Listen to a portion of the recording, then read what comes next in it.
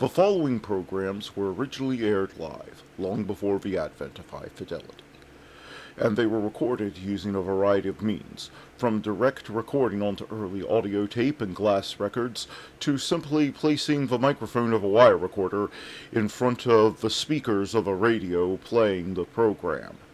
I hope, however, that any variance in audio quality will not take away from your pleasure in listening to these, some of the all-time favorite shows.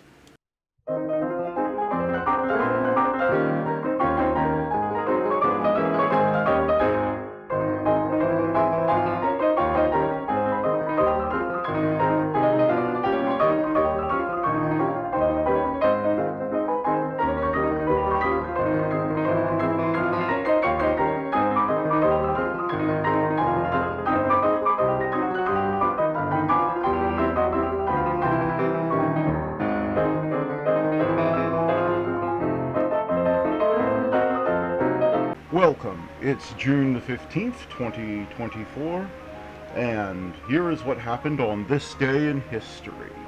In 763 BC, Assyrians record a solar eclipse that will be used to fix the chronology of Mesopotamian history.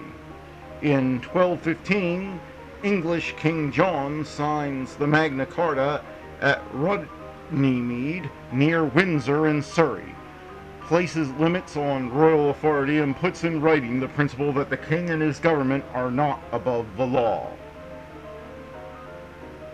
In 1219, according to legend, Dannebrog, the flag of Denmark and the oldest national flag in the world, falls from the sky during the Battle of Linsades, now Tallinn, in Estonia, and turns the Danes' luck. In 1775, George Washington appointed Commander-in-Chief of the Colonial Army, the day after Congress establishes the force. In 1896, tsunami strikes Shinto festival on beach at Shinraku, Japan. 27,000 are killed, 9,000 injured, and 13,000 houses are destroyed. In 1940, German troops occupy Paris as French resistance to the German invasion crumbles. In 1991, climatic eruption of the Mount Pinatubo volcano in the Philippines, the second largest volcanic eruption on Earth of the 20th century. In 1878, world's first moving pictures caught on camera. Uses 12 cameras, each taking one picture, done to see if all four of a horse's hooves leave the ground.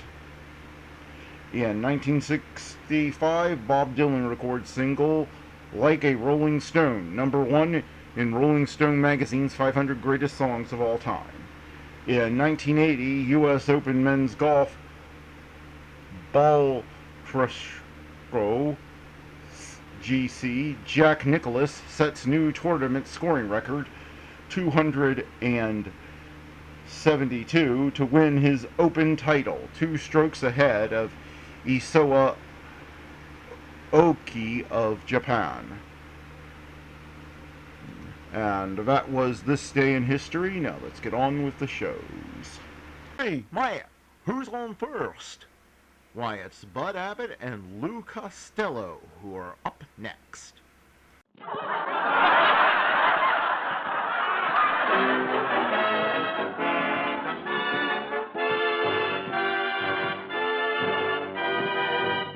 C-A-M-E-L-S. The Abbott and Costello program, starring Bud Abbott and Lou Costello, brought to you by Camel, the cigarette of costlier, properly aged tobaccos.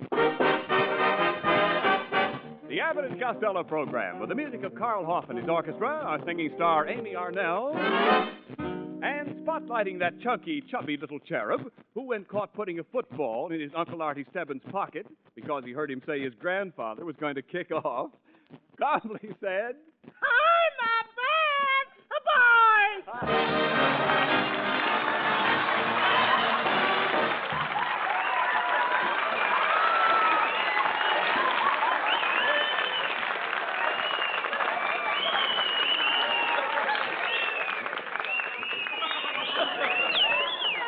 Costello. Costello. What's the idea of coming in here with those overalls and a straw hat? Ah, they're my gardening clothes, Abbott. What do you mean? I've been out working in the garden all morning, and I planted 2 acres of mashed potatoes. Now, wait a minute. How can you plant mashed potatoes? I use a hammer. I'll bet you're some gardener. What else did you plant? Well, I planted raw onions, and then a row of radishes. And then I put some peas and another row of radishes. And then I got some lettuce and another row of radishes. Some more beans, another row of radishes. Wait a and minute, some more beans and another row of radishes. Just a minute. Why did you put every other row radishes? I can't help it. Radishes always repeat on me. Well, forget about it. Let's drop the radishes. Come on, please. Let's drop the radishes. Let's get on. Well, it won't do any good. They'll only come right up again. Look, Costello, didn't you plant any tomatoes? Huh? I say, didn't you plant any tomatoes? Yeah, I planted a row of tomatoes, 1 inch apart. Costello, now that's too close together. It'll squeeze the tomato and into a funny shape. So what? So what? What do you mean, so what? Did you ever see a short, fat tomato? Yeah, I danced with one last night at the Palladium. Talk sense, please. You talk sense, Costello. How's the dirt around your place, Lou? I don't know. I haven't heard any lately. No. I'm talking about the soil. What state is your soil in? In the state of California, dope. No. I'm talking about the condition of the ground. How's the dirt? Oh, it's no good. It's full of worms. I'm trying to find out if you have any weeds. Huh? I'm trying to find out if you have any weeds on your Boy, farm. if I got weeds. I spent an hour this morning pulling on a big piece of devil grass. And I pulled, and I pulled, and I pulled. And what happened? Finally, the devil came up and said, "Look, Costello, when I want you, I'll send for you."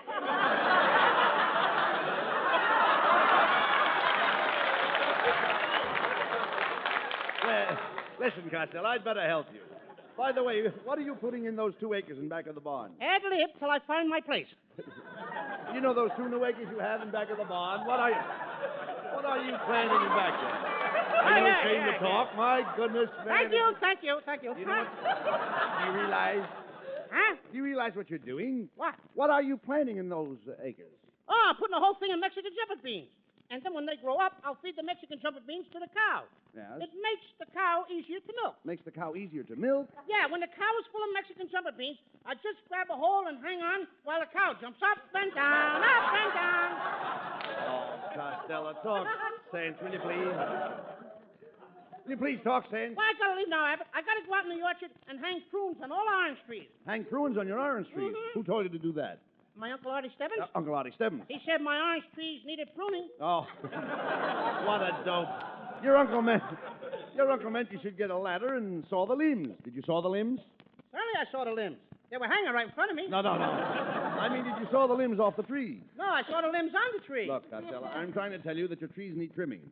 You've got to trim it before the sap rises. I got to trim before the sap rises? That's right. What time do you get up? No.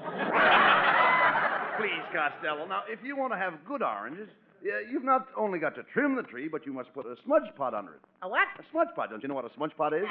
Oh, sure. A smudge pot is a tin can that smokes and burns oil, and you can find them on any used car lot in Hollywood. No. Give it. Tell me, what kind of oranges grow on your trees? Oh, the regular kind, round ones. Are they, look, please, are they Valencias or navel oranges? They're navel oranges. How do you know? I saw Sarah picking some. How can you be so stupid? You can tell the difference between oranges by the color of the juice. Did you ever squeeze one of your oranges? Yeah. Well, what came out? Milk? Milk. How could oranges have milk in them? Now tell me that. I got the tree from a nursery. Oh, come on, Costello. Come with me. We're going out in the backyard and look at your orange tree. I'm really after him tonight, ain't I? Come on, now, wait a minute. Hear what I tell you? We're going out in the backyard and look at your trees. Hey, wait a minute. Hey, look out that window. There's a great big crow sitting up in your tree. Hey, that crow's got a lot of nerve. Abbott, hand me my sawed-off shotgun. Okay, hey, this gun hasn't got any handle. How do you like that? I sawed off the wrong end. You better watch what you're doing. You're pointing that gun right at me. Don't worry, Abbott, Wait a minute, don't you worry. want to shoot me? I've got my finger over the hole. Keep it there. Stand back, Abbott. I'll teach that crow to eat my oranges. Watch me get him. Was that the crow? Yeah, that's the biggest old crow in this neighborhood. That's Mrs. Niles. That's terrible, Costello. Come on, let's see what happened. Uh-oh. Here she comes, Costello. There you are, you little fat assassin.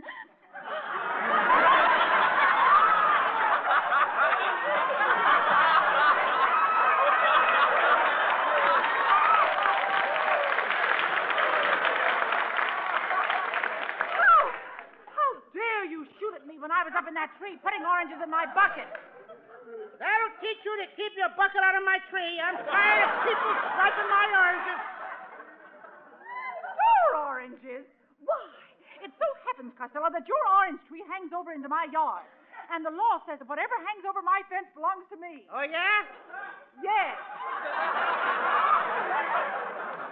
Now, look, Mrs. Niles. Did you ever see a fat man standing at a bar? Yes, what about it? Does the part that hangs over belong to the bartender? No. Look at the kind. You know there ain't no answer to that? I know. All right, don't answer it. Costello, apologize to Mrs. Niles for knocking her out of that She tree. ought to apologize to me. What did I do? You fell on my hedge and bent my hollyhockuses. Costello, you're not going to get away with this. I'm going to take you to court. I'm going to charge you with assault. I'll charge you with battery. I'll charge you with mayhem, and I'll charge you with attempted manslaughter. And it'll cost you $1,000. What do you think of that? You can charge that, too.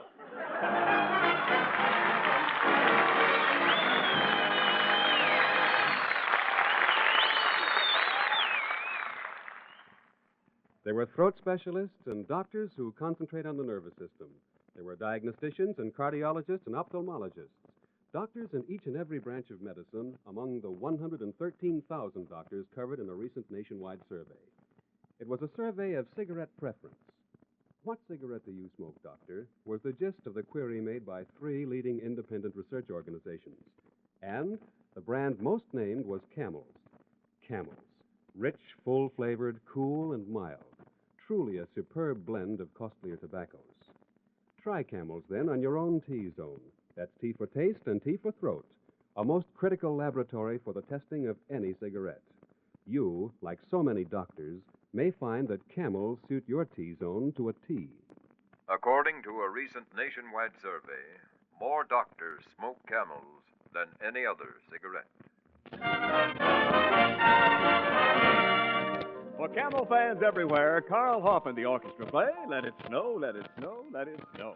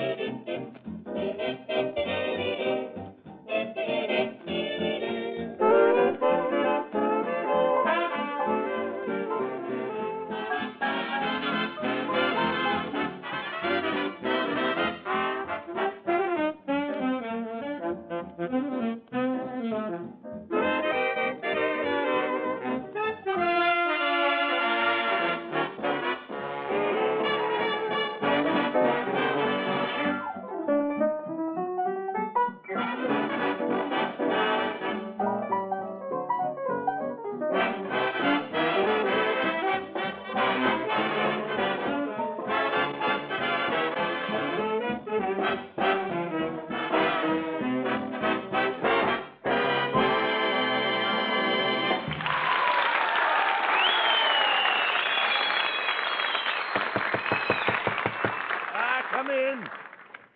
Pardon me, I'm looking for Lou Costello. I'm Lou Costello. I am Sheriff Yapra Carisi. Mr. Costello, I'm here to serve you with a subpoena. Thanks. I don't care for some. Some what? Some peanuts. No, this subpoena is for assault. Oh, some salted peanuts. I still don't want none. Costello, this means that Mrs. Niles is going to press a suit against you. She can't press a suit against me, Abbott. I don't care for the lady. Young man, you can't refuse this subpoena. I'm an officer of the law. Oh, you're an officer of the law. That's right. Then you're a public servant. Yes, I am. Get me a glass of water. Take it easy, Lou. Look, you little peepsqueak. Don't get funny with me. See this scar? Yeah? Gunfight, 1941. You see this scar? Yeah? Vaccination, 1946. And boy, did that pick out. Young man, you forget that I'm a sheriff. How do I know you're the sheriff? Read what it says on this badge. Vote for Hoover. Darn it, I always wear the wrong one. Well, Costello, the subpoena says that you are to appear in court tomorrow morning at 10 o'clock to answer Mrs. Niles' charge. Now, what do you say? Abbott, I'm too young to go to jail. To think that I, a poor boy who has never been away from my mother's April strings, shall become a victim of foul circumstances To be incarcerated behind cold gray walls like a common criminal? To be shunned by the people of society? Alas and alack, alack and alas. Do you really feel that way, Costello? No, but Universal Studios told me to hammer it up tonight if I got a chance. All right, look. Stop talking like a dope, will you, please? This is serious, Lou. The first thing you've got to do is get out and get some character witnesses. That won't do no good, Abbott. You mean you have no witnesses? I ain't got no character. Oh, don't talk sense. We've got to get out and get some character witnesses. Come on.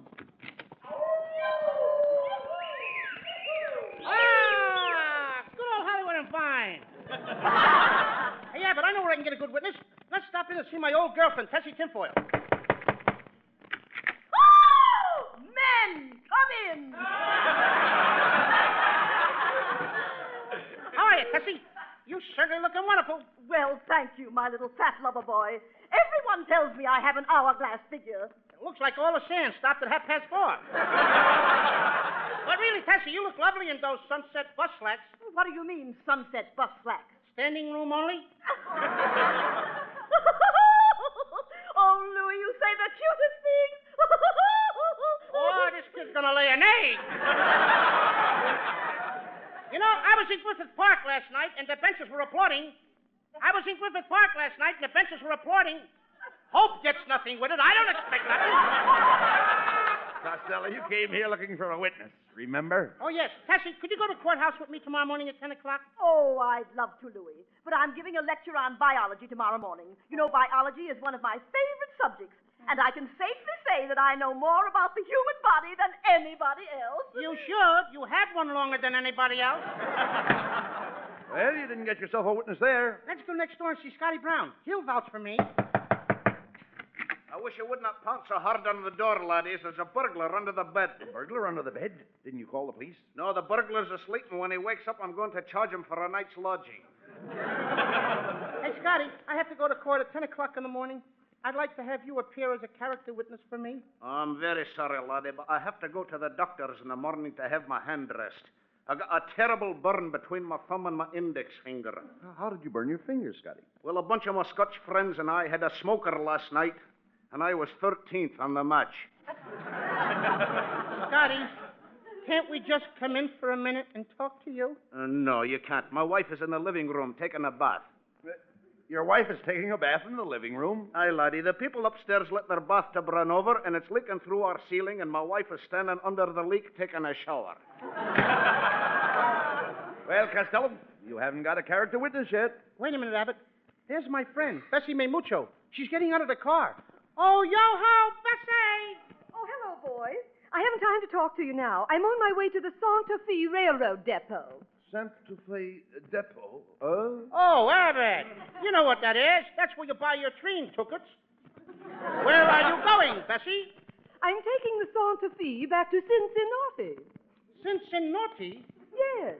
You know where Cincinnati is. Oh, sure. That's back in the state of Oh-hoo-hoo. I'm going back there to be toastmaster at a banquet given by the Chamber of Commerce. What could be more thrilling than being surrounded by a bunch of men at a banquet? I'd rather sit around a weenie roost with a bunch of Girl Scouts.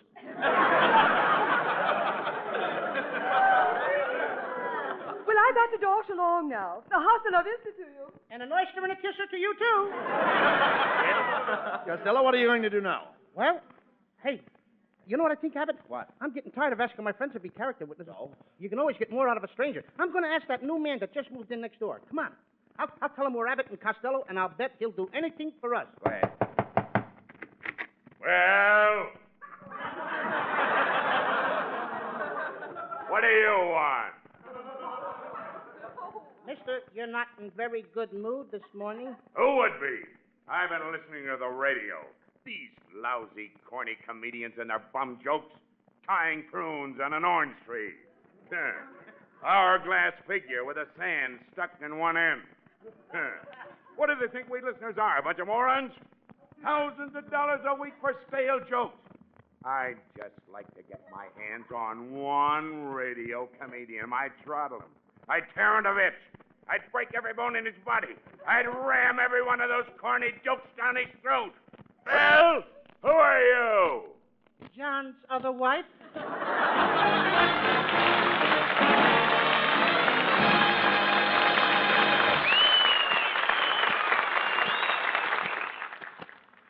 This month of April marks the birthday of a great man of medicine, and this, in a humble and respectful way, is a salute to him. His name, Dr. William Henry Welch, pioneer in pathology, preventive medicine, public health, and sanitation. His researches are famous. His teaching and writings influenced the entire medical thought of the country. So, this salute in his honor, and to every doctor before him and after him, whose lives and works are basic threads in the very fabric of civilization. The makers of Camels cannot help but be proud of the standing of this cigarette in the medical profession. The query, "What cigarette do you smoke, doctor?" was put to 113,000 doctors by 3 leading independent research organizations. The brand named most was Camel. According to a recent nationwide survey, more doctors smoke Camels than any other cigarette. And here is Camel's lovely Amy Arnell to bring you her celebrated personality. When Madame Pompadour was on a ballroom floor, said all the gentlemen obviously, the Madame had the cutest personality. And think of all the books about Du Barry's look, or was it made her the toast of Paris? She had a well-developed personality. And what did Romeo see in Juliet, or Pierrot in Pierrette, or Jupiter in Juno? You know, I know. And when Salome danced and had the boys entranced, no doubt it must have been easy to see that she knew how to use her personality. And what did Harry J. see in Betty G, or Garson G. in Gable C, or Bing and Bob in Dot Lamore? Toujours amour. I've got the grave old grace, I've got a grave old face, except I've had it much longer than she. Gee, if I only had her personality.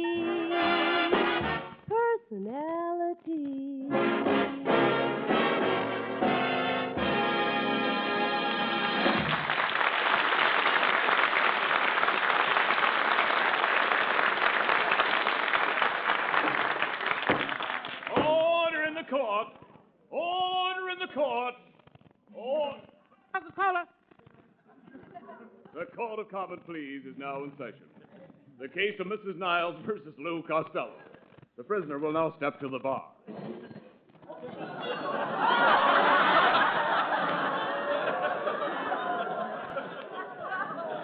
The prisoner is charged with perforating Mrs. Niles' bucket while she was filling it with oranges. Look, Mrs. Niles, why can't we drop this case? I didn't mean to shoot at you. Honest, I didn't. I wouldn't harm anybody. I was brought up always to be kind to everybody because I am a Boy Scout. You're a Boy Scout? What are those 2 stripes on your arm? I belong to the Skunk Patrol. Costello, you're not going to talk me out of pressing my suit. Bailiff, I demand that you swear in this defendant. Very well. The defendant, Lou Costello, raise your right hand and swear on this bar of soap. Swear in a bar of soap. What for? We want you to come clean.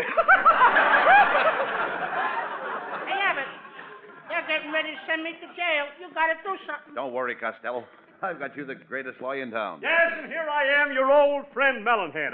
Costello, I'm a lawyer of the old school.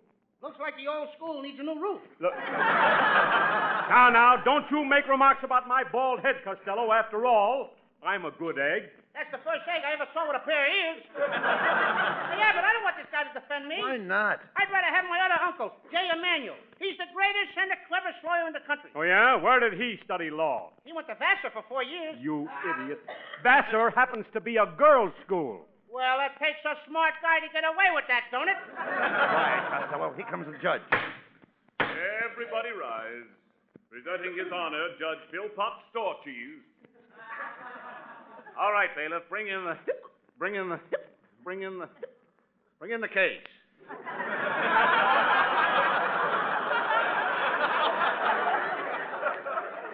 Will the jury please be seated?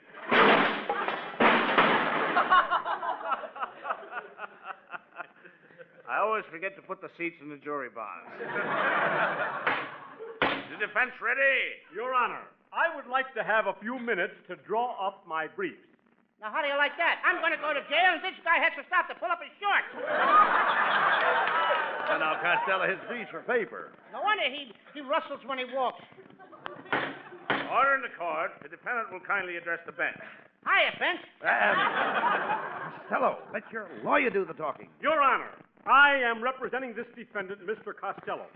It seems that my client, with malicious intent, took a shot at a poor, defenseless woman while she was picking oranges out of a tree. He knocked her to the ground. He ruined her bucket, and he did her, Your Honor. He did this woman great bodily injury. The defense rests.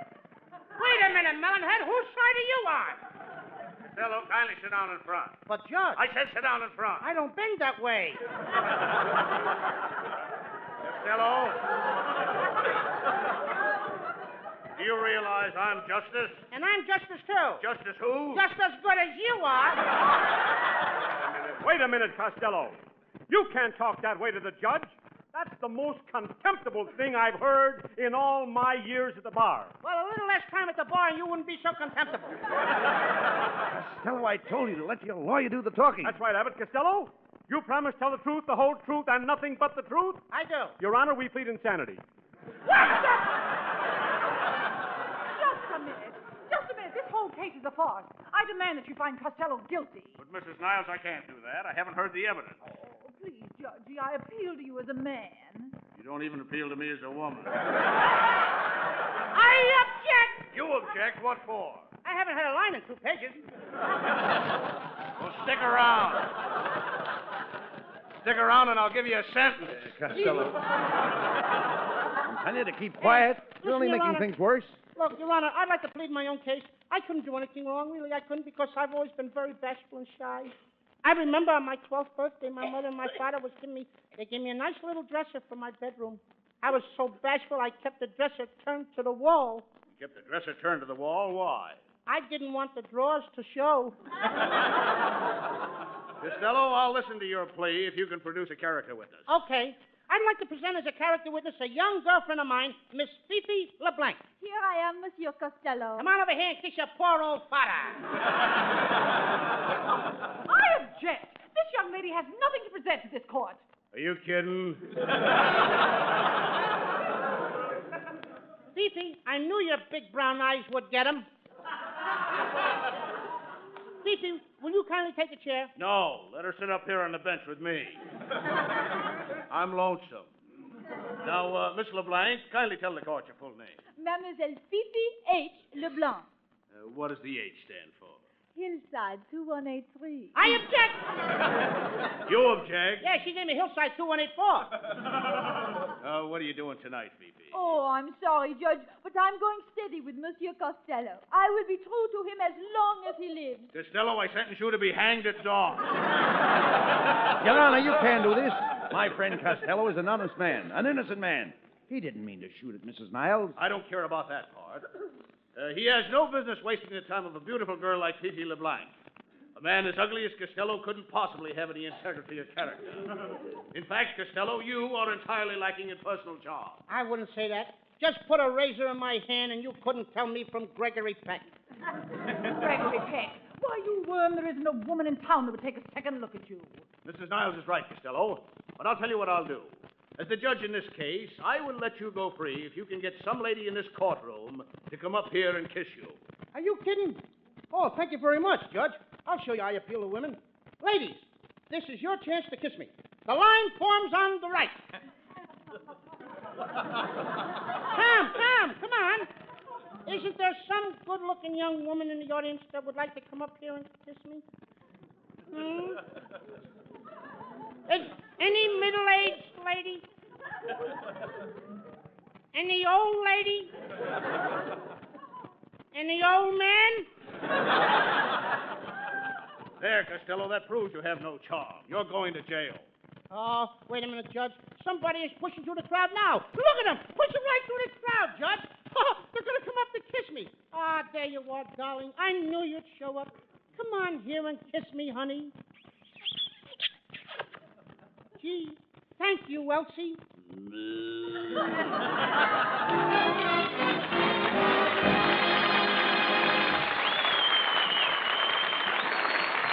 Abbott and Costello will be back for Camel Cigarettes in just a moment.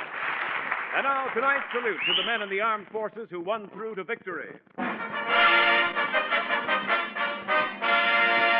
Tonight we hail the 106th Infantry Golden Lion Division, heroes of San Vith in the Battle of the Bulge. Since the beginning of the war, the makers of camels have sent more than 150 million free camels to our fighting men overseas. But now, with demobilization in progress, free camels are sent to servicemen's hospitals instead. This week, the camels go to U.S. Army AAF Regional Hospital, Hamilton Field, California, U.S. Naval Hospital, Bremerton, Washington, U.S. Marine Hospital, Sheepshead Bay, Brooklyn, New York, Veterans Hospital, Perry Point, Maryland, Veterans Hospital, Chillicothe, Ohio. In your honor, men of the Golden Lion Division.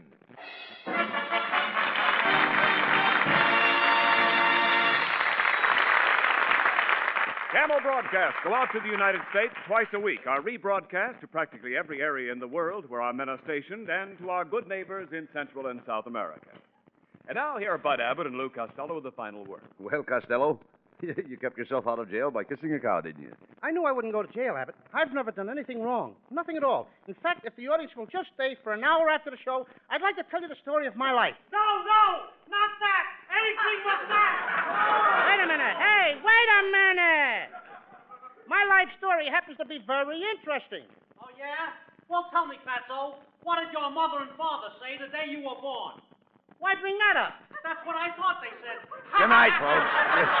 Good night, everybody. Good night. Good night, everybody.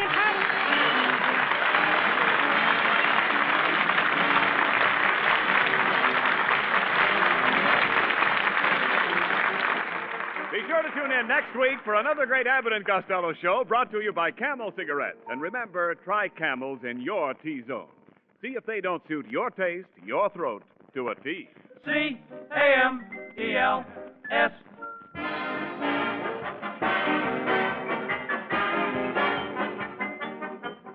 Why smoke a pipe? For pleasure, of course. So why not get the most pipe pleasure? How? With Prince Albert tobacco. Why? Because it's choice tobacco, crimp cut to burn slow, cool. Because it's specially treated to take out tongue bite. Does that make a difference? You bet. Why, more pipes smoke Prince Albert than any other tobacco on earth. Try PA today. Saturday night, be sure to listen to Prince Albert's Grand Ole Opry. You'll hear Red Foley, Grand Ole Opry's sensational new singer. He's got a voice that's romantic as moonlight on the mountains, warm as southern hospitality.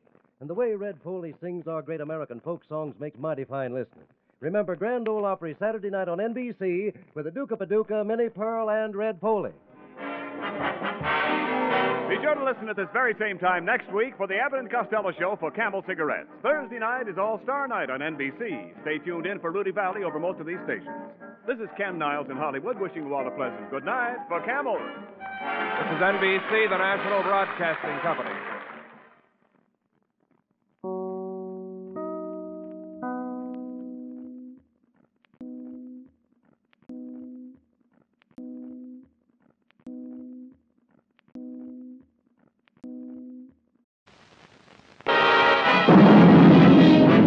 On the point of that knife, a man's life is at stake.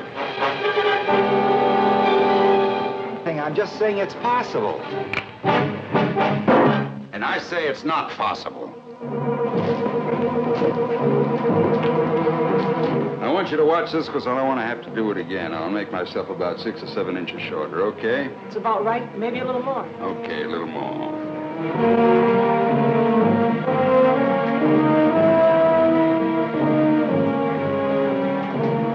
Look out!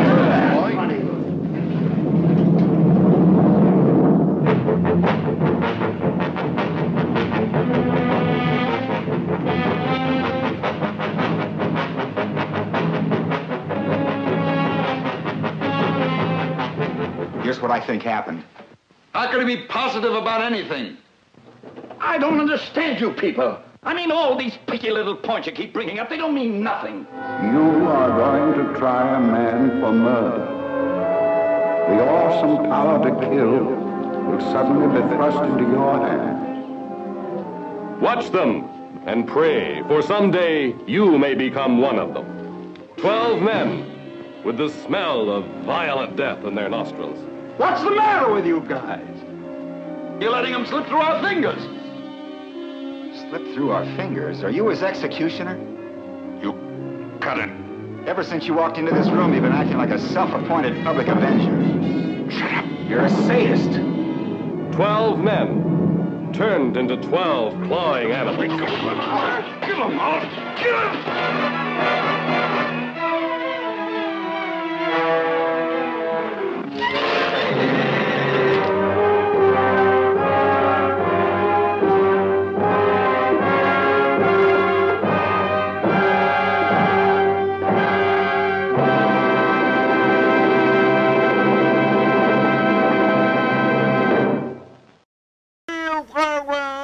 From the sound of music. And Bing Crosby is up next. Thank you, Durwood. Nice of you and Gary to leave us all this nice, fresh air for broadcasting. Said they had a good show, didn't they? Always a good show. Could I sing now? That's a good idea. You sinners, drop everything. Let that harmony ring up to heaven and sing. Sing, you sinners. Just wave your arms all about. Let the Lord hear you shout. Pour that music right out. Sing, you sinners. Whenever there's music, the devil kicks. He don't allow music by the river Styx. You're wicked and you're depraved, and you've all misbehaved. If you want to be saved, sing, you sinners.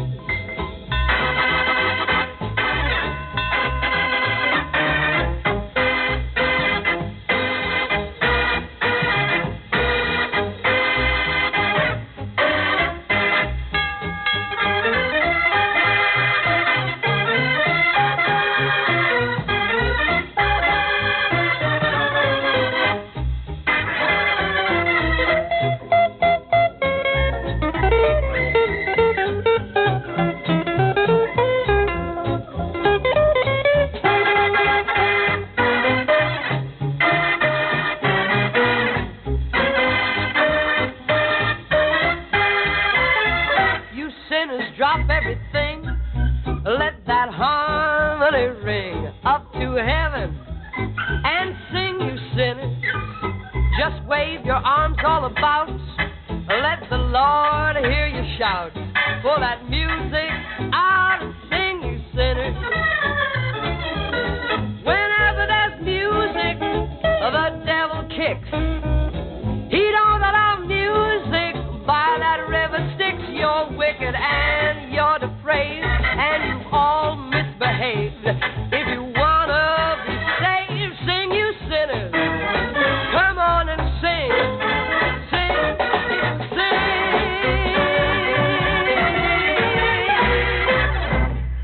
Bing, let me tell the Sara Lee limerick today. Well, you're on, kid. Take your best shot. There was a young mother named May who welcomed her kids home from play with Sara Lee cake for a cool summer break. No wonder they run all away. Goody. Did you like it? Goody, goody gumdrop. Uh-huh. And here's another version, special for the ladies. There was a young wife named Gay who pampered her husband each day. With Sara Lee cake for a cool summer break, she got her new mink coat right away. Hey, that might work, especially with Sara Lee cream cheesecake. It's a favorite with most men. What makes it taste so special, Rosie? Sara Lee skill. And because it's made with the freshest real cream cheese and other fine ingredients. You know what I like? I like that crunchy graham cracker crust. And that special surprise topping. You're making me so hungry. With Sara Lee cream cheesecake, you can enjoy really delicious cream cheesecake as often as you want. Oven fresh from your freezer.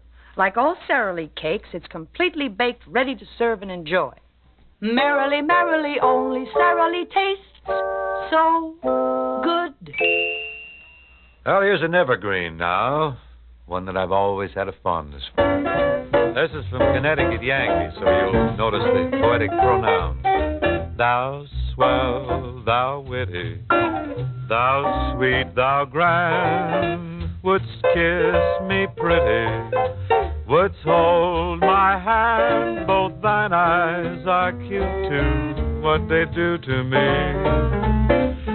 Hear me holler, I choose a sweet lollapalooza in thee. I'd feel so rich in a hut for two rooms and kitchen, I'm sure would do. Give me just a plot of not a lot of land, and thou swell, thou witty, thou grand.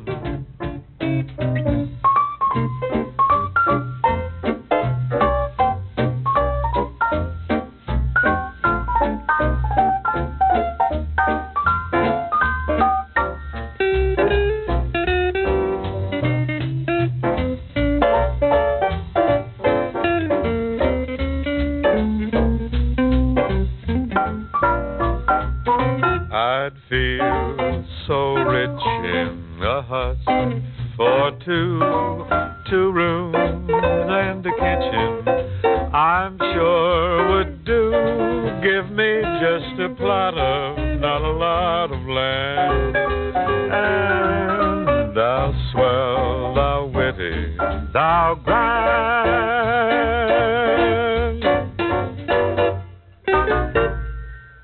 Say, you remember that wedding day situation we were talking about where so many males fainted in comparison to the females? Remember that discussion? Sure. The figures were 3 to 1, weren't they, on fainting? That's the ratio.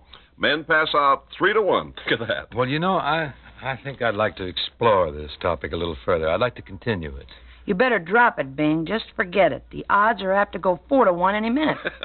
We may have to close the polls. Oh, the book is folding, huh? I feel we should research this a little, though. I honestly do. Let us sort of indulge in a little fact-finding here. For that, you mean the underlying principles of the thing, huh? What I want to know is, what are some of the elements that cause a man to cave in when he's going to the altar? What are the reasons for his strange behavior? Well, I'll tell you one. The reason that a lot of men faint before they get married is that they're just plain scared to death. Well, I'm surprised a member of the female sex would admit that. We're not scared. No, but you're the reason men are scared. Not at all. Oh, Bing, I believe that a fellow's scared to death because, well, he has a sort of a feeling that he's a cornered animal, a trapped animal. He says to himself, this is it. And he blacks out. There you go. It's a moment of truth. But just 1 second. What about that poor little girl that's being trapped? It's the moment of truth for her, too, Now, isn't wait it? a minute. Let's stick to the man. It's the man who faints the most often, remember? 3 to 1.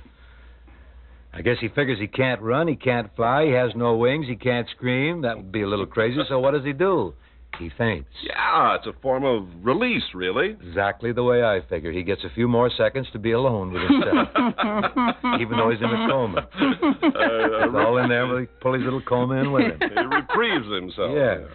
Well, babe, we might as well face it. Weddings are not for the weak-kneed. And that's what a lot of you fellas are. So the old saying holds true, huh? Faint heart ne'er won fair lady? But that's no sign fair lady never won faint heart, you know. Oh, Bing, now come off it. We women don't chase the men half as much as you wish we did. Well, the way I see it, Rosie, it isn't that the men object to being chased or pursued. It's when they're caught that they fall into a heap. Maybe men are allergic to orange blossoms. Yeah, or shotgun smoke. Well, whatever the reasons, I think we've covered them pretty thoroughly, but it certainly points up one thing adequately, and that's that men are actually, after all, they are the emotional sex. I don't know about you, Bing, but I'm all shook up over this. Pull yourselves together, boys. You're running out of fingernails. I have an idea. Maybe we can get Buddy Cole to play the wedding march. What do you want to do, have men fainting from coast to coast here? Let's have a song that's not going to shatter men's nerves. Let's have some easy, cool music.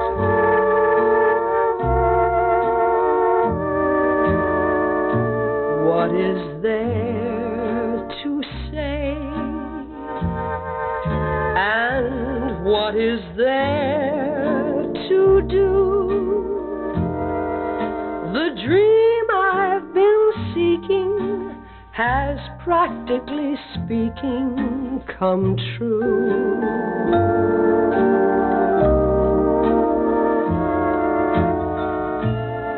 what is there to say? And how will I pull through? I knew in a moment contentment and home meant just you. You are so lovable, so livable. Your charm is just so unforgivable. You're made to marvel at, and words to that effect. So, what is there to say? And what is there to do? My heart's in a deadlock. I'd even face wedlock with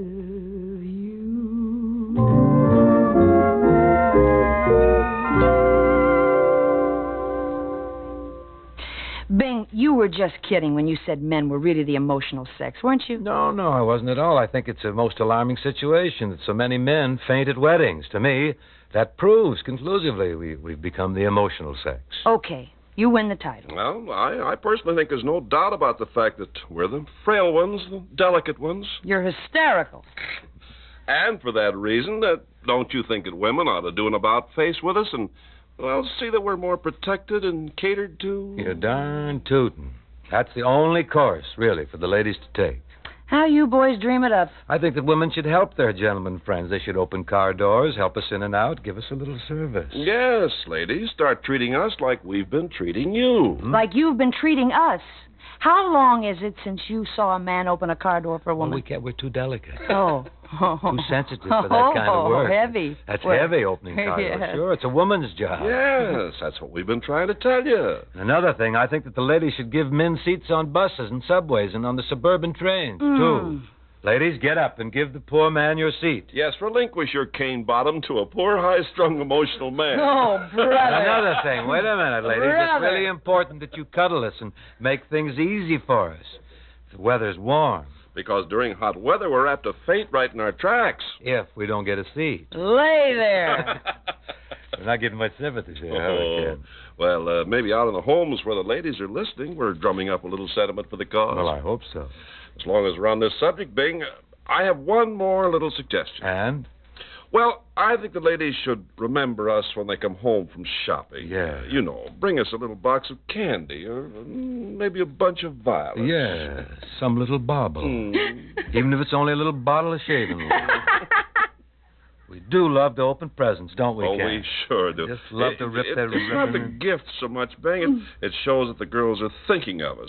That's really what it is. Of course, we don't want to acquire anything worldly. It's not that at all. We just want sweet thoughts. Thoughts in the form of gift-wrapped packages. And Bing, don't forget, diamonds are a boy's best friend. I was working up to that. I Oh. was leading that way. I'm not trying to dishearten or disillusion you boys. But don't hold your breath, either one of you, until the ladies in your life start bringing you presents or opening car doors for you. We shouldn't hold our breath, No. That's a way to faint for sure. Well, why don't we try to revive Buddy Cole in the orchestra now? Throw a bucket of ice water on Buddy over there, will you, somebody? Let's get going here with a song.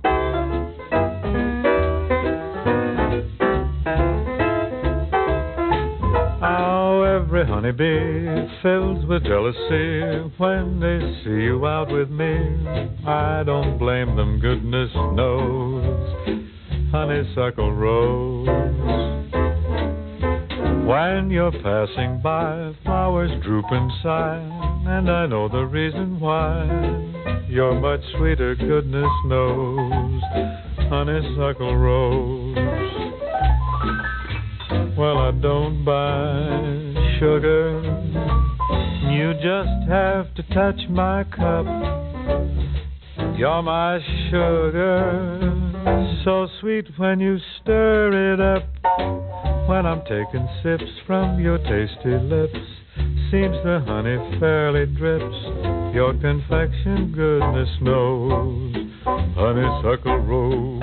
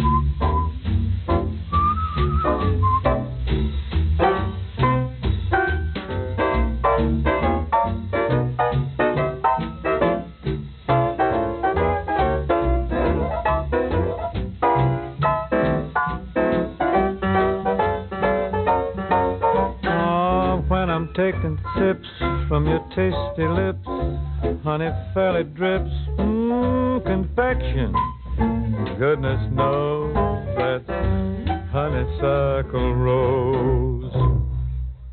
A very important love song now, ladies and gentlemen. And what makes this particular love song so important, Bing? Well, I tell you, we rehearsed it, we know it, and Yeah. Buddy Cole's got the downbeat standing by there. Wait till I get a glass of water. Later, women.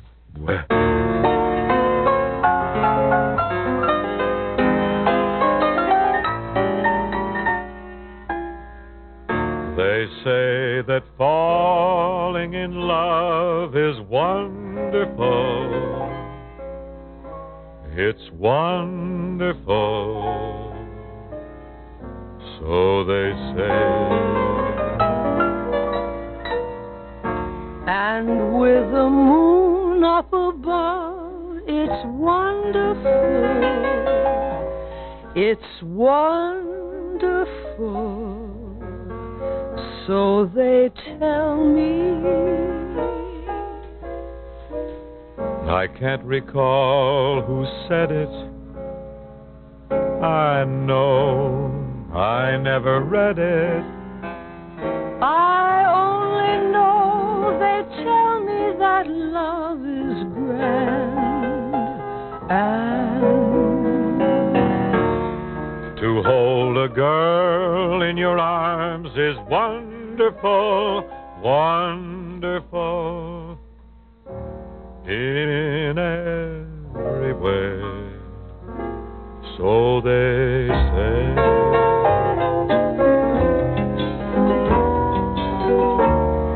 You'll find that falling in love is wonderful. It's wonderful. So they say.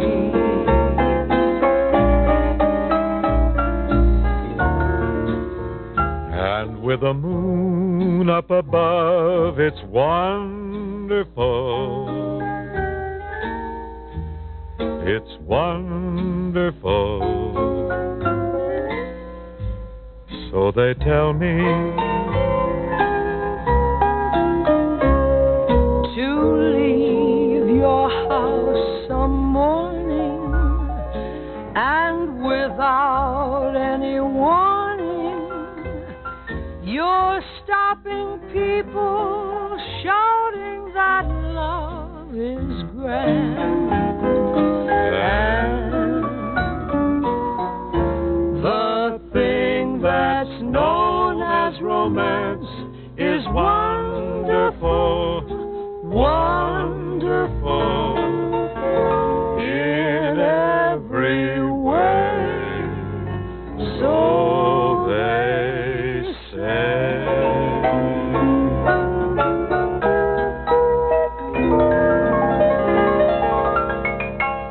And so we conclude for now. We hope you enjoyed what we had to sing for you and what we had to say. Hope also you'll be listening again tomorrow. Same time, same place.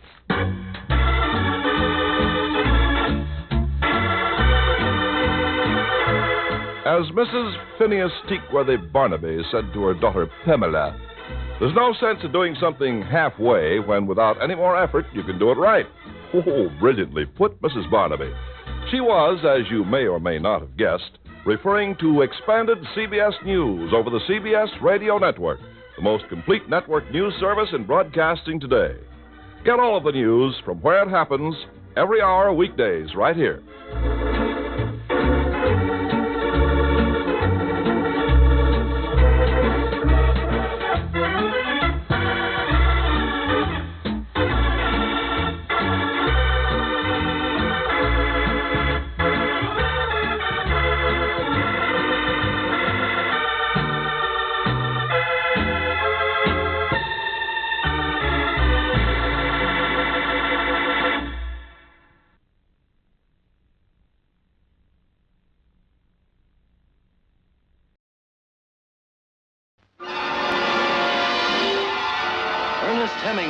Soldier of fortune, who can always be found where adventure beckons, now takes you to the danger zone of the mid-Atlantic, where strange ships slip through the fog with even stranger cargoes, where every man has a price and every woman a past, where all barriers are down and the only law is the law of the Caribbean.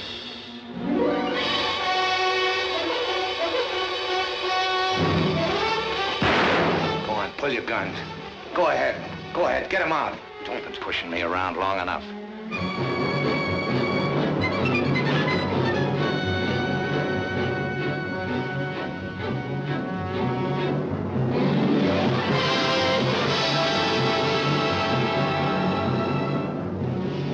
I'm hard to get, Steve.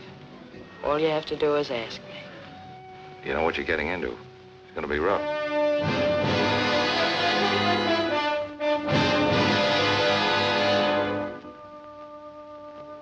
You shouldn't have come up here. It's too much of a chance. I told you downstairs I can't take you. I didn't come up for that. I'm sorry for the way I've acted. Oh, you're not sorry at all. You're just sorry because you made a fool out of yourself. That broke as easy as you will. You're both going to take a beating till someone uses that phone. That means one of you's going to take a beating for nothing, and I don't care which one it is.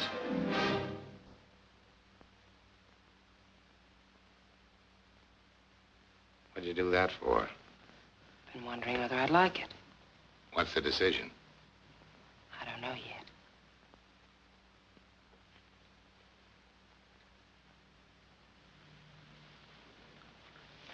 It's even better when you help. Stand by that wheel. Wait a minute. Give me that gun. You can't fight them guys, Harry.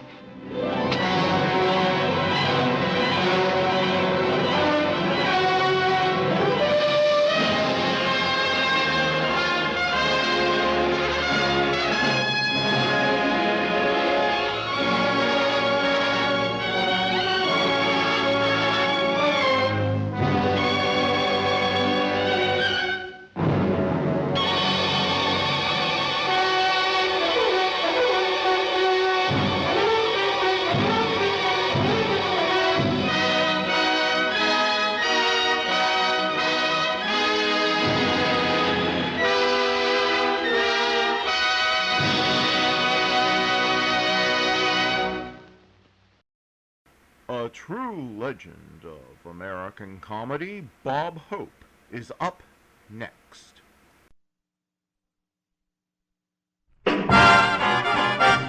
Better break Swan soap, lady. You get a better break. You get a better break. You get a better break with a cake of Swan. From Hollywood, California, Lever Brothers Company, the makers of Swan, bring you the new Bob Hope Swan Show. Well, I swan. Me too. So do I. How about you? With our great singing star, Doris Day, our guest, Lucille Ball, a new singing sensation, Bill Farrell, Irene Ryan, the Four Hits and a Miss, the new Les Brown Band, and yours truly, Hi Averback. We get a better break with Swan. How about you? Yes, how about you? Who, me? I just got back from a 10,000-mile tour, and we traveled so fast I didn't even have a chance to get a haircut. Say, your hair is long. You said it. When I got off the plane, a reporter came up to me and said, "When are you going to marry Ali Khan?"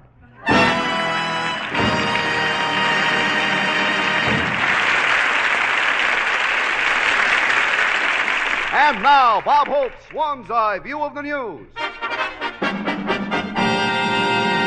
Moscow, Russia.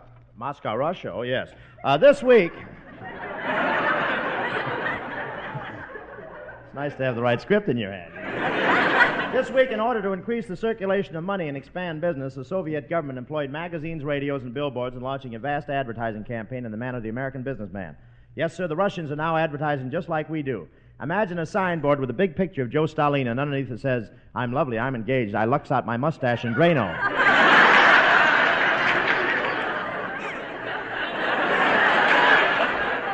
They're copying a lot of our products in Russia. They even got a drink called vodka cola. You drink a bottle, grab a smudge pot, and do your own skywriting. And Russian advertising has even adopted some of the American slogans now. They got smoke unlucky, strike itchkas, and feel your level worst. Chew lifesavers, don't be an unpleasant peasant, and use Stanislavski's girdles. They lift the blockade.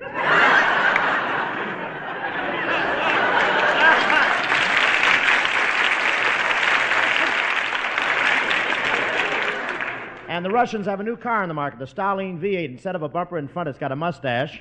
And underneath the hood, there's no motor, just Molotov on a treadmill. Even though the Russians can buy all sorts of products, they're still not allowed to be too happy. They got a thing called Kremlin candies. There's something like lifesavers, only there's no flavor, no taste, no sugar.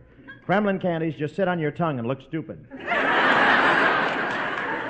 Lately, the Soviet government has been copying our methods of making breakfast cereals, too. Of course, the Russians have everything a little mixed up. They've been putting the cereal in the bowl and shooting the people out of guns. They've modernized the political advertising over there, too. The government just started running a new ad. It's a picture of two chairs with a man sitting on one of them and a sign underneath, "Which twin disagreed with Stalin?"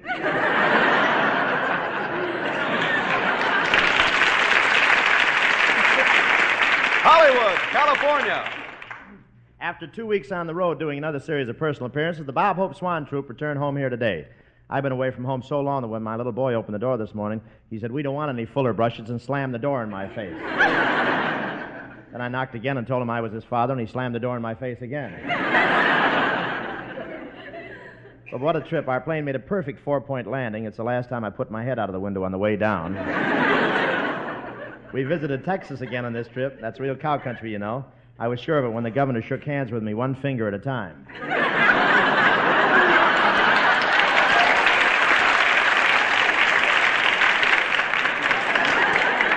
And I sure stayed at a lot of hotels on this trip. I now have the only bathroom in Hollywood with towels marked his, hers, and Statler. Business was good everywhere, but money is getting a little scarce around the country.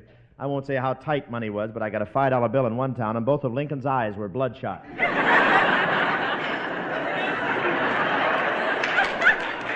When we arrived in Providence, the band was playing Columbia, the Gem of the Ocean, and an NBC man said, "Egad, have they bought that too?"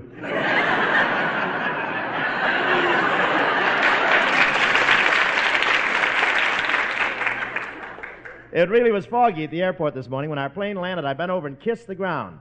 And a gopher looked up at me and said, "Of course, you know that means we're engaged."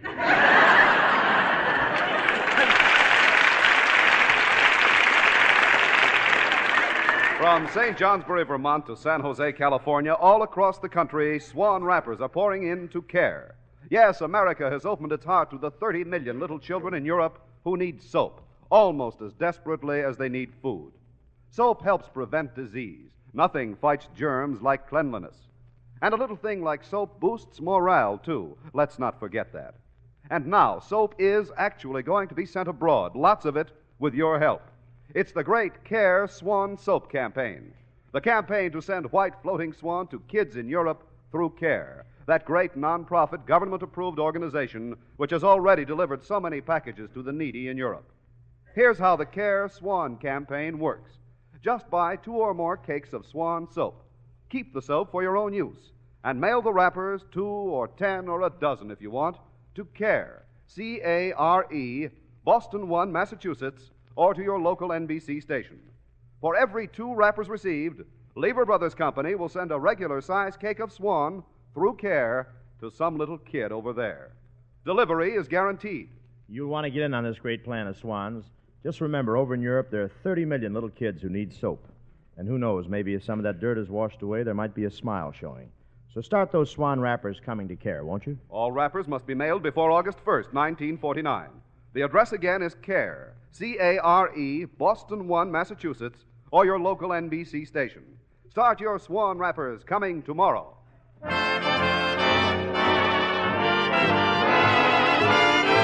Here's another tune by those Oscar snatchers, Evans and Livingston.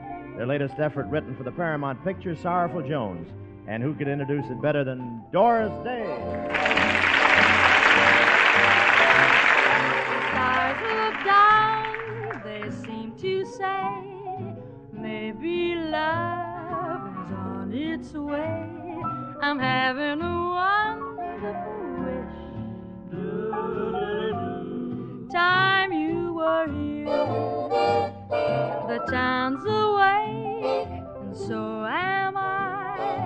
In no mood to just sit by. I'm having a wonderful wish. Time you were here. Couples on the corner, laughing, loving, make me feel so alone.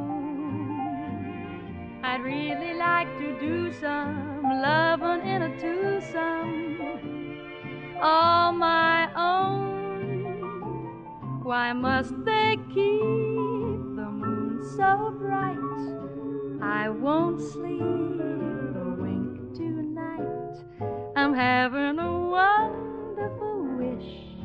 She's been waiting so long. Time you were here. Couples on the corner, laughing, loving, make me feel so alone.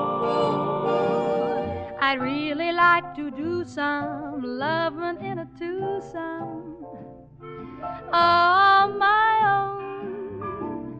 Why must they keep the moon so bright? I won't sleep a wink tonight. I'm having a wonderful wish. Been waiting so long. Time you were here, my darling. Time you were here.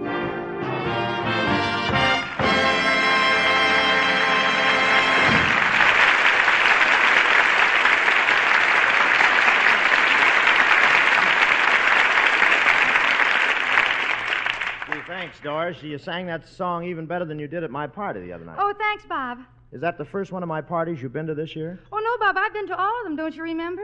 I bought a season ticket, paid $14 for it. Oh, yes, that's one of the bleacher seats in my front room, yeah. But this party was sure different, wasn't it, Doris? You know, I gave it for the crew of the United Airlines plane that took us on our trip. Oh, I know, and it was certainly clever of you to fix your house up so it looked like an airplane. Why, you even had wings in the sides of it and landing wheels painted out in front. Yeah, the wings should have had flaps, but Sidney Greenstreet refused to sit up there in his underwear. But the people were sure surprised when they arrived to find my house looking like an airplane. Yes, and when Les Brown's drummer walked in, I noticed for the first time he was only 3 feet tall. Yeah, I should have told him about that propeller on the front porch. Oh, you know, I had a lot of fun at the party, and I sure liked the plane crew, especially Captain Kiesick. Well, what about him? Oh, he had such nice technique. When he met me, he kissed my hand, Bob. Yeah, those pilots are all alike. They start on your hand, then try for altitude.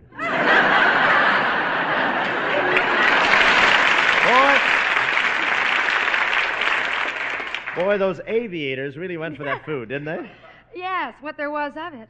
Bob, why do you serve such small portions? Were they small? Small. It was bad enough that the steaks were tiny, but when anybody asked for some ketchup, you served it out of a ballpoint pen. And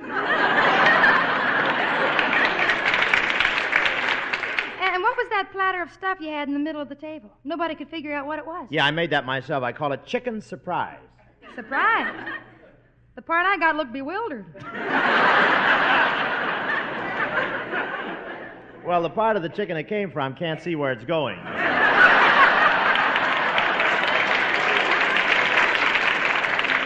Yeah, but you'll have to admit that gravy was something. Oh, it was something, but it wasn't gravy. It was the thickest stuff I ever saw. Oh, stop exaggerating. The gravy wasn't so thick. Not much.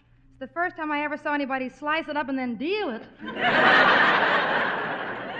Well, all I know is people called me the next day and said they never had a better time. Hello, Mr. Ho. Oh, hello, Miss Ryan. We were just talking about Bob's party the other night, which reminds me, Miss Ryan, I didn't see you dancing very much. Well, don't you know why? The orchestra made me leave the floor. They said when I danced, I threw them off the beat. Well, how could you do that? Oh, I don't know, unless it was the swishing noise from my corduroy bloomers. Oh, yes.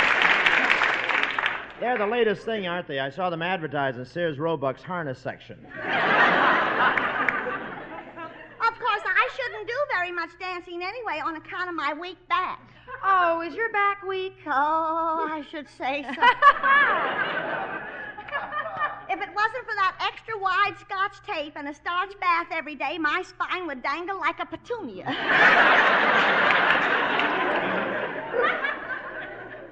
Well, have you seen an osteopath? Yes, and he took an X-ray picture of my spine, and when he developed it, he made 5,000 copies. 5,000 copies? Why? He sold them to the Automobile Club as a new route to Lake Arrowhead.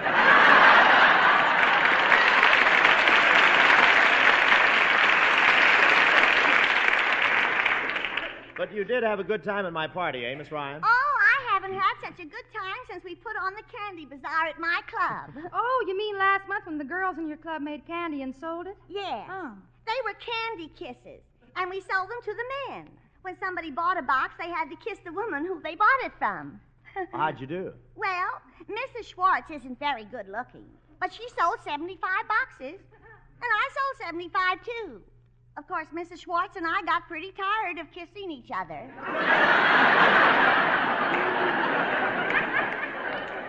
Well, which one is Mrs. Schwartz? Well, she's the one whose husband has a size 3 head. Size 3? Yes, he's got a job as mechanic for the new Buicks. He's the only man they could find with a head small enough to stick in those little portholes.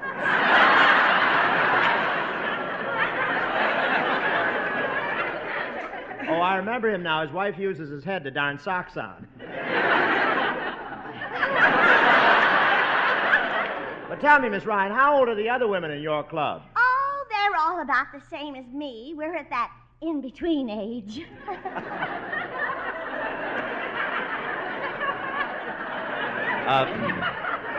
You're at that in-between age? Yes.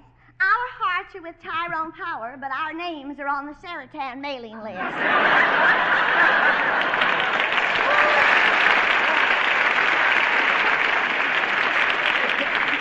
Miss Ryan, I don't like to be personal, but why didn't you ever get married? Well, at one time I used to correspond with a boyfriend, and the romance was going fine until I got serious. You see, in my last letter to him, I said, I'm going to marry you if it's the last thing I ever do. And what happened to him? I never knew until I saw his picture in the paper the other day. In what paper? Oh, all of them. He's the man who sealed himself in that room for 10 years. Goodbye now.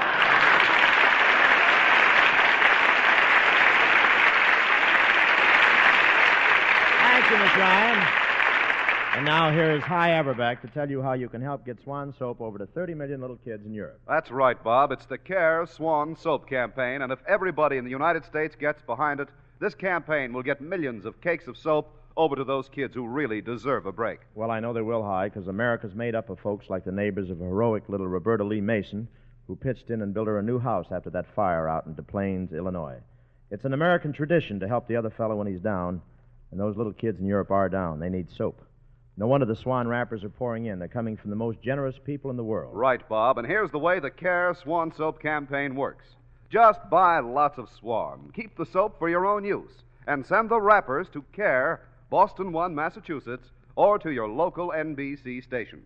For every 2 wrappers received, Lever Brothers Company will send 1 regular-sized cake of Swan to a needy child in Europe through Care. Hi, I do hope everybody listening gets in on this Care Swan campaign. I just think it's wonderful sending soap to those little children in Europe. Well, Doris, it's so easy to help.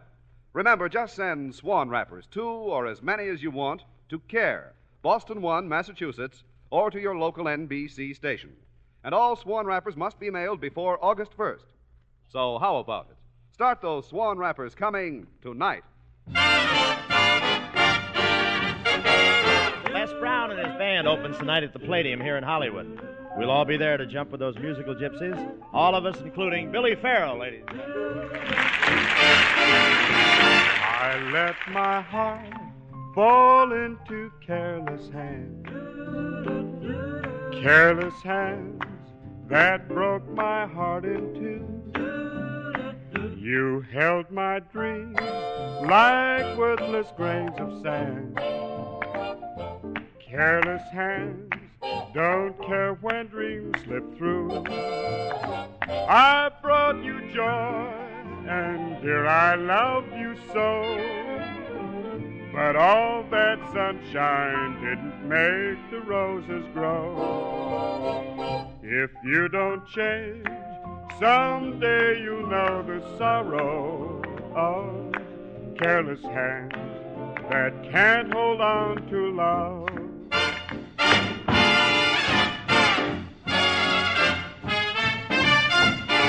I brought you joy, and dear, I loved you so. But all that sunshine didn't make the roses grow.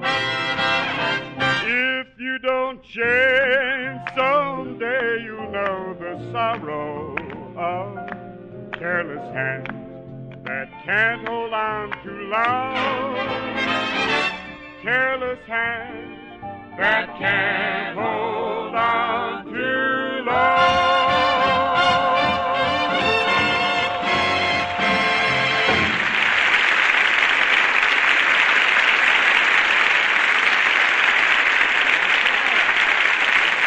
Mr. Billy Farrell with Les Brown and his band tonight at the Palladium. And ladies and gentlemen, here's the gal I had the pleasure of working with in the forthcoming Paramount picture, Sorrowful Jones, my favorite redhead, Lucille Ball, right here.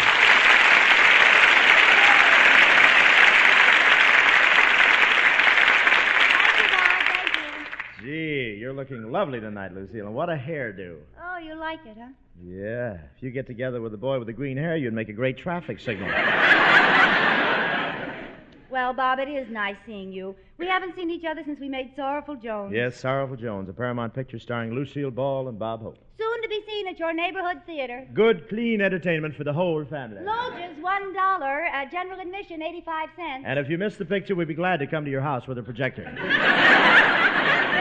Bob Welsh will be there with the popcorn. Barney Dean with the butter. You know I'm a lucky man, Lucille. What do you mean, Bob? Well, in one year I worked with you in Sorrowful Jones and in The Pale Face with Jane Russell. Yeah, I bet you've got all the romantic leading men in Hollywood worried. You said it. Cary Grant's so worried he's having another dimple drilled in his chin.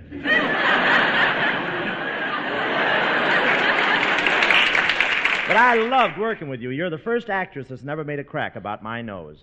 Well, your nose never bothered me, Bob.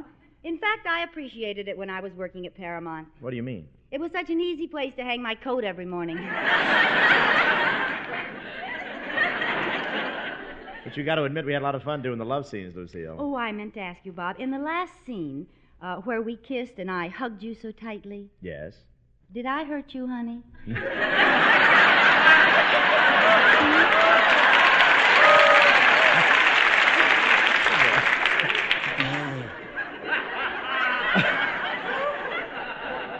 No, you just let the air out of my shoulder pad.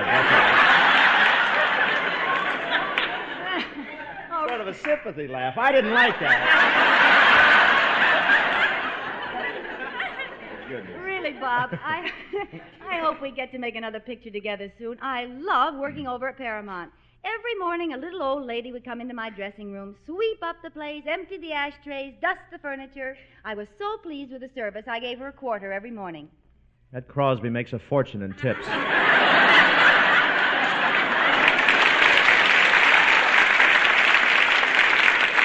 That little old lady was Crosby? Yes, you just didn't recognize him in his dust cap and house coat. Oh, I think that's terrible.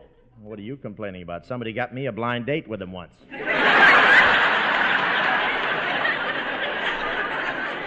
Think how I felt rolling that lard around. But enough of the mildewed smell tourmet. How's your... I made quite a production out of that, don't you think? Say, how's your radio show, My Favorite Husband, coming along? You're on that other network, aren't you? You mean CBS? Please, Lucille, that's like singing the Missouri Waltz in Drew Pearson's house. Please.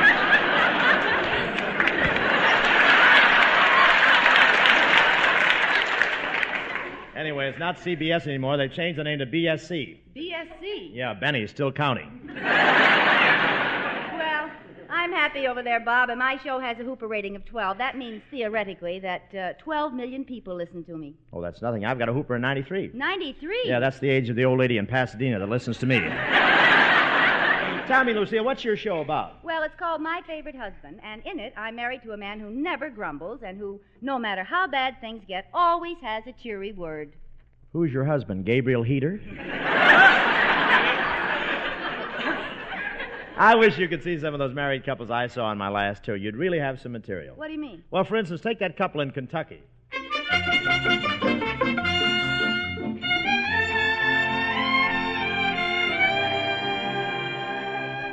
Howdy, Ma. Howdy, Pa. Home from work? Yep, and I got big news for you, Ma. I got a raise today. You mean you got more money? Nope, the still blew up.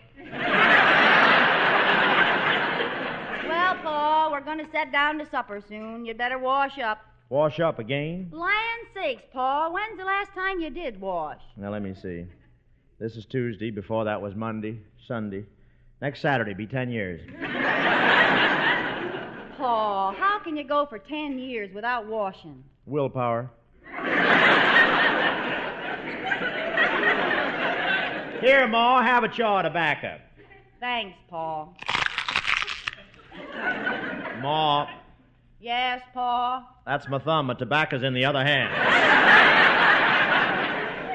I've got news for you, Pa. What is it, Ma? There'll soon be the pitter-patter of little feet upstairs. Well, guess it's time to DDT again.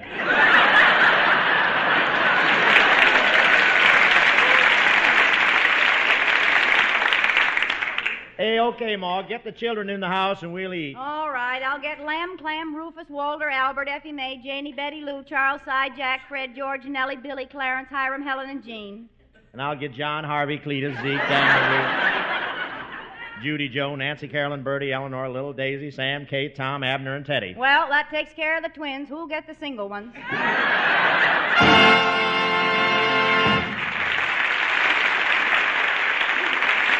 And another interesting husband and wife I ran across, Lucille, was a Brooklyn cab driver and his bride.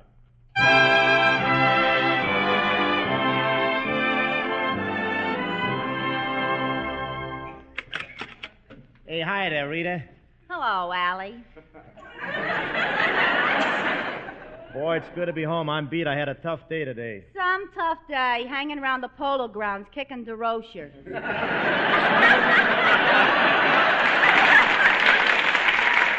By the way, I got a little surprise for you. I was talking to Mother today. Your mother? Not Mother, Mother. A mother is a horse. I know. If your old lady hadn't broken her leg, she'd have won as much money as citation. Oh, you should talk. Your family's no bargain either. I beg your pardon. My father happened to be a great lawyer. Well, he had to be. Your mother was a pickpocket.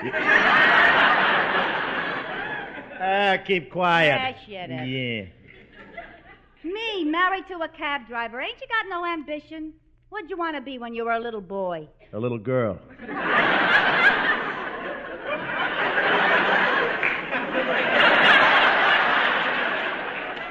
A little girl? Yeah, I always wanted a sister.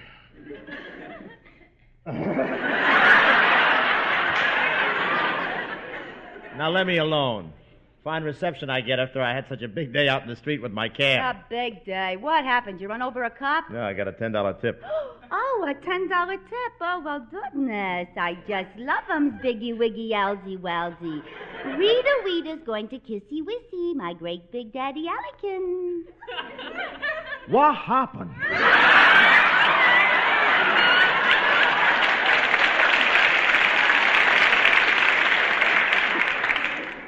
I already blew the 10. I bought a couple of drinks for the boys at the corner saloon. Oh, of all the nerve. You're always down at the saloon. Why don't you drink at home with me? I'd rather see elephants and snakes like the other fellas. That does it, you brute. I'm going home to Mother, and if I leave here, our marriage is through, see? You'll never hear my voice again. You'll never eat another one of my meals again. If I leave here, you'll never see my face again. Now, what do you got to say? Taxi, lady?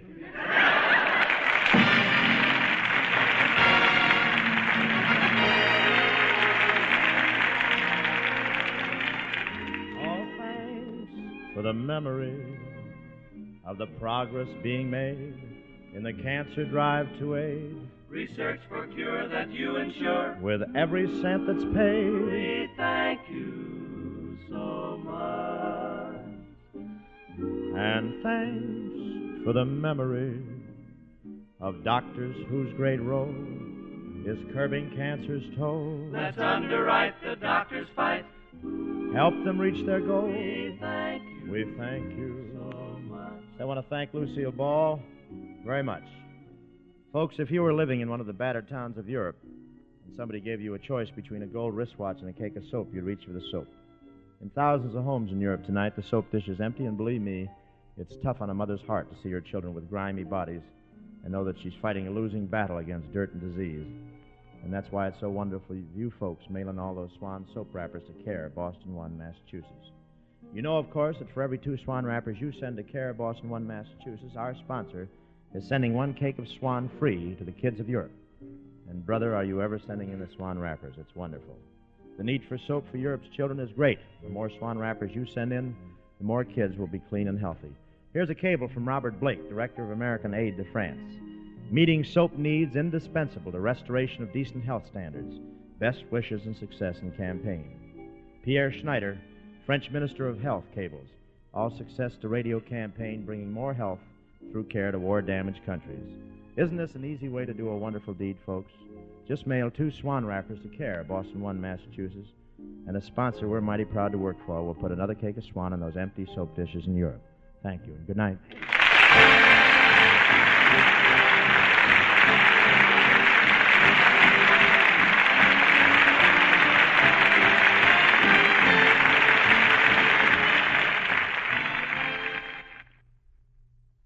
Mirror, mirror on the wall, is my hair fairest of them all? It is when you use Rave cream shampoo.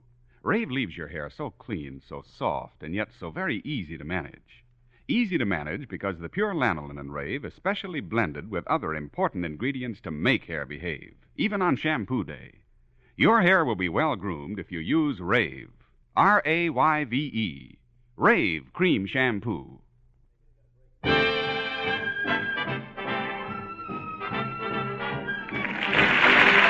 From Hollywood, California, the soap that gives you a better break, Swan Soap, another fine product of Lever Brothers Company, has presented The Bob Hope Show with Lucille Ball, Doris Day, Bill Farrell, Irene Ryan, Les Brown and his orchestra, and yours truly, Hi Aberback.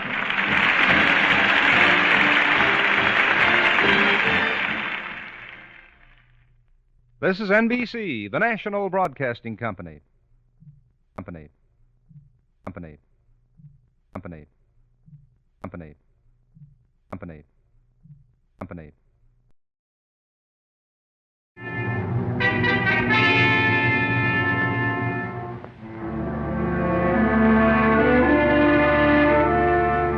You must seize the only specimen of the Mariphasa plant in England.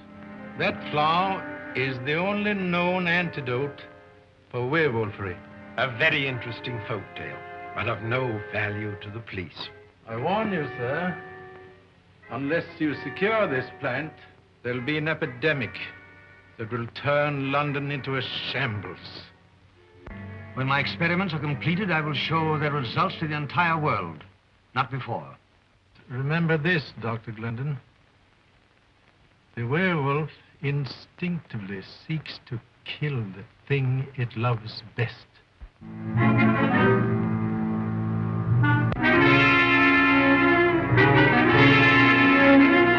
You brought this on me that night in Tibet.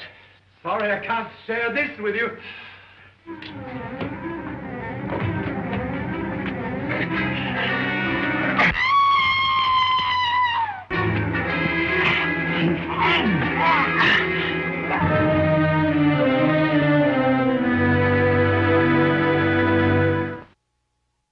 True crime stories of the LAPD are up next with Jack Webb's Dragnet.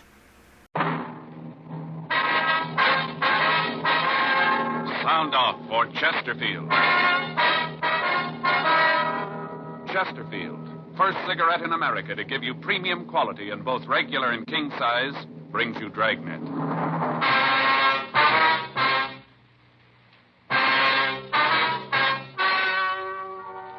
Ladies and gentlemen, the story you are about to hear is true.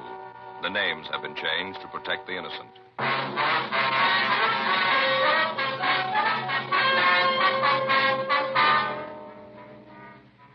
You're a detective sergeant. You're assigned to homicide detail.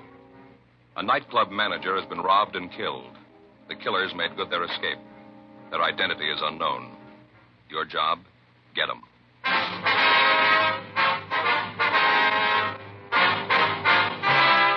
Dragnet, the documented drama of an actual crime. For the next 30 minutes, in cooperation with the Los Angeles Police Department, you will travel step by step on the side of the law through an actual case transcribed from official police files. From beginning to end, from crime to punishment, Dragnet is the story of your police force in action. It was Wednesday, April 7th. It was warm in Los Angeles. We were working the day watch out of homicide detail. My partner's Frank Smith. The boss is Thad Brown, chief of detectives. My name's Friday. I was on the way back from R&I, and it was 1:46 p.m. when I got to the interrogation room. Find anything? Oh, they're checking it now. Mr. Seaton? Yes, Sergeant. Wonder if you'd mind going over all that happened just once more. You might have forgotten something, some little thing that might help us here. All right. Where do you want me to start? Where I came in this morning? Yeah, that'll be fine. Well, I came into work about 8:30. Is that the time you usually get there? Yes, sir. It depends what time I catch my bus. Usually it's about then, though. Mm-hmm. Was Mr. Kelby there then? Yeah, he usually gets in around 8 or so. Comes in, looks the place over. You know, checks the register, liquor supply in the bar, stuff like that. Mm-hmm. And then he goes to his office to count the money for the night before, get the deposit slip ready for the bank. That's what he was doing this morning when they came in. You see him come in? Yeah, I was in the kitchen when those two men came in. Mm-hmm.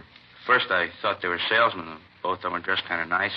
A lot of salesmen come in to see Kelby that time in the morning. I didn't figure anything was wrong. They say anything to you, these men? Well, no, not at first. They just stood there looking the place over. I went on peeling my potatoes. And then I heard one of them say that he guessed they might as well get it over with, and that's when they pulled the guns and told me it was a stick-up. Mm-hmm. Go ahead. Well, first, I didn't know quite what to do. I asked them if they was kidding, not to pull jokes like that. And I told them if it was a joke, it wasn't very funny. Mm-hmm. And then the big one come over and told me to keep my mouth shut, told me it wasn't any joke. And if I made a sound, they'd just soon blow my head off and look at me. Well, you just know I wasn't about to cause any trouble. Did Mr. Kelby know they were in the place?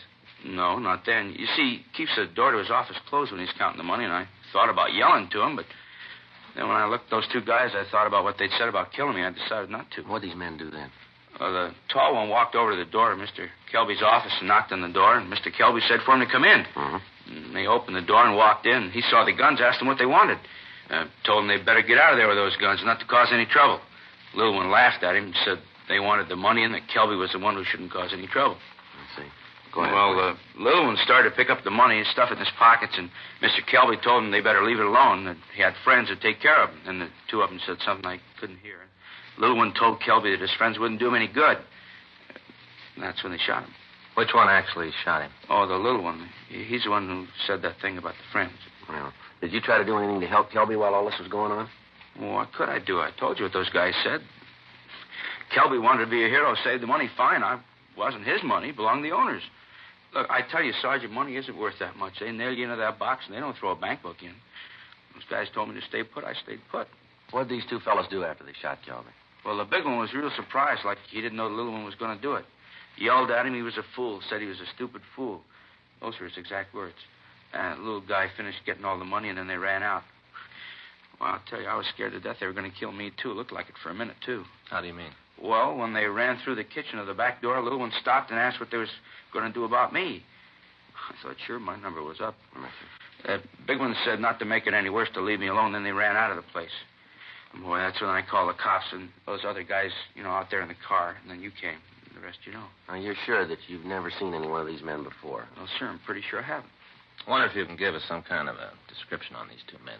Yeah, the big one was about 6'2", maybe 3. Weighed about 180 to 200. Dark, black curly hair. Anything special about him, the way he talked, any scars, anything like that? No, nothing. How was he dressed, can you remember? Yeah, he had on a gray suit. Glen plaid, had kind of red in it, The suit looked expensive. He had black shoes, maroon tie. Now, how about the smaller one? What did he look like? Oh, he was a little one, 5, 6, or 7, 130, 35 pounds. He was dark, too, black hair, cut real short. Uh-huh. How about his clothes? Had on a blue suit. Looked like a gabardine. Single-breasted, light blue. Had on a yellow shirt and dark blue tie. Would you know if there were any marks or scars on him? Oh, yeah. He had a little tiny scar right here. On the edge of his mouth. Uh-huh. Made him look like he was smiling all the time. Well, these are very good descriptions, Mr. Seaton. They're going to help us a lot here. Yeah, well, like I said, I wasn't about to be a hero and try to stop these two, but I knew that you'd want to know what they looked like, so I tried to get all the dope I could. We understand. Now, during the holdup, did either of these men use any names? One of them call the other by a name, anything like that? Oh, let me think about that. Yeah, there was something. While they were in the office, while the little guy was picking up the money, the big one said, "Hurry up, Deuce." Yeah, he called him Deuce. That was a smaller one? Uh-huh, that's right, Deuce. Joe. Yeah. I'll ask the stats office to make a run on the descriptions and MO for us. Check the oddity and the moniker file in the R&I office and see if they can come up with a deuce or anything on the scar. That'll be fine, Frank. Thanks a lot.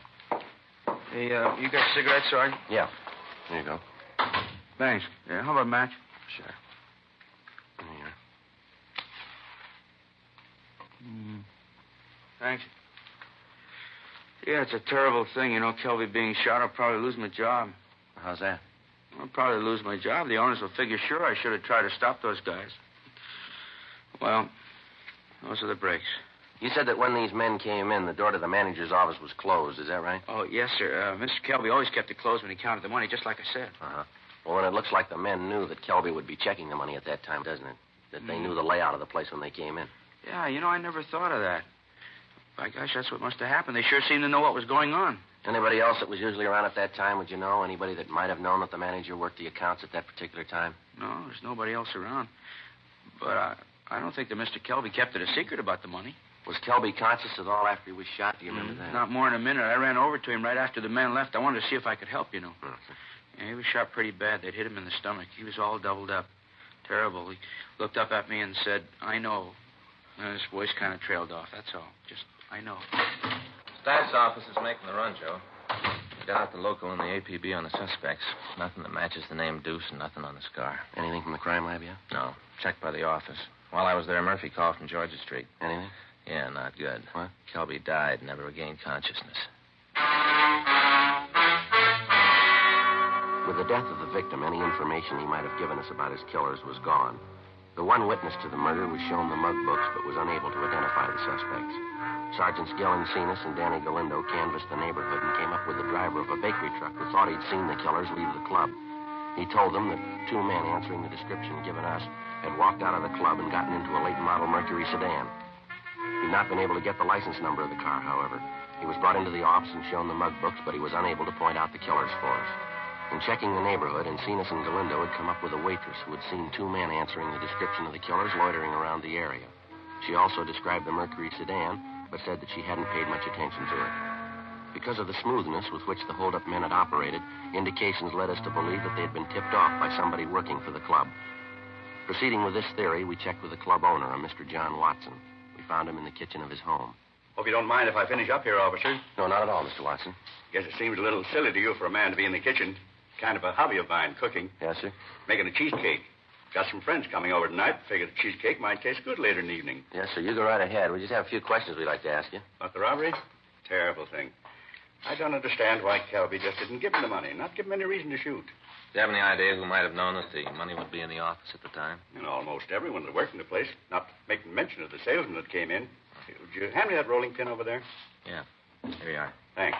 Crust to a cheesecake's important. That's one of the reasons I make it myself. Can't stand a soggy crust. Are there any of your employees that you think might do a thing like this? Well, that'd be hard to say. I didn't get around the club much. Once in a while, I'd drop by, chat with Kelby. He did the hiring and firing. As long as the place made money, I didn't interfere. Well, the way it looks, it could be very likely that one of the employees did it. The men who pulled the job seem to know just what they were doing. That right? Yes, sir. I wonder if we could look through your employment records. Sure, of course. Anything I can do to help out in this thing. Would you hand me that pen over there? Where? This one? Yeah. Thanks.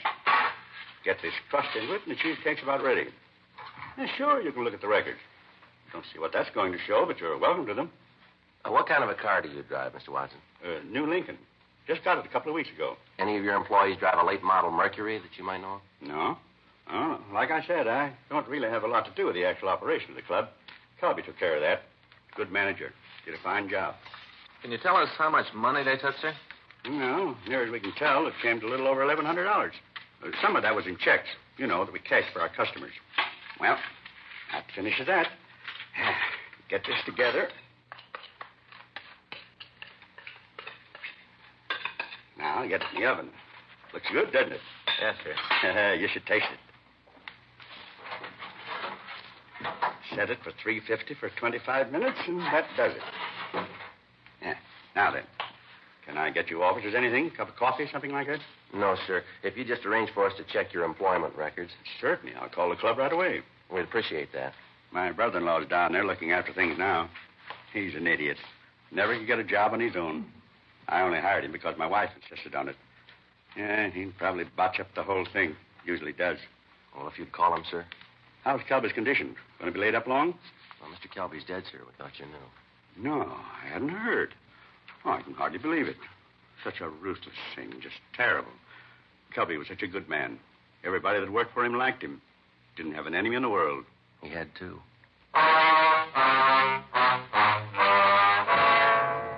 We went back 5 years into the employment records of the club. There were over 200 names. Each of them had to be checked out. Frank and I spent 2 months running them down. In all instances, the people interviewed had alibis, or else they could explain their action at the time of the robbery and killing. In each instance, if the person owned an automobile, it was checked. A broadcast and an APB had been gotten out on the late model Mercury seen at the club, but there'd been no answers. No replies had come in on the descriptions of the two suspects. June 17th, we were checking out the last 3 names on the list. One of the 3, a David Adams, listed a rooming house on West 34th Street as his home address. We checked with the landlady, a Mrs. Elvia Collins. Adams? Sure, he lives here, second floor front. Wonder if we could talk to him, ma'am. Sure, got no reason to say you can't. Come in. Thank you, ma'am. He isn't in right now. Went out about an hour ago. Said he had a lead on a job, and I sure hope he gets it. He's a couple of months behind in his rent. That's right. Sit down. Just take any chair. Thank you, Miss Collins. You officers like anything? Mint on the table there. Help yourself. No, thank you. Adams give you any idea when he might be back? No, he didn't say right out. I expect he'll be here by 6. How's that, ma'am? That's when we serve dinner. Mr. Adams hasn't missed more than 4 meals since he's been living here. What's this Adams look like? Oh, little man. Sort of like my first husband, little dried-up man. How old would you say he is? Well, I know exactly. Baked his birthday cake last Wednesday. 46 candles and 1 for luck. About how tall would you say, ma'am? 5'6" or so. How about his weight? Maybe 120, and that'd have to be soaking wet. He's a real little man. Is he dark or light? I beg pardon? His hair, is it dark or light? Oh, light. A real silky hair, what little there is left of it. Funny the way he combs it. Never could figure it out why a man would comb his hair that way. What's that, ma'am? Well, you see, he's only got a little bit of hair on one side. He lets it grow real long, and then he combs it all the way over the top of his head so it'll look like he's got a lot of hair. He really doesn't, though. It's silly. He's pretty vain about other things, too. Does he have any friends in the building, Miss Collins? Well, there's his 2 cousins. They've moved, though. How long ago did they move? Well, let's see. Must have been about 2, 3 months ago. Yes, that much, anyway. Well, what did these 2 cousins look like, Miss Collins? Can you describe them? Well, you just bet I can. I had a lot of trouble with them 2, always drinking. First one, he was a big one. 6 feet, anyway. Had dark hair. Weighed maybe 200 pounds. Miss Collins, how about his complexion? Dark. Anything outstanding about him? Well, now, what do you mean outstanding? Well, I mean anything about him that struck you as being different, maybe. Anything that attracted your attention, something like that? No. Well, what about the number 2 man? How old was he? Well, he was a little younger. 35 or maybe 37, around there. How tall would you say he was, Miss Collins? Well, he was a little man. 5'6" or 7. How much do you figure he weighed, would you know? 130 pounds or so. How about his complexion? Dark, just like the other one. Anything outstanding about him? Scars, tattoos, maybe anything like that? Yes, he had a scar. Right on the corner of his mouth. Made him look like he was smirking all the time. It was a real dirty look. What are these men's names, Miss Collins? Well, now, the big one was called Al Evans. Uh-huh. The little one's name was Bill Evans. They was brothers. Did they have a car? Oh, yes, a late one. It was real pretty. You know what make it was? No. No, I'm sorry, but I can't tell one kind from another. Sure was a nice-looking one, though. A lot of chrome all over it. Do you have any idea where they might be now, where they moved to? No, I haven't. Oh, Mr. Adams can probably tell you, though. I see. Oh, that might be him now. I'll see. Oh, we'll go with you, ma'am, all right? Are you expecting any trouble? What's this all about, anyway? Mr. Adams done something wrong? Oh, I do hope not. He's a little man, but he's awfully nice. We'd just like to talk to him. Oh, I sure hope there won't be any trouble. Oh, Mr. Adams. Yes, Miss Collins? These gentlemen would like to talk to you. Oh? Something I can do for you? Are you David Adams? Yes, sir, that's right. We're police officers, Mr. Adams. My name's Friday. This is my partner, Frank Smith. How do you do? What is it you wanted? Well, it might be better if we talked in your room. All right, but I still don't see what it is you want. Did you get the job? No, Mrs. Collins, but I've got another lead. Don't worry. I'll be able to take care of that matter by the first next week. Oh, it's all right, Mr. Adams. I understand. This is it. It's not much. Sit down anywhere. Thank you. You want to tell me what this is all about now? What it is that you want with me? Well, we'd like to talk to you about the robbery of the Pink Rat Cafe last April. Manager was killed. The Pink Rat, yes. I worked there a couple of years ago, but I don't think I've been in the place since then. I lost the job. Kelby fired me for dropping a load of dishes. Did you have an argument at the time? Well, a little one, yeah. I was sore. He was, too. Wanted me to pay for the dishes. I didn't feel it was my fault. I told him so. We had a few words. Nothing serious, though. Why? Mr. Kelby was killed and holed up at the bar. Yes, I know. That's too bad. But you surely don't think I had anything to do with that, do you? Well, that's what we're trying to find out. Well, why do you think I'd have anything to do with it? I haven't been near the place for a couple of years. Well, the way the thing was pulled, the whole M.O. makes it look like it's an inside job. Somebody had to give the layout, tell him that Kelby would be in his office with the money at that time. It all points to somebody that either works there now or who did work there. Yes, but why me? Well, your name was on the list. It had to be checked out.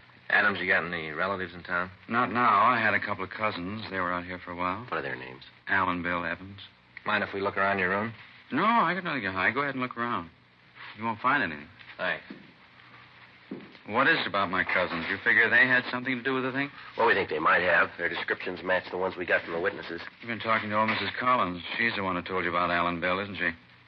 Well, who told us isn't important, Adam? You don't have to admit it. I know. You're a busybody, always getting your nose into somebody else's business. Oh, Harpy. Joe. Yeah. Look at here. Well, what's this gun for, Adams? You never know when somebody's going to try to break into the house. It's protection, that's all. You never had it out of the house, huh? Not since I bought it. It's the 32, though. What are you so interested for? Kelby was killed with a 38. Well, he was, wasn't he? Seems to me I heard it on the radio or read it in one of the papers. No, you didn't. The caliber of the gun that killed him wasn't released. How'd you know? I must have read it in the paper, like I said. No, this won't work, mister. I think maybe we better talk to you downtown, huh? You going to arrest me? Just like to talk to you downtown. Let's go. Well, sure, but I got nothing to hide. Well, you still got to come up with an explanation for knowing about that gun. Description we got matches your cousin's. You know about the gun. You got a lot to explain. I don't want to go to jail. It's too bad, Adams. You should have thought about that before you got involved in this. Well, if I tell you, if I help you get the guys that did it, will you give me a break? Well, we can't make any deals. Well, I don't want to go to jail. You can't do anything for me, huh? All we can do is see that the district attorney's office knows that you've helped. But you'll tell him, huh? If I give you a hand? He'll know about it. Okay. I got claustrophobia. Put me in a cell and drive me nuts. I tell you who did the job. More than that. Yeah. I can show you the gun they used.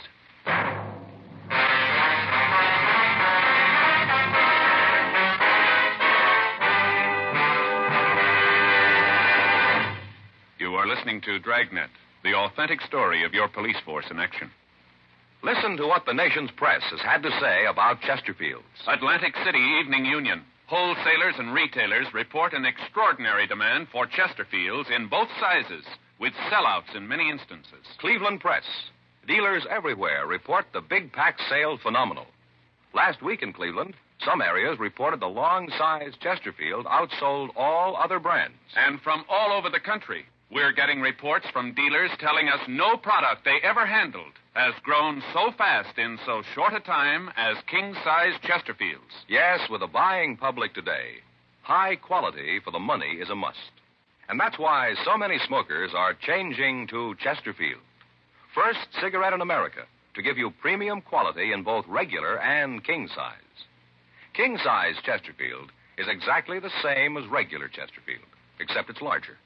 Contains so much more of the same tobacco, it gives you a 21% longer smoke, yet costs very little more. And the tobacco in king-size Chesterfield is of better quality and higher price than the tobacco in any other king-size cigarette. Try Chesterfield. Either way you like them, regular or king size, they're much milder. Chesterfield gives you the best possible smoke.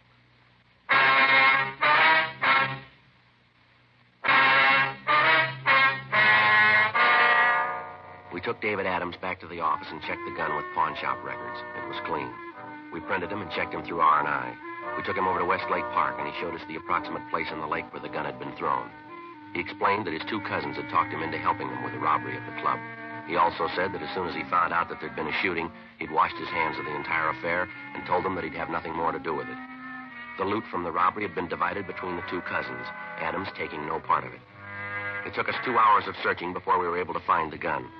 It was turned over to Russ Camp in ballistics.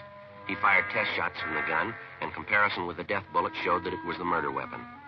Markings on the shell casing found at the scene of the crime were the same as those left on the test casing. Adams told us that Bill Evans owned a late model Mercury sedan and that the two brothers had left for St. Louis in the car. He also was able to give us the license number. We checked with DMV, and they told us that the legal owner was a finance company on Crenshaw. The manager there told us that their payments were up to date.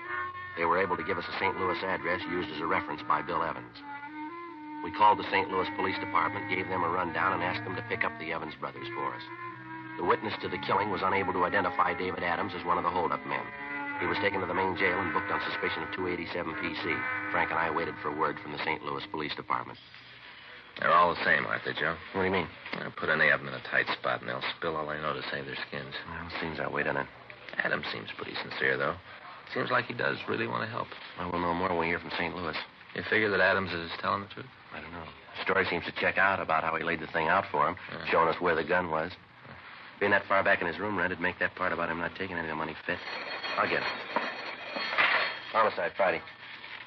Yeah, I'll take it. Mello. Yeah. Yeah, we've been waiting to hear from you. Did you pick up the Evans brothers? Uh-huh. Yeah, wait a minute. Toss me that pad, will you, Frank? Yeah, here. Thanks. Yeah, all right, go ahead. Uh-huh. What was that again? I didn't... Yeah, I got it. Okay, thanks. Anything we can do for you, give us a call. Yeah, sure. We sure appreciate it. Right. Bye. What does it? What do you mean? St. Louis checked the address. They'd been there all right, but they left this morning. Any idea where they went? Yeah, the Evans boys told us. Huh? They left a forwarding address. Motel out on Ventura Boulevard. Frank and I notified Captain Lorman of the new developments. We talked to the manager of the motel, and she told us that she did have a reservation for June 24th under the name Evans. She told us that they'd be in Cottage 12. In view of the fact that the suspects had not been alarmed, we decided not to put out an APB on the car. We felt reasonably sure that having made the reservations, they'd keep them. But in the event the suspects arrived earlier than expected, a surveillance was placed on the motel 24 hours a day. Sergeants Howard Hudson and Bill Cummings took the period from 6 a.m. to 6 p.m. Frank and I covered the other 12 hours. Directly across from the motel was a used car lot. We talked to the manager, and he gave us permission to sit in any one of his cars while keeping the place under surveillance. As we relieved each other, the police car was taken back to the city hall, so there would be no indication that the place was staked out. 4 days passed. No sign of the suspects. June 23rd, 4:32 a.m. Joe. Yeah, Mercury sedan. License checks. 2 men. Stopping at the manager's cottage. They're ringing a bell. Yeah, looks like they're signing the register. It must be. There. She's giving him the key. All right, let's let him get to the cottage. We told her we would. All right. And there's the landlady's signal. Let's go. Right.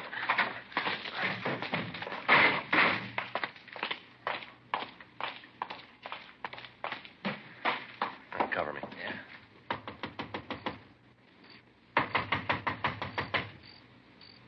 Who is it? This is the manager. Gonna have to move your car. What? You gotta move your car. Put it in the back. What do you want? Hey, Joe, get the other one. Yeah.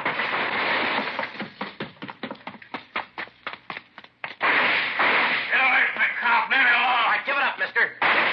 I'm getting out. You got any brains? You ain't gonna try to stop me. You're going no place, mister.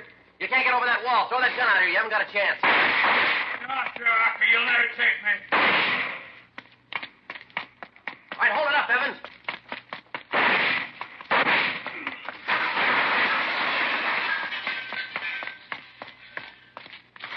All right. No gun. I dropped the AC. I got no gun. Get a doctor for me, huh? Or hurt. Yeah, we'll call one. You didn't have to shoot, did you? Lousy deal, you didn't have to shoot.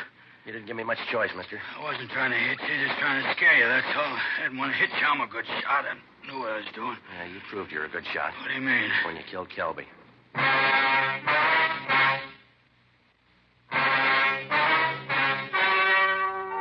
The story you've just heard was true. The names were changed to protect the innocent. On October 4th, trial was held in Superior Court, Department 87, City and County of Los Angeles, State of California. In a moment, the results of that trial. Nose, throat, and accessory organs not adversely affected by smoking Chesterfields. First such report ever published about any cigarette. Yes, and it applies only to Chesterfield. A responsible consulting organization has reported the results of a continuing study by a competent medical specialist and his staff on the effects of smoking Chesterfield cigarettes. A group of people from various walks of life was organized to smoke only Chesterfields. For 6 months, this group of men and women smoked their normal amount of Chesterfields, 10 to 40 a day. 45% of the group smoked Chesterfields continually from 1 to 30 years, for an average of 10 years each. At the beginning and at the end of the 6 months period, each smoker was given a thorough examination, including X-ray pictures, by the medical specialist and his assistants. The examination covered the sinuses as well as the nose, ears, and throat. The medical specialist, after a thorough examination of every member of the group, stated, quote, "It is my opinion that the ears, nose, throat, and accessory organs of all participating subjects examined by me were not adversely affected in the 6 months period by smoking the cigarettes provided," unquote. Now remember this Chesterfield report. It's the first such report ever published about any cigarette. Nose, throat, and accessory organs not adversely affected by smoking Chesterfields. Buy Chesterfield either way you like 'em, regular or king size. Chesterfield gives you the best possible smoke.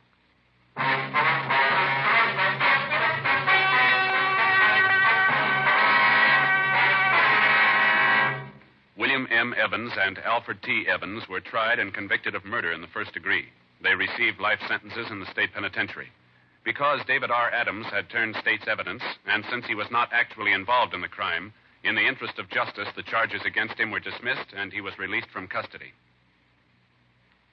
This program is dedicated to the 59th Annual Conference of the International Association of Chiefs of Police held in Los Angeles this week.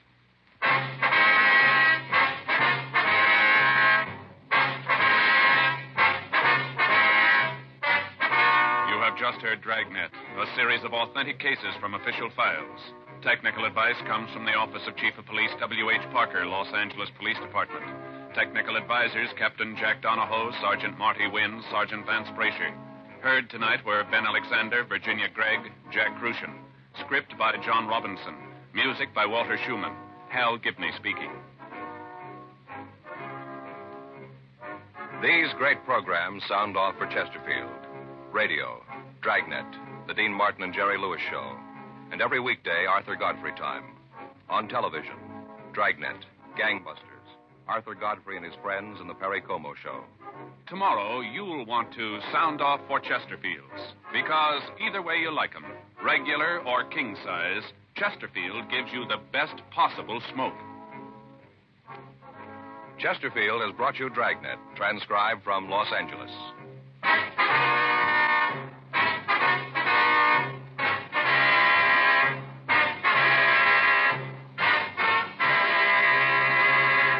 This is NBC, the national broadcasting company.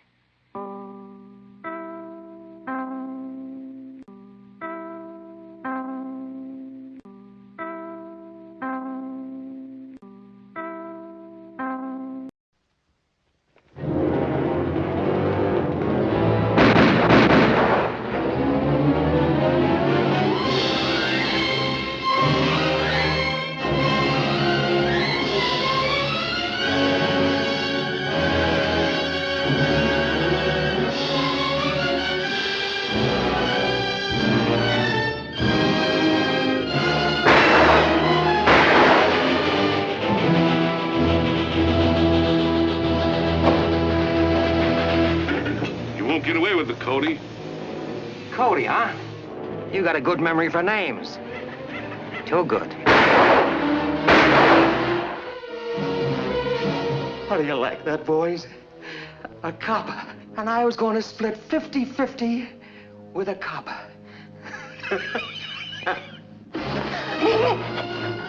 Now tell me you're glad to see me.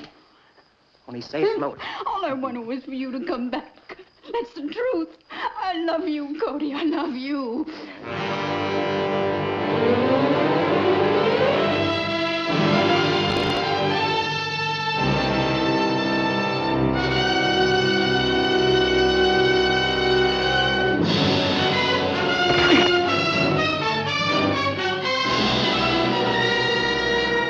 I look good in a mink coat, honey. Mm-hmm. You look good in a shower curtain. It was Big Ed. He told me to do it. You wouldn't kill me in cold blood, would you? Now, let you warm up a little. Let him have it. Oh, no. And lose our ace in the hole, he's going to walk us out of here. Ain't you, Copper? Ed. Still got nerves?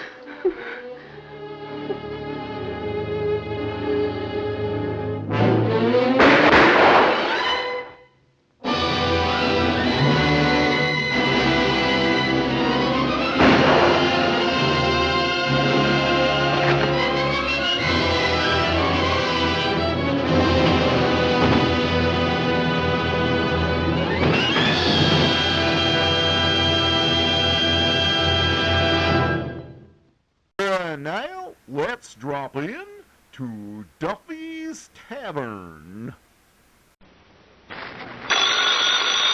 It's Duffy's Tavern, the Friday night transcribed feature on NBC's All-Star Festival of Comedy, Music, Mystery, and Drama. Brought to you by RCA Victor, world leader in radio, first in recorded music, first in television. By Chesterfield, the cigarette that has for you mildness with no unpleasant aftertaste.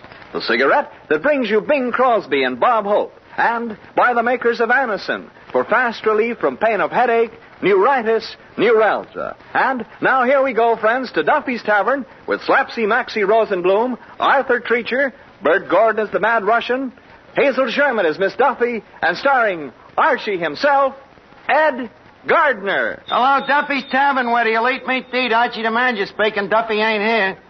Oh, hello, Duffy. What's doing? Nothing much. We had a visit from the building inspector. I guess he likes to laugh as well as the next guy. And I'm afraid he might give the tavern a bad report, Duffy. Yeah, he says if the termites ever stop holding hands, the whole place will collapse. He also made a wisecrack about the way our floor slants, you know. He says we're the only building in town where the mice have to wear skid chains. By the way, speaking of rodents, Arthur Treacher is threatening to quit his job here. Well, he's having trouble with the customers, you know. They claim he shortchanges them on account of he's British. Yeah, they say every time he serves them alphabet soup, he drops the H's. But I hate to lose the guy, Duffy. You know, he's got a lot of good qualities, you know. For instance, he's got a great knack for serving our hash without that guilty expression on his face. Huh? Well, I think he got an offer from Grogan's across the street, but I'm going to try to talk him out of it. Well, you know the old line, Duffy. Gratitude, chance for advancement, all we've done for him. Money ain't everything. The old sucker pitch. Well, certainly he'll bite, don't I? Fall for it every time I ask you for a raise? Well, just leave him to me, Duffy. I'll call you back. Say, Treacher. What is it, old chap? Say, is there anything to the rumor that you're planning to leave this joint? In a word, indubitably. Ain't got another word hanging around, have you? Oh, yes, I have, but I can't use it now. Ladies at the bar, you know. Oh, please, Treacher, before you do anything drash, leave us reason out your beef's logical. Now, answer me. Do you object to Duffy working you 18 hours a day, 7 days a week? Definitely. I suppose you also object to Duffy's habit of bleeding his employees? Well, it's not that so much. What I resent is his selling the blood to the Red Cross.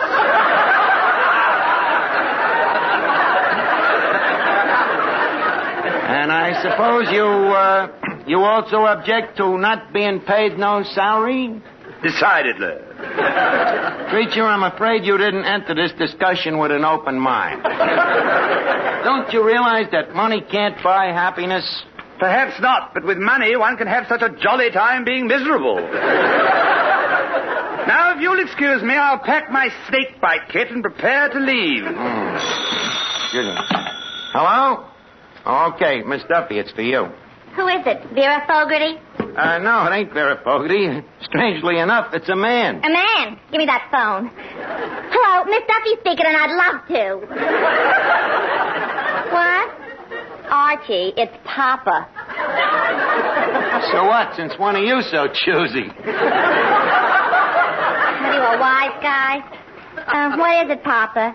Yeah, that's right. Arthur Treacher's quitting. Well, he wants his salary. I know it's unreasonable, Papa. But you know how help are these days. We've tried everything to get him to stay. We even told him he don't have to eat here. What, Papa? Why don't I do what? Use my feminine what? What, Papa? Bye. What'd he say? He says I should vamp Treacher into staying. Theta Barra rides again. Oh, Arthur. I beg your pardon? Mr. Treacher, you have always thought of me as the daughter of your employer, haughty and, shall we say, unattainable. Now I want you to think of me as the girl of your dreams. I'll never sleep again.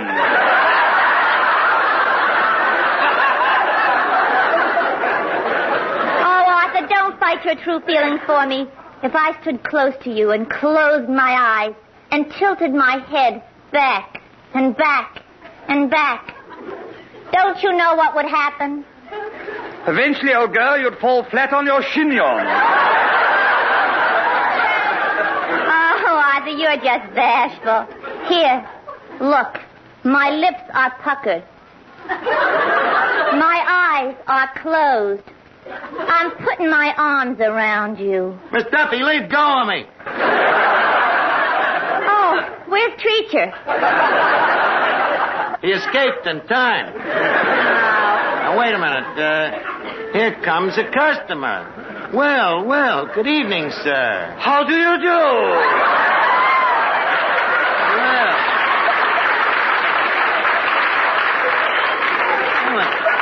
It's the Mad Russian. Glad to see you, Russian. What goes with you? I have just been to see my doctor. Your doctor, huh? Anything wrong? No, he's in the pink of condition. Is there anything wrong with you? Physically, that is. Nothing wrong. The doctor says I'm healthy as a horse. Healthy as a horse, huh? Yes, and he should know. Tell me, why? He's a horse doctor. Look, Russian, why do you go to a horse doctor? You ain't a horse. Shh, not so loud. He might hear you and raise the rates. Now, if you'll pardon me, I will take my pill. Your pill? Okay, here's a glass of water. Thank you. Hey, what's that string doing on the pill? How else am I going to take it 3 times a day?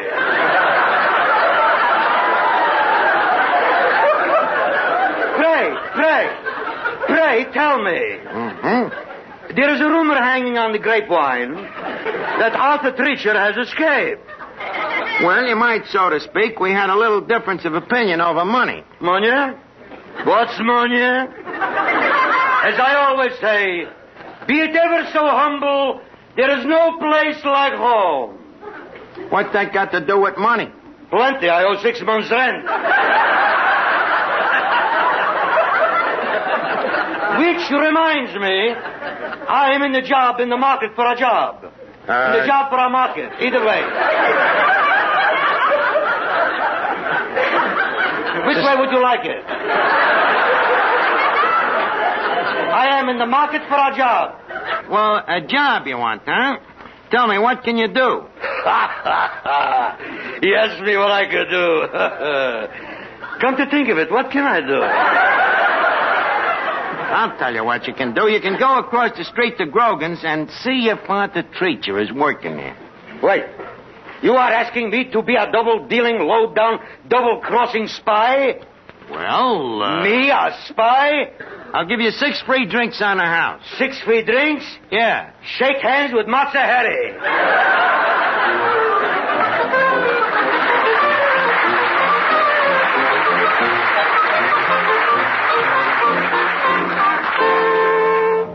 Here's a word from RCA Victor.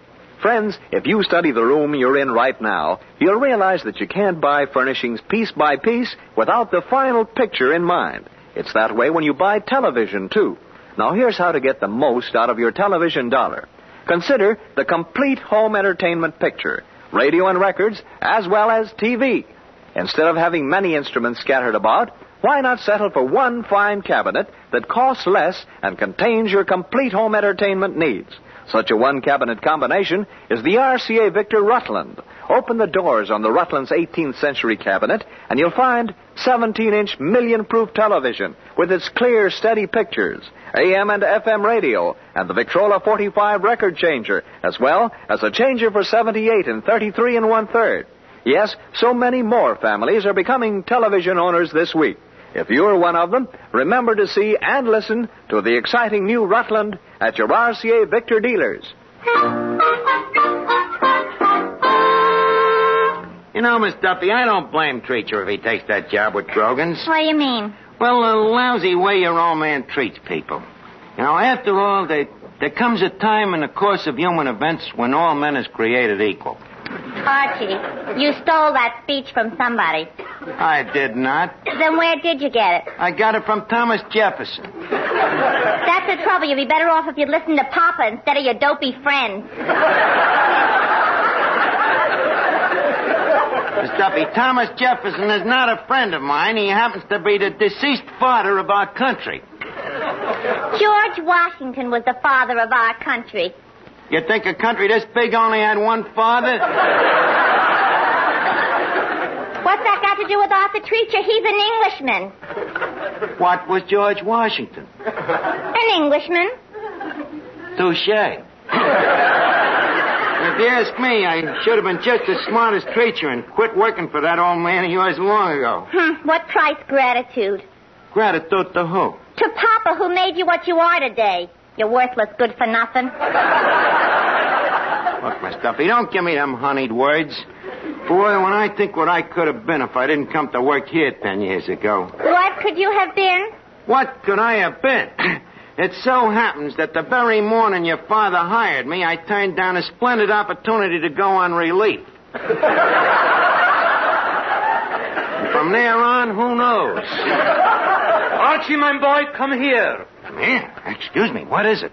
Spy number 6420J reporting. Oh, good, 6420J. Hey, why the umbrella over your head? I am working undercover.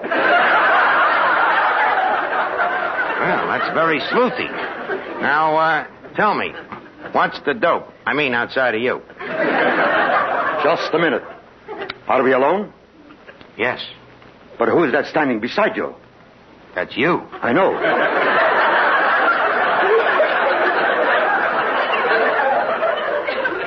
I know that. But can I be trusted?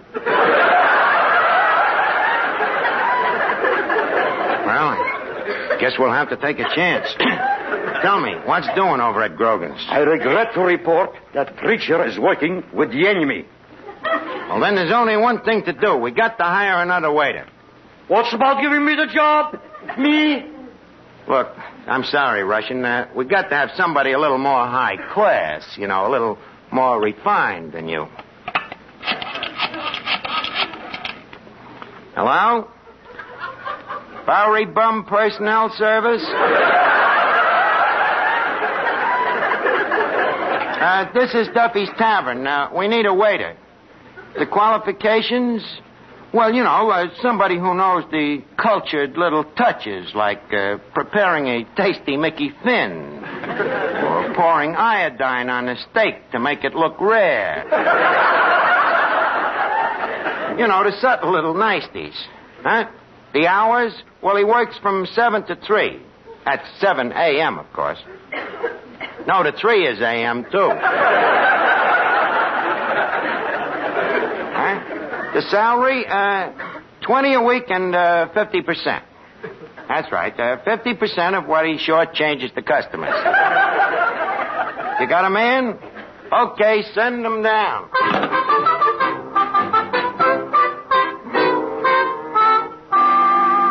What are you doing, Archie? I'm composing a business letter to me competitor for stealing not to treat you. Oh, what does it say? Well, I'll read it. My dear Mr. Grogan, I would like to tell you what I think of you, but I am far too genteel. Suffice it to say that you stink. Well, that's telling him. Yeah. It is such people as you that cause ill feeling between labor and management by offering a living wage.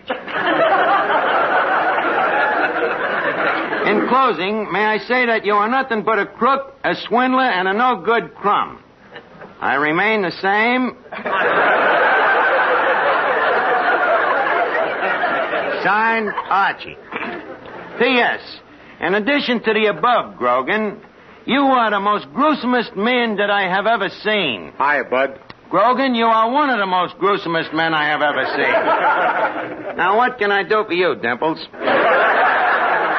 Well, I'm from the employment agency. I'm your new waiter.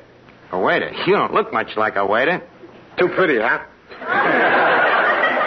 Pretty? You look more beat up than our food here.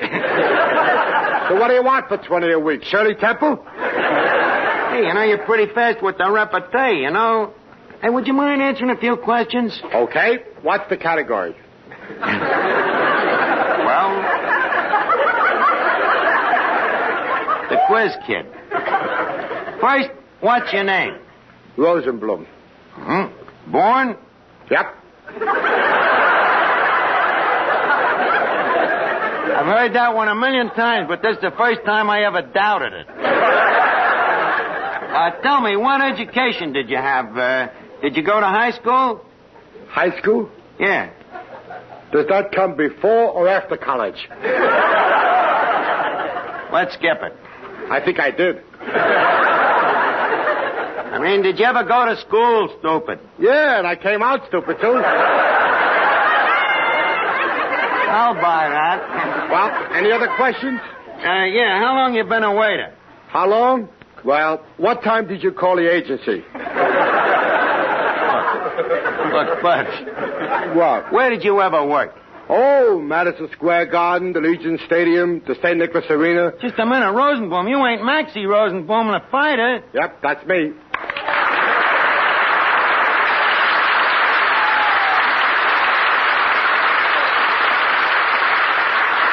Holy cat, Maxie Rosenblum. I'm sorry, I didn't recognize you. Standing up.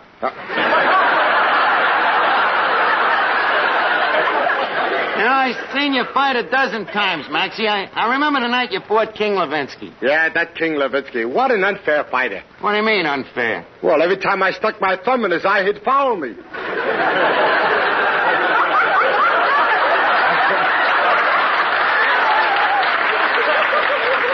It's too late for me to make a comeback. And, I remember the night that Mickey Walker flattened you with that right hook in the first round. Ah, that Mickey Walker was just lucky. Lucky? Yeah, my jaw just happened to be where he was swinging, that's all. You never did fight Joe Louis, did you? Nah, he was afraid. Afraid, huh? Yeah, he was afraid he'd kill me. Logical. Look, Maxie, how come you gave up fighting? Well, I had trouble with my eyes. Trouble with your eyes, huh? Yeah, I had I lost the place, too. Yeah, I had trouble with my eyes. Yeah, after the second round, I always seemed to be looking up at my opponent at the other guy I was fighting. He wouldn't take that word out. Look up at the other guy.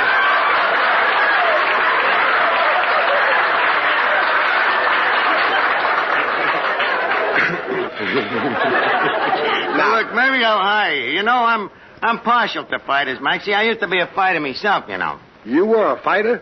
Feel that wrist. Feel that bicuspid. No, that ain't chopped liver. It ain't muscles. Well, muscles ain't everything. You see, I was very clever, very scientific. I used to slither around that ring like an eel. In fact, they used to call me Archie the Ringworm. You know, that I believe. Ahem. Oh, look, quiet, Miss Duffy. Hey, what a beautiful dame. This guy's punchier than I thought he was. Archie, will you please introduce me while he's still on his feet? Okay, Miss Duffy, shake hands with Maxie Rosenblum, one of the most powerful fighters in the world. Formally, of course. Oh, cut out the formally introductions. Shake hands, Miss Duffy. Glad to. Ouch, what a grip. How long you been fighting?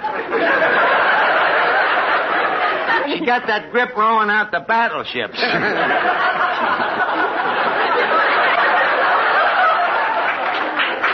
Archie, that is not true. No? I got it rowing back from battleships.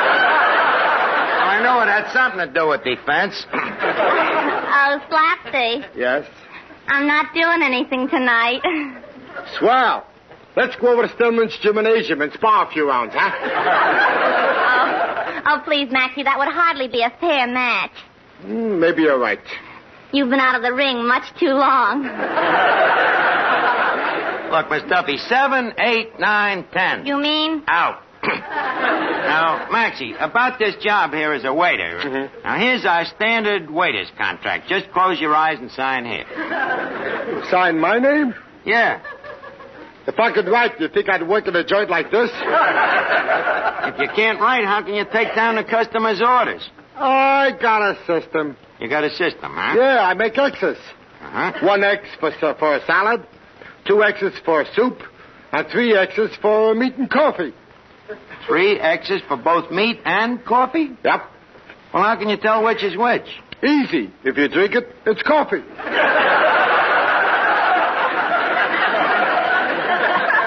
Maybe I'd better give this guy a further test. Now, let's imagine I'm a customer sitting here at the table, Maxie. What do you do first? Well, I tuck the napkin under your chin. Well, that's correct as far as it goes, but what do you do if I ain't wearing a collar? If you ain't wearing a collar, what do you need a napkin for? Maxie, one uses a napkin irregardless of whether he is attired in a collar or not. That's considered good form. And as a waiter, you must not forget Emily Post. Why didn't you tell me you came in with a dame? Look, all right. Are there any further questions you'd like to know? Yeah. How come you won't pay me $50 a week instead of $20? $50? You're asking pretty high wages for somebody with no experience. Yeah, but don't forget, it's much harder work when you don't know what you're doing. And you don't know nothing about it.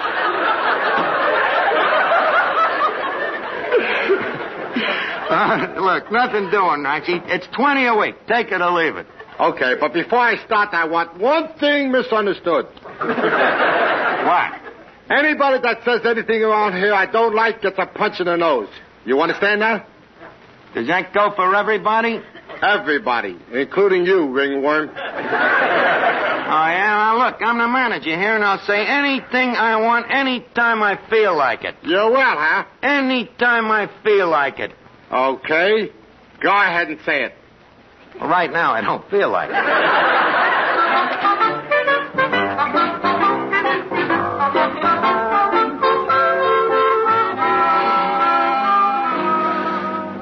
Archie, I'm afraid we'll have to get rid of that Slapsy Maxie. What's the matter? A customer just spilled some soup, and Mr. Rosenblum is mopping it up.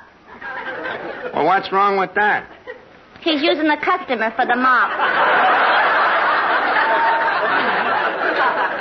Well, at least he's neat. Say, Archie, what's wrong with that new waiter? Why, what's the matter? He's punching me in the nose for just asking one simple question. What was the question? I just asked him, how's your cauliflower today?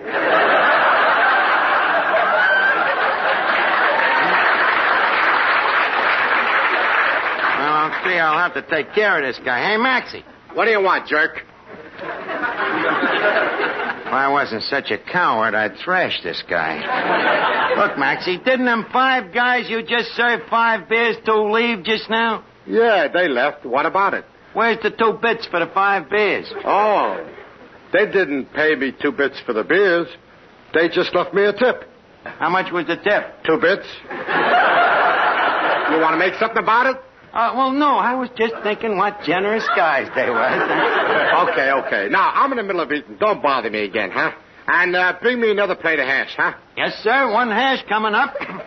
I'm afraid I've hired a playboy. What am I going to do about this guy? Oh, I say, old Bean, I'm back. Well, Arthur treats you, so the Portugal sun has returned. But I should think you'd be ashamed to walk into this place. I am. That's why I always cover my face with my hat. I mean, you turned turncoat on us and you went over to work for Grogan's. On the contrary, I merely went to Grogan's to study the methods of our competitor. Well, what'd you find out? Oh, the food is good, the kitchen is clean, the plates are spotless, the entire place is spick and span. That's what we're up against, dirty competition. But, teacher, I'm glad you're back, and I'm going to pay you a salary. A salary? Yes, sir. I'll give you $1 a week. Oh, goody, $1 a week, eh? Oh, now I can keep a harem. Hey, Magee, come here. You still beating your gums? Look, I'm sorry to say that a situation has arose. The teacher, our former head waiter, has re-enlisted with us, see? Which naturally leaves you with very little seniority to fall back on. Hey, wait a minute. Are you trying to tell me I'm fired? Well, frankly... Do you know what happened to the last guy that fired me? No. Neither does he. So think it over. Actually, now, leave us not make a scene. I'll have to ask you to turn in your bar rag and brass knuckles and leave quietly. Well, what about my week's salary? Week's salary? You only been here 20 minutes. What? Okay, we'll pay you a week's salary. Let's see here. 5, 10, 15, 20. Hey, Magee, 20 cents. And if you don't mind, I'd like a receipt. You'd like a receipt, huh? Yeah. Okay, here. I'll give you one. Ow! Hello? Duffy's Tavern. Teacher, the acting manager speaking. Oh, hello, Mr. Duffy. Archie? He just went out. Oh, I should say he'll be out for about 10 minutes.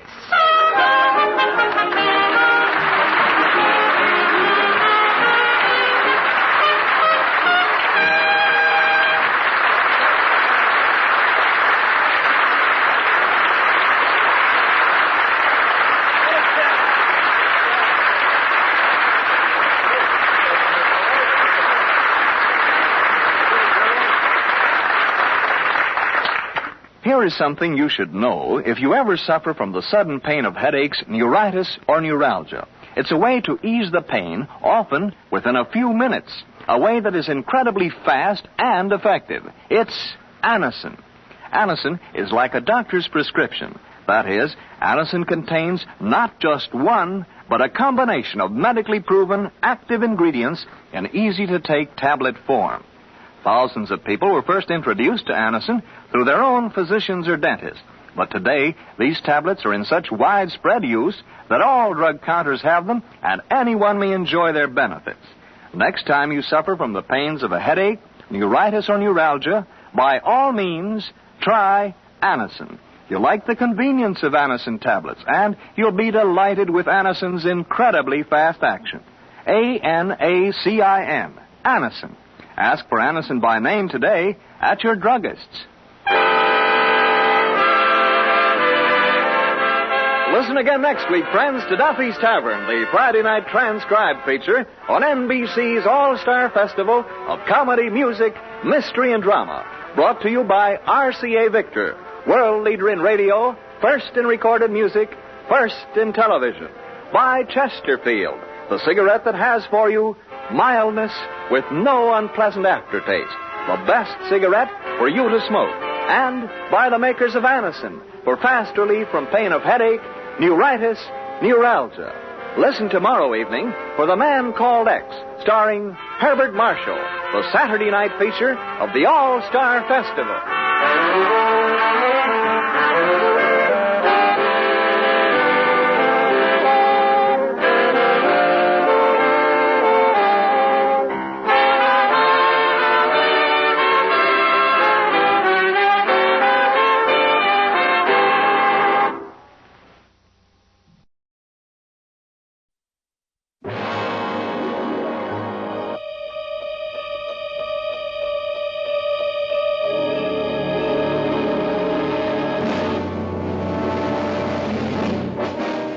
Science fiction has never imagined so strange or terrifying a story as that of the village of Midwich, England, cut off from life as we know it by some mysterious force.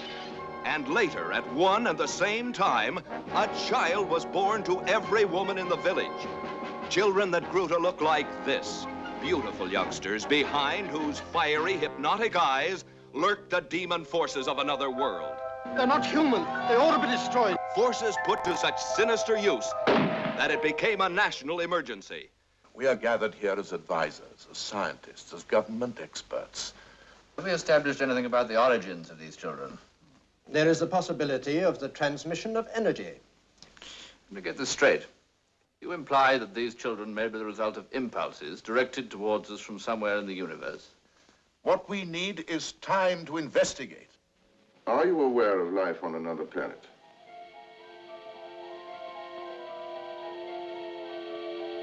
Why are you so nervous when an aircraft flies above you?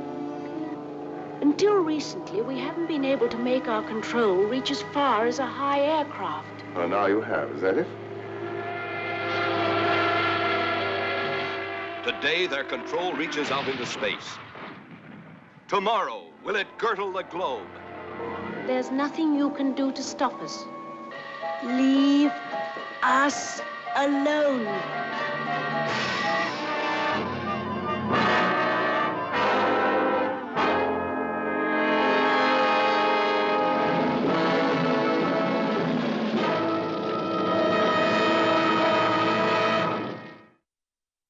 Now it's time to spend a day with Jack Benny's favorite crooner. It's A Day in the Life of Denis Day, coming up next.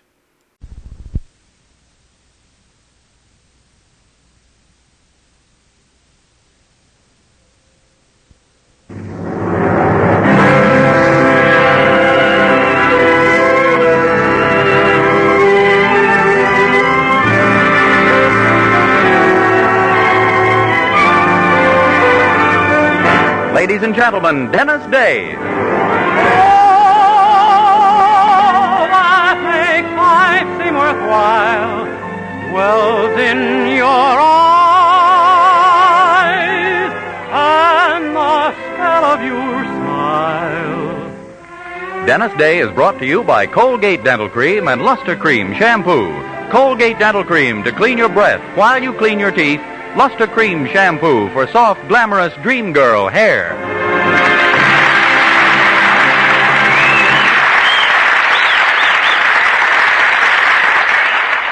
The Denis Day Show with Barbara Eiler, B. Benaderet, Dink Trout, John Brown, Charles Dant in the orchestra, and yours truly, Vern Smith, is written by Frank Galen and stars our popular young singer in A Day in the Life of Denis Day.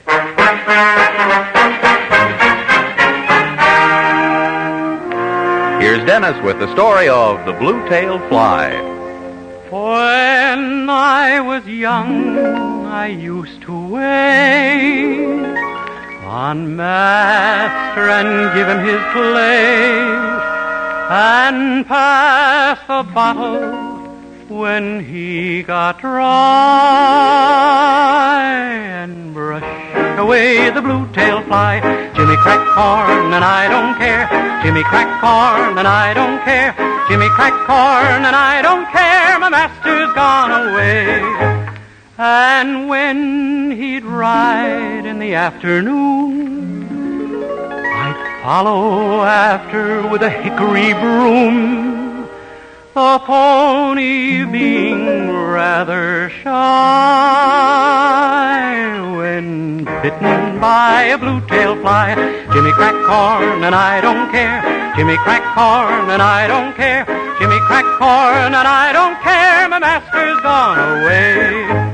One day he ride around the farm.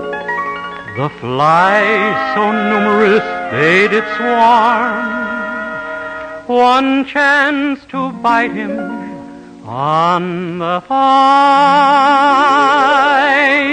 The devil take the blue-tailed fly. Jimmy crack corn and I don't care. Jimmy crack corn and I don't care. Jimmy crack corn and I don't care. My master's gone away. The pony run, he jump, he pitch. He threw my master in the ditch. He died, and the jury wondered why. The verdict was the blue-tailed fly. Jimmy cracked corn, and I don't care. Jimmy cracked corn, and I don't care. Jimmy cracked corn, and I don't care. My master's gone away. They lay him under a simmon tree. His epitaph is there to see. Beneath this stone I'm forced to lie. Victim of a blue-tailed fly. Jimmy cracked corn and I don't care. Jimmy cracked corn and I don't care. Jimmy cracked corn and I don't care. My master's gone away. Jimmy cracked corn and I don't care. Jimmy cracked corn and I don't care. Jimmy cracked corn and I don't care.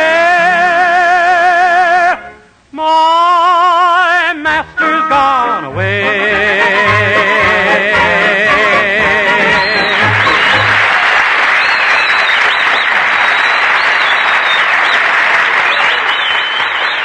Colgate Dental Cream cleans your breath while it cleans your teeth. No other toothpaste does a better job of cleaning teeth than Colgate Dental Cream. For Colgate Dental Cream has a safe polishing agent that cleans your teeth both gently and thoroughly, brings out their natural sparkle and beauty. You can actually see and feel the difference. And scientific tests prove that Colgate Dental Cream cleans your breath while it cleans your teeth.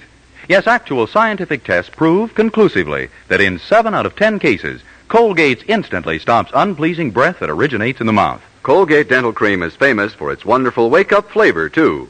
Nationwide tests of leading toothpastes prove that Colgate's is preferred for flavor over every other brand tested. Yes, preferred over every other brand tested. And no wonder, for Colgate Dental Cream is the result of constant effort to produce the finest toothpaste in the world today. For cleaning teeth, for flavor, for sweetening breath. So see if you don't agree with the millions who have made Colgate Dental Cream America's favorite toothpaste. Try Colgate Dental Cream to bring out the natural sparkle and beauty of your teeth. For a wake-up flavor you'll thoroughly enjoy. And always use Colgate Dental Cream after you eat and before every date to clean your breath while you clean your teeth.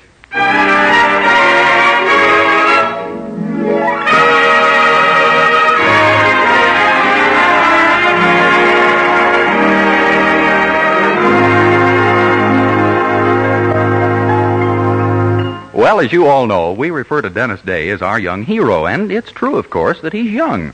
But never has that other word been used more loosely. That is, until today. For today, we find our hero a hero in truth, with his picture on page 1 of the Weaverville Gazette. How come, you ask? Well, let's listen as we find him now basking in his newly won glory at the breakfast table with Mildred and her mother. Oh, Dennis, it's just the most marvelous thing in the world. You're a hero. Tell us all about it, Dennis. How did it happen? Well, I was walking down Elm Street through the ice and snow, and suddenly I saw Mr. Nicholson, the postman, lying on the pavement. Right away, I suspected something was wrong. Why? Well, his right arm seemed to be coming out of his left shoulder blade, and his left ankle was doubled under his right ear. Oh, golly. So I said to myself, this man may have had an accident. That's what I call quick thinking. Well, what did you do then, Dennis? Well, I walked up to him and I asked him what was new. I imagine he told you, didn't he? Oh, yes, ma'am. He went on for quite a while. And then I asked him if I could do something for him, and he said no, he was in bad enough shape already. Do you know each other, or did he just make a lucky guess? Oh, I don't know, but I did realize that the mail just had to go through. Maybe someone had a burst appendix or something and had written for a doctor. Well, Dennis, when people need a doctor in an emergency, they generally don't write a letter. Well, Mildred, when you're being heroic, you don't have time to think of things like that. Oh, I see. Well, go on. Well, I picked up Mr. Nicholson's mailbag and slung it over my shoulder. And a few hours later, it was all over. The mail had gone through. Well, it was a wonderful thing to do, Dennis. And I'm sure the people along your route are terribly grateful. Yeah, you bet. Mrs. Dolan told me she never enjoyed getting letters so much in her life before. You mean that old gossip who lives on the corner? Yeah, I delivered somebody else's mail to her by mistake. about it, Dennis. I'm sure. Oh, hi, Daddy. Morning, children.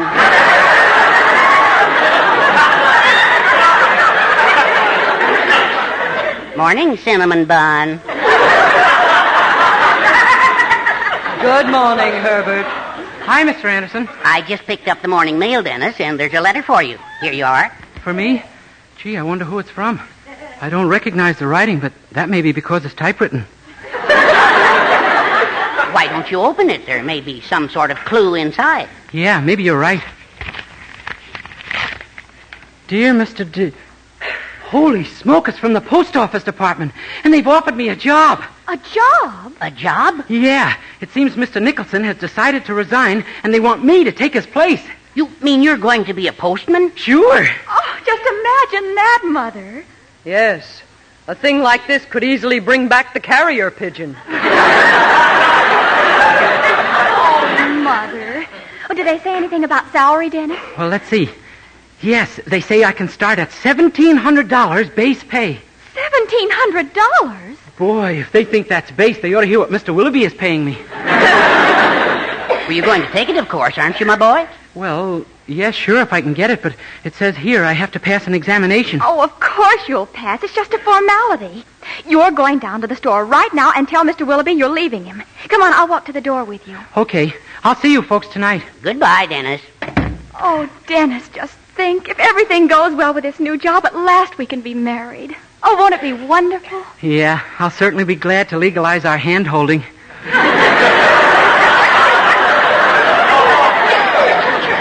But right now, I'm thinking about breaking off with Mr. Willoughby. Gee, I've been with him such a long time, Mildred. Oh, yes, but I'm sure he'll understand. Maybe, but I'm afraid he'll take it kind of hard. You see, we're pretty fond of each other. There's never been a warmer master and slave relationship.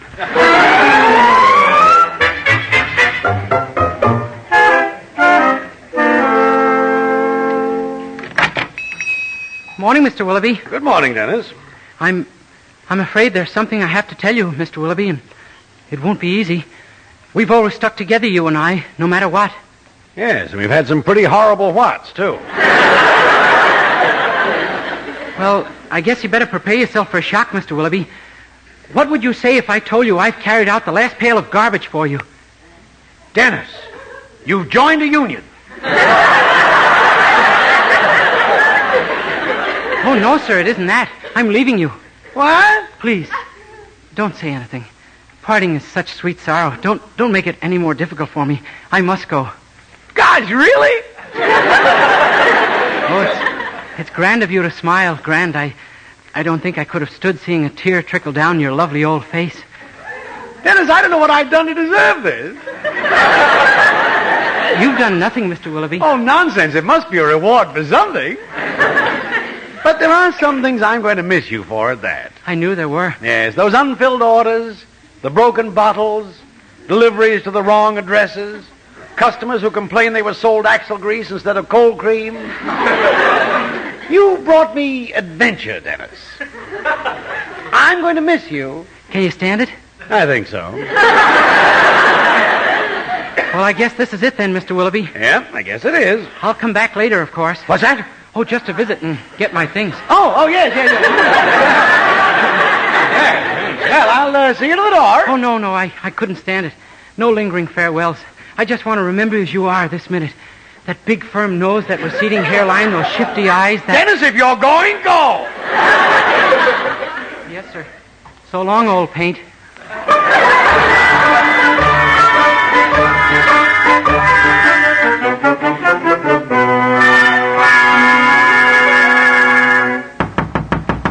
Come in. How do you do, sir? My name is Denis Day. I got a letter from you saying something about a postal examination. Yes, so you're Mr. Day. Sit right down. I'm glad to meet you. Thank you, sir. We're very grateful to you, Mr. Day, and your appointment is virtually assured. So we've decided to give you a simple verbal or oral examination. Good. Either one is okay with me.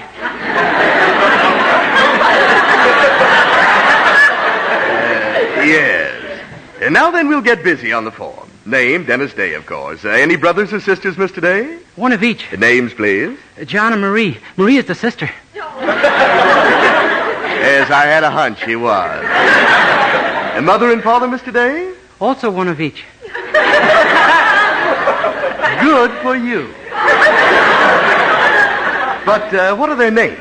Oh, Molly and Patrick. Thank you. I think we can tell which is which at a glance. Yes, sir. And now then, Mr. Day, have you ever had any previous experience with the United States Post Office? Oh, yes, sir. I've been one of your customers for years.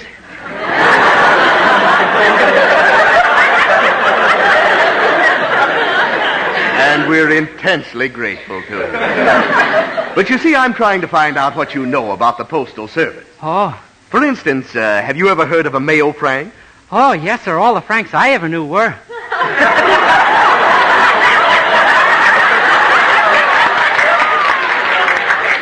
You know, Mr. Day, I always thought these examinations were pretty dull. You're changing all that. Well, shall we go on? You bet we shall. I'm going to a party tonight, and I just know I'll be the life of it. We come now to the examination proper, Mr. Day. Yes, sir. Now, our first group of questions are those requiring thought. Shall we throw them away?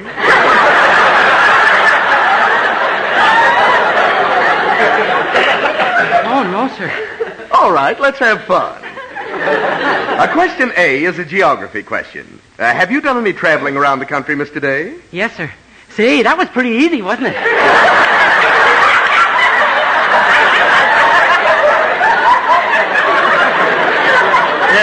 Yes, it was, but that wasn't the question. Oh. The question is, in traveling between Chicago and Cleveland, what cities do you pass through? New Orleans, Los Angeles, Philadelphia, and Omaha. Mr. Day, just how have you done your traveling? By troop train.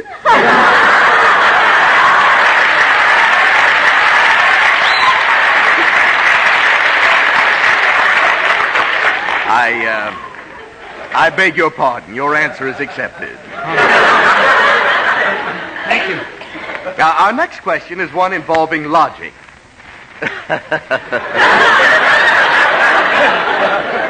Now listen carefully before you answer. A mail sack is to letters as a purse is to horseback riding, cheese, or money. It is?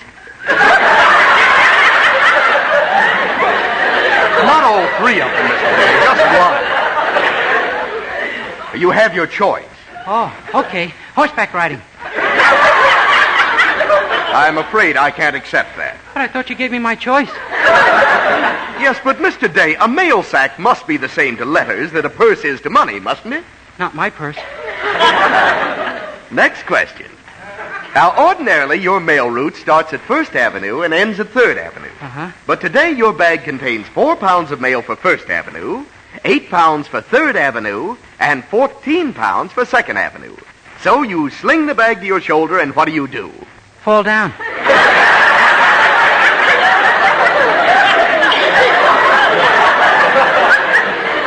Mr. Day, I love you. Now, this last question is one you should take right in stride. What's the difference between first-class mail and fourth-class mail? Second and third? I knew you wouldn't let me down. And that, Mr. Day, concludes the examination. And I don't get the job? Oh, on the contrary. Starting Monday, you'll be one of our regular mail carriers. Oh, thank you, sir. Thank you. Oh, don't thank me. You're getting the job because of what you did for the department. But do me a favor, will you? What? The next time you see a postman lying on the street, give the post office a real break. Just let him lie there.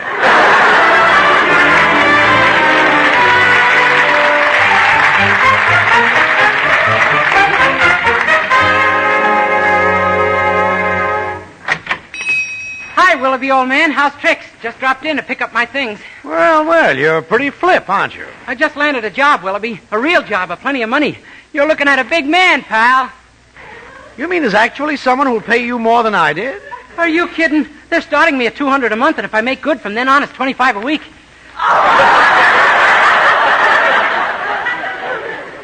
Don't let them pay you by the hour, Denis. You couldn't afford it. You're just jealous because you know it'll be tough for you to replace me. I'm going back and get my things. Okay. Why, Mr. Nicholson, the postman. Well, hello there, young fella. Well, gosh, what are you doing here? Well, I'm working here. Willoughby said he just lost the fella he had, so I took the job. But your left leg is broken and both your arms are in a cast. Yeah, I know, but he said I'd be more help to him this way than the other fellow was when he felt good. Gee, Mr. Nicholson, I'm the other fella. No. Yes, and now I've got your old job with the post office. Well, that's a funny one. Danged if we didn't swap jobs. Yeah. Well, I sure hope you like it here. Of course, at least you'll make the best of it. Isn't it a good job? Oh, the job is all right. It's just the work and the salary that's so horrible. Well, you don't say. Well, I know you'll be happy in my old job. You'll like the people on the route. Old Doc Peterson, too. Oh, is he on my route? No, but you'll find him the best man in town for your pneumonia. My pneumonia? Oh, sure. When they say neither hail nor sleet nor gloom of night, they ain't kidding. Gosh. Oh, of course, you got to remember to keep on the lookout for Killer all the time, too. Killer? Who's Killer? Why, the Dolan's dog. That big bloodhound of theirs. Oh, my gosh, and I've got some of the very stuffy hounds. None to spare either, I see. You better be careful, son. Boy, I'll say I will. Well, I better be going, Mr. Nicholson. I'll leave you my knee pads, of course. Your knee pads? Yeah, you'll be using them all the time here. When you're not scrubbing the floor, you'll be begging Mr. Willoughby for a raise. You mean he makes you scrub floors here? And clean the walls and wash the windows and carry out the garbage. That's the trickiest operation of all. Oh, say, I was wondering about that. I haven't been able to find a garbage pail. There isn't any. That's what makes it so tricky. Well, you know something, young fella? I've been doing some thinking. Yeah, me too. You know, maybe we'd both be happy if we had our old jobs back. You ain't kidding. Well, I think it could be done if you do everything wrong around here. Huh? That'll convince Mr. Willoughby that he'd be better off hiring me back again. Oh, I see. I make him think I'm a worse employee than you, huh? That's it. It won't be easy, but I think it's possible. Yeah. And meanwhile, you... Hey, wait a minute. How are you going to quit? Huh? Well, that paper they made you sign, the county contract, that binds you for a period of 1 year. Oh, my gosh. That must have been in the small print, which I didn't read. No, it's in the large print. Which I didn't read either. Well, I'm afraid you're stuck, young fella. As soon as you take the fitness and character test, they'll swear you in. The fitness and character test? Yeah, it's just a formality. They send a man around to make sure you're a good law-abiding citizen. Oh, they do they? Mm-hmm. Well, brother, your worries are over. We're home. Huh? Never mind. Just do your stuff here with Mr. Willoughby. I'll have that man check me at my boarding house, and that formality is going to be the most informal evening he ever spent.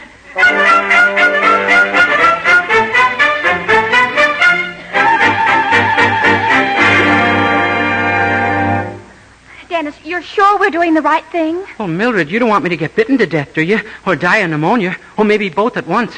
Oh, well, no, of course not. Then this is the only way. Now, look, the man from the post office will be here any minute. Oh, don't worry. Daddy and Mother and I know just what to do. Gosh, I can't get over it. Your mother is actually going to help me? Yes. She says that getting you out of the post office is just as patriotic as buying war bonds. Well, as long as she plays her part right, I just hope that if... Oh, my gosh, there he is now. I'll take it. You duck into the parlor. Okay. Yes? How do you do? I'm Mr. Letzer from the post office department. I'm looking for a Mr. Dennis Day. That's me. Oh, good. This won't take a minute, Mr. Day. It's what we call our character test, just to make sure you're a good citizen. Fine. Now then, may I have your full name, please? First, middle, and last. Sure. Dennis Heinrich von Himmler, Gering, Schickel, Gruber, von Fackelot, Liebtraut, Day. Mr. Day, are you a foreigner? Why, if I ever gave you that idea. Are you Mr. Day? Forget it. I'm pure American for 6 generations back. You're certain of that? Ach, ja, sure, natürlich. I'm still suspicious, Mr. Day. Oh, don't be silly. What do you think I am, a spy? Oh, no, of course not, but... Pardon me, Chief. X-14 on the short wave. Ixnay, Gretchen. He's a B-U-L-L. Oh, excuse me. And just who is X-14, Mr. Day? Oh, that's my aunt. It's kind of a pet name we call her. What about these Andersons you live with? What sort of people are they? Oh, just plain people. What nationality are they? Why, they're... Do-you-do!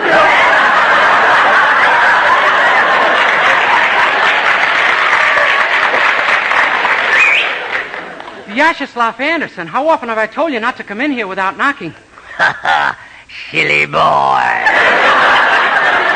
have here the pictures. Yes, but we Pictures, huh? Here, let me have a look at those. Oh, no, you don't. It's none of your business what the floor plan of Fort Knox is. Fort Knox? Give me those. Hey. What?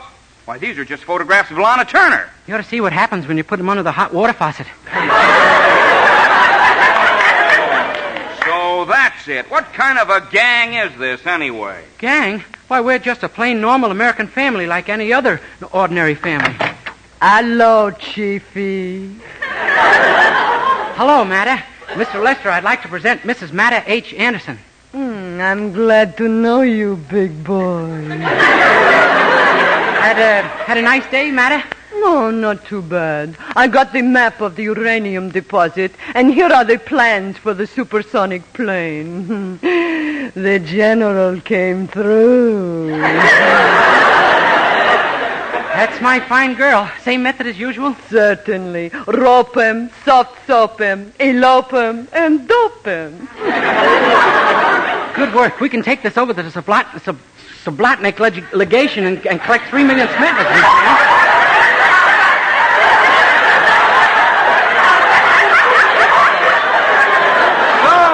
Mr. Day, you want to work in our post office, do you? Yeah, I thought a nice quiet spot among the registered mail might be nice. Oh, you did, huh? Well, let me tell you, after what I've seen tonight, you'll never work in a post office as long as you live. Goodbye, sir. Hey, we did it. We did it. He fell for it. What do you know? By George, he did at that. Aren't we devils? Boy, I'm glad I'm out of that mess, and it sure was nice of you folks to help me. Well, as a matter of fact, it was rather fun. What do you think, Herbie, you great big old hunk of oomph, you?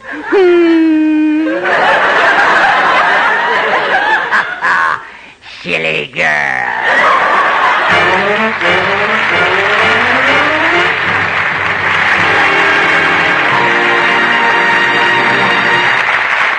Dennis Day will be back in just 1 minute to sing A Few More Kisses. But first... Dream girl, beautiful luster cream girl, hair that gleams and glistens from a luster cream shampoo. Yes, Luster Cream Shampoo leaves hair with new 3-way loveliness. 1, fragrantly clean. 2, glistening with sheen. 3, soft, easy to manage. Luster Cream is not a soap, not a liquid, but an utterly new, rich lathering cream shampoo, a blend of secret ingredients plus lanolin. Try Luster Cream Shampoo. 4-ounce jar, only $1 at all cosmetic counters. Also in smaller sizes. Be a dream girl, a lovely Luster Cream girl. Dream girl, beautiful luster cream girl, you owe your crowning glory to a luster cream shampoo.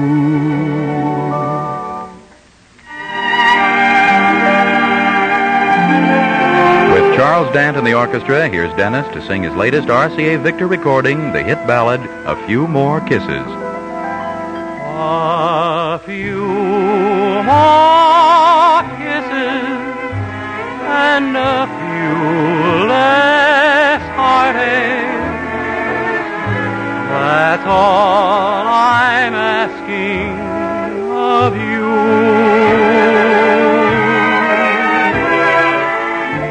If something's happened, though I may be to blame, I love you more than ever and hope you feel the same.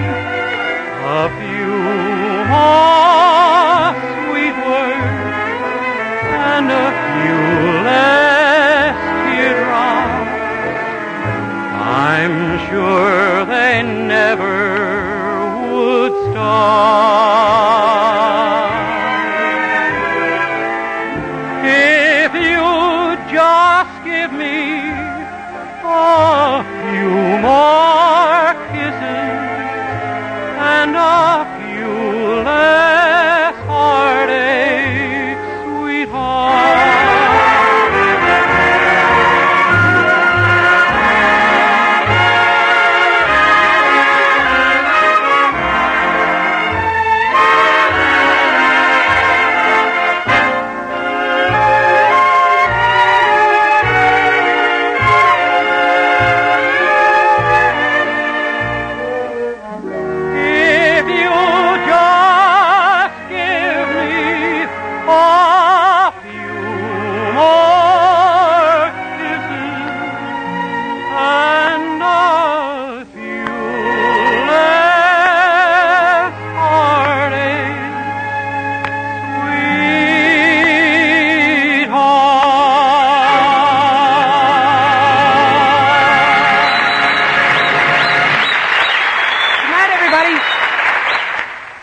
Doctors prove the Palmolive plan brings 2 out of 3 women lovelier complexions in 14 days.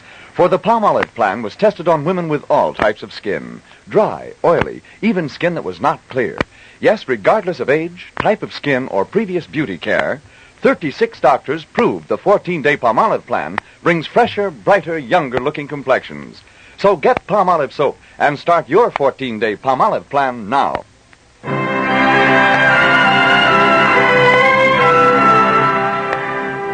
Ladies and gentlemen, today every American can help preserve and strengthen America by taking an active interest in public issues. Let's remember in this year of rededication to our heritage of freedom that freedom is everybody's job. Vern Smith speaking. Good night. This is NBC, the national broadcasting company.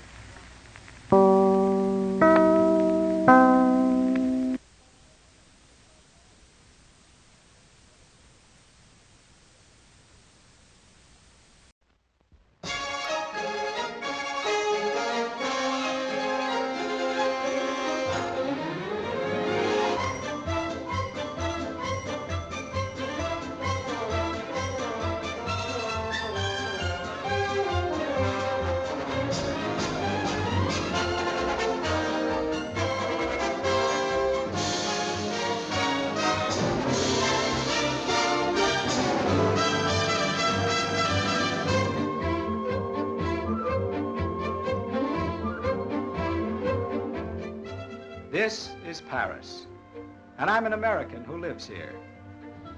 I'm a painter. All my life, that's all I've ever wanted to do.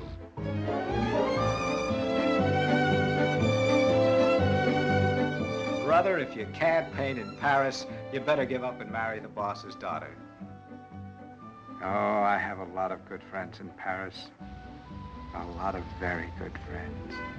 And I am one of them. I'm a concert pianist. That's a pretentious way of saying I'm unemployed at the moment. I like Paris. It's a place where you don't run into old friends, although that has never been one of my problems. Strangely enough, I made a friend over here once. I worked for him. His name was Henri Borel. You know, the French music hall star. Do you remember him? I remember, because that is me. Begin today. You'll find it nice, the quickest way to paradise. I'll build a stairway to paradise with the new step every day.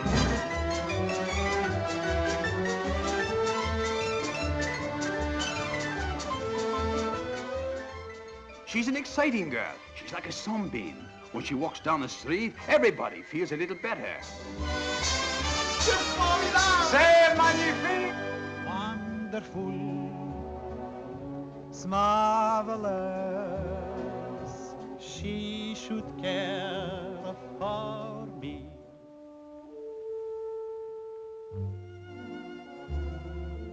Paris is a mood, a longing you didn't know you had until it was answered. Paris is it's like love, or art, or faith. It can't be explained, only felt. Just listen to my heart go pitter-pat. It started from the start. I felt like that. Hum it, strum it, sing it, drum it. What a thrill I'm getting from it. Tra-la-la-la-la-la-la.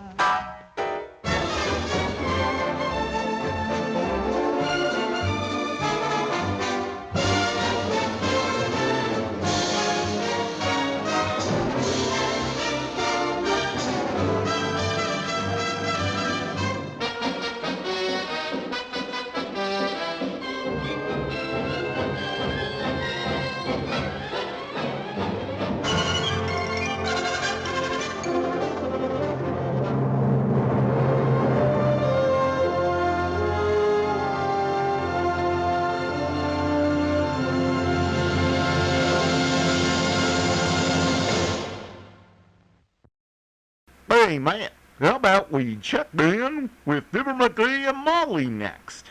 That sounds good to me. The makers of Johnson's Wax Wax and Johnson Self-Polishing Glow Coat presents Fibber, Magee, and Molly, written by Don Quinn, with music by the King's Men and Billy Mills Orchestra.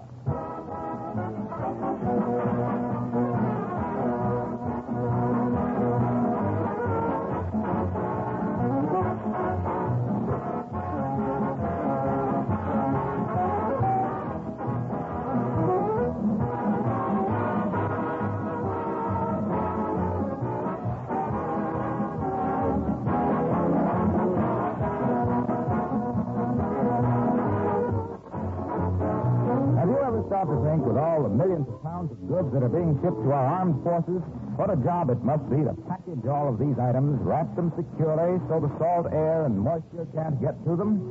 Many things now have to be wrapped in paper or cardboard to save metal. Do you know what is helping greatly to make these cartons moisture and weatherproof? Wax. Yes, special wax preparations have been developed by the makers of Johnson's Wax. And countless thousands of these cartons are actually dipped in this wax, completely immersed in a wax bath that impregnates the paper boards and acts as a seal against air and moisture.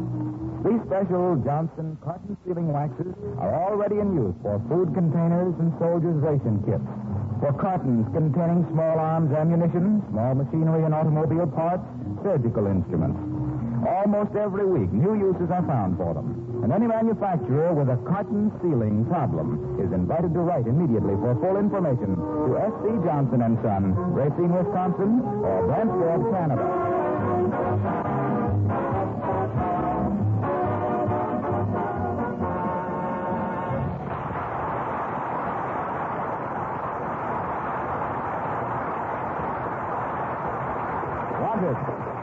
Wanted one family-sized skeleton for closets to replace 2 tons of accumulated junk. Apply at 79 Wistful Vista to Fibber, Magee, and Molly.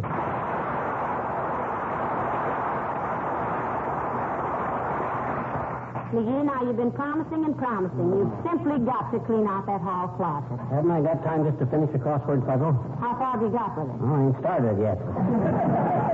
There ought to be one in these old newspapers somewhere. Magee, you're stalling again. Why do you dread it so much? On account of my fingernails. Look at them. They haven't been trimmed in weeks. I'll bet I could run up a tree like a cat. What's that got to do with cleaning out the closet? Because I can't find my nail clippers, and I think they're in the closet. And if I open the closet, I'll find them. And every time I use them, I cut my fingers. Oh, my. Well, you can think up more far-fetched excuses. Hitler ought to hire you to tell his people about Russia. Now, come on, get busy. I'll get it. Hello? Yes, I'll take the order. You take order for what? Just a minute now till I write that down. Yes, 3 pounds of bacon sliced thin. 7 pound rib roast to beef. Hey, what? How about some nice pork chops? No, you can't get them. About 6? All right. And a pound of butter? No. Oh. Yes, indeed. No, don't use up your gasoline. We'll deliver it first thing in the morning. Don't mention it. Goodbye. Who was that? Wrong number.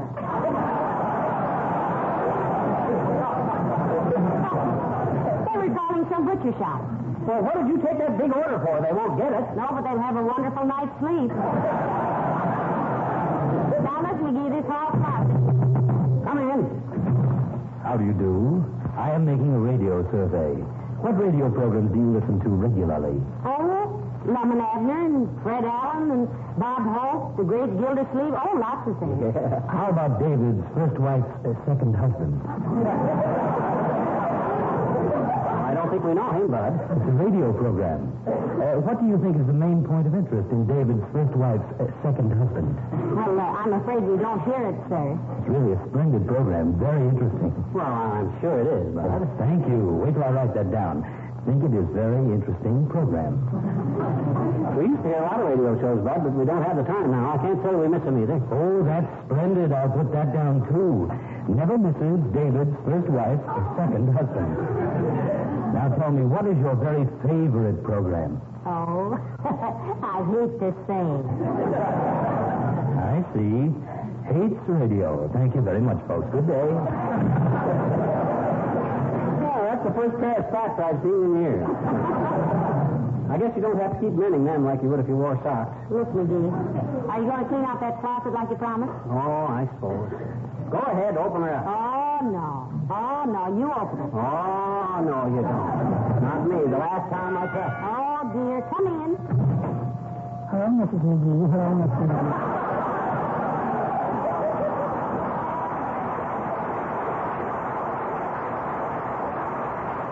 Mr. Wimple. Yeah, hi, Wimp, old man. You're in early tonight. Yes, I know, Mr. Magee, but I just couldn't wait to read you my new poem. Oh, a new poem. Isn't that wonderful, Magee? Yeah, what's the title, Wimp? I call it Flower Arrangement. Oh, isn't that beautiful, flower arrangement? Yeah. How does it go? It goes, The Japanese are very nasty fighters, but good at arranging flowers, the sillies. So let's give them a lot of practice, the blighters, with lilies. Well, not bad, Wimp. I'd like to have a copy of that. All righty. Have you got a typewriter I could make some copies on? No, we loaned our Why, typewriter. sure we have, Wimp. You bet you Why, have. Magee, you know very Now, well. let me think. Where is that typewriter? Oh, yeah, I know where it is. Right in there in the hall closet, Wimp. Right on the shelf. Up the top. Thank you. Right in here. No, Mr. Yeah, that's it, Wimp.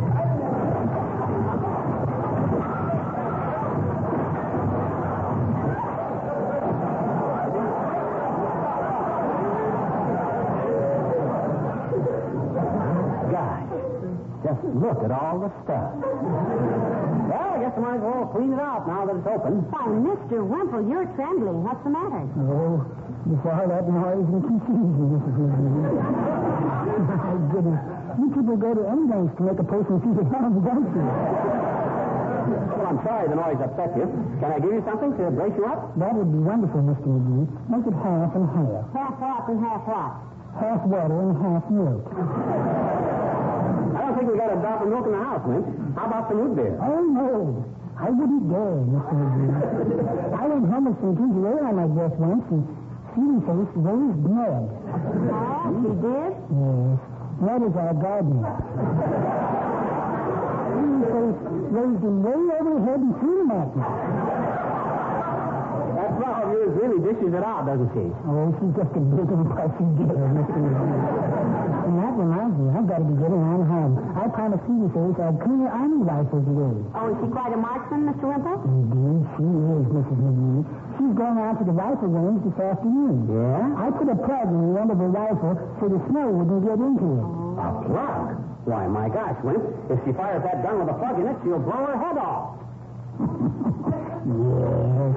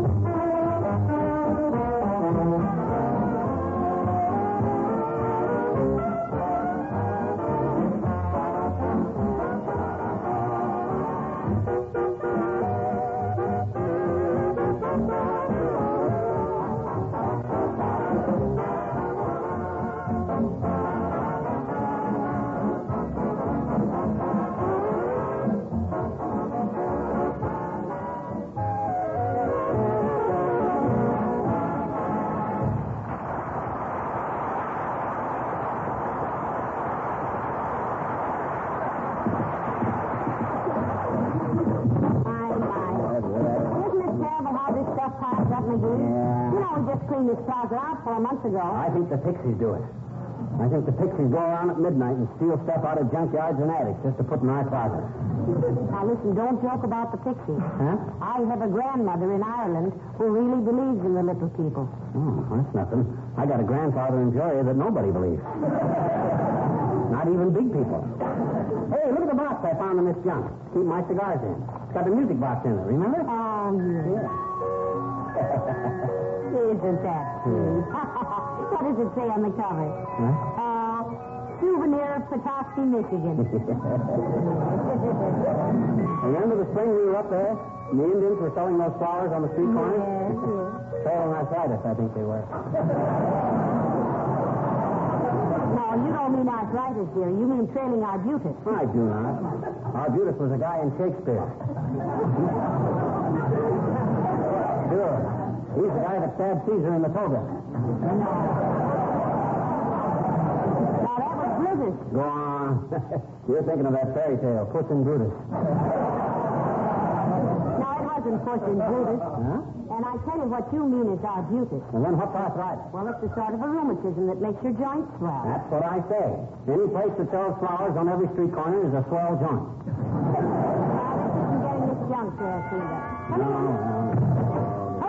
Kid, say, help me out, will you? Why, sure, old-timer. What's on your mind?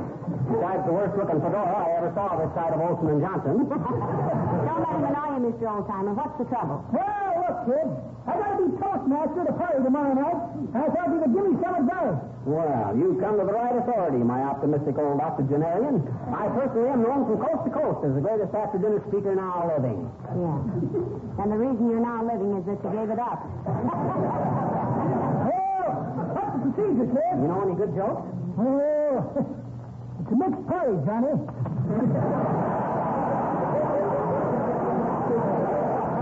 that case, you got to stick to whimsy. I'm going to be pretty nervous.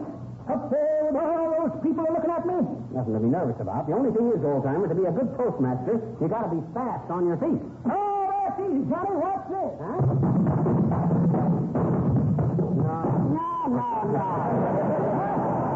Now, he means mentally, Mr. Oldtimer. You have to think fast. Be witty. The best thing to do is look over the personalities present and think of some cute thing to say about each one of them. And then when you get a break, boom, let them have it. Don't you think I'm kind of butting in? Well, why should they? You're the master of ceremonies, aren't you? No, I'm the toastmaster. Huh? I stand over by the sideboard and make the toast. Then they put it on a plate and pour chicken on a king all over it. Well, much obliged for the help, kids. Hope I can remember. Be witty. Fast on the feet. Personalities, boom, let them have it.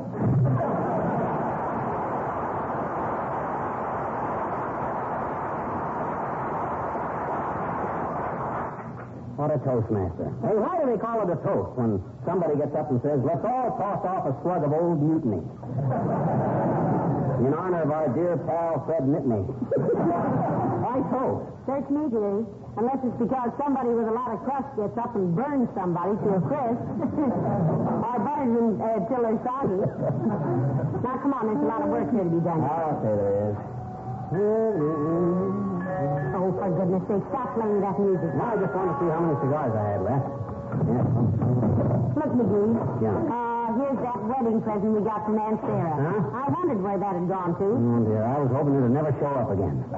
Who wants a marble Venus with a clock in her stomach? Now, I think it's beautiful. Here, wind it up and see if it'll run. You wind it up or I'll run. I get too embarrassed. Hello, folks. Am I intruding? Uh-oh. Who opened the closet? We're cleaning it out, Junior. Sure is a pile of inconsequential junk, isn't it?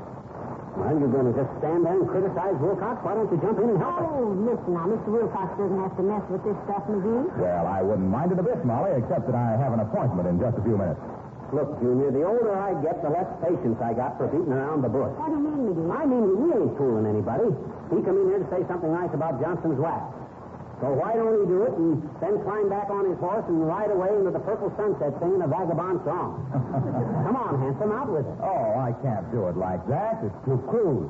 No finesse. Finesse my clavicle. Now, stop picking on Mr. Wilcox and get busy, Magee.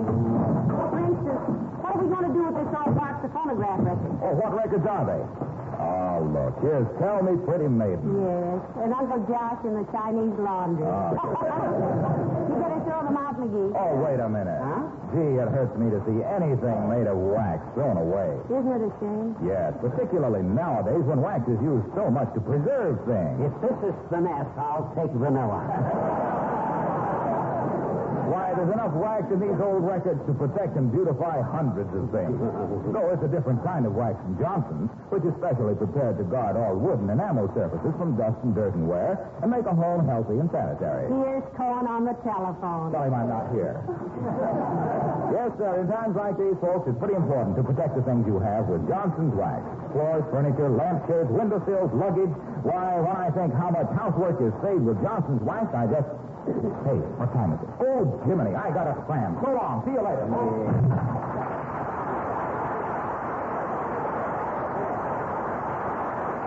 So, that was finesse. No wonder he left in such a hurry. What do you mean? He had to rush that tired old plug to a veterinarian. Come on, Magee, I've got 1,000 things to do, so let's get this stuff cleared away. Hey, look, let me handle this, Molly. You go do your housework. This is a job I can do better alone anyway. Well, all right, but if you need any help, you call me. Okay. Look at all this stuff. I wonder where Molly ever picked up all this junk. Take me off, get it straightened out. Come in. What kind of a father are you, anyway, to let your little girl risk her life climbing 35 feet up a telephone pole? Who, me? Well, gee whiz, this... There ought to be a law against irresponsible parents like you. The idea of letting a sweet little girl run wild in the street. What shame. Why, look, lady, I don't... Here you are, puttering around with a pile of worthless junk, while a little child is risking life and limb in the street. And Hey, cut it out. I haven't got it. It's a good thing I came along when I did. I have a good mind to report you to the authorities. If you really had a good mind, sis, you'd quit shaking your pocketbook at me and listen a minute. What child are you talking about? This one right here. Come in here, little girl. Hi, Papa.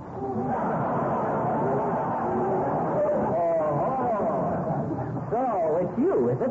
I might have known it was. And who are you calling Papa? Your Papa, dear. I'm gonna stop that. You call me Papa again, and I'll spank you so hard on your little you won't be able to sit down for a week. Why, you big brute. What kind of a father are you to talk to your little girl like that? Who said she was my little girl? She did. Did you, sis? Quit stalling. Did you inform this nosy did you tell this lady you live here? Yeah, I do, I bet you. Can I stay out and tell her if I longer, Papa? Now, you can go out and play for the next 10 years, you little double-crosser. If this isn't the worst case I ever...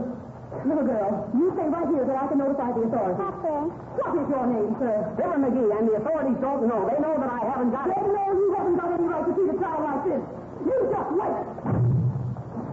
Look, sis, what goes on here? What were you doing up on that telephone pole? I was a lookout, mister. Huh?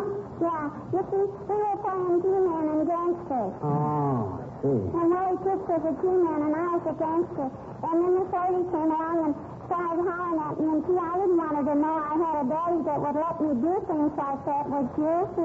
Would you? So you told her I was your daddy. Yeah. Put the blame on me, huh? Hey, you think the Mao's gonna rat on us, mister? What? I bet you she's gonna swear to the cops, I bet you. See if they hang this up on his teeth, they'll throw the book of yours. Oh, boy. You'll get the hot sweater. My name isn't Bump Mouth Bessie, the bad bimbo of Brooklyn. Look, sis, don't talk like that. You're too sweet and nice. Don't give me that, see? Huh? The heat's on, see? They'll have every harness store in town on her tail, see? Yeah. And Negro stay or no Negro stay, I'm taking it on the land, see? And just so you won't talk.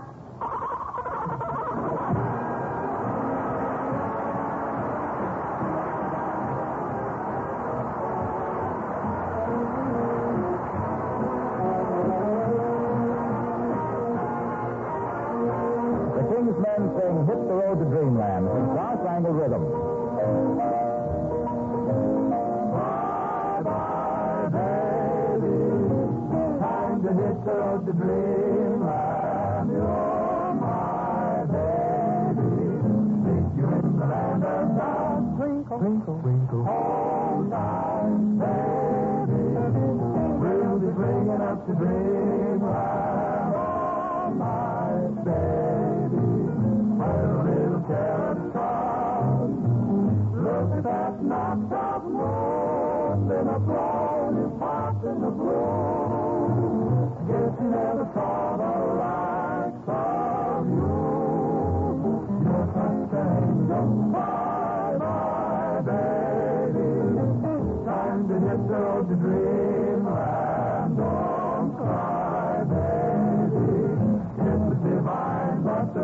has finally called.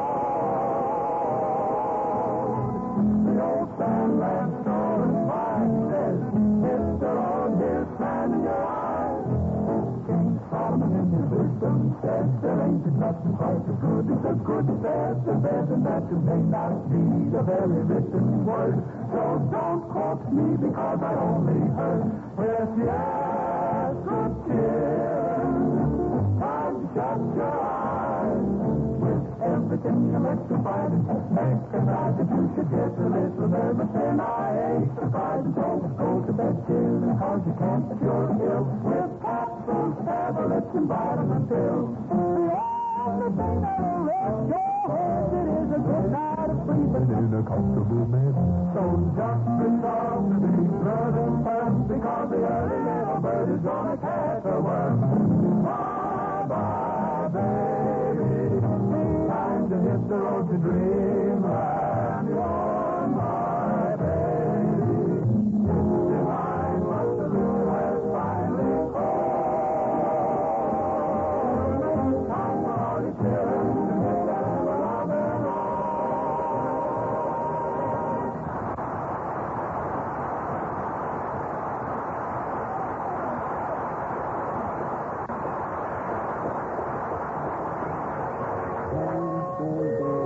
Wonderful little gadgets, music boxes.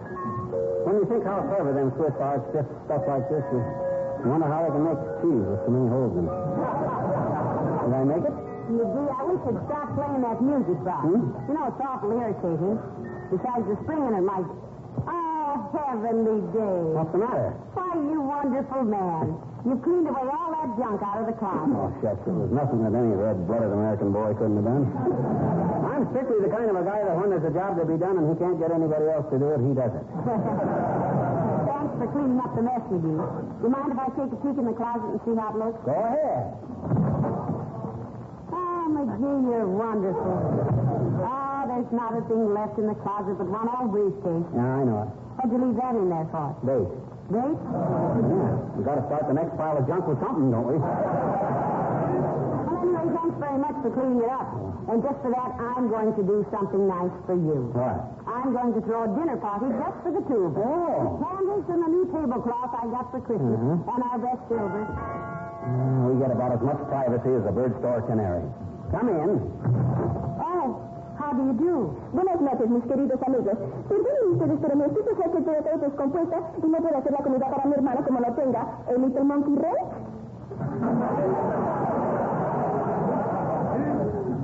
You understand French good enough to know what she said, Mom? I think it was Spanish, dearie. Oh. I recognize the words monkey wrench. Gee, so did I. I never knew I spoke Spanish. Look, sis, we didn't quite get it. What was it about a monkey wrench? Señor, y como no encuentro una, no puedo hacer la comida para mi hermano. Y a mí me gusta tanto sorprenderle cuando llega a la casa y no sabe. What's cooking? Well, I'd like to know what's cooking myself. Isn't she a pretty little thing, Magee? Yeah. You speak any English, sis? Oh, sí, señor. I speak the English much good. She's not doing it much good. You live around here, dearie? Sí, señora. Mi casa está muy cerca down the street. Oh, must be a new neighbor. And you want to borrow a monkey wrench, eh, sis? Sí. Yes, I see. You see, Mom? Yes, I see too, dearie. Yeah. She wants to borrow a monkey wrench. Yeah. Spanish is a cinch for us. What do you want the monkey wrench for, sis? My stove. He is broken. Oh. I fix him, I cook. My brother, he's coming home soon tonight. He's a noche. No fish, no tiene. Y si mi hermana no tiene la comida lista cuando mi hermano llega, entonces ella está sticking her neck out, ¿no? I think I get it, Magee. She wants to take the wrench and fix her stove. So she can cook the dinner for her brother. Yes. That's right, sis? Sí, señor. Oh, you are a very smart Alex.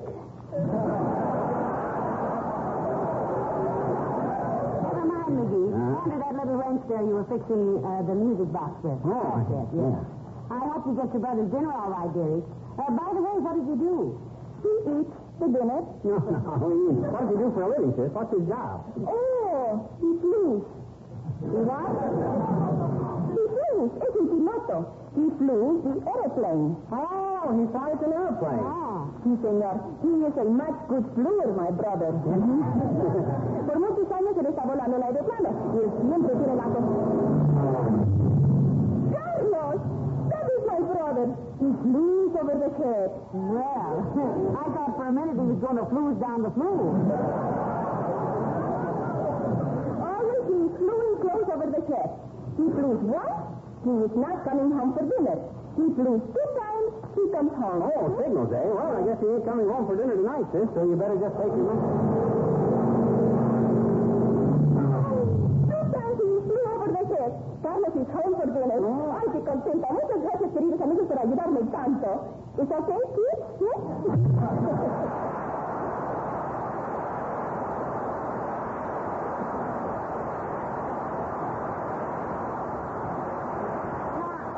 I know who she is, Magee. There's some South American pilots stationed out at the airport. I'll bet her brother's one of them. If she's going to be a neighbor, you better brush her up on her English. She's liable to come over to borrow 2 eggs and go home with the catcher's mitt and the piano stool. Never mind that now. You come with me. Where? Never mind. Come along. Well, what are we going to do? We're going to have a little dinner party all by ourselves. I'll get out the silver and the candlesticks, and you get my new tablecloth out of the linen cabinet. Oh, now, Molly, you shouldn't go to all this trouble. Well, darling, I want to. You've worked hard and you deserve it.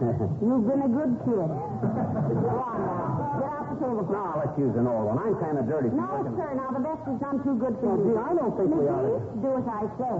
Get that tablecloth out of the linen cabinet. Yeah, but look, Molly. Well, if you won't, I will.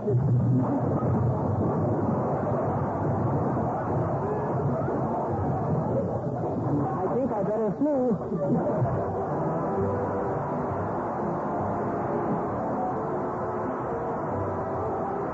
Here now, I've got to break down and make a confession. The other day, a woman accused me of telling only half the truth. It was in connection with a story I've told you several times on this program about how Johnson's Wax helps to keep your home sanitary and healthful because a waxed home is a clean home. She said I had completely forgotten to tell you one of the main reasons why Johnson's Wax keeps things clean. Because it cleans as it polishes. Well, that's true, folks, and I'm sorry if I haven't made that clear. You see, all 3 forms of Johnson's Wax, the paste, liquid, and cream, contain 1 or more active cleaning agents. When you apply them, they remove dirt and grease, and at the same time leave a tough film of wax that seals the surface against dirt and guards it against wear. Then when you rub the waxed surface, it glows with that matchless mellow beauty that good housekeepers and decorators so much admire. What's that you got there, Magee? Oh, an old handbill I found in that closet junk. Advertising the act I had in Chautauqua. Heavenly days. Fibber Magee and his talking rooster. I never knew you'd been in Chautauqua. That was just for one summer. I missed the train and got stranded in Shingle House, Pennsylvania. Anyway, the rooster didn't really talk. I used ventriloquism. Like Edgar Bergen, huh? Yeah, only much smarter. Go on. You were smarter than Edgar Bergen? Why, certainly. Is Bergen smart enough to have a partner he can eat?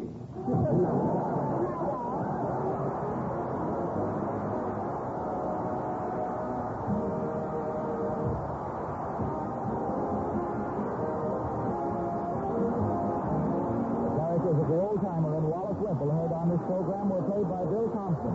This is Harlow Wilcox, speaking for the makers of Johnson Wax Finishes for home and industry, inviting you all to join us again next Tuesday night. Good night. This program reached you from Hollywood. This is the National Broadcasting Company.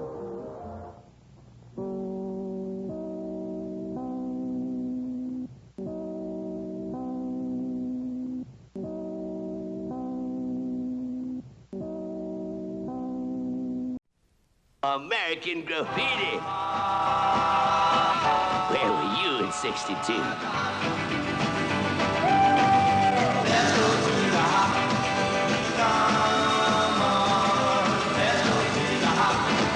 Grab that special one and jump into your candy-colored custom or your screaming machine, cruise downtown and catch American Graffiti. American Graffiti. Baby, what's that? It's a movie. Can you dig it? Can you dig it? Go back in time. Where were you in '62? Is that you in that beautiful car? Jeez, what a waste of machinery. 1, 2, 3 o'clock, 4 o'clock, rock. 5, 6, 7 o'clock, 8 o'clock, rock. 9, 10, 11 o'clock, 12 o'clock, rock. We're going to rock around 10 o'clock tonight. What did you say? Someone wants me. Someone roaming the streets wants me. I bet you're smart enough to get us some brew. A ballpoint pen, a pint of Old Harper. Okay, you got an ID for the liquor? Nah, I left it in the car. You'll have to get it before. Oh, well, I forgot the car. We're finally getting out of this turkey camp. You just can't stay 17 forever. If you ever get tired of going steady with somebody that ain't around, I'm up for grabs. If I had a boyfriend, he'd pound you.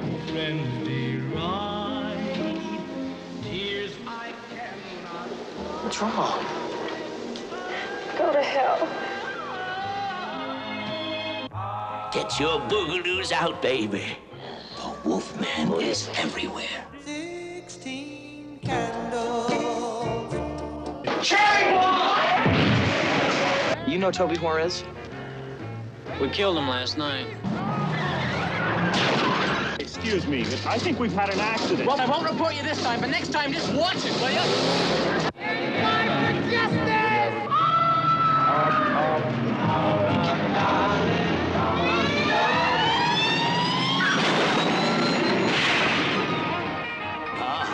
Can't stand it, man. I can dig it. It's one of those great old movies about romance, racing, and rock and roll. Oh, American Graffiti.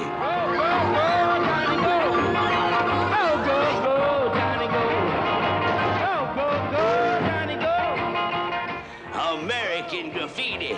Where were you in '62?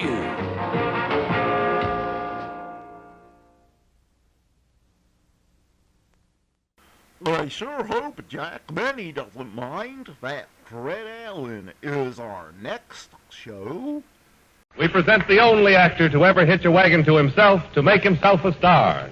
That Mickey Rooney of yesterday, Fred Allen in person.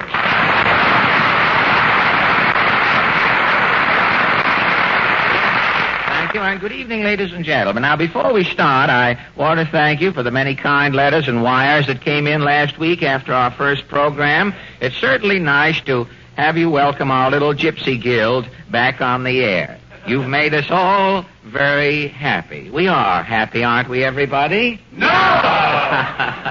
Yes, you've made us all very... I'm not happy, Fred. Who said that? I did. Jimmy Wallington. Well, what's wrong, Jimmy? You're not happy? Why, I thought your announcing went over with a bang last week. Oh, it wasn't my announcing, Fred. I know when I said Texaco products are the best, I was a ball of fire. I'll say you were. That's not only one man's opinion yours. That's mine, too. That's two men's opinion. Thanks, Fred. I'll say you were a ball of fire, Jimmy. Of course, after you burned out a little, you played it as a clinker, but... the spark was there. Now, why aren't you happy?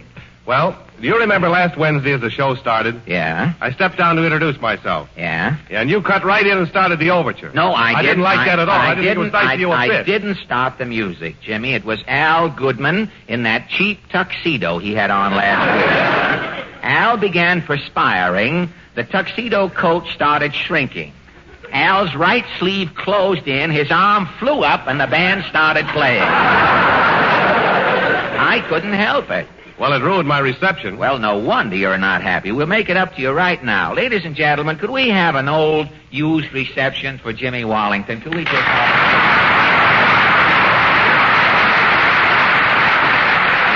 Thank you. As of last week, there you are, James. Now, are you happy? Oh, you bet. I'll be right home, Ma. He won't either. He's portraying a part there. Now that we're all happy. Happy, he says.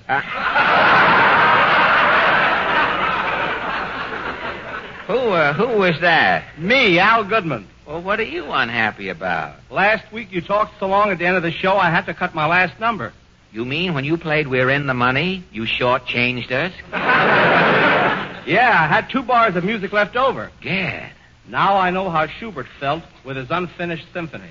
And Blossom Time, too, you could... Well, no wonder you're unhappy, Al. We'll fix that right away. Ladies and gentlemen, Mr. Al Goodman will now give you the music he had left over from last week. Carry on, Mr. Goodman. Yes, sir.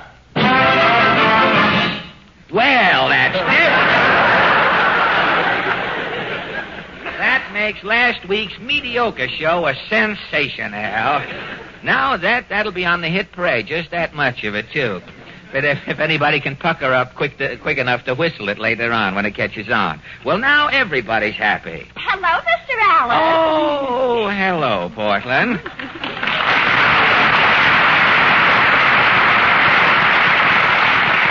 I hope you're happy about last week's program. Yes, what do I care what people say?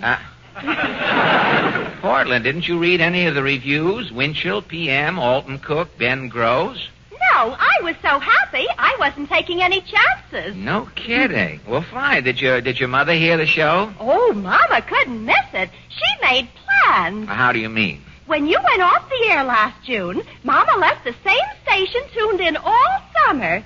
She just sat there and waited for you to come on again. She was tuned into the station we were on last year and heard this program last Wednesday night? Yes. Mama said when you started joking about Ida and your 5 daughters...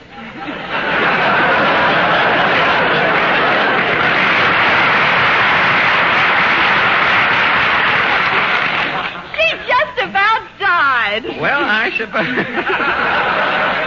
That about comes under the heading of ad-libbing, doesn't it?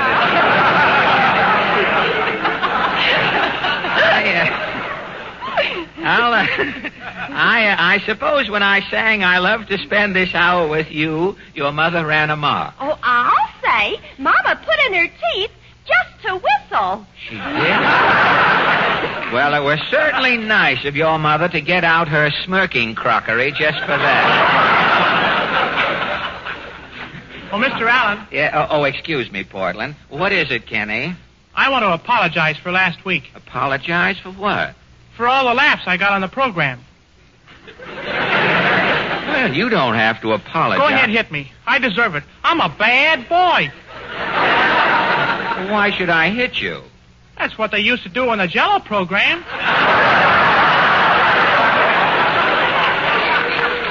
The comedian on that program... Once I got 5 laughs, and he beat my brains out. Well, why didn't you beat his brains out? Somebody beat me to it.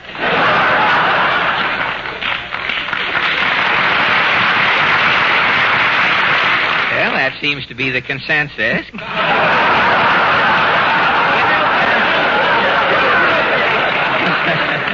Well, you don't have to worry about provoking mirth on this program, Kenny. But I'm supposed to be a singer, and last week I got all the laughs. Well, no, you didn't. I got a lot of laughs. Oh, you're just saying that to make me feel good. No, I'm not. I got plenty of laughs last week. Honor bright? Honor bright. Hope to die? Well, not too often in this... Well, all right. I don't feel so bad about it now. Well, fine. Let's just forget the whole thing. I'll just stick to my singing. Yes. If I keep getting all the laughs and singing, too, one of us will have to go, won't one? Yes. One will. It won't be you, will it? No, Kenny, it won't be I. I get it. Now, look, Kenny, this program is a happy little family. On our show, no one person is responsible for a laugh. No? No, of course not. Now, I'll show you how a laugh works out. Listen. Yes, sir. Well, first, there are the gag writers who steal the joke. That's first. Then there is the publicity man, Fizdale, who lets the public know a week in advance through all the papers that the joke is coming. Then the joke is finally told on the program. Jimmy Wallington signals the audience that a joke has been committed. The cast runs up and down the stage making faces. The drummer stands up and drops his trousers, and the laugh follows.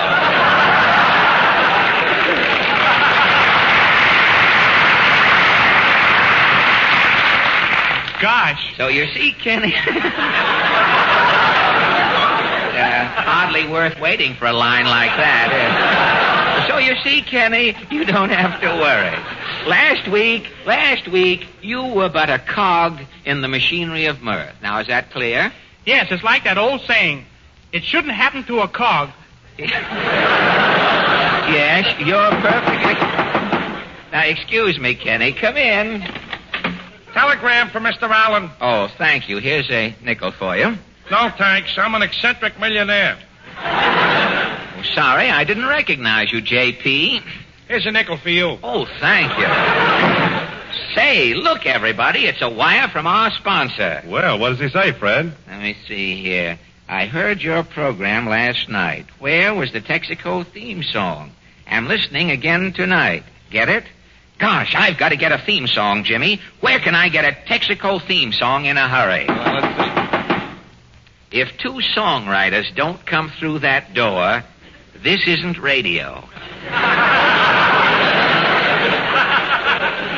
Come in. We're two songwriters. This is radio. And I'll wager that you boys have a Texaco theme song with you. You are positively psychic, brother. Get a load of this. A 1, a 2. There are miles. You ride by bicycle. Bicycle. There are miles. You ski in snow. In the snow. There are miles. You hop along on pogo sticks. While you're bouncing to and fro. There are miles. You walk for a pack of camels. There are miles. You skate on ice like glass. I'll take it. But the miles that fill you most with a gladness are the miles using Texaco gas. Fill up your tank.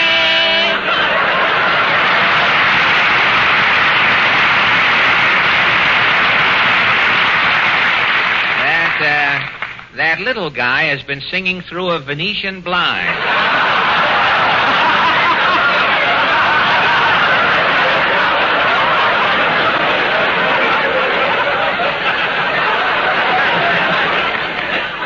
His voice is not only flat, it only comes at you so long, and it's not...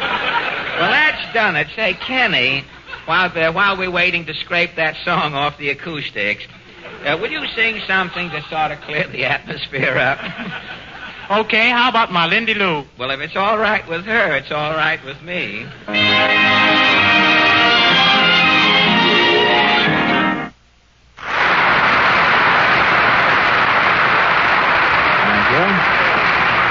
Thank you.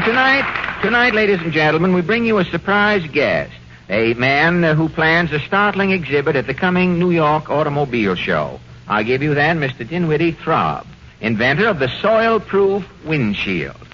Now, Mr. Throb, just how did you work out this soil-proof windshield? Well, first, I made a thorough survey of windshields in general. Yeah? I found that the average windshield is dirty only on the outside. Mm-hmm. Well, therefore, in developing my windshield, I put the outside on the inside. Really? Eureka, I had it. Well, it is semi-amazing, but I don't get it. Well, it's very simple. You see, the outside, which normally gets dirty, is now on the inside, so it stays clean, and the inside, which stays clean, is now on the outside, so it doesn't get dirty. Look for me at the auto show, Mr. Allen. Well, why should I go down cellar just for that? I'll look for you, Mr. Throb, but I doubt if I'll find you. What do you think, Jimmy? Well, I don't know, Fred. But here's the man who can tell you what you will find. Larry Elliott. The New York Automobile Show, opening this Saturday, October 12th, and similar shows throughout the country, will give motorists a close-up of the great 1941 models. And every streamlined beauty will hold out the exciting invitation to drive a completely new car for the first time. To enjoy this... Al Goodman and his men who have a rendezvous with rhythm and have just kept it have only now completed Begin the Begin. And now you got around to that kind of late, didn't you, Al? It's been out 8 or 9 years, hasn't it, Begin? What are you taking from an old hit parade or something? And now, ladies and gentlemen... Mr. Allen! Yes, Portland? There's a lady here. She says it's very important. Well, bring her over. It's probably an old fan that's winded. Mr. Allen will see you, miss. Thank you, Cherub.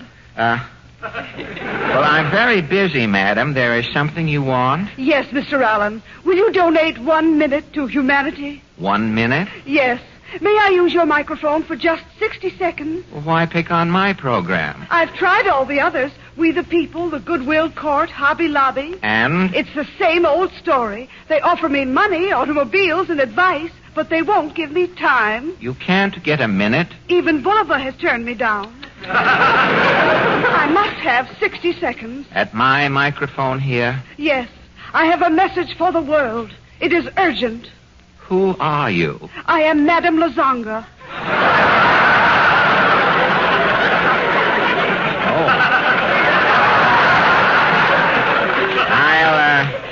I'll be happy to announce you. Stand by, world. You are about to hear an important message comes to you from Madame Lazanga. Madame Lazanga. The 7th lesson is ready.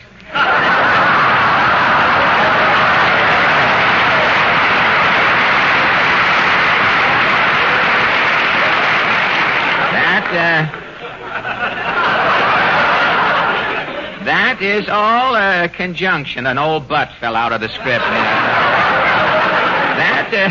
That is all, madam. Yes, thank you. I am off. Well, you've got plenty of company around here. Portland, lock that door, will you? I've got to get on with our guest. Oh, is it anybody we know? Why, certainly is. Who is the most popular comic strip character current in the newspapers today? I give up. It's Superman. You mean our guest tonight is Superman? No, not Superman. Our guest is the man who, we put a traffic cop there so you can get back and forth easier. Our guest is the man who originated Superman, Portland. He has written all of Superman's exploits since this idol of millions made his first public appearance. He's Mr. Jerry Siegel. Good evening, Mr. Siegel. Good evening, Fred. So you are the man behind Superman, Mr. Siegel. No, I'm just one of the men, Fred. Yeah? I write the situations and the dialogue, and the strip is drawn by my collaborator, Joe Shuster. Well, you seem rather young to be the instigator of this highly successful feature, Mr. Siegel. How old are you? 25. And how long have you and Mr. Shuster been working on your high-voltage Robin Hood?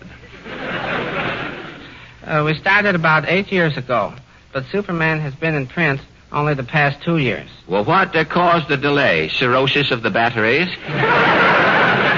No, Fred. It took us 6 years to sell Superman. He was turned down by almost every comic editor in the country. Well, they laughed at Fulton with his steamboat, you know. I guess around your hometown, Superman was known as Siegel's Folly. Tell me, where and when did your strip first appear? In May 1938, Superman came out in a magazine called Action Comics. Was he well received? The strip attracted so much attention that the publishers decided to give Superman his own magazine. And then his popularity increased by leaps and bounds. Yes, Fred. Today, Superman is in 218 newspapers, reaching 20 million people. He's in magazines, on the radio, and now he is going to appear in Paramount shorts. Well, who is Superman really supposed to be, Mr. Siegel? He isn't just old Frank Merriwell with a dynamo in his union suit, is he?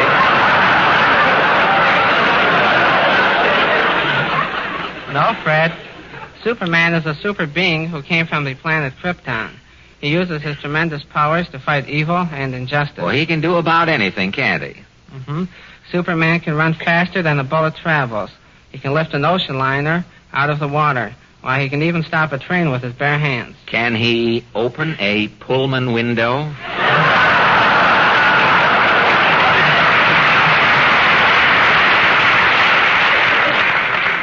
Easily. What a man. Well, I noticed that Superman is always benefiting humanity. Yes, Fred. He saves people from floods, stops wars, and he's always breaking up crime rings. Well, fortunately, Superman only exists in your imagination, Mr. Siegel. If he stamped out all of our crime, J. Edgar Hoover would be reduced to playing bits on Gangbusters. So how far ahead do you have to write your strips?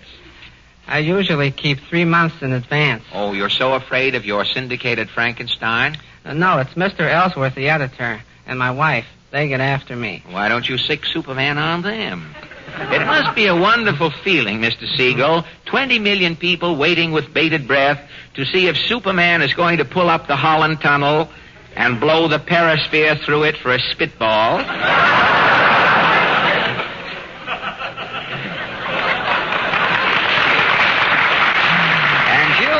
You are the only man in America who really knows what's going to happen. I don't feel any different, Fred. Oh. You're just being modest, Mr. Siegel. After all, you dominate a muscular marvel with a dual personality. When Superman isn't Superman, he's disguised as a reporter, isn't he? Yes, he's Clark Kent, a meek little chap with glasses. When Clark has to perform a miracle, he switches to that Superman harness, huh? That's right. He wears athletic tights and a long cloak. Well, what I can't figure out is this, Mr. Siegel. Now, how does he change his clothes so fast? Well, after all, he's Superman, Fred. I wouldn't care if he was Gypsy Rose Weinstein.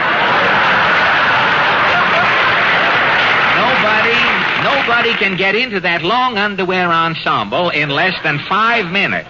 Now, how does Superman do it? Well, confidentially, Fred, he wears his outfit under his business suit. Oh, when he's Clark Kent, he has those streamlined balbriggans on underneath, huh? Right, he's always ready for action. Well, if he wears woolen underwear all the year round, he sure gets action. Well, thanks a lot, Mr. Siegel. I've certainly enjoyed this opportunity to get the lowdown on Superman. It's always a pleasure to talk about my protege, Fred. You know, confidentially, if your Jumbo Peter Pan can use a part-time job, I'm going to have a little chore coming up around here about the first of the year. Superman is good at lifting things, isn't he? Yes, Fred. You want him to pick up something? My option. Well, I'm afraid that's the one thing that even Superman can't do. I get it. Good night, Fred. Good night, and thank you, Mr. Jerry Siegel.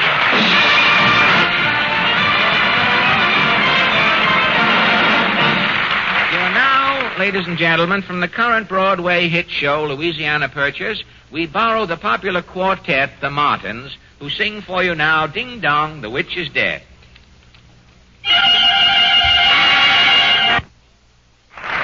Say, what's this paper all over the floor? Kenny, did you tear up this driver's license here? Yep, I'm through driving here in New York. What's the matter? The finance people get your car? No, it's those hand signals. Gosh, out in California, I never put out my hand when I was driving, unless I wanted to know if it was raining. Oh, but here in New York? I made a turn this morning without sticking out my hand, and you should have heard what a truck driver said. What did he say? It wasn't hello. Or any part of it? Well, I can see.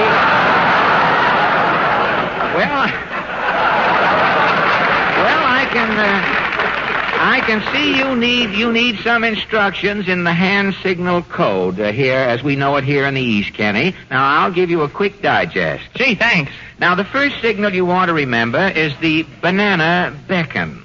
The banana beckon? The banana beckon, well known here in the East.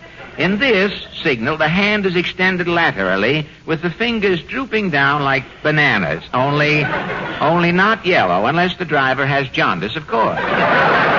Well, what does that signal mean, Mr. Allen? This signal, left turn, also right turn, stop, or back up. Well, isn't there any signal that just means turn? Well, that depends on where the driver's going to turn, Kenny. In one of the most important signals, he doesn't use his hands at all. The driver just uses his head. Uses his head? That's when he's going to turn into a Texaco dealer station. Am I right, Jimmy? Absolutely correct, Fred. Motorists really enjoy meeting Texaco dealers. And that's because this is Mr. and Mrs. Average Man's Roundtable, where 3 persons selected from our studio audience are invited to give their opinions on a question that concerns some prominent issue of the day. Now, this little session is entirely unrehearsed. Something wrong, Fred? I was trying to blow. I thought I had bubble gum, and I was trying to, but it wasn't bubble gum. Well, I think it's an old piece of glue. I just thought of whoa, and my mouth snapped shut. Well, this is the question of the week, Jimmy. Thank you. And the forum is all assembled here. You don't mind me. That was quick. You know, you got through that adjustment fast. Yeah. Well, thank you. Well, you can go ahead and talk, and I'll talk over here. It isn't sanitary, 2 people using the same mic, you know. But our forum is officially open for the question of the week. Portland, if you'll kindly introduce our first guest. Yes, Mr. Charles Ernest Wichtendale from the Bronx, New York. Well, you sure you got the name? Thank you. Mr. Wigton Dahl, is that correct? That's quite correct. May I ask your profession, what you do in the Bronx, please? I'm a laundry route salesman. A laundry route salesman? That's correct. Were these your customers applauding? You didn't bring 3 or 4 customers down in the truck tonight, did you? Well, what laundry do you work for up in the Fox Square Laundry Company. Fox Square, is that in the Bronx? Yes, sir. I said, do you have a slogan with your company? Yes. Does your company have a slogan? Most of them do. There's one up home has a slogan, a wet wash company. Why kill your wife? Let us do your dirty work.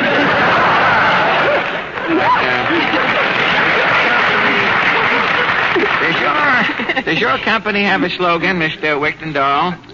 Our slogan is, we wash everything but the baby. You wash everything? Hey, it's just as well if somebody accidentally left a baby in a laundry bag and you starched it and sent it back, and the people discovered they had a little stiff in the family at that age. Well, all right. Thank you, Mr. Wigton Dahl. And now, Portland? Mrs. Josephine Robinson from Jackson Heights, Long Island. Well, good evening. Thank you. That's Maya LaGuardia. I guess she hasn't gone home yet. Mrs. Robinson, do you live in Jackson Heights, do you? Yes, I do, Mr. Rollins. You work over there? No, I'm a housekeeper. Oh, a housekeeper? Well, that's sort of, you're in the same business that Mr. Wigton Dahl is in a remote way. You're doing flat work over there. But how are things over in Jackson Heights? Well, very nice, Mr. Rollins. They are? Well, I'm certainly pleased to hear that. Well, as you drive out there on Roosevelt Avenue, Jackson Heights reminds me always of Neon and Neighbors. That's all you can see on the way out. Well, thanks a lot, Mrs. Robinson. It's very nice. It's building up. Over there quite a lot. They tell me they're so short on mice that many of the mice are winded running from house to house.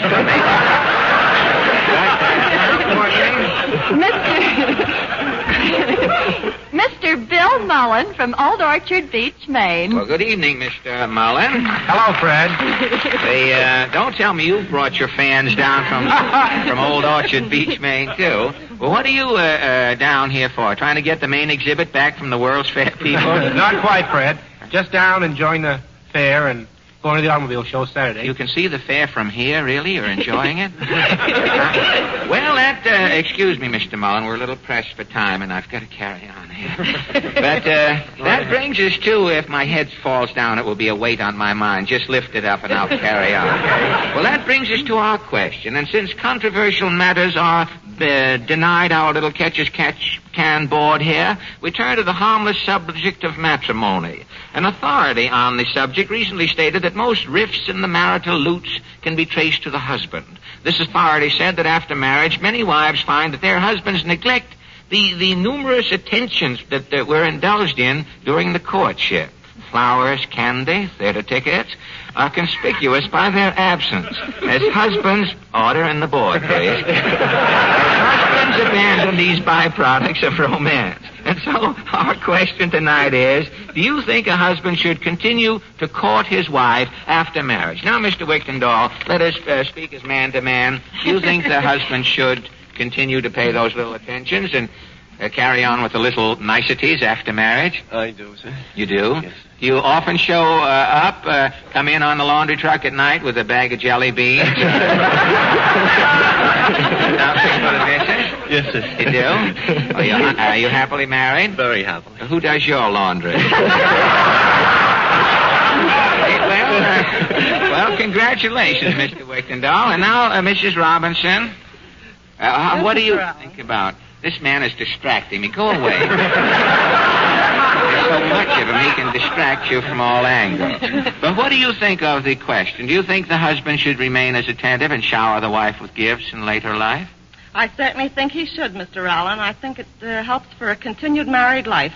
Mm-hmm. A happily married life. Well, how long have you been married, may I ask? 23 years. 20. Are you happily married? I am. See, you can get applauded for anything on the radio.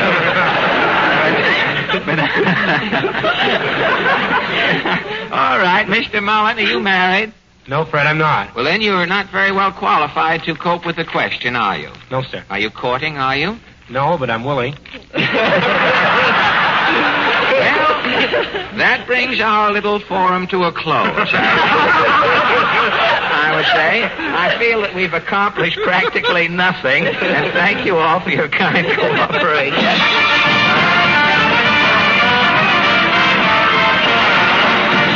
You're now Kenny Baker. Yes, Fred? Do you need some more comedy? Oh, excuse me. I'm so tired I see your lines in my place. Well, not right now, comedy, Kenny.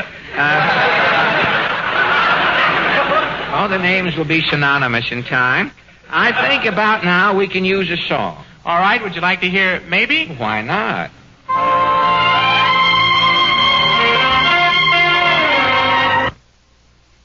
Jimmy, have you got a second to go over these figures with me here? What figures, Fred? Well, these things here. There's some statistics my personal research bureau has compiled on last summer's crop of automobile tourists, Jimmy. I see. Now, I know that you're an expert on motoring, so we should just listen to these and see if they sound correct. Check on them. Why, surely, Fred, sure. Well, this first one here, during the touring season, the past touring season, 593 motorists got themselves folded into their own road maps and were never heard from again.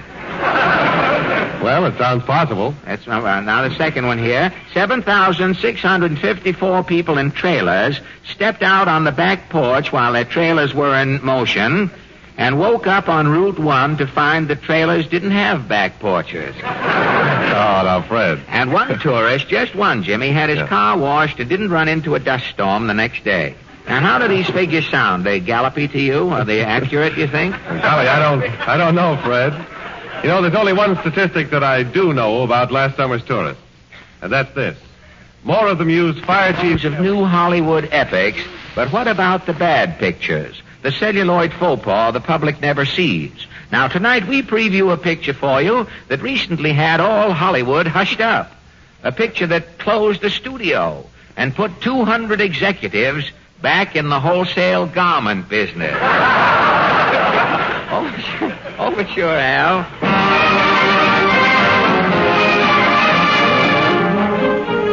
This is the story of a Hollywood flop.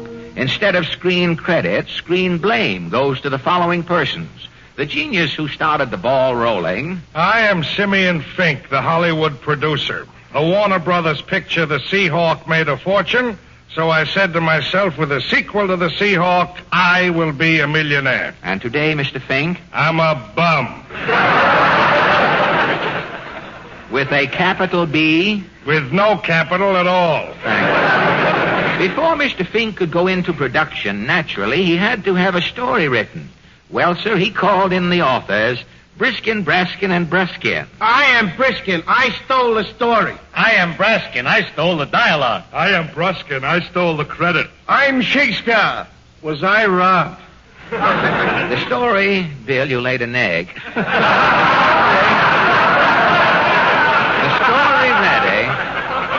The story ready. The studio swung into action. They called in... I am Duval, the director. I called the sequel to The Seahawk, The Sea Buzzard. Are you still directing, Mr. Duval? Yes, I am directing traffic in North Hollywood. The star of the picture was... I am Horace Snide. I played the male lead in The Sea Buzzard. Everyone in Hollywood said I would go a long way. And did you? Yes, I am now living in Bayonne, New Jersey. When The Sea Buzzard was finished, it was previewed. One man said... I saw the Sea Buzzard. I refused to give it one bell. Oh, are you a critic? No, a good humor man. There was only one other person involved in this celluloid catastrophe. Yes, I am the ghost of Gideon Levy. I loaned Fink $1 million to produce The Sea Buzzard. Whatever became of you, Gideon Levy? I saw the picture. Better death than dishonor. Where are you speaking from? Dante sends his regards. Well, it's all inferno. There you have the story of The Sea Buzzard, the sequel to The Seahawk, ladies and gentlemen, a picture Hollywood hasn't dared to mention. We preview it for you here tonight. The story takes place in the year 1540 A.D. The pirate ship, the Sea Buzzard, is homeward bound on the high seas. Ahoy,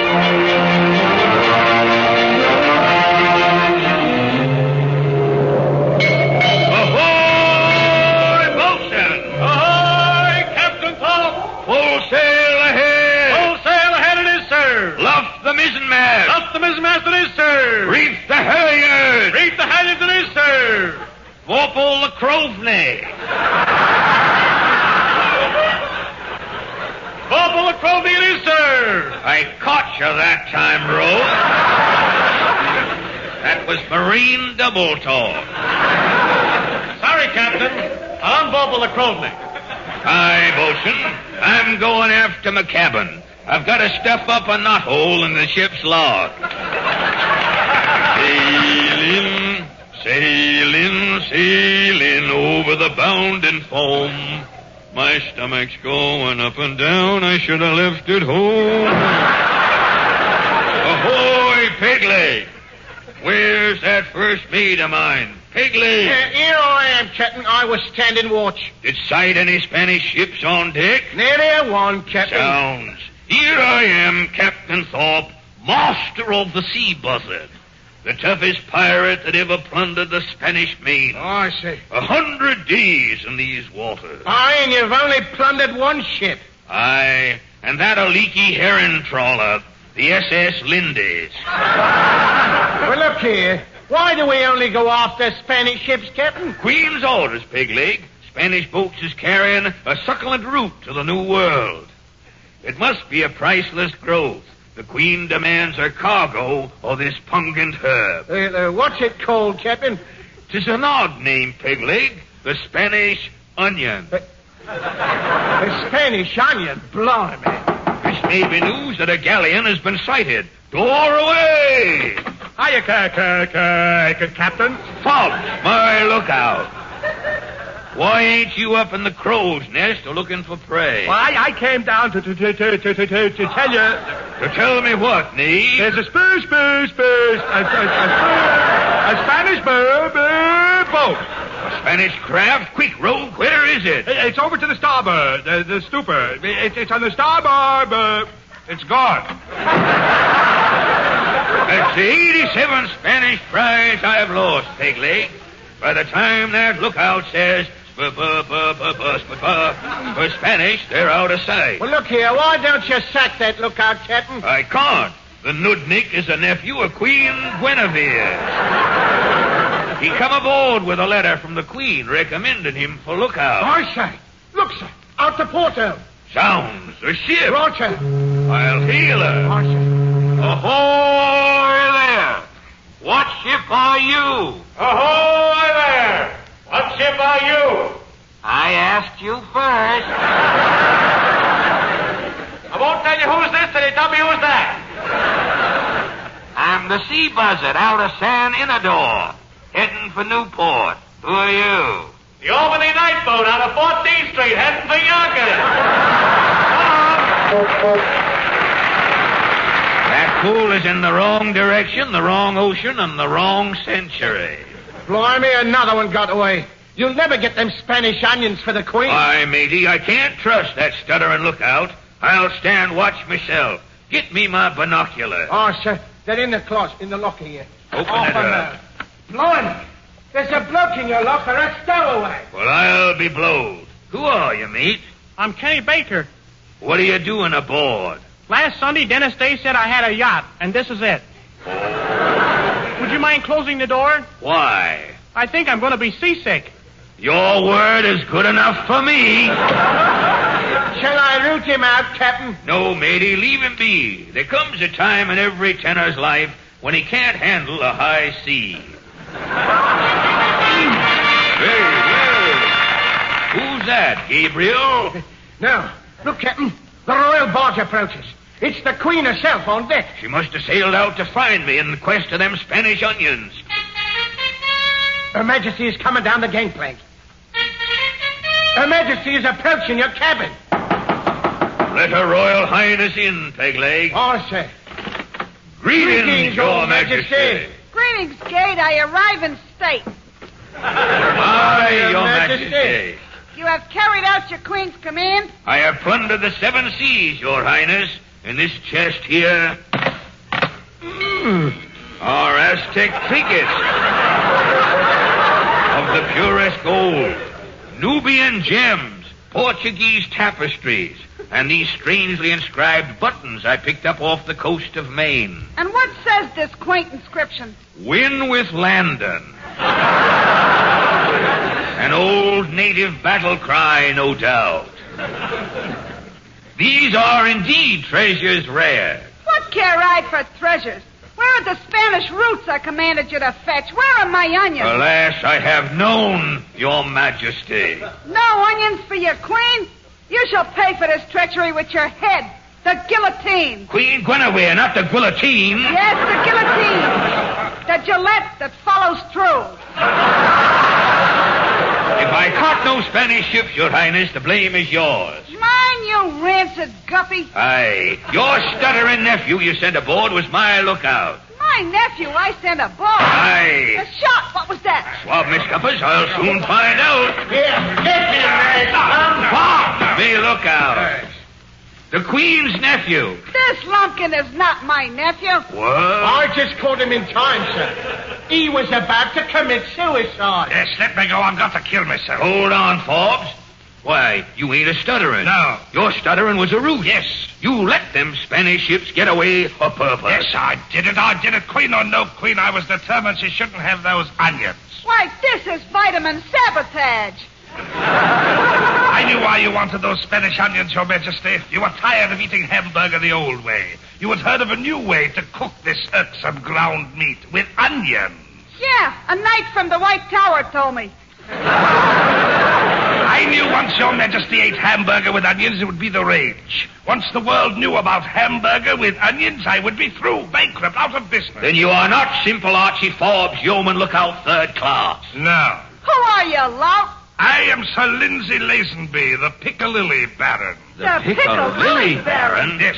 You see, I had no choice. He's right, Your Highness. Once the world has tasted a hamburger with onions, Piccalilli will be through. Aye, and I vowed that day would never come. Well, you've kept the onion from me, but you can't keep it from the wild. Centuries hence, all mankind will eat the onion. Aye, and in every land, it'll be the breath of a nation.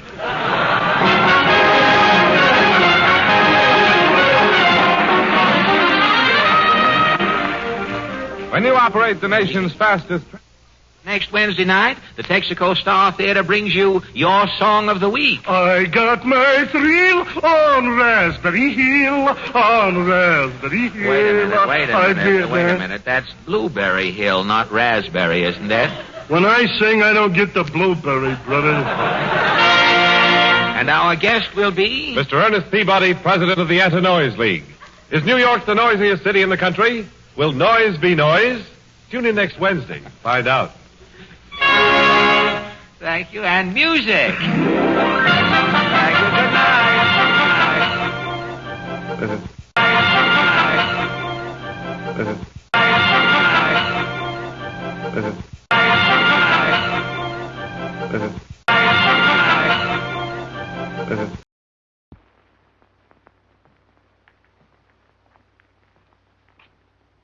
Ladies and gentlemen, your attention, please.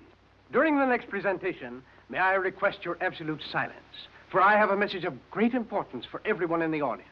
Now remember, please, absolute quiet.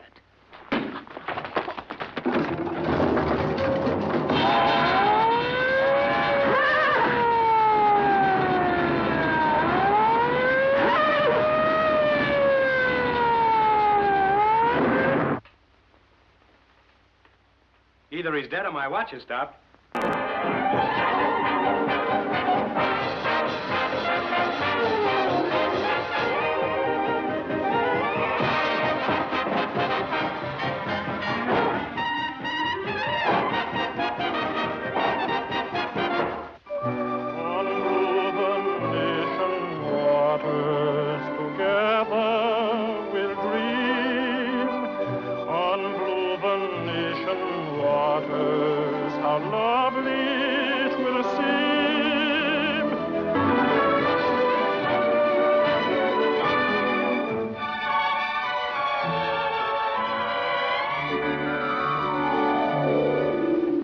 Doctor, may I have one of your photographs? Why, I haven't one. I can let you have my footprints, but they're upstairs in my socks.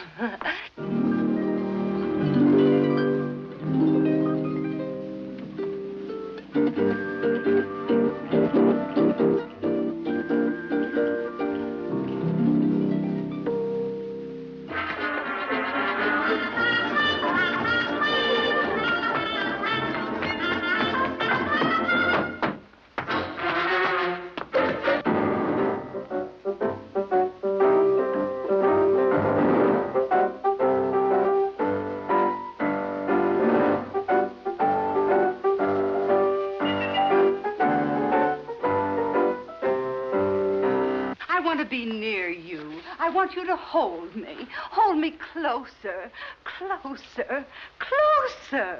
If I hold you any closer, I'll be in back of you.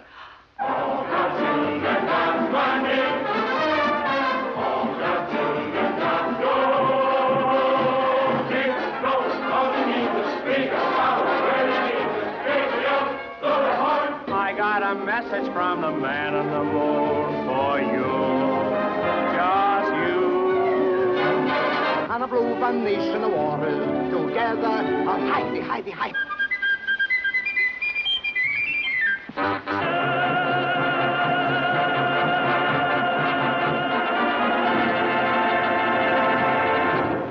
Now it is time to go back to Dodge City with Gunsmoke.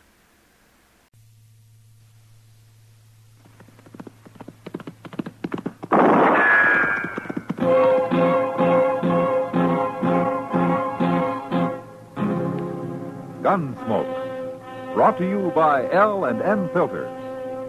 This is it. L&M is best, stands out from all the rest.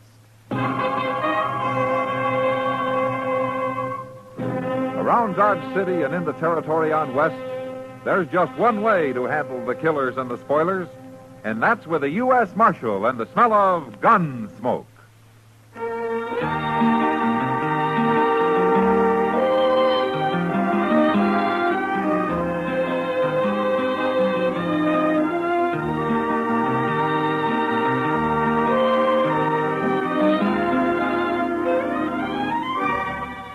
Gunsmoke, starring William Conrad. The transcribed story of the violence that moved west with young America. And the story of a man who moved with it. I'm that man. Matt Dillon, United States Marshal. The first man they look for and the last they want to meet. It's a chancy job, and it makes a man watchful. And a little lonely.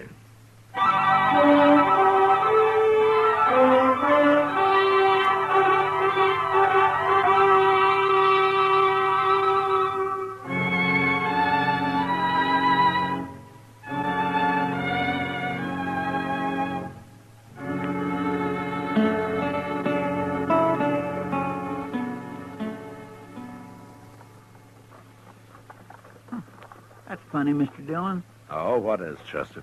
Look up the street there. What? Coming out of the Long Branch. Yeah, come on. I don't understand it. I didn't hear no gunshots. Well, that man they're carrying got hurt somehow, Chester. If he'd only passed out drinking, they'd probably left him under the bar and stood on him to improve their reach. Oh, I've seen that happen, Mr. Dillon. I've really seen it. Now, look, there's Doc with him. Well, he's got better ears than I have if he heard any gunfire. Now, there are other ways of killing men, Chester. Oh, yes, sir, that's true, Mr. Dillon.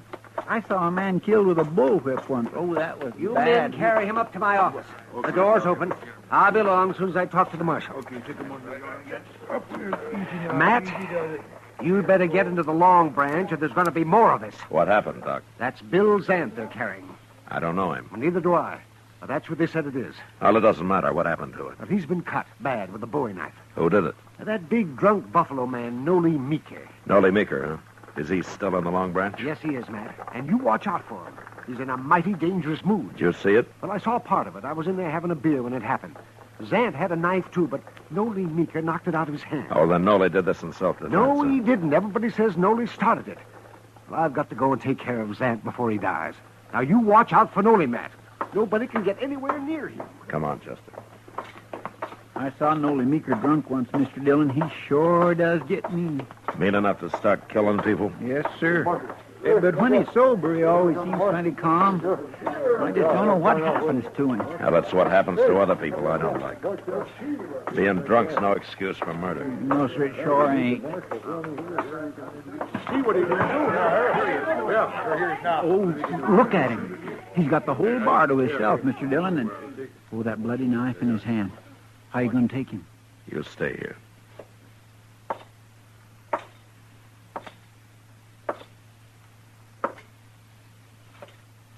Evening, Nolly. Get away from me, Marshal. Why don't you drop the knife, Nolly? You're in enough trouble now.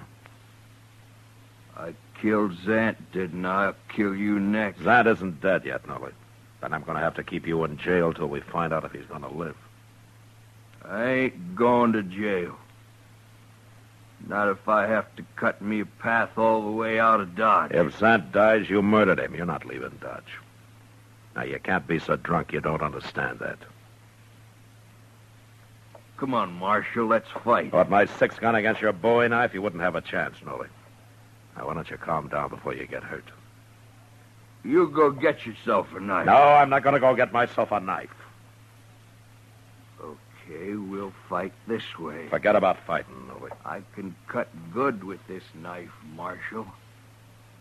I can throw it, too. Stop it, Nolly. Didn't know that, did you? Watch. Hell, you don't throw too good when you're drunk.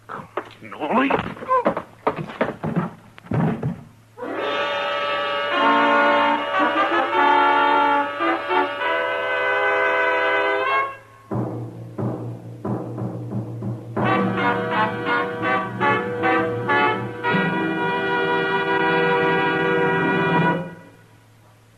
This is it. L&M is best. Stands out from all the rest. This is it. L&M filters. Perfect gift for Christmas, too. Light and mild.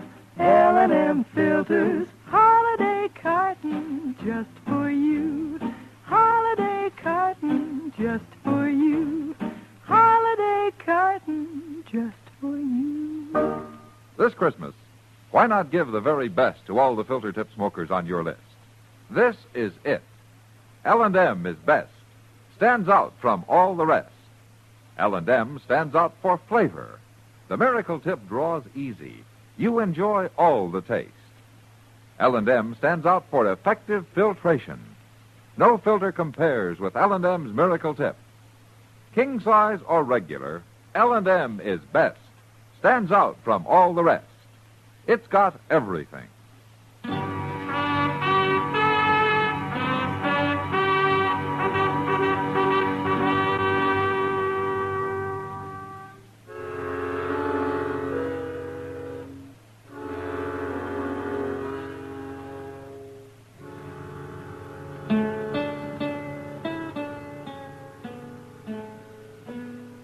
Feel pretty good today, do you, Nolly?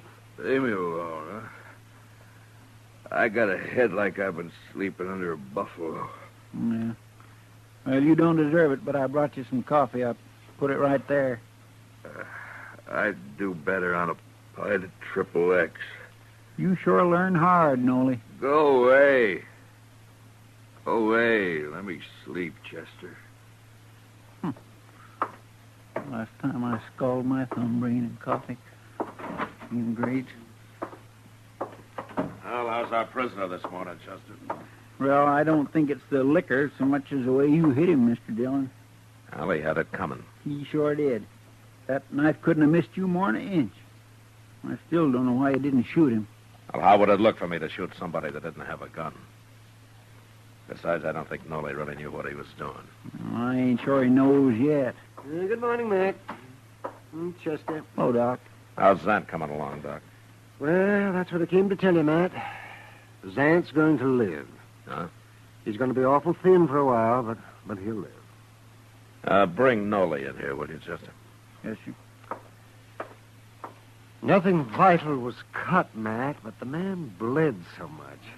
It took me over an hour to get it stopped. For a while there, I thought he'd surely die. You know, it's too bad there isn't some way to get blood back into a man when he loses that much. Well, I don't know how you could do that, Doc. Oh, if I could. I'd save twice as many lives as I do. Well, I'm going to go to bed, Matt. It's been a long night. Thanks for coming down, Doc. That's all right.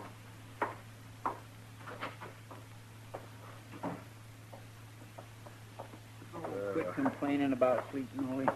You just escaped years and years of it, whole centuries. I'll take that on any time, Chester. What'd you want, Marshal? You sober enough now to tell me why you took your knife to Zant last night, Nolly? Personal matter? Well, maybe you better tell me whether it's personal or not. I'm not going to turn you loose to go stab him again. Turn me loose? You didn't kill Zant. He's going to live. Now, what were you fighting about? A woman? Is that all? You got something against women, Marshal? That's not what I meant. I've known you for a long time, Nolan. You never seemed like the kind of a man who'd try to kill somebody over a woman. When I'm drunk, I get mean, Marshal. I'll fight over anything. Even a woman, huh? Now you're fogging me up again, Marshal. Okay. Where did you know Zant? We've both been working for Ezra Marcy. Collecting buffalo bones? We gather 'em up off the prairie and bring 'em back to Dodge and sell 'em to Marcy.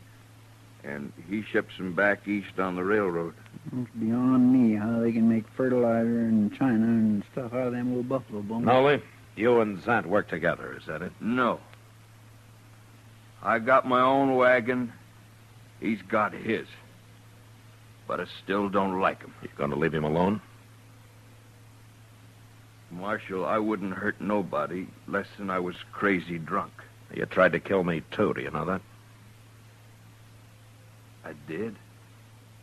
Oh, Marshal, I don't believe that. You threw your bowie knife at me. And you're lucky I didn't shoot you. I shouldn't have done that. Well, you start drinking again, and I'll throw you in jail as soon as I see you.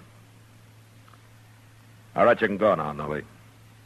But you came awful close to hanging. You just remember that. Well, my pa always said I'd hang. I won't cause no more trouble, Marshal. So long. So long, Chester. Goodbye, Nolly. Mr. Dillon, you believe that about them fighting over a woman? Oh, there might be more to it than that, Chester. Why don't you ask Zan about it? Well, if Nolly's lying, Zant will lie, too. But whatever they were fighting about, I doubt that it's over. He hurt Zant too bad for that.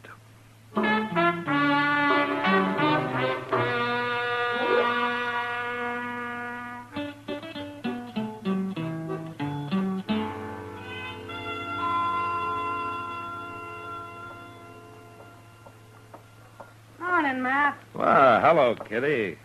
You waiting for the stage to come in? No, I just got tired sitting in my office. That's a funny thing about your job. Yeah? You're either doing nothing, sitting in your office, or standing around the plaza like some bum. Or you're the most violent man in Kansas. Well, it's a good thing I don't get paid for the job, isn't it? You'd starve. Oh, hello, Marshal. Hello, John. But still, nobody could ever pay me enough to go against Nolly Meeker and his knife the way you did a couple of weeks ago. Well, I could have shot him, Kitty. No, you couldn't. Not you. It's just what'll get you hurt someday, Matt. Or worse. Look, Kitty, I'll die when my time comes, just like everybody else. Matt, I'll feel better when I get some breakfast. Oh, haven't you eaten yet? I don't get up as early as some people. I'll go with you, Kitty. I could Good. use a cup of coffee myself. Oh, wait. Here comes Ezra Marcy. Looks Huh? like he wants you. Morning, Miss Kitty. Marshal. Oh, Marcy. Marcy. I got a job for you, Marshal. Oh? I wish I'd never made a deal with them men. Neither one of them. Oh, you mean Zant and Nolly Meeker? Them. They've been complaining and fighting more than they've been gathering buffalo bones for me. Oh, why don't you deal with somebody else?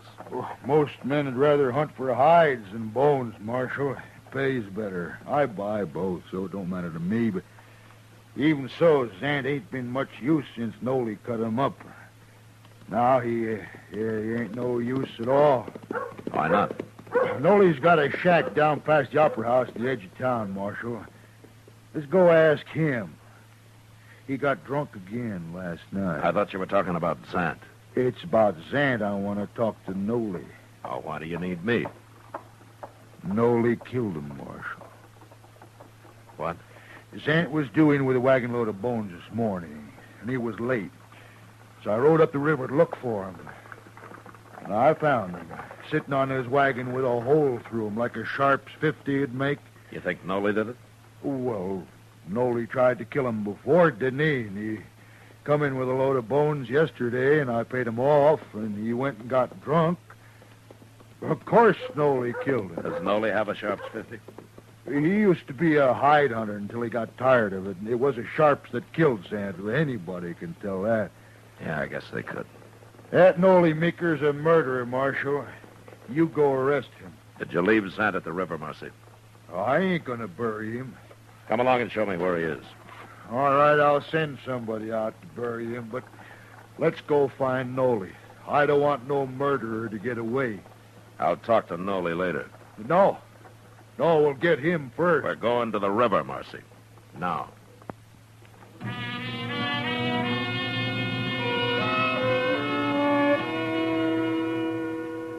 I went by the office and picked up Chester, and he and I followed Marcy up the river. Zant had stopped in a little cottonwood grove, apparently to water his oxen, a couple of miles above Dodge. And we found him there, slumped over the seat of his big Studebaker wagon, shot in the back. The wagon, piled high with sun-bleached buffalo bones, was headed toward the river.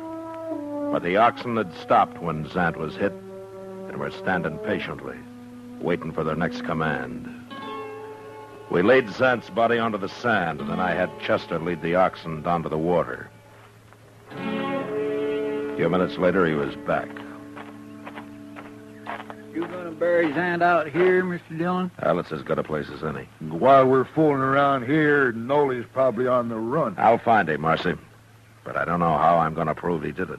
Well, you got all the proof you need. What if he's got a good alibi? What if he can prove he was someplace else when this happened? Marshal, now I ain't gonna miss Zant. But I ain't gonna watch a murderer go free, neither. I'm kind of against murder myself. Well, you're awful slow showing it. Wasting time coming out here and now all this talk about proof and such. I'm telling you, Marshal, if you don't see Nolly Meeker hung for this, I will. Lynch talks something I won't stand for, Marcy. Now, don't make it around me and don't start making it around Dodge. You're threatening me, Marshal. I don't threaten people. I warn them. Now, you know me. You know what I mean. We'll go find Nolly and see what he has to say. Chester. Yes, sir? We'll send somebody out for the wagon and those oxen. They can stand here a while longer. They've had their water. Well, you know, that's the funny thing, Mr. Dillon. Them oxen didn't drink no water. They didn't? No, sir. And they hadn't been to the river, neither. There wasn't no tracks between where they was standing and the river. Then why was Zant heading them toward the river? I don't know. But you'd think Zant would have known if they wasn't thirsty. Of course he would. Well, I guess it don't matter much, Mr. Dillon. I'm not so sure, Chester. I'm not sure at all. But let's go find Nolly.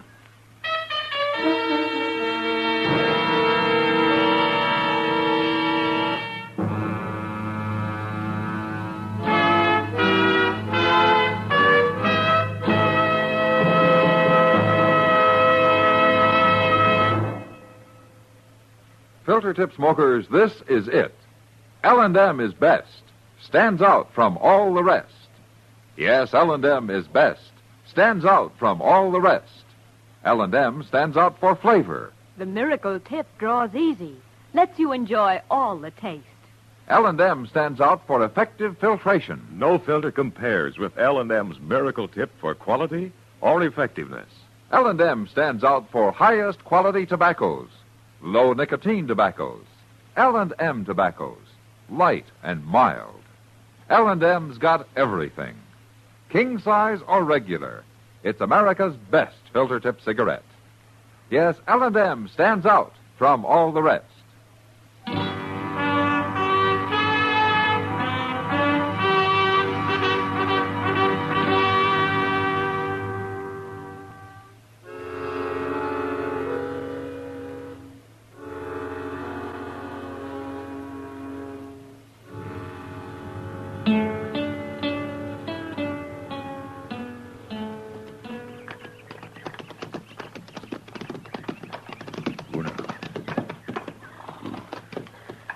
This is it, Marshal, right here.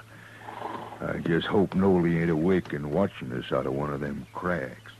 You can ride back if you like, Marcy. No, I want to be here when you talk to him. Okay.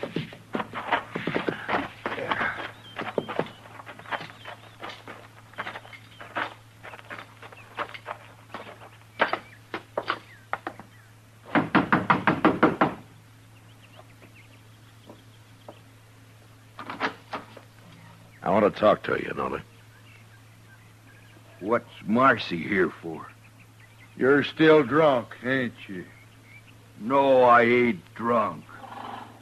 I done slept it off. Were you drunk last night, Nolly?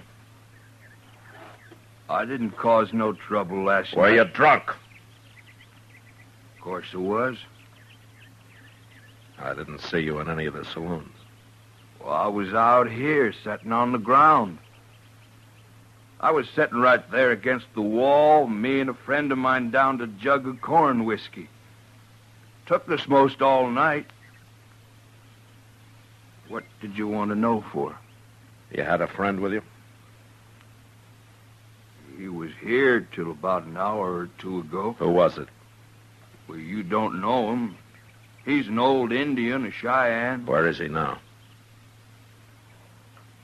He's on his way home. Where? Absaroka Mountains. Absaroka Mountains in Wyoming? Well, that's what you're doing here. Looking for him 'cause he run off the reservation down south. Well, you won't find him, Marshal. That old Cheyenne's traveling alone, and he lives like a wolf. You'll never find him. No, I don't expect we could. Well, there goes his alibi. Alibi? What are you talking about? About Zant's murder. Zant's murder? You'll hang for it now. Wait a Nolly. minute, Marcy. Zant was shot in the back with a Sharps 50 this morning, Nolly. A couple of miles up the river. Marshal, you're thinking I did it? Well, you tried to do it once before. I didn't kill him, Marshal. If I was to kill a man, I wouldn't do it that way. I ain't no coward. Arrest him, Marshal. He can do his talking in jail. I didn't do it, I tell you. You know I ain't that kind of a man. I ain't a good man, but I ain't like that. Okay, Nolly. I believe you. I couldn't prove it anyway. Now, look here. Shut up, Marshal, Marcy. What you... And you remember what I told you. I don't want to hear any talk out of you. Come on, Chester. There's something I want to do in town.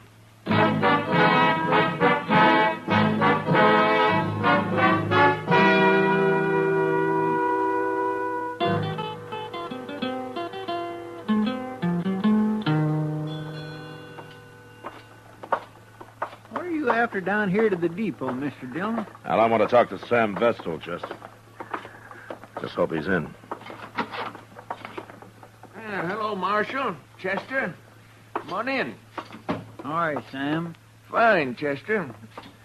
What can I do for you, Marshal? Sam is agent for the Santa Fe Railroad. I figured that you might know something about Ezra Marcy's bone shipments out of here. Well, what is it you want to know, Marshal? Well, I want to know if there's been any trouble about him. There sure has. But how'd you know? Marcy told me not to say anything about it. Tell me about the trouble, Sam. Well, the buyers back east have been calling Marcy a crook. But I know he ain't, Marshal. I weigh them loads myself, and I'll personally guarantee they ain't short on weight when they leave here. But they are short when they arrive back there. Huh? Yeah, some of them are. Zants. How'd you know that? I guessed it. Well, you're right. I checked on it for Marcy, and it's the loads Bill Zant brings in that come up short back east. Marcy pays Zant by the load, doesn't he?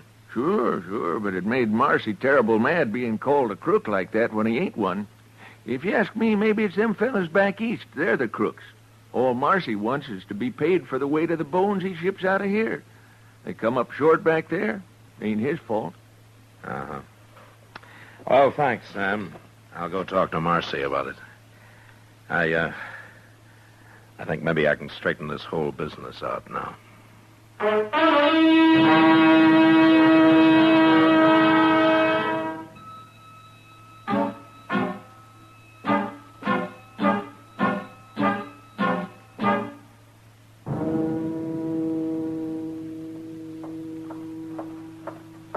Marcy's coming, Mr. Dillon.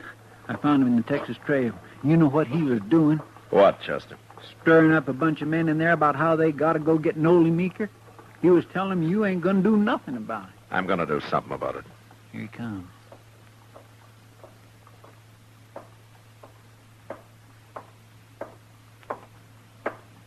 It's no use, Marshal. You can't stop me now. I already got 10 men in there on my side. Well, that's 11-1 against Nolly, isn't it? We shouldn't have much trouble taking him. Except for one thing. You ain't gonna stop us. I'm stopping you right now. All I gotta do is yell. And they'll be out here, Marshal. Marcy, I had a talk with Sam Vestal down at the depot. What? The bones Zant's been hauling in. They've been losing weight on their way back east. All right. So I told you. That's my trouble, Marshal. I'll handle it. You've already handled it. What are you talking about? You're scared to death, aren't you? I don't know what you're saying. Those oxen weren't thirsty at the river. Zant wasn't headed for water because of them. It was to soak those sun-dried buffalo bones. You figured it out, too, didn't you? Waterlogged, they weigh in heavy here, but by the time they're weighed again back east, they're dried out. Zant was a crook. Yeah, sure he was. But you shouldn't have murdered him, Marcy. Me? Murder him? I'm arresting you for it. Oh, no. No, you ain't. I'm going to take your gun, Marcy.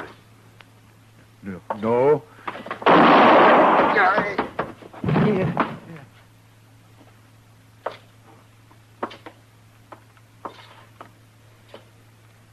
He shouldn't have tried that, Mr. Dillon.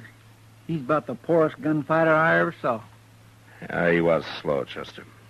But he'd have killed me if I'd let him. Why'd you try it? I don't know how you could have proved he murdered Zant anyway. I couldn't. But Marcy was feeling so guilty and so scared he didn't stop to think. If he had, he might have bluffed the whole thing out and gone free. No, it was his own guilt that did him in, Chester.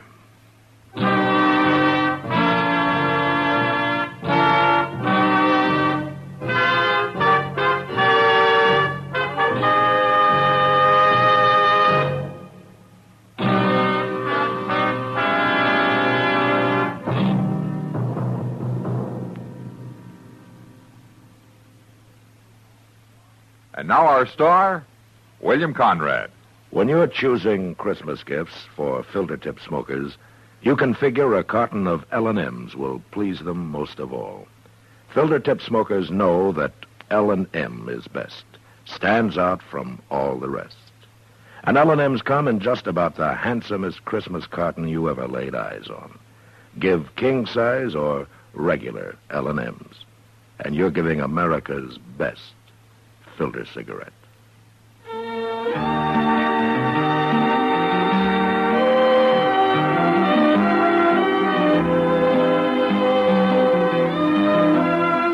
Gunsmoke, transcribed under the direction of Norman MacDonald, stars William Conrad as Matt Dillon, U.S. Marshal. Tonight's story was specially written for Gunsmoke by John Meston, with music composed and conducted by Rex Corey. Sound patterns by Bill James and Ray Kemper. Featured in the cast were John Daner, Herb Ellis, and Frank Cady. Marley Bear is Chester, Howard McNear is Doc, and Georgia Ellis as Kitty. Join us again next week as Matt Dillon, U.S. Marshal, fights to bring law and order out of the wild violence of the West in Gunsmoke.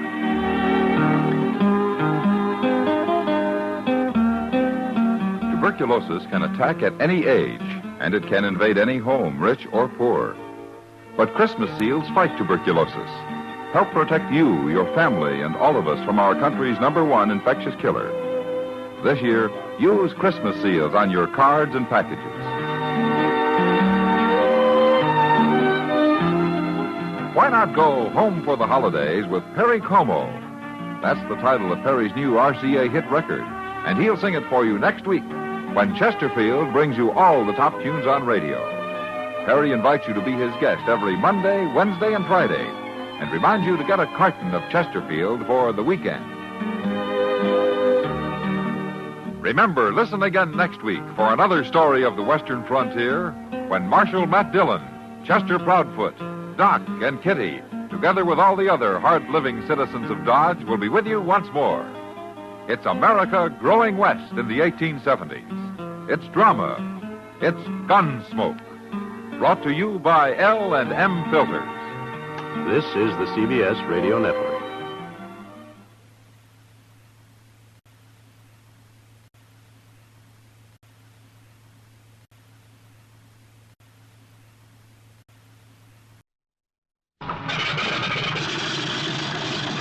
We've paid for that bridge and we're going to collect. We're going to fly 35,000 men 300 miles and drop them behind enemy lines. It'll be the largest airborne operation ever mounted. Quite frankly, this kind of thing's never been attempted before. We shall seize the bridges, it's all a question of bridges, with thunderclap surprise, and hold them until they can be secured. And we go next Sunday. 7 days. The sooner we go, the better. We've got them on the run. Joseph E. Levine presents A Bridge Too Far. Based on Cornelius Ryan's international bestseller. The story of the most dramatic and devastating battle of World War II. The plan is called Operation Market Garden. Market is the airborne element, and Garden the ground forces.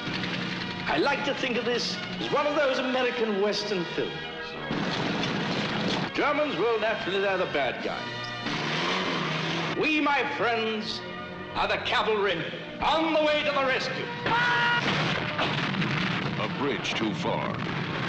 Starring Dirk Bogarde, James Caan, Michael Caine, Sean Connery, Edward Fox, Elliot Gould, Gene Hackman, Anthony Hopkins, Hardy Kruger, Laurence Olivier, Ryan O'Neal, Robert Redford, Maximilian Schell, Liv Ullmann. Take cover! Don't you think that since we know that Arnhem is so crucial to their safety, they might know that too? The river's wide and that the current is strong. Hail Mary, full of grace. And as any more cheery information comes my way, I'll just be too happy to pass it along. In the meantime, just think of this as on-the-job training. They're 36 hours behind schedule.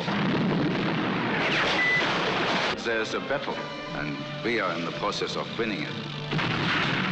Winning and losing is not our concern. Living or dying is. Colonel, if you don't look at him right now, he's going to die. Dead now. Right now. I can give him a quick examination tonight. Thank you very much, sir. We need reinforcements and, above all, ammunition. Little General, we're coming. We're coming tonight. 2 days, they said. We've been here 9. Why didn't we just try to bash through? Well, as you'll know, I've always thought that we tried to go a bridge too far.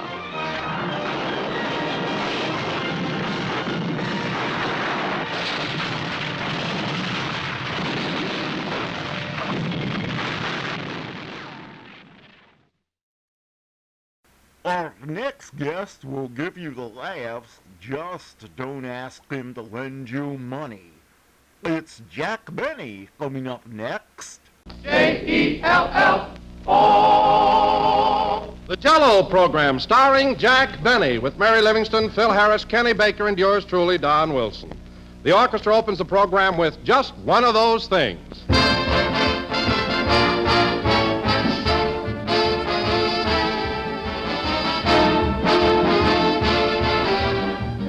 Ladies and gentlemen, it may be perfectly true that a rose by any other name would be as fragrant, but if you didn't know what to ask for, you'd never get to enjoy it.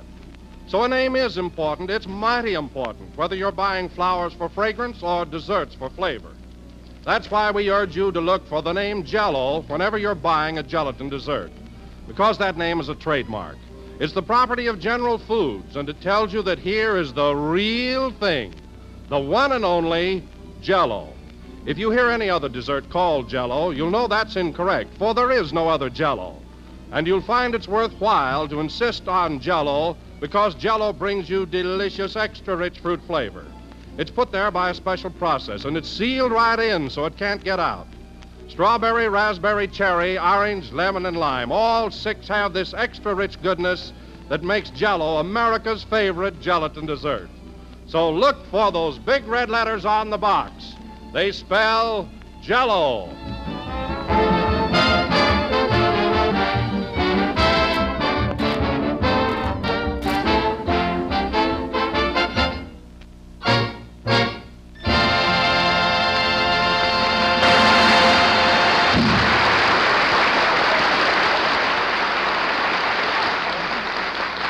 That was just one of those things played by the orchestra. And now, ladies and gentlemen, tonight we bring you...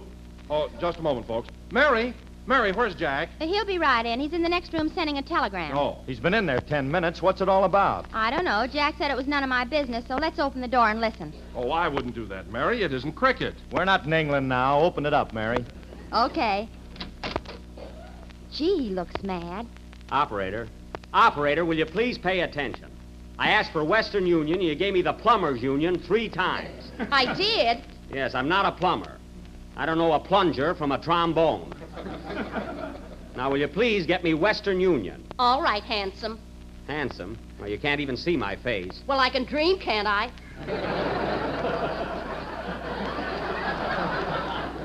That's all you've been doing. Now, will you please make it snappy? Just a moment, I'll let you talk to information. Look, I don't want to talk to information. For goodness sake, you can talk to the girl. You don't have to marry her. Look, miss, I'm in a hurry. Will you please get me Western Union? Okay. Gee, that guy fights with everybody. Especially on telephones. Quiet, you two. Here's your party. It's about time. Hello? Western Meat Market. What's your order, please?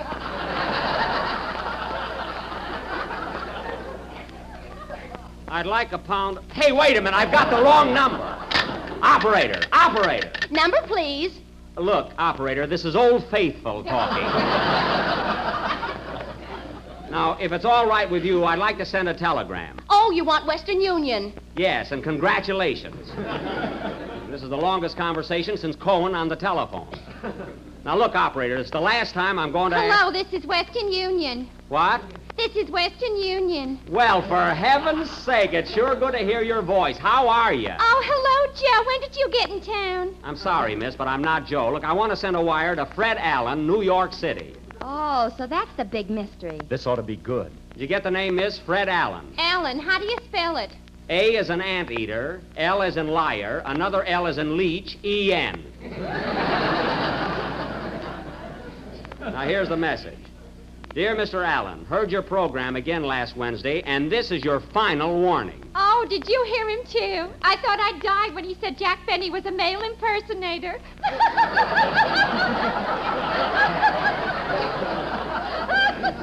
That's very funny. Now, take my message. Yes, sir. Mr. Allen, if you ever mention the name of Jack Benny again, the undersigned will personally come to New York and kick your new but unpaid-for teeth out.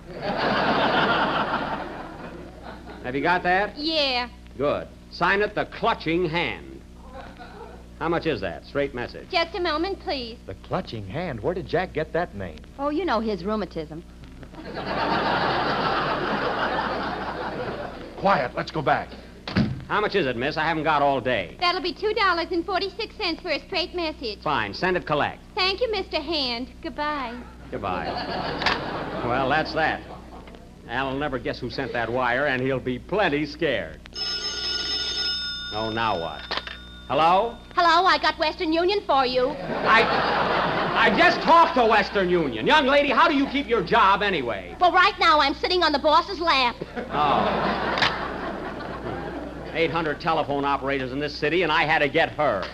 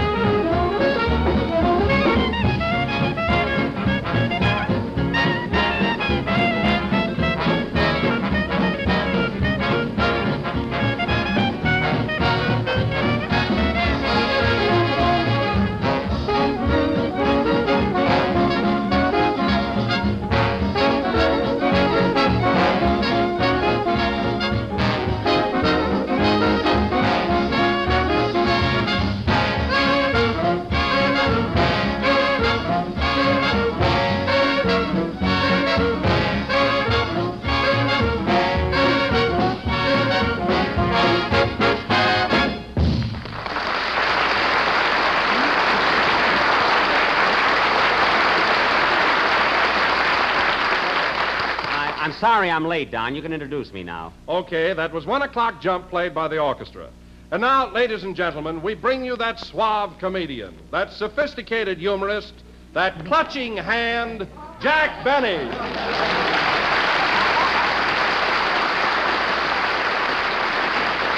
Thank you. Hello again. This is Jack Benny talking. Clutching hand. Don, what's the matter with this gang anyway? Can't I even make a telephone call without everybody eavesdropping? Well, Jack, it really wasn't my idea. Oh, it wasn't? No, I thought of it. You know me. I'm just a spy at heart. Oh, you are? Well, listen, Matta Harris.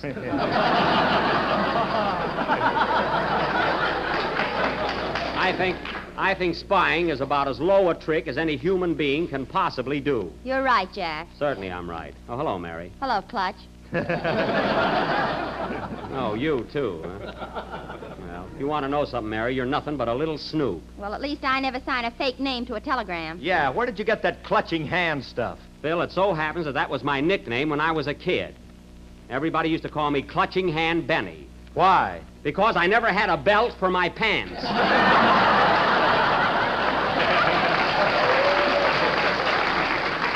That's why. Are you satisfied? Well, I got the impression you were trying to scare Fred Allen. Did you hear him Wednesday night? Yes, I heard him. Every week I get the same question. Well, I tuned in last Wednesday, and I thought he was exceptionally amusing. Amusing? Don, I've listened to seashells that were more entertaining than Allen.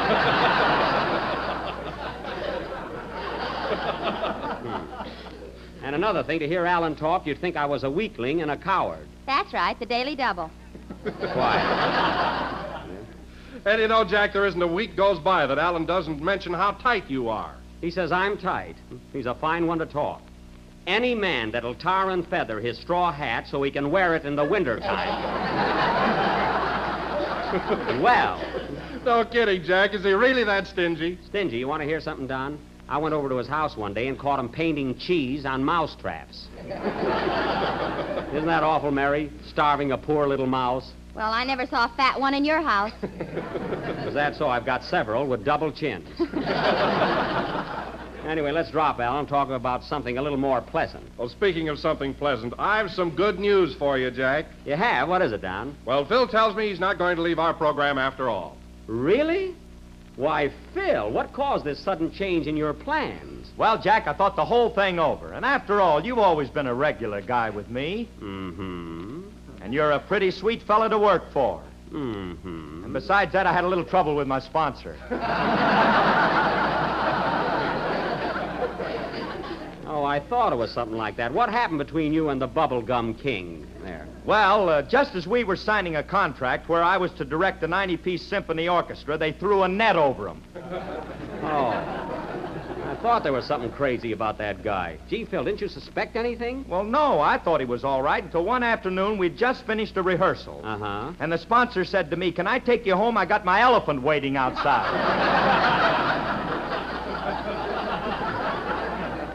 An elephant? He must have been batty. Say, Mary, you had lunch with him a couple of times. Didn't you notice he was nuts? I'll say. He used to order fruitcake and laugh at it. Well, Phil, all I can say is I hope you've learned a lesson and be satisfied to work for a nice fella like me. Oh, hello, Kenny. Hiya, Jack. Say, Jack, you want to hear something funny? What is it, Kenny? I was in the restaurant across the street a few minutes ago, and you know they got a new waitress there. Yeah? So I ordered a cup of coffee, and then I got to talking to her. Uh-huh. And I finally made a date to take her out tonight. Oh, boy! Well, what are you laughing at? Boy, is she homely.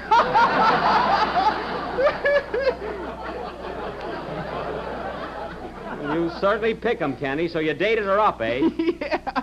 And you know what her name is? What? Bucktooth Annie. That's fine. Can you imagine that? Mary's going out with a girl that has buck teeth. Well, he's got to hang his hat someplace, don't he? That's right. Well, Kenny, now that you're all excited about your date, have you got a good song for us tonight? Oh, sure, I got a pip. Well, that's swell. Let's have it. Okay. Oh, say, Jack, not changing the subject, but did you hear F.A. last Wednesday night? Yes, I heard F.A., and I thought he was L.Z. Now, let's not bring that up again. Well, gee, didn't you laugh when he said your arm looks like a buggy whip with fingers? My arm looks like a buggy whip, eh? Well, he ought to know. What do you mean he ought to know? Don, when you're riding behind a horse and you take the buggy whip in your hand and hit something, well, he ought to know.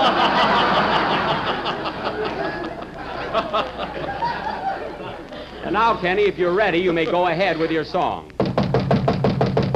Wait a minute. Come in.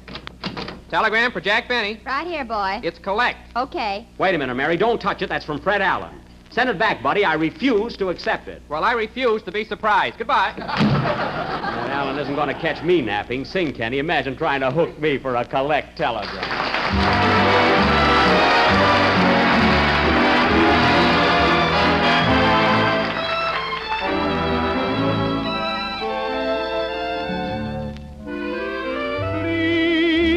Come out of your dream, come out of it and come into my arms.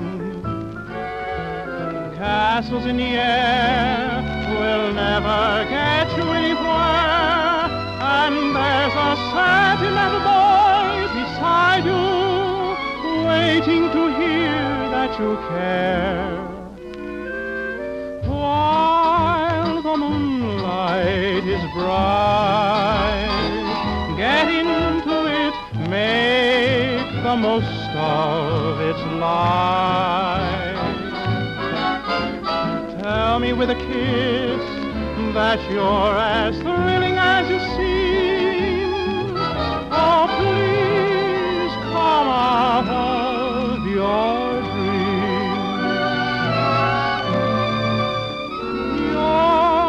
standing so near me, and yet you seem a million miles away.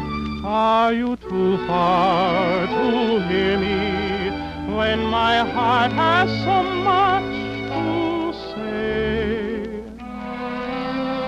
While the moonlight is bright, get into it, make the most of its light. Tell me with a kiss that you're as thrilling as you seem. Oh, please come out of your dream, my love.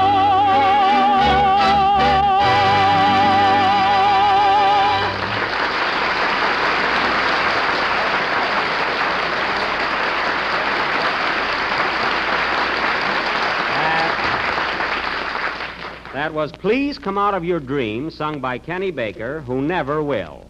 That was really beautiful, Kenny. Gee, some night I wish you'd sing 5 or 6 numbers on our program. I better get 5 or 6 checks, too. All right, Kenny, I was just paying you a compliment. What a gang. And now, ladies and gentlemen, for our feature attraction tonight... Some compliment. And now, ladies and gentlemen, for our feature attraction tonight, we are going to present our version of Paramount's famous Chinese picture, Hop Along Cassidy. Now, I will play Hop, Mary will be Lung, and Kenny will... Pardon me, folks. Come in. Oh, it's you. Hello, Aubrey. Hiya, Chief. Everything's okay outside. How's it going in here? Oh, everything is fine, Aubrey. Just keep your eyes open, that's all. I got you, Chief. Ready to go home now? In a little while. Oh, fellas, this is my bodyguard, Aubrey Mulligan. Your bodyguard? Yes, I just hired him today. My goodness, Jack, what do you need a bodyguard for? Somebody's got to help him find his glasses. That's not the only reason, Mary. I figured that Alan might send some thugs out here to get me, and I want to be ready. Thugs, eh? Then you're not scared of Alan personally, is that it? Listen, Phil.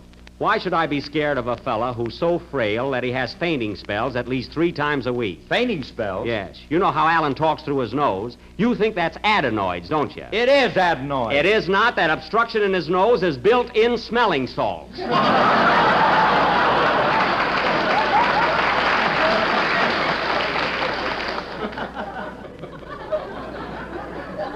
So the only reason I got Aubrey is for protection against Alan's henchmen. Aubrey, sit down here and wait till the program is over. Okay. Hey, Chief, how about giving me a knockdown at the dame? Oh, yes. Yeah, this is Mary Livingston. Hiya, babe. What you doing tonight? Nothing. You want to shoot some pool? Mary, that isn't nice. Now, Aubrey, besides being a bodyguard, there are a couple of more things I want you to do for me, and they're very important. Oh, by the way, can you read? In a pinch, Chief, in a pinch. Well, wait a minute. I got to find out right now. Oh, Don, give him that piece of paper you got there, will you? Okay. Go ahead, read it, Aubrey. The whole thing? Yeah, the whole thing. Go ahead. Go ahead. Okay. It says here, ladies and gentlemen, the next time you're in a mood for a delicious and tempting dessert, why don't you go to your nearest grocer? Pardon me, Aubrey. That's not temptating. It's tempting. Yes, yeah. Okay, tempting. And ask them for a package of Jell-O. It ain't only easy to make, but it's economical as well. Economical? That's not economical. It's economical. Stop butting in or I'll lay one on you.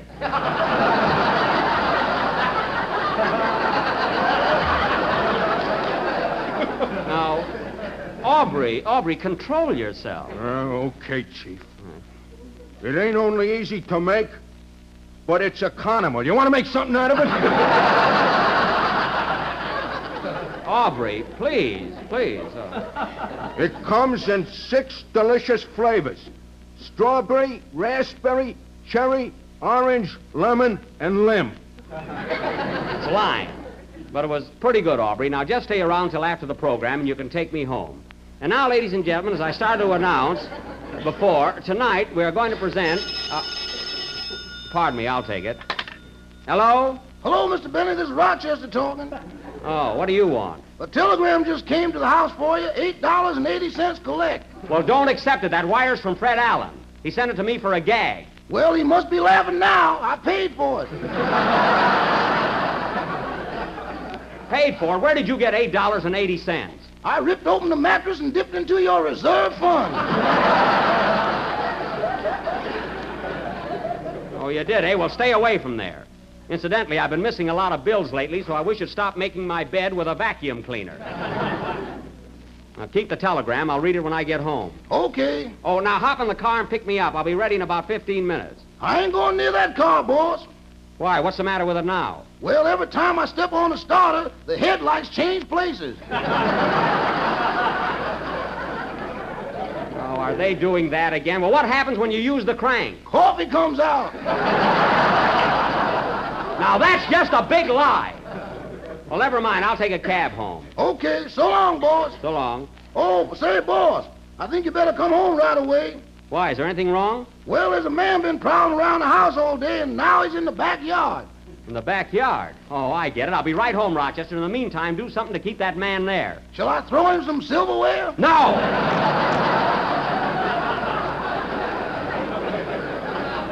I'll see you in a little while.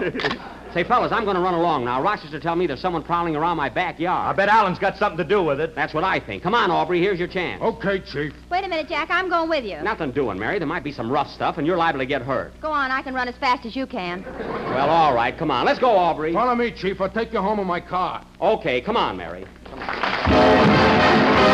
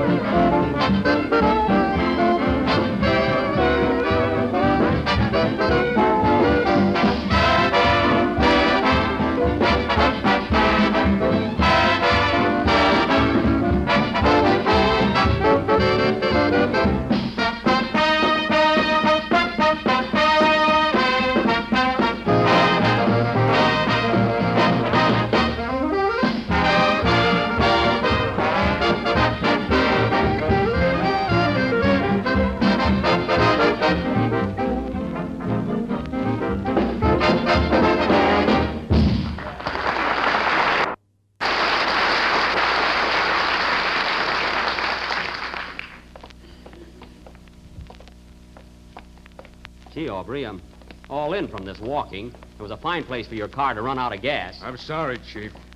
Gee, are you sure you ran out of gas, Aubrey? Gee, the gauge said full. I said I was out of gas, didn't I? Yes. Yes. Yes. When you're out of gas, you're out of gas.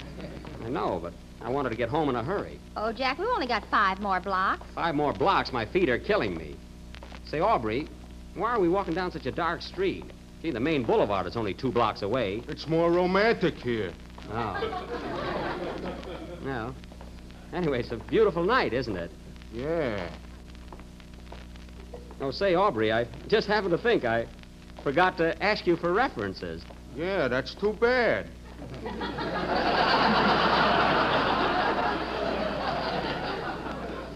Yeah. Are you worried, Jack? No, I'm not worried. I'm just tired.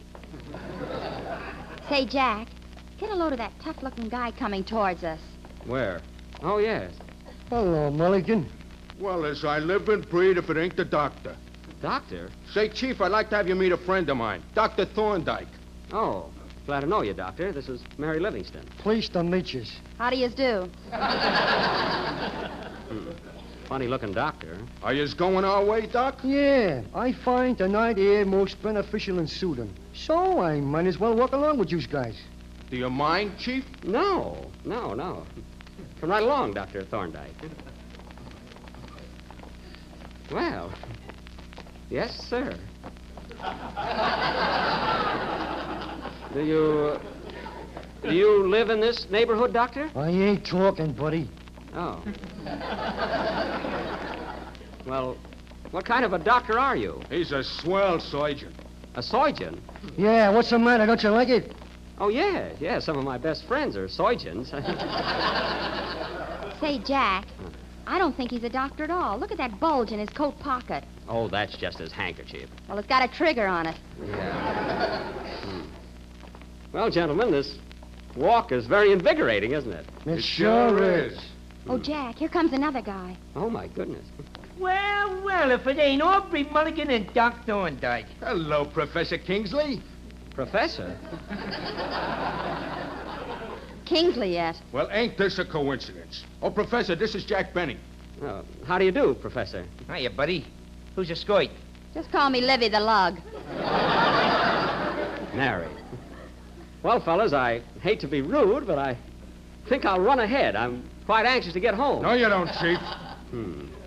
Hey, Professor, you want to take a walk with us? Sure. I find the night air most beneficial and soothing, so I might as well walk along with you guys. Well, beautiful evening, isn't it, Professor Kingsley, huh? Yes, and nuts. That's good, huh? Say, Jack, get a load of the professor's cauliflower ears. Well, maybe he teaches boxing. Who knows? Huh? Well, Aubrey, another couple of blocks and we'll be home. Safe and sound, huh, Aubrey? Yeah. Hmm. Do you think it's dark enough here, Professor? Well, what do you think, Doctor? I think it's okay. Gee, it's swell. This night air so beneficial and soothing. Isn't it, fellas? Yeah. All right, buddy, stick 'em up. What? You hoid me up with your hands. Why, Aubrey! You can run along now, lady, and if you open your trap to anybody, we'll bump this here guy off. Yeah, don't talk. Okay. So long, fellas. Goodbye, Jack. I'll see you tomorrow if I don't talk. All right, boys. All right, you put one over on me. All right, here's my dough. Now leave me alone. Hey, that's a beautiful watch, ain't it, Aubrey? Yeah, you take it, Doctor. I forgot to send you something for Christmas. Sentimental, fellas, anyway. Shut up! All right, boys. All right, you got my money and watch. Now, please, let me go. Oh, no, we ain't taking no chances. Off with your pants. My pants? Gee whiz, fellas, we're in Beverly Hills. Grab hold of them, Doc. We'll rip them off. Oh, Jack, come on. Come on, fellas. Wait. Look at Oh, my goodness, what's the matter with you guys? Hey, fellas, get a load of them bull legs. Darn you, I'm going to report you guys to the police. Yeah, do that little thing. Come on, let's scram, fellas. So long, Chief. Aubrey Mulligan, you're fired.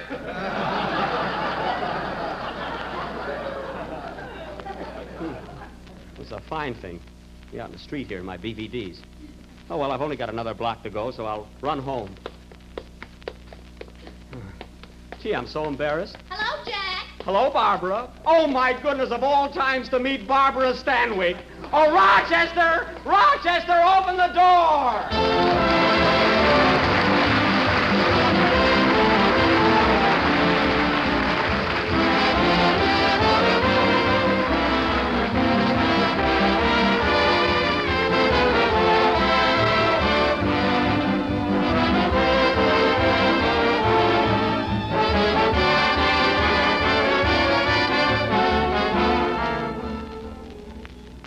Here's a fashion hint for your dining table.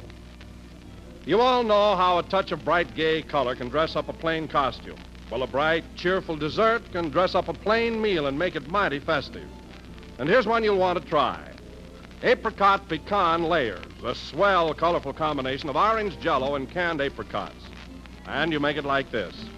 First, arrange 6 halves of canned apricots in a mold. Then dissolve 1 package of orange Jell-O in a pint of hot water and pour the Jell-O carefully over the apricots. Sprinkle with a 1/4 cup of broken pecan meats and chill until firm. Believe me, there's a picture.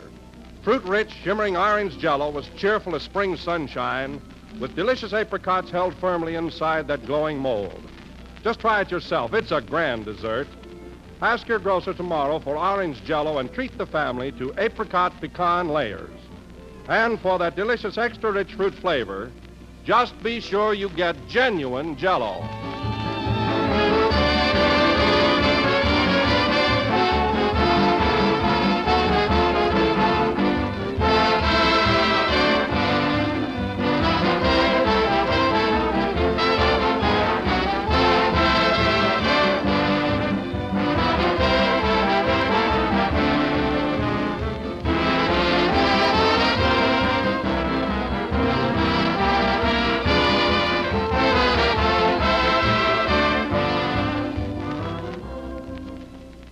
The last number of the 19th program in the new Jell-O series, and we will be with you again next Sunday night at the same time.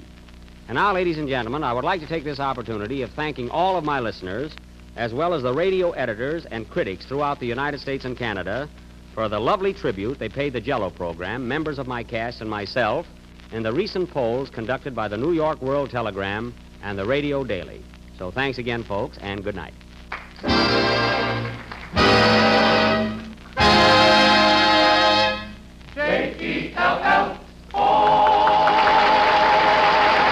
Kenny Baker appears on the Jell-O program through courtesy of Mervyn LeRoy Productions. This can't be love is from the boys from Syracuse. This is the National Broadcasting Company.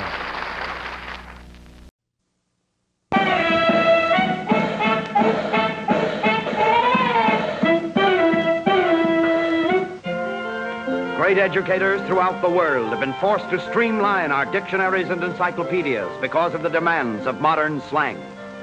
Selected to perform this Herculean task of rewriting these ponderous volumes of knowledge is Professor Bertram Potts, who knows nothing about the subject of slang. This is research, isn't it? Yes. Certainly. Who was that guy learn so much from watching an apple drop? Isaac Newton, the law of gravity. Yeah, that's him. And I want you to look at me as another apple, Professor Potts. Just another apple. Yeah, that's perfect. What are you doing? I'm going to show you what Yum Yum is. Here's Yum. Here's the other Yum. And here's Yum Yum.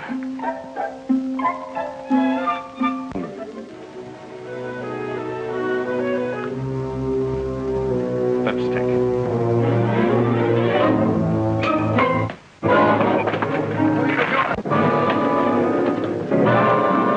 A sticker. Reach for the... Hold up your hands. Hold up.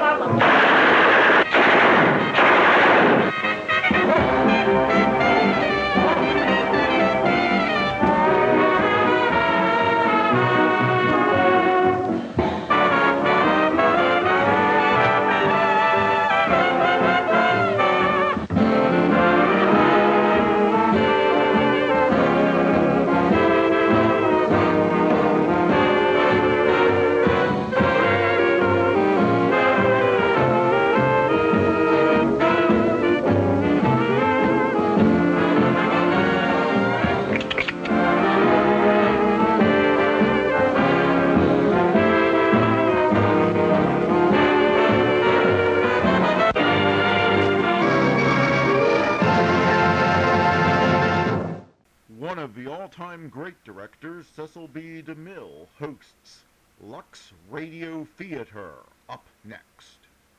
Lux presents Hollywood.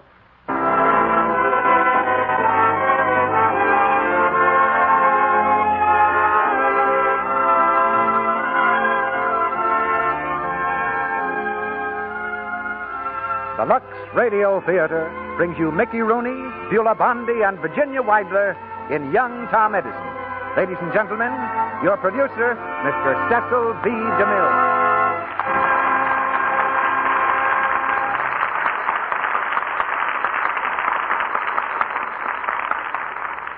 Greetings from Hollywood, ladies and gentlemen. Perhaps we should have wrapped it up in fancy paper and tied a red ribbon around it and called it our Christmas present to you. It's something a good many of you asked for, and I'm sure all of you want. Mickey Rooney and Young Tom Edison. And tonight we're giving it to you with our best wishes for a very Merry Christmas. Have you ever thought how much we depend on Mr. Edison here in the Lux Radio Theater? For one thing, he developed the first microphone and motion picture projector and was one of the first to make pictures talk. Then, too, he's responsible for the bulb which is lighting your living room right now. So if it hadn't been for Edison, well, we'd just have to call the whole thing off. Our play, however, which was adapted from the Metro-Goldwyn-Mayer screen success, is not a scientific report. It's an exciting tale of the adventures of a small-town boy with a pack of original ideas that keep him in hot water. As a boy, Thomas Edison was a kind of Andy Hardy. That makes the casting obvious. The arrow points directly to Mickey Rooney, who comes to us this week from the set of his latest Metro-Goldwyn-Mayer picture, Men of Boys Town. And with Mickey tonight, we have Beulah Bondi and Virginia Weidler. In his later years, Edison gained the gratitude and admiration of the whole world for the things he'd done to make everybody's life easier and more enjoyable. And today, behind the scenes everywhere, scientists are working to make life easier still. In fact, they've done a lot for every member of our audience who's a Lux Flakes user. And I hope that includes every woman listening tonight. They worked for years and always will work to make our product outstanding in its field. That's our guarantee that Lux Flakes will continue to make your household tasks easier and pleasanter. We think science is doing an important job for us. And I'll make a little wager that the ladies will agree with us. Now here's the story of Young Tom Edison, starring Mickey Rooney as Tom, Beulah Bondi as his mother, and Virginia Weidler as Tanny. The curtain rises on the first act.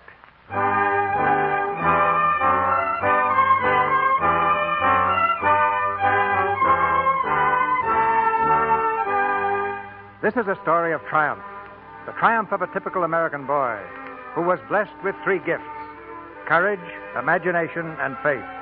His name might have been John Jones or Bill Smith, but it happened to be Tom Edison. When Tom was 15, the cellar of his father's house in Port Huron, Michigan, bore evidence of great things to come. For this was Tom's laboratory. An old workbench supported a homemade telegraph, and the battered desk was filled with chemical bottles, all of them impressively labeled poison. On the wall hung a length of rope, which ran up through the cellar door and connected with his sister Tanny's bedroom window on the second floor. This was Tom's latest invention, an automatic window closer. Tom! Oh, Tom! What do you want, Tanny? Tom, there's a rope on my window. I know it. I put it there last night.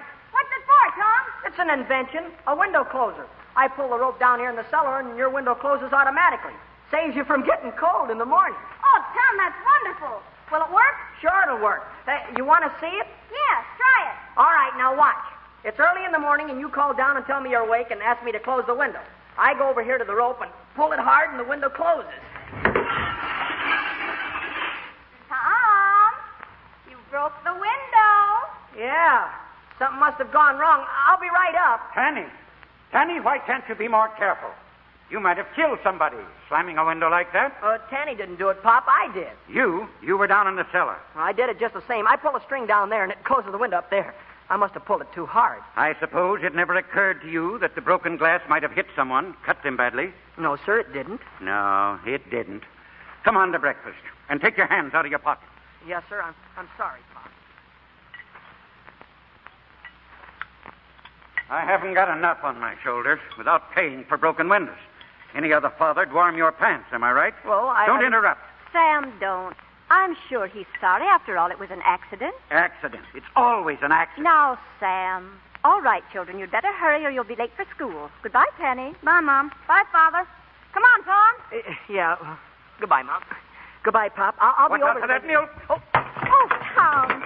Oh, I guess I knocked it over. I guess you did. I'm sorry. I'll clean it up, Mom. You just sit No, down there. Tom, I'll do it. No, Mom, please. Tom, I the can... coffee.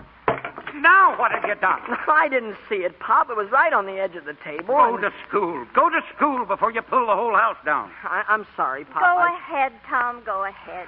Goodbye. Goodbye, Pop.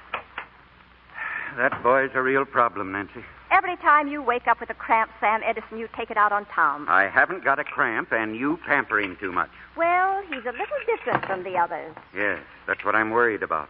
He has that Yankee trait of tinkering with useless things. Like the window upstairs. Like that telegraph wire of his that old man Dingle hurt his leg on. If you remember, that cost us $11. Just wasted.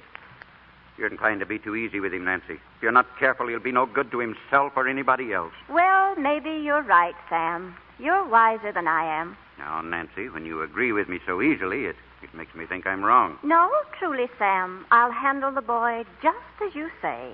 After all, you're his father. Nancy, you're a faker. Yes, maybe I am.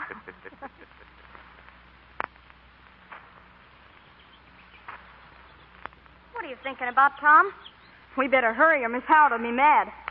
You know, Tanny, I think I've got it. Got what? The way to fix that window. I'll put a spring under it so it don't fall so hard, and then the glass won't break.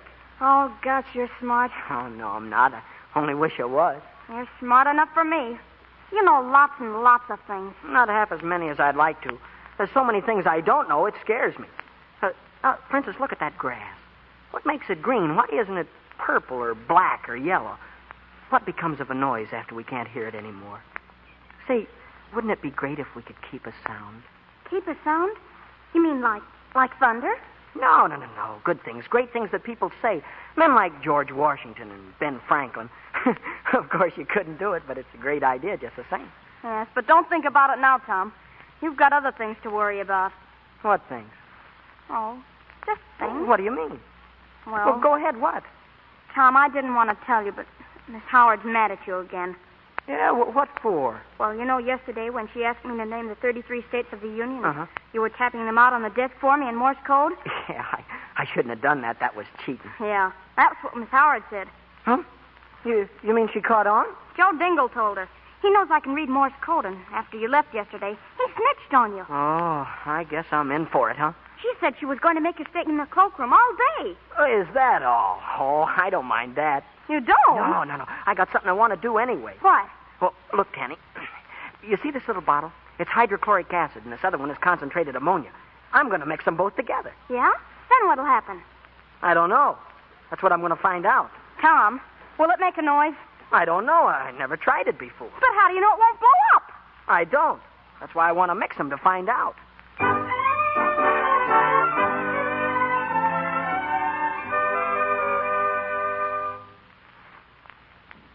Hydrochloric acid. There, that ought to be enough. Now, concentrated ammonia, just a few drops. Ow!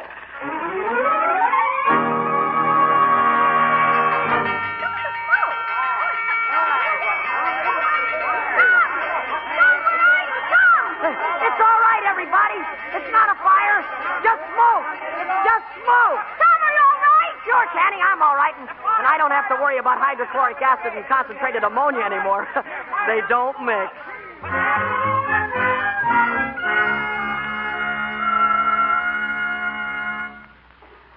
Come in, Miss Howard.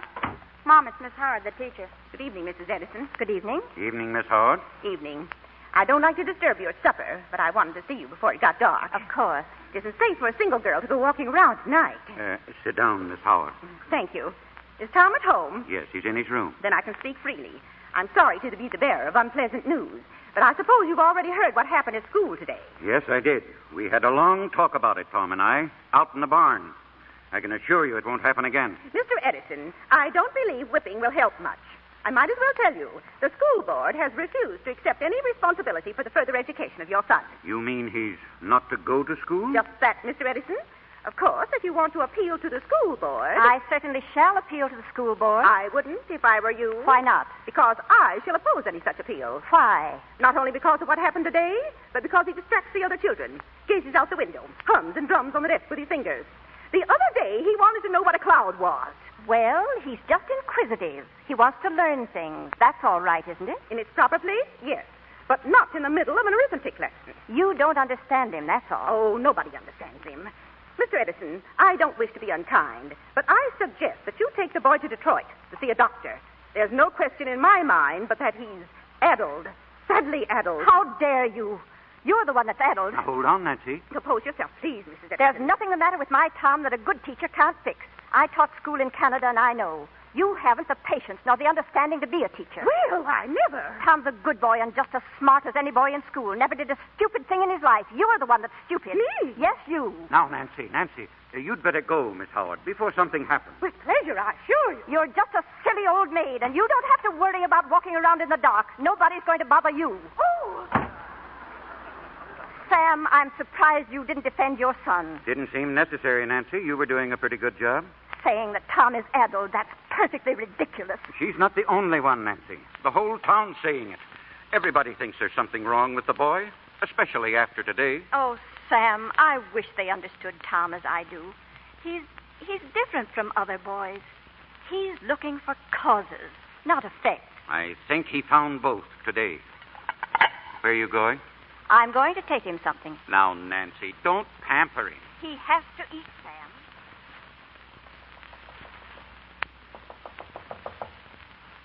Tom? Yes? Well, Tom? Hello, Mom. Your friend, Miss Howard, was just here. Yeah, I know. I heard her. Have you been crying, Tom? Have you? It's not about the licking Pop gave me. It's just that what he said is true.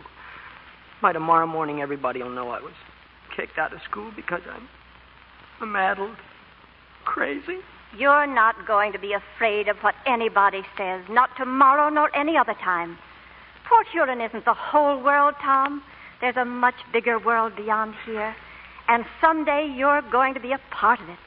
An important part of it. Mom, you know I'm not addled, don't you? Why, of course you're not, dear. Silliest thing I ever heard. But Pop thinks I am. No, he doesn't. I heard him tell you. Shh, your father's just a little upset. Now try not to worry him.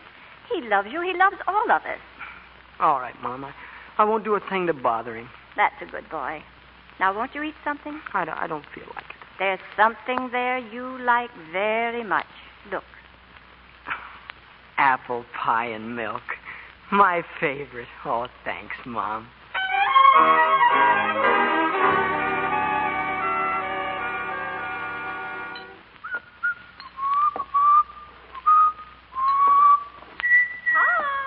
Yes, ma'am. What are you doing down in the cellar on such a nice day? Oh, just fixing up my chemical bottles. Oh, well, be careful of your Sunday clothes. I will. Tom, how in the world do you know what's in all those bottles? They're all marked poison. That's simple, Mom. I've got a secret number on every one of the bottles. I look up the number in my little book, and then I know what's in the bottle. Well, that's rather complicated, isn't it? Yes, but if any of the other kids come down here, they'll be afraid to touch them. That's not very sociable, Tom. No, but it works. Oh, Mom, I fixed that broken window in Tanny's room. I saw it, and you did such a nice job, I'm going to give you 10 cents. 10 cents? Hmm? Gee willikins. But I broke the window. Never mind. It was an accident. Here's your 10 cents. Oh, Mom, gosh, that's great. Now I can send for that chemistry catalog. You'll do nothing of the kind. You're going to spend this 10 cents for candy and eat it like other boys do. But when I eat the candy, Mom, it's gone. The chemistry book, No candy, no 10 cents. That's a lot of candy for one fella to eat. Well, you can share it with Tanny. All right. Now go on out for a nice walk or something. Get a little air. Yeah, I told Mr. McCarney I'd be down to the station today. He lets me fool around with the telegraph stuff. Tom, you won't get into any trouble today now, will you? Oh, of course not, Mom. How could I get in any trouble down at the station? Oh, I don't know, but sometimes I think you could get into trouble almost anything.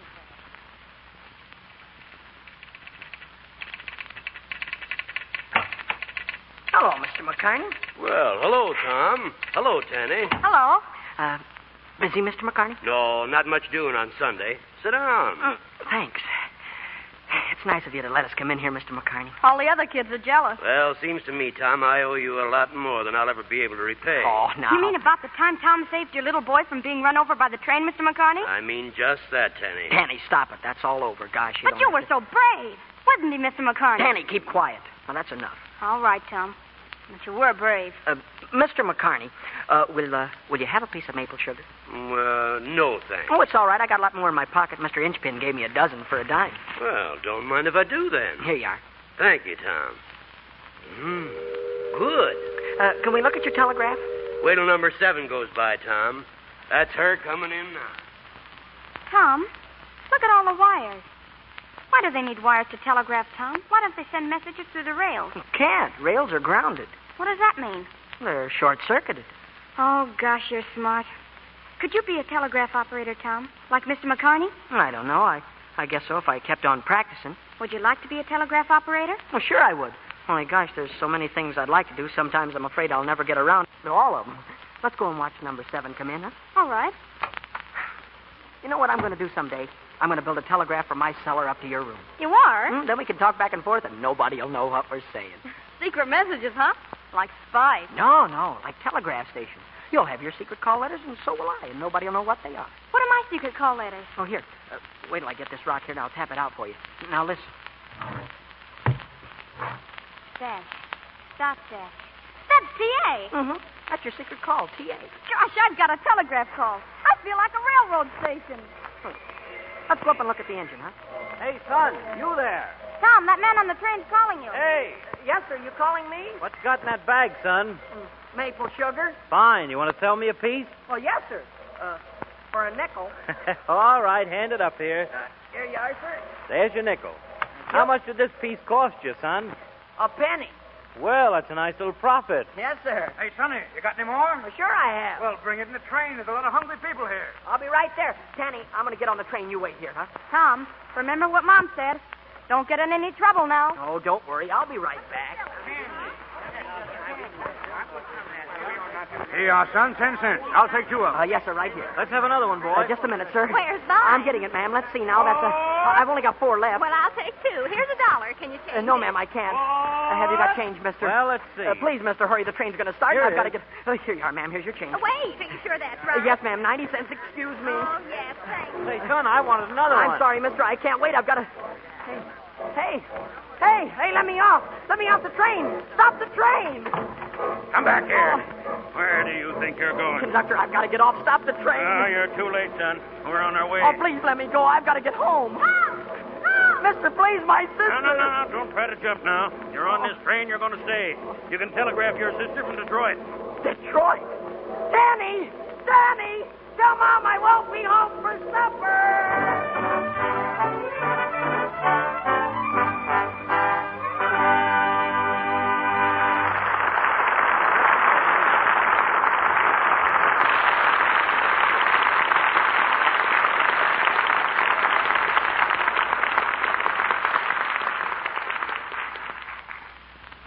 just a moment, Mr. DeMille will present Mickey Rooney, Beulah Bondi, and Virginia Weidler in Act 2 of Young Tom Edison.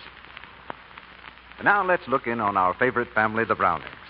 It's late afternoon, and Midge and Dot are helping Mother Browning with a batch of Christmas cookies. Oh, there's the back doorbell. See what it is, will you, Midge? My hands are covered with flour. Okay, just a sec. It's the Christmas tree. Dot, did you ask Mother about the party? Party? What party? What are you two plotting now? Well, remember last year how we made snow for our Christmas tree out of Lux flakes? Well, all the girls were crazy about our Lux tree, and so this year... We want to ask the girls over tomorrow afternoon and have a Lux snow party. A party? So that's why you wanted to make an extra batch of cookies. Well, I think a party would be fun. Oh, Mother, you're a darling. Let's see now. You'll need a big bowl. And an egg beater. And some Lux. And a little lukewarm water. That's all you need to make this lovely, real-looking snow for your tree. Yes, you can make Christmas snow out of those same gentle white Lux flakes that you use for washing all your pretty things. It's such an inexpensive decoration, so easy to make, and it lasts right through the holiday season. Now, here's how you make this Lux snow.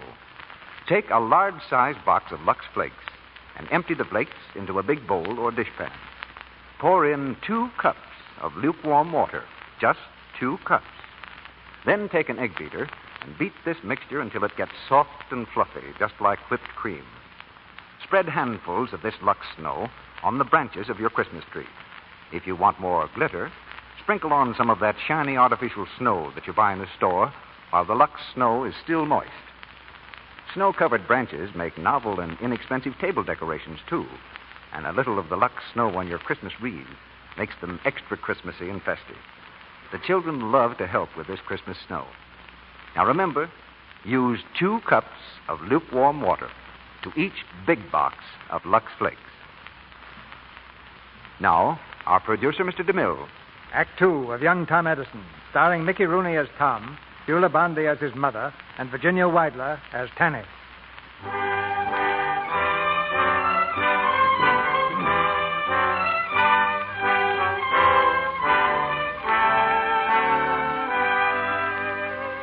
When the train that spirited Tom Edison away returned to Port Huron, a reception committee was waiting for him at the station. His sister Tanny, his mother, and Mr. Edison looking very grim. But the boy who climbed down from the train that night was so changed that his family hardly knew him. On his cap was a sign, reading candy for sale. On his arm, a basket piled high with sweetmeats and newspapers. And on his face, a broad, self-conscious grin.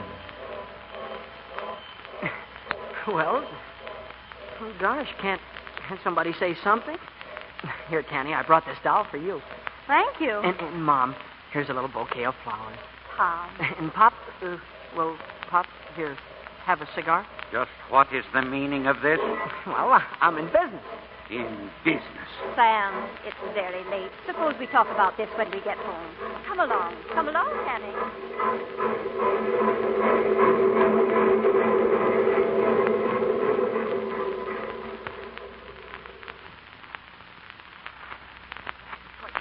He's the conductor, you know. He fixed it up with the railroad, and I bought the basket of merchandise on credit. Mr. Nelson lent me the cap, and I painted the sign myself. Tom, it's beautiful. Huh. Sam, don't you think it's all right? I mean, well, it might help out, you know, Tom making a little money, and... Tom, you really think you can make money out of this, don't you? Well, no, not an awful lot. Not at first, anyway. But after a while, you can, sure. Huh? Yes, sure.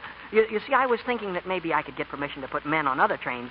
Who knows, maybe someday I'll have a lot of people working for me. People like to buy things on trains. Don't you think so, Father? Perhaps. But I hope you don't think you've talked yourself out of a licking. Oh, gee willikers. You've got to be punished for climbing on that train and going away. But that's not fair. I didn't mean to do it. Don't, Tom. Not tonight, anyway, Samuel. Run along, children. I want to talk to your father. Good night, Mom. Night, Pop. Good night.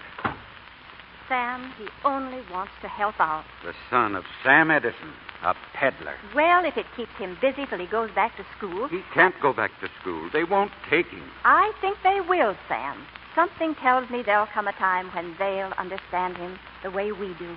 We? Yes, Sam. When people find out he's not just a silly boy, that he's almost a man, and that deep down inside of him there's something very real, something very wonderful, struggling for expression. But Nancy, you don't really think that, do you? I know it, Sam. I'm as sure as can be. I'm not as tolerant as I ought to be, I suppose. Father and son should be closer to each other. Know one another better. Why don't you have a talk with Tom? I think I will, one of these days.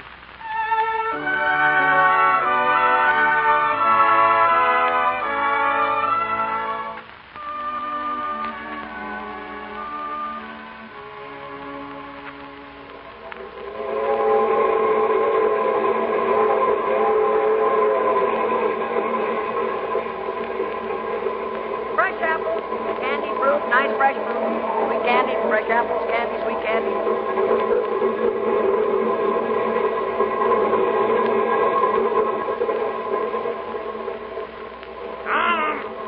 Tom Edison. Yes, sir? I'm into the baggage car. I want to speak to you. Yes, Mr. Nelson? Now, look here, Tom.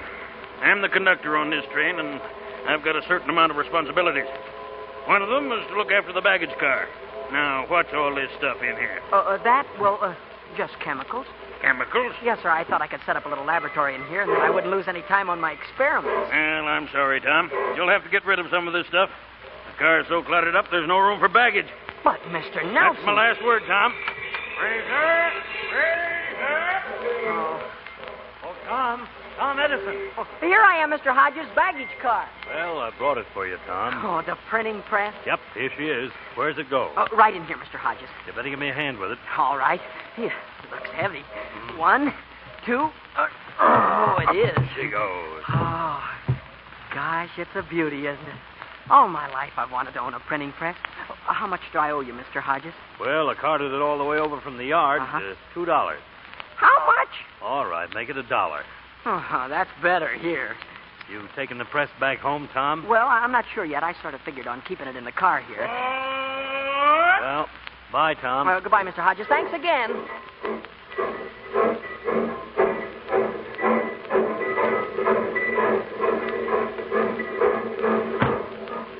Any baggage? Come on and Fraser, Tom. Oh, just one piece, Mr. Nelson.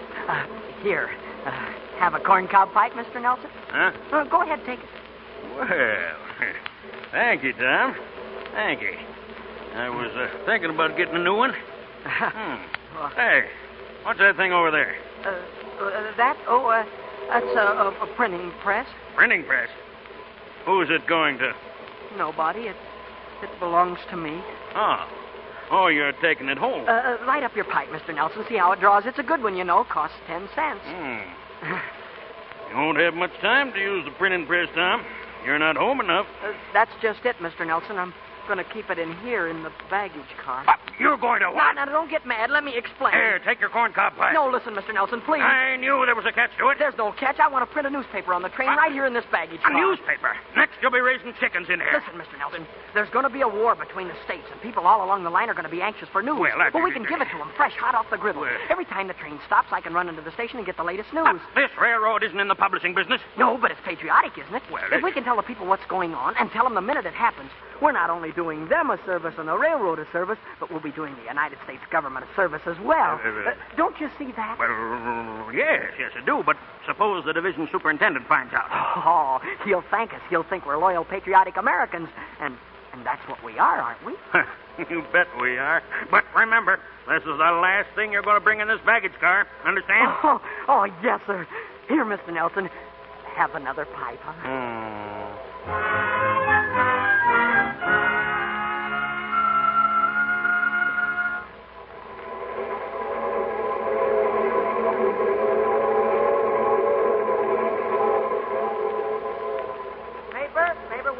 Paper here, McClellan appointed Commander-in-Chief of the Union Army.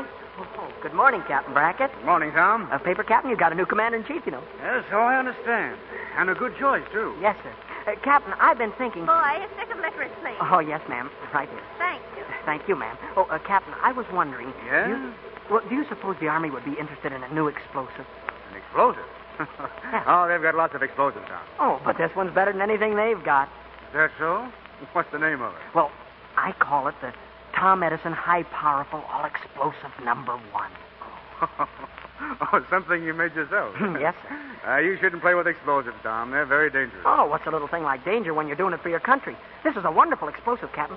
You want to see it? I've got it right here in my pocket. Well, let's have a look at it. Here. In this little bottle, see? Well.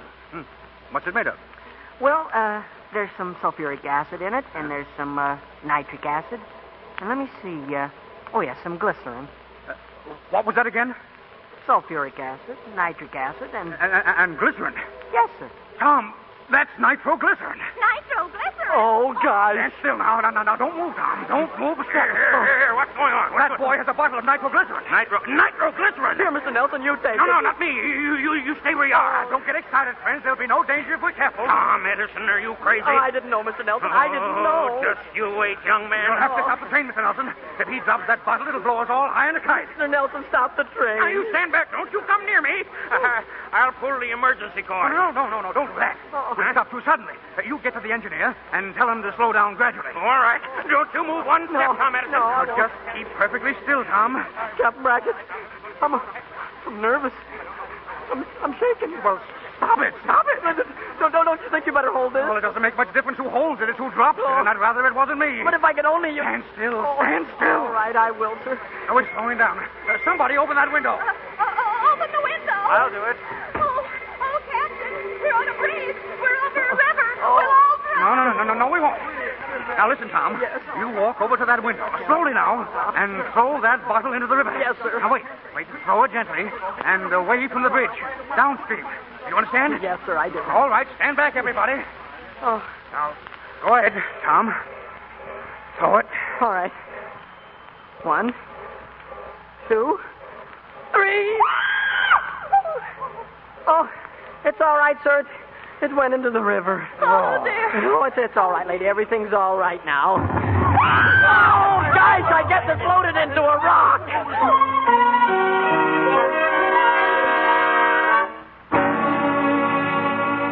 You little fool.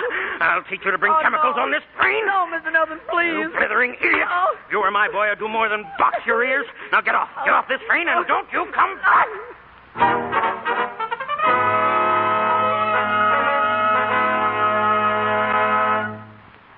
What do you suppose is the matter, Doctor? He says he can't hear out of that ear. We'll just pour a little sweet oil in there. That'll help. Keep your head over on the side, Tom. Yes, Doctor. Mr. Nelson kept hitting him on that ear, Doctor. Oh, you can't blame Mr. Nelson, Mom. It was my fault, the whole thing. Just the same, he shouldn't have struck you. Tom, just think. Your candy and peanuts and oranges, all gone. Oh, that's all right. A fine state of affairs. All you've got to show for your work is an earache. Everything happens for the best, Sam. The way Tom was going, it wouldn't be no time at all before he put the railroad out of business. Oh, hold still. Don't move, Tom. Does it hurt, Tom? What? Does it hurt? Your ear. Oh, a little. Do you think it'll affect his hearing, Doctor? I can't say. Not until the swelling goes down. Sometimes there's nothing like a good box on the ear to sharpen a boy's senses. Eh, Sam?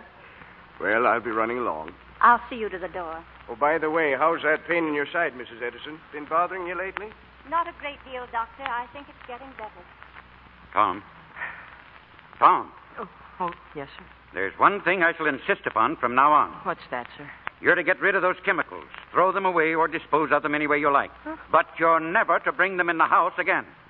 But why, Father, why? Because I say so, that's why. Oh, that's a fine reason. All right, I'll give you another reason then, since you don't like that one. Because you're not competent to handle such things. You're too irresponsible and... And addled? Is that what you mean? Yes, Tom, I'm afraid that's what I mean. And from now on, there'll be no more experiments. You understand? You understand? Yes, sir. Yes, sir.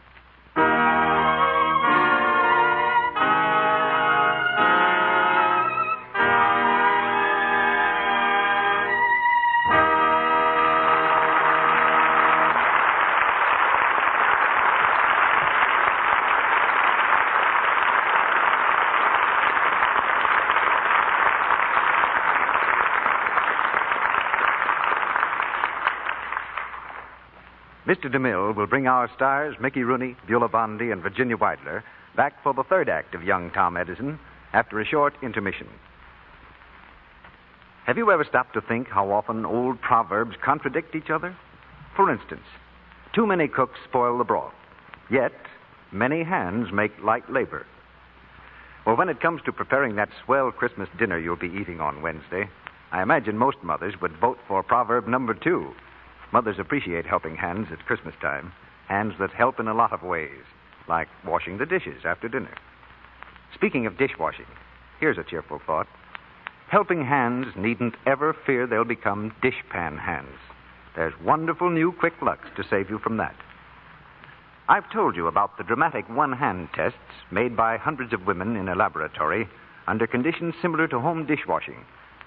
The tests were absolutely impartial. Each woman put one hand in Lux suds, her other hand in suds from a different soap, for exactly the same time, 20 minutes, 3 times a day, for weeks. All told, 5 popular soaps were tested. At the end of the tests, the Lux hands still looked soft and smooth, while the other hands were red, rough, unattractive. Lux proved kinder to hands than any of the other soaps tested. Now, there's a very simple way you can prove this for yourself. Just change from harsh soaps to new Quick Lux for your dishes. You wouldn't wash your face with a harsh laundry soap for even one day. So why expose your hands to such a soap in your dishpan? It's foolish, because new Quick Lux is not only gentle, it's thrifty and it's fast. Get the economical big box and use it for dishes every day. We pause now for station identification. This is the Columbia Broadcasting System.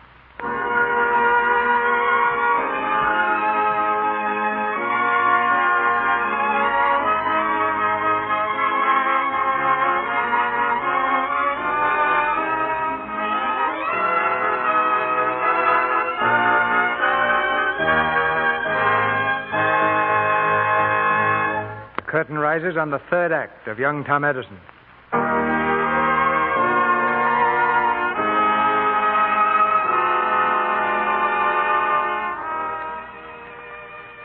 Laughed at by the townspeople, scorned by boys of his own age, young Tom Edison couldn't stand his troubled life in Port Huron any longer. So late one night, he left a note where his mother would find it in the morning. It's no use, Mom. I'm a failure in this town. So I'm going away to Detroit and start all over. Love, Tom. P.S. I love you better than anybody else in the world. Please say goodbye to Father and kiss Tanny for me. An hour later found Tom in the telegraph office at the railroad station.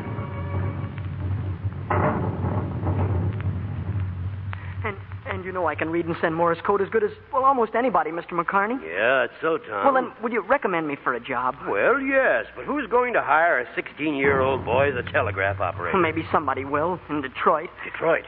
Are you figuring on leaving home? That's just what I'm doing. Does your mother know it? You know you'll break her heart if you go. And I'll break her heart if I stay. Will you lend me some money, Mr. McCartney? Now, hold on, Tom. I'm willing to do almost anything for you, but I'm not going to finance you into breaking your mother's heart. I'm doing it to help her. I've got to get away from this town. Now, look, Tom, why don't you just go as far as Fraser? Have a talk with your brother, Bill. Maybe he can straighten this out. Bill doesn't know anything about it. He'd just make me come back. Mr. McCartney, won't you just lend me enough to get to Detroit? I'll pay you. No, Tom, I won't. All right. That's number 9 coming. I'll ride in the engine with Mr. Miller. Don't be a fool, Tom. A fool. That's what you think of me, just like all the rest of them. Well, I'm going, and you're not going to stop me. No, I won't stop you, Tom. But I won't help you either. What was that? It sounded like Tanny. No, Tom. Tanny, what are you doing out at this time of night? I found your note. Tom, you gotta come back. Mama's sick, Tom. What's the matter with her? I don't know, but she's awful sick. Pop left early tonight to go to Fraser's. He hasn't back yet. Dr. Pender says we gotta get him and Bill. Right away, Tom. Well, Father's probably on his way home now. I'll go to Fraser and get Bill. No, you go to the house and stay with Mom. You can help. I'll get Bill. You can't ride on the train alone. You're too little. But Mom needs you. Please, Tom. All right, but be careful. Come back on number 7 and bring Bill. I will. Hurry, Tom, hurry.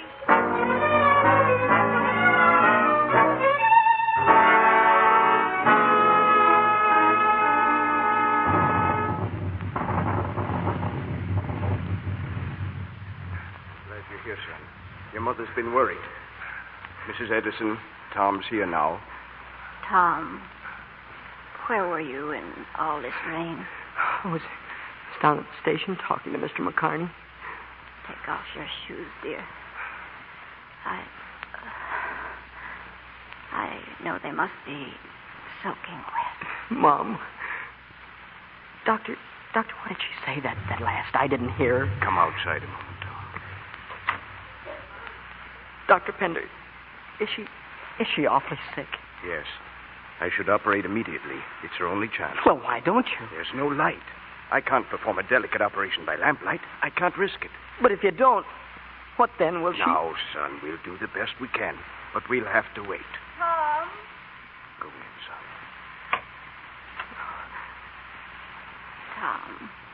Tom. Mom, can I do anything? You can help the doctor. Anything he wants. And tell Tanny to go to bed. You're the head of the house now till your father comes home. All right. Mom. Yes, dear. Mom, I was going to run away tonight. Yes, dear. I wrote you a little note. I know, dear. Tom, whenever you're hurt, write a long letter saying exactly what's on your mind. Then read it and tear it up. I was mad at Father. I understand, dear. After all, when a man is hurt, he has to get angry with someone. That's what mothers and fathers are for. I'm never going to leave you as long as I live. Of course. Of course you're not. Now, you try to sleep, Mom. I'll be right outside. Dr. Pender, it's dangerous to wait till morning, isn't it? Yes, Tom.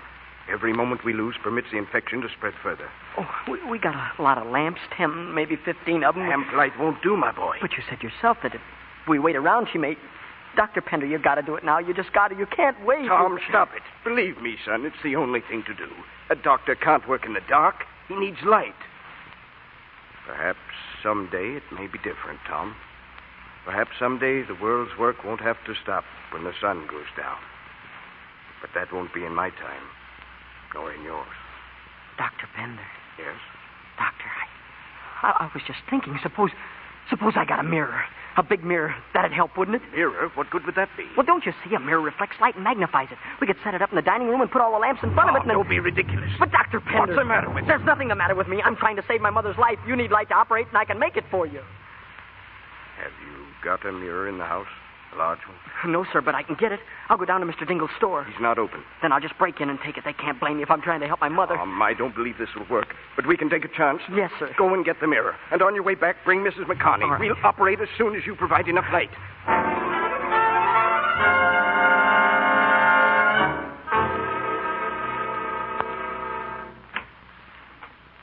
Doctor, is it over? Did you operate? Yes, Tom, we did. Well, is she... Oh, tell me. We'll know very soon now, Tom. But I'm pretty sure that she'll be all right. Oh, gosh. Thanks, Doctor. Don't thank me. You saved your mother's life, Tom. That mirror was an inspiration. Oh, the mirror. The mirror? Oh, say, I'd better bring it back before the store opens. Mr. Dingle might be mad. If I know Mr. Dingle, he'll tear every hair out of his head.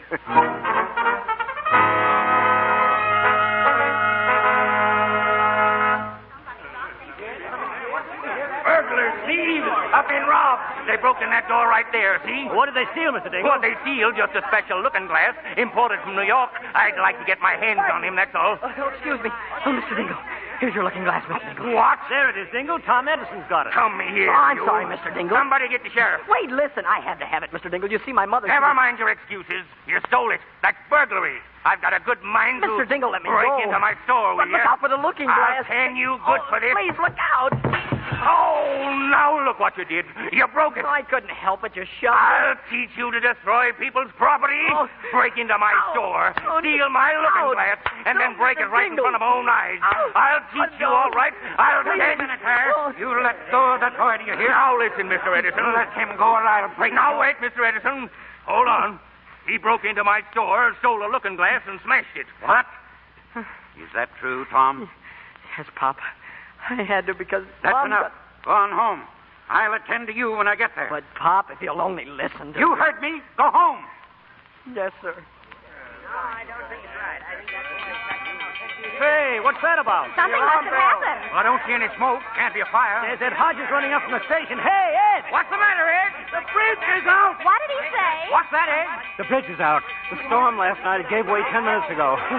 You mean the railroad bridge? That's right. The whole trestle's gone to the gully 10 miles up the line. Number 7's due to pass there any minute. Number 7? Why, that's the train Fanny is on. Number 7. Tom, come back here. Pop, I've got to go down to the station. Tom. The bridge doesn't rest. No, we've got to do it. Come on, let's work right down there. We've got number 7.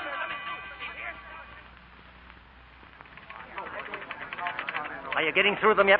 Can't you get any answer, Mr. McCartney? Give me a chance. Give me a chance. You've got to reach them. You've got to. Oh, it's no use. I can't get through to Ridgeway. The wires are down. Number 7 passes there in 3 minutes. That's our last chance to flag her. Then she's a goner. I'm afraid she is. My wife She'll hit the river at 40 miles an hour. We've got to do something. Quiet. Quiet. Please. Now, if you could get across the river, you might No give... chance, Mac. That'll take hours. Mr. McCartney, listen. Not now, Tom, not now. But maybe I can help. I've got an Leave me idea. alone, Tom. Can't you see I'm busy? Get out of here and let us alone. I won't. My sister and brother are on that train. I've got as much right as anybody else to be here. Is that so? Go on home. No, please, listen. I can send a message to the train. The wires are down, and he can send a message to the train. But I don't need any wires. Tom, get out of this office. Go on. Let him alone. He's got work to do. Mr. Miller! Mr. Miller! Any news, Tom? No, Mr. Miller. Can I come up in the engine with you? Not now, Tom. They may move me out of here any minute. Please! Now, Tom, listen, get off this engine. Mr. Miller, I can stop number 7 if you'll only let me. Well, go ahead and stop it. Only get off of here. But please, listen. I can send a message with that whistle. With what? With your engine whistle. Watch.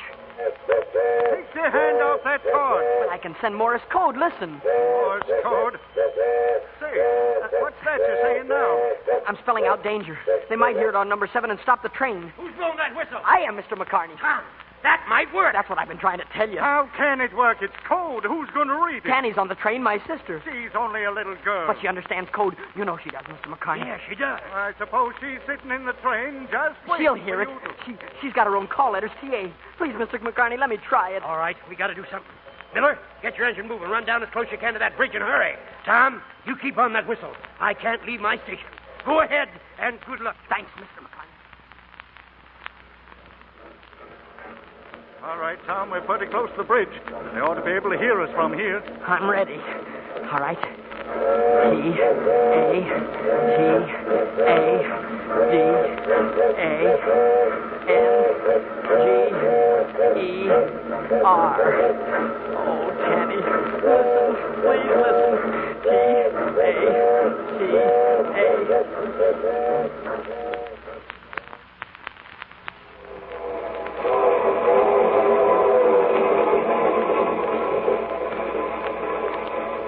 I told Tom to go back to the house and that I'd come and get you, Bill.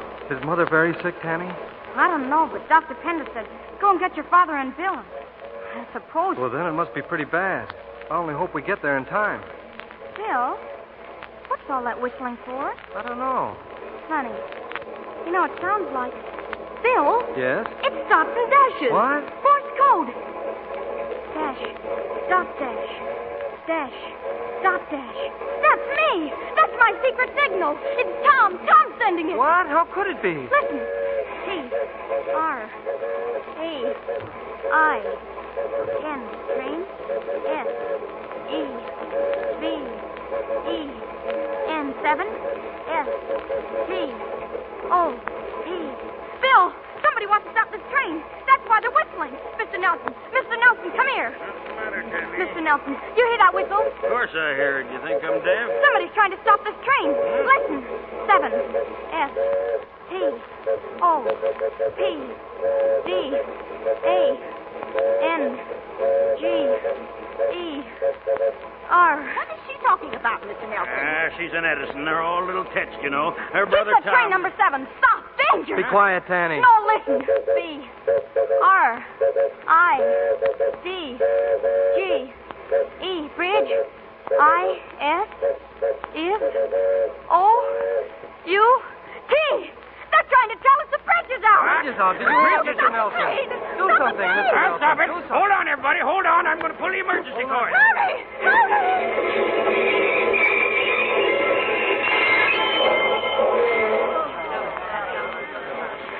Bill, we stopped. Let me at that window.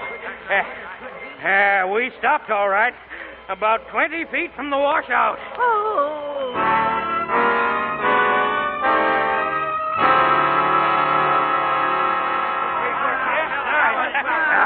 Good work, Miller. Good work. It wasn't me. It was Tom Edison. What, Tom? Look, Tom, the whole crowd's here to meet us. Tom, you're a hero. I didn't do it. Danny stopped the train. I only blew the whistle. Never mind, my boy. There's glory enough for both of you. Now, what do you think of my brother, Mr. Nelson? Finest lad I know. I said it before, and I'll say it again. Finest lad I know. Tom. Oh, hello, Pop. Tom, I'm proud of you. Oh, Tanny's the one, Father. I don't mean only this. I mean the looking glass and the lamps and your mother. Oh, how is she? Is she going to be all right? She's going to be fine. Oh. Why didn't you tell me about the looking glass? You wouldn't let me. That's right. I wouldn't. Sorry about that.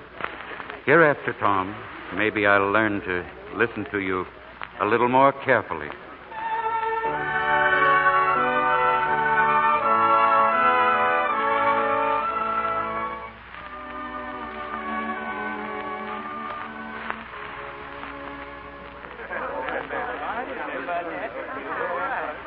Ladies and gentlemen, as you all know, we're all down here at the station to say goodbye to young Tom Edison. Wish him well in his new job as telegraph operator. Speaking for the railroad and myself, we're giving you this job, Tom, because you're a competent man, not just because you're a hero. Mr. McCarney, I don't care why you're giving it to me. I'm glad to get it. You're a real telegraph operator, my boy, and you're going to be a credit to the Grand Trunk Railroad and to me. Are you ready, son? Yes, sir. Oh, Mr. Edison, meet Mr. Jackson, superintendent of the line. Excuse me, Tanny. Mr. Jackson, this is Tom Edison's father. Oh, how do you do, sir? Oh, goodbye, Pop. We're leaving. Goodbye, son. Goodbye, Tanny. Goodbye, Tom. And Mom. Goodbye, Mom. You know, I'm going to miss you terribly. Goodbye, Tom. God bless you. And, Tom, you mustn't forget this. A little package for you. What is it, Mom? Apple pie and milk. Apple pie and milk. My favorite. Oh, Mom, thanks. Oh, goodbye, Mom. Goodbye, Mom.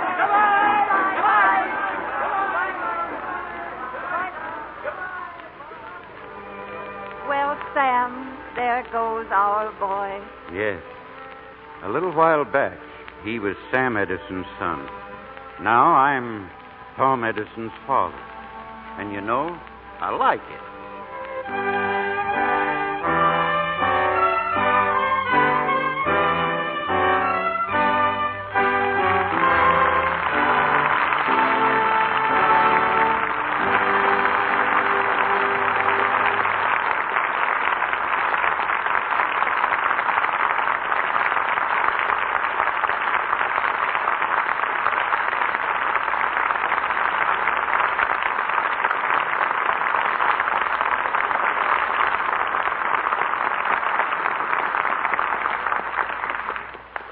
In a moment, Mr. DeMille brings Mickey Rooney back for a curtain call. And now, since we've reached the night before Christmas, I've asked Lou Silvers to play for you an old Welsh Christmas tune which I've always liked.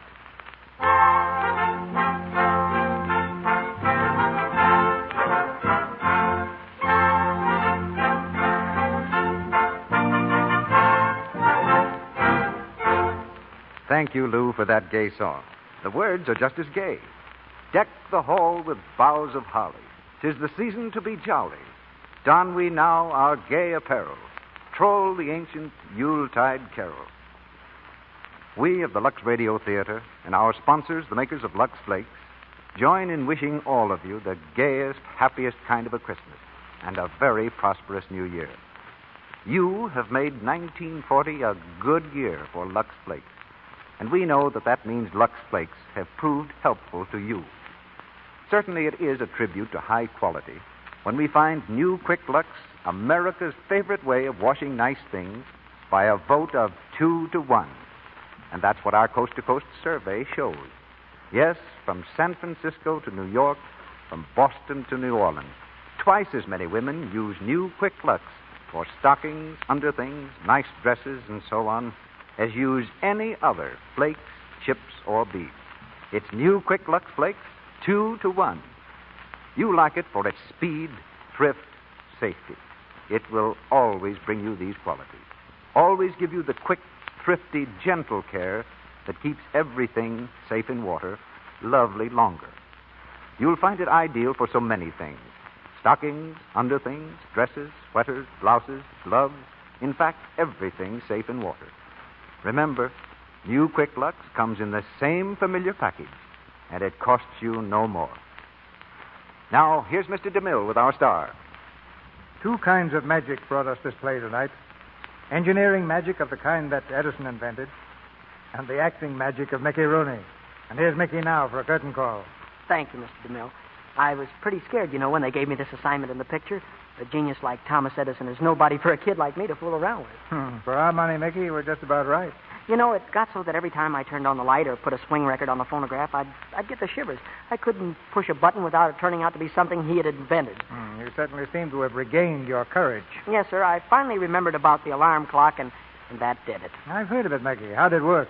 Oh, it was a dilly, and I figured that anyone who could think that one up was a regular fellow. He'd get up early and run down to his workshop in the cellar, and there he had a lever fixed up with a complicated bunch of ropes and pulleys that ran all over the house. And that connected with another lever in his sister's room. And the whole thing finished up with a string being tied on her toe so she'd be sure and wake up. Sounds like a sound deduction, Mickey. He must have been a regular fellow. Oh, Mr. DeMille, what's going to go on here next week? We'll ring out the old year next Monday night, Mickey, with a new universal hit, recently released, A Little Bit of Heaven. And you'll hear the same star who appears on the screen, Gloria Jean. And with her, we'll have C. Aubrey Smith, Helen Parrish, and Frank Albertson. It's the story of a little girl who becomes a famous radio singer, but keeps her head while the rest of her family goes wild. We have an all-star cast and the 12-year-old singing star, Gloria Jean, in the leading role. Gloria Jean, C. Aubrey Smith, Helen Parrish, and Frank Albertson. How can you miss with a show like that, Mr. DeMille? Well, may I say now, so long and a Merry Christmas to everyone. Good night, Mickey. Good night, and same to you.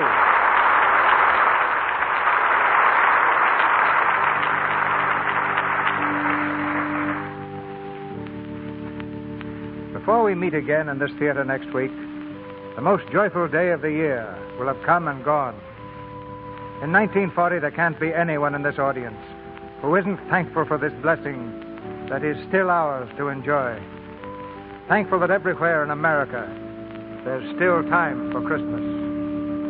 So when your family gathers from far and near to join the celebration at your fireside, and the lights are blazing bright on your Christmas tree, when the children begin to laugh and play on Christmas morning, please add this hope of ours to the joy and blessing of the day. The sincere wish of our sponsors, the makers of Lux Flakes and Lux Toilet Soap, and of all this radio family, that all your family enjoy the happiest of happy Christmas times.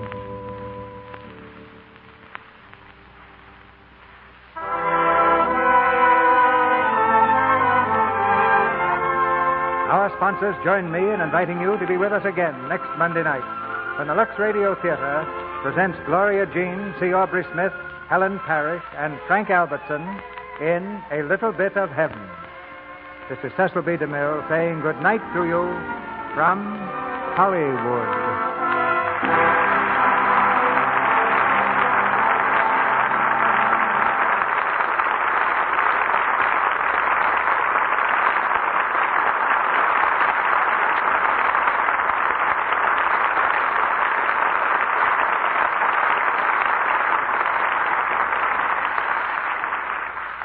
Virginia Weidler's forthcoming picture is the Metro-Goldwyn-Mayer production, Keeping Company.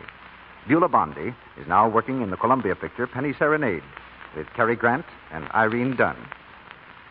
Heard in tonight's play were Griff Barnett as Mr. Edison, Lou Merrill as Mr. Nelson, Earl Ross as Mr. McCarney, Warren Ash as Captain Brackett, Arthur Q. Bryan as Hodges, Stanley Farrar as Dr. Pender, Noreen Gamil as Miss Howard, Jack Lewis as Miller, Clarence Strait as Bill, Charles Seal as Dingle, and Celeste Rush and Philip Steele. Our music is directed by Louis Silvers, and your announcer has been Melville Ruick. This is the Columbia Broadcasting System.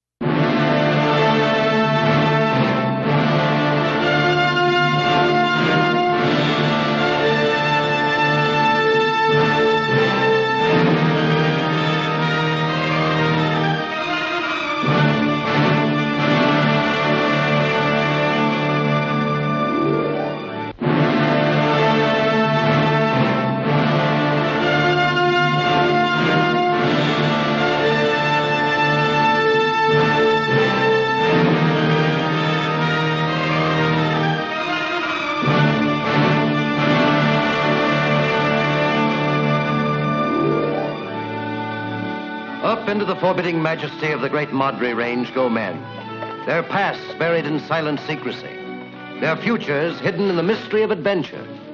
Men drawn together in their search for gold. Dog, soldier of fortune. Howard, the old-timer. Curtin, the youngster. And Cody, the intruder. These are the men who tried to tap the treasure of the Sierra Madre. Men with an oath on their lips and muscles in their arms, but men with greed in their hearts, ready to break their backs, to sell their very souls for gold, fighting shoulder to shoulder against the forces of nature, only to find their greatest enemy is human nature. Shut your trap! Shut up, or I'll smash your head flat! Ah! Throw it! Without me, you two would die here more miserable than rats. Leave him alone. Can't you see the old man's nuts? You're so dumb you don't even see the riches you're treading on with your own feet.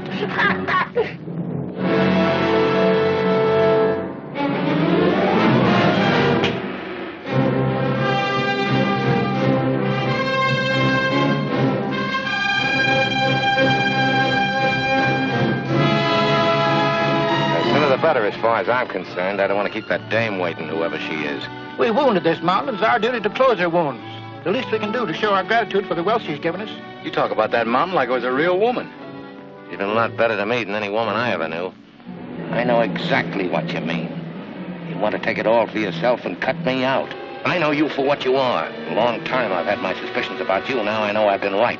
So that's your stinking game, is it? Informing. I knew you was an informer. I knew it all the time. Take a look down that mountain. This means all our funerals. What's that? If I'm right in what I'm thinking, may the Lord be with us. They're not soldiers, they're bandits.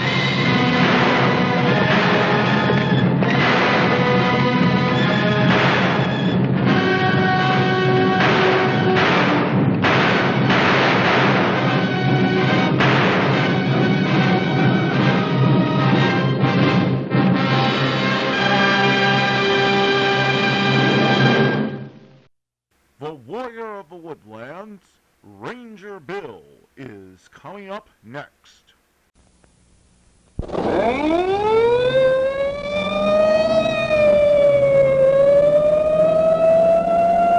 Ranger Bill, his mind alert, a ready smile, unswerving, loyal to his mission.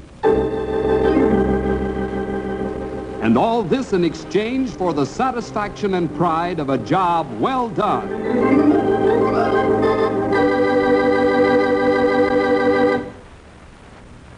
As Chief Ranger, I like to keep right up to date with everything that goes on, and I get a lot of very much appreciated help from my friends. I'm very fortunate this way. Maybe it's because all the people in the district know that we're trying to do a sincere job. One of my friends is Ted Coates, who owns and runs the barge line on the Shady River.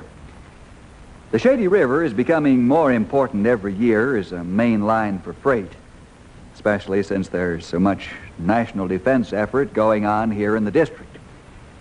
Uncle Sam is making great underground facilities, of which I'm not at liberty to discuss.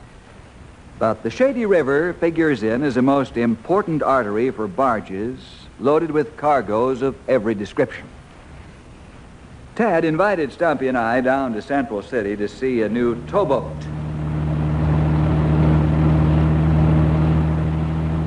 Well, here's Central City. Yep, right where it's always been. Say, what's so special about a towboat? Ain't they all the same? You see one, you see 'em all. You're in for an education, old-timer. I am? You sure are. If Tad asked us down here to show us what I think he's going to show us. Hey, I thought this was a secret. It's a semi-secret. Well, now if that ain't one for the cake. I've heard a semi-trailer, semi-circle, semi-final, semi-fluid, semi-conscious, semi-double, semi-dome. But I ain't never heard of a semi-secret. A semi-secret is a half-secret, Stumpy. How can a secret be a secret if it's a half-secret? Okay, forget it. I knowed I'd tucker you out sooner or later. Hey, we're here already. See, what's that? That's Tad's surprise. His new towboat. Towboat? Looks more like one of them pocket battleships to me. Now, how can you carry a battleship in your pocket? Oh, a wise guy, huh? Come on, get out. We'll find Tad and look at this giant of the river.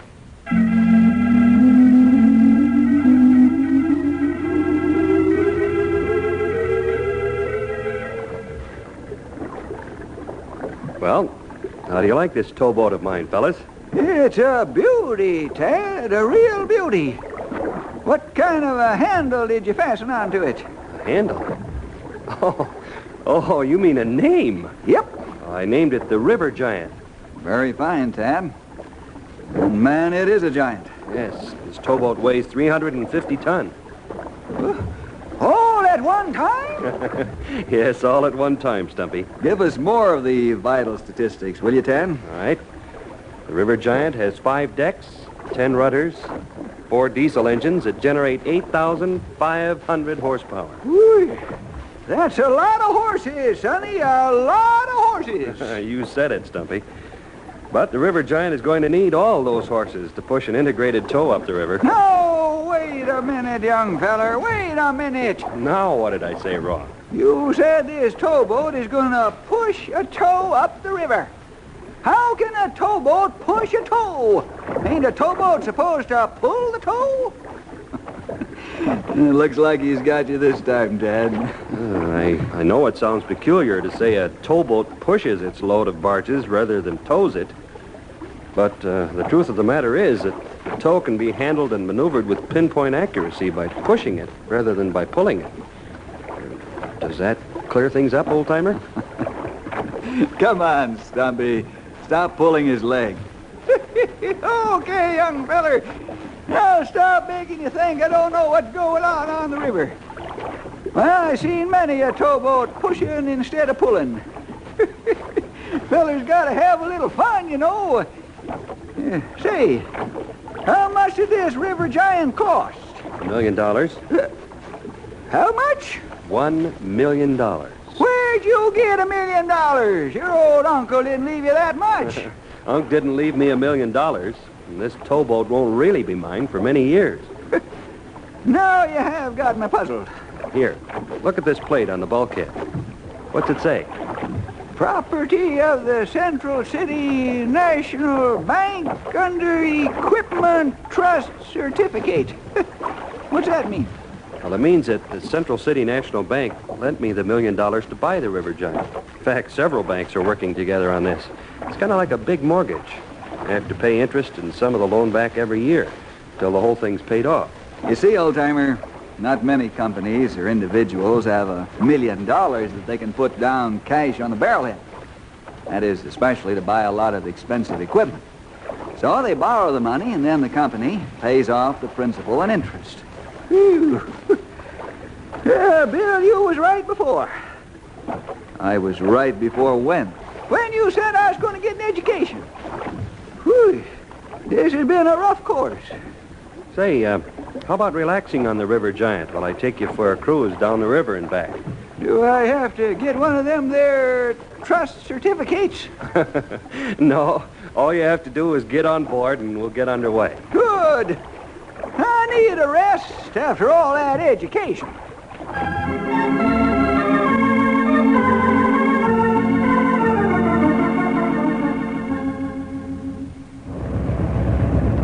Say, Stumpy, how about taking the wheel for a while? See how easily she handles.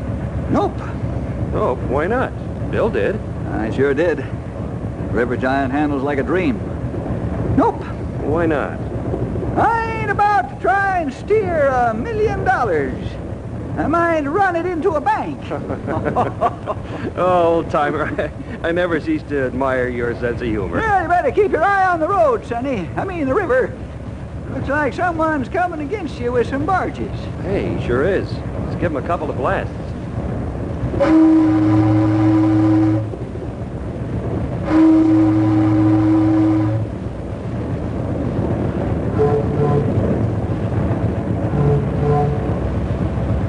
That Mark's a good man. Always on the job. Always thinks. And he gives you 8 hours of work for every 8 hours of pay.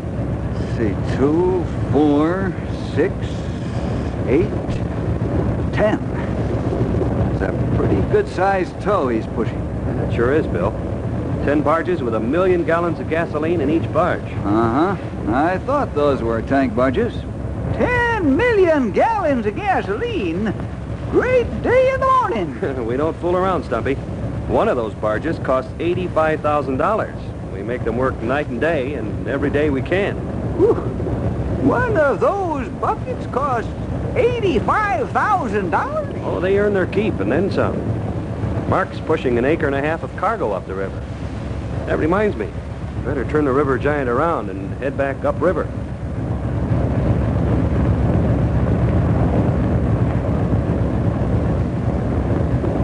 Hey, that was some turn you made, Sonny. Does this thing bend in the middle? No, Stumpy, but with 10 rudders and 4 screws, we can turn her pretty well. Screws? Propellers to you, old-timer. Why didn't you say so? Each screw works independently, as well as together. Yes, sirree, Bob. You named this here towboat right. It really is a River Giant.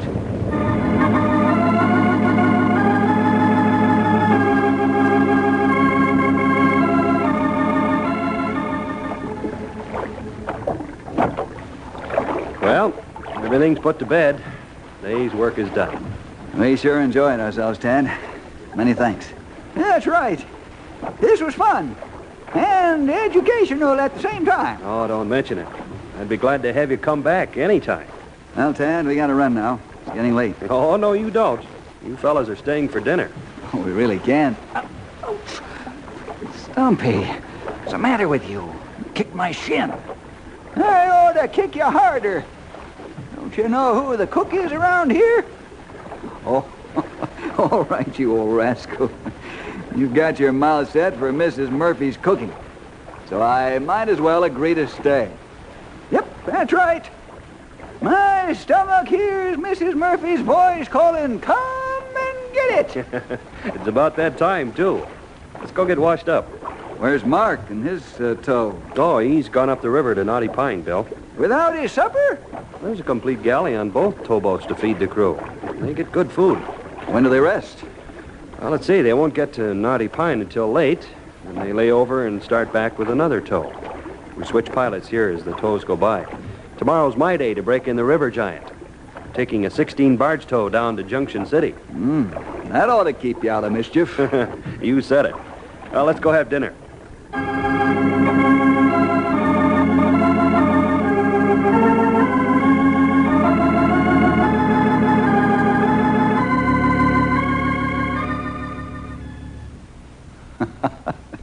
What's the matter, old-timer? Lost your appetite? Lost it? I think I got rigor mortis of the stomach. How can you have that, Stumpy? My stomach's so full I can't move. When you can't move, you got rigor mortis. Well, that's only when you're dead. That's what I think I did. You did what? Killed my stomach with Mrs. Murphy's good, delicious food. Don't let him fool you, Tad. He's got room for more apple pie. Don't you be fooled, Sonny. The only part of the apple pie I could get down right now might be one apple seed. Oh, Stumpy, you killed me. Oh, don't say that. Say, by the way, fellas, if that alarm bell goes off suddenly, don't head for the fallout shelter. Something new? Yes, Bill. That bell's wired to the radio. Quite frankly, I got tired of constantly watching for the red light to go on when I'm in the house. It's awful noisy, so don't drop your teeth when it goes off. Well, Ted, beginning to look like us two stuffed birds are going to be very poor after-dinner guests. If you said it, young feller. Yeah, that makes 3 of us. I do it every evening after dinner. A cat nap is a good thing for cats and people. Yep. There she goes. Oh, what a time to have to get up and move. Where's the radio? It's out in the office, Bill. I'll answer it. Be right back. Well, that's fine by me. Yep. Me too. Yes, Mark. What's up? Tad, I'm on fire. You're on fire? Makes sense, man. What's on fire? A barge. A barge is on fire. I don't know what to do. Help me, Tad. Cut it loose. Cut it loose. I'm on my way with the river giant. Cut the burning barge loose. Do you read me, Mark? Mark! Mark! Stumpy, get down to the river giant and call the Knotty Pine fireboat. Yes, sir. Bill, we've got to move fast. Mark and his boys may have to jump ship, and 10 million gallons of gas is loose on this river.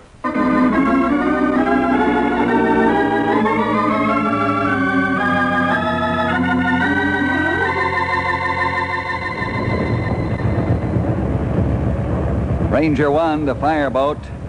Come in, Casey. Casey to Ranger 1. We're proceeding downriver at full speed. We can see the fire. What's it look like? The fire is presently confined to the front barges. Maybe it's only one barge. I can't tell yet. Oh, we can see the fire now. Your orders are to come alongside the river giant and throw a supply of asbestos suits overboard. They're need to cover us with water while we go aboard Mark's boat, try to cut loose the burning barges. Or barge, as the case may be. Acknowledge. Casey to Bill. I read you loud and clear. Cut your speed, Tad, so the fireboat can come alongside. Right. Stumpy, you see any signs of life aboard the other boats? Yeah, they didn't jump ship. They're still on board, but they're all at the stern. As soon as we get the suits, we'll go aboard the other boat. Yes, sir. We better make it soon, because that sure is going to be a hot bucket before long.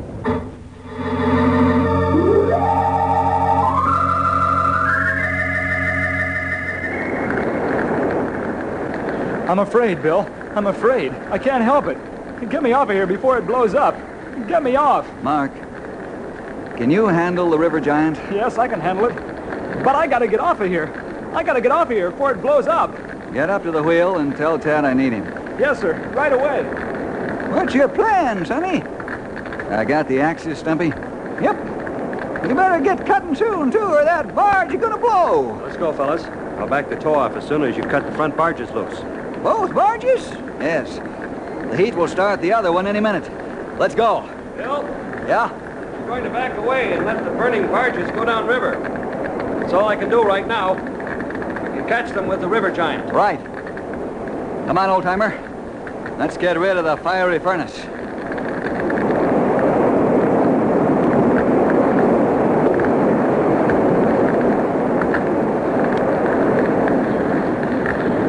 Whew. That's a hot one, young feller. Right. Here comes the fireboat alongside. What now, Bill? Can you catch the barges and blow the hatch covers off to release the pressure? We can give it the old college try. Casey. Yes, sir. Stay as far away as you can and still do the job with your high-pressure nozzle. If the hatch covers start to buckle, turn back. That's an order. Aye, aye. I'm going back aboard the River Giant. Stay with your radio. Aye, aye.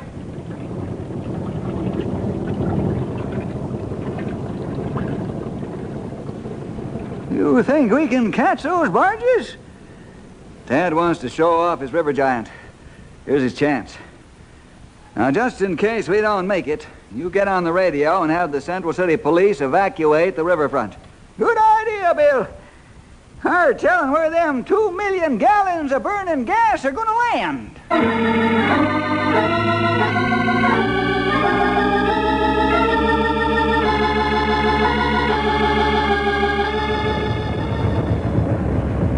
Bill, I know you've got a lot on your mind right now, but I've got to talk to you. Go ahead, Mark. I've got time to listen. Well, this will only take a couple of minutes. I'll be done before we catch up with the barges.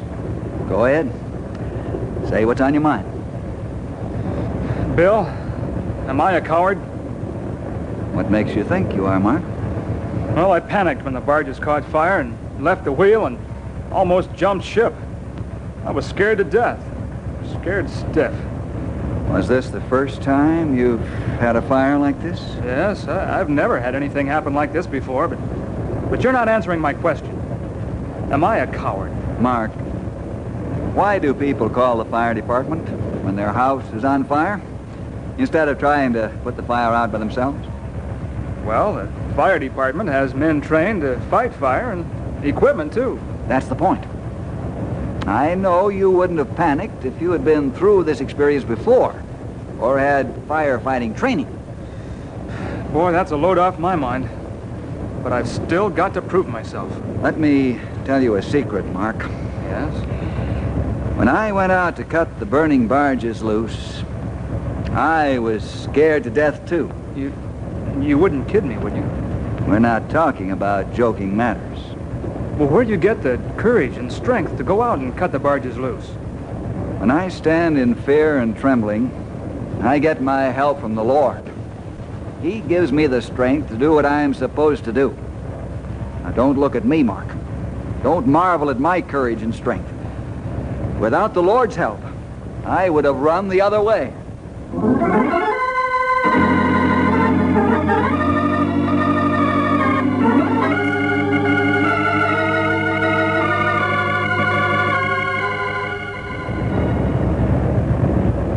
Casey, did you get the hatches blown off?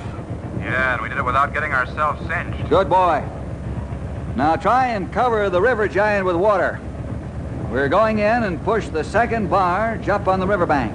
What about the first barge, Bill? One hot bucket at a time. Are you ready? Make your move and we'll cover you. All right, Tad. Beach number 2 bar. Right.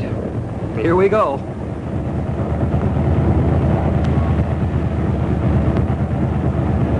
Wow, you can feel the fierce heat from inside the wheelhouse. Casey, where's the water? We're moving in close now. We'll be in nozzle range in a few seconds. Well, hurry up, before we suffocate from the heat. The water's on its way. Good shot. Keep us sprayed until we beach the barge. We can get back and cool off. Wait, hold on. We're heading for the beach. Ram it aground with all you've got, so it'll stay until it's burned out. Hold tight for the shock. Engines are full astern.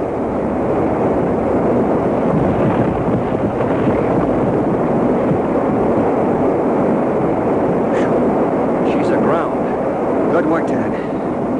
Now let's get out of here and go after the other one.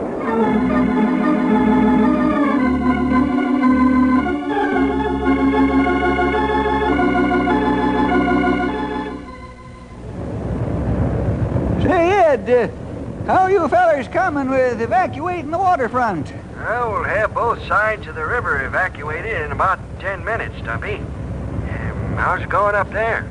We beached one barge, but the other one's way ahead of us now. We're chasing it. Yeah. Can you catch it before it reaches us? I don't know. Why? I just found out the mining company has 10,000 pounds of high explosives stored in one of the warehouses right along the water. What you doing there? I just came in today on a barge. They haven't had time to move it except into a warehouse under guard. You've got to stop that hot barge, or boom, Central City will just be a memory.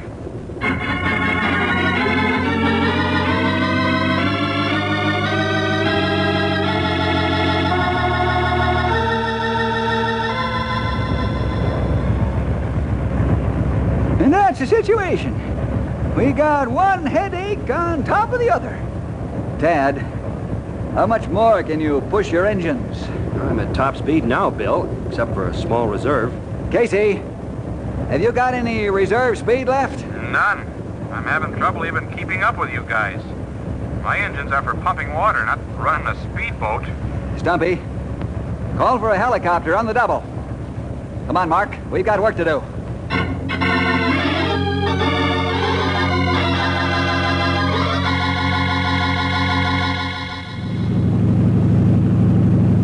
Your asbestos suit tight? Yes. How's yours? Okay. I guess we're ready, Harv. Let's go.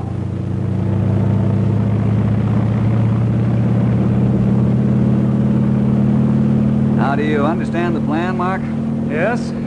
You want to drop this light cable onto the back of the barge so that the copter can pull back and try to slow the barge enough so that the river giant can catch up and then ram it ashore. Right. The pilot will lower me on his winch cable as close as he can. Then I'll throw the hoop of this cable over the stern cleat. I want you to stand by in case I miss the cleat. You pull the cable back up while the copter is maneuvering for another try. Do you understand the plan, Harv? Yes, sir. Now, there's the barge. Well, the river giant has about 5 miles to go to catch the barge, and it's about 15 miles to Central City from where the barge is now. All right, we haven't got time to jaw. Lower me when I give the signal. No, you don't. This is my job. Huh? What are you talking about, Mark? Like you said, there isn't time to jaw. Lower away and pay out the thin cable. Okay. You're on your way. Bill, are you sure it's all right? Does he know what he's doing? Will he be strong enough to throw the cable over the cleat? Don't worry about him, Harv. He is drawing his strength from the unlimited source.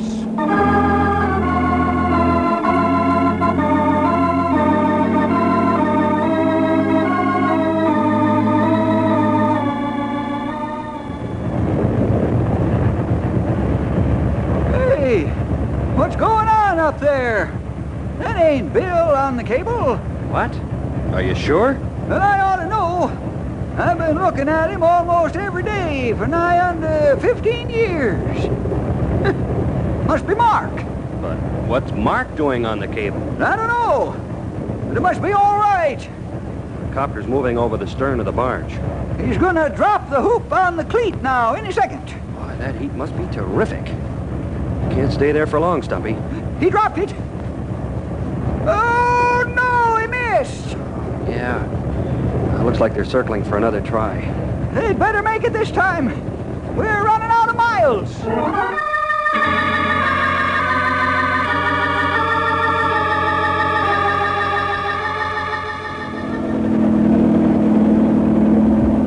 What do you say, Bill? Is he all right, or should we bring him up? He's okay. I just got the sign from him. Look, I don't recommend more than one more time, Bill. Oh, the heat's murder. The updrafts are bad. I know. Try and hold him steady. I believe he'll make it. Oh, I'm glad I'm not there. Boy, without that asbestos suit, he'd fry.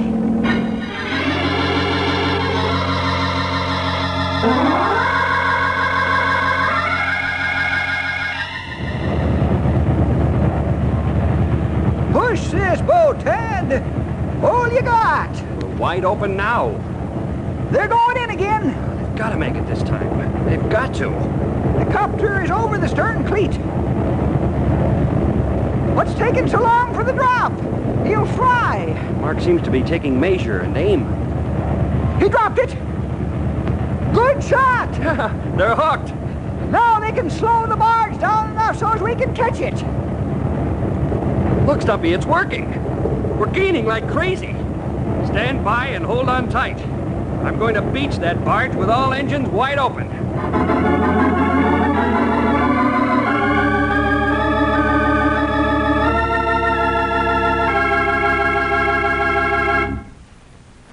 Thanks, Mark. You did a fantastic job. Thanks, boss, but Bill and his men are the ones who deserve all the thanks, not me. Nonsense. It took a lot of courage and strength to do what you did. Well, it wasn't my strength and courage. Huh? What do you mean it wasn't yours? I'm not joking. The Lord gave me the strength and courage to do that job. I don't understand. Well, I don't understand all of it either, but Bill does. He's the man that told me the secret. I'm sure he can fill us both in on some of the details.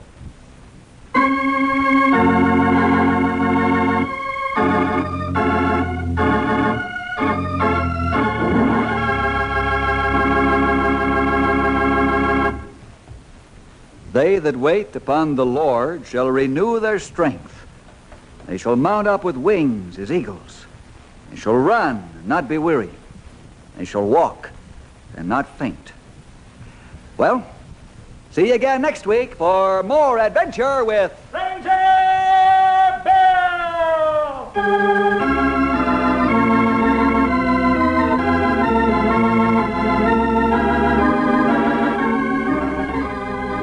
Ranger Bill is produced in the radio studios of the Moody Bible Institute of Chicago.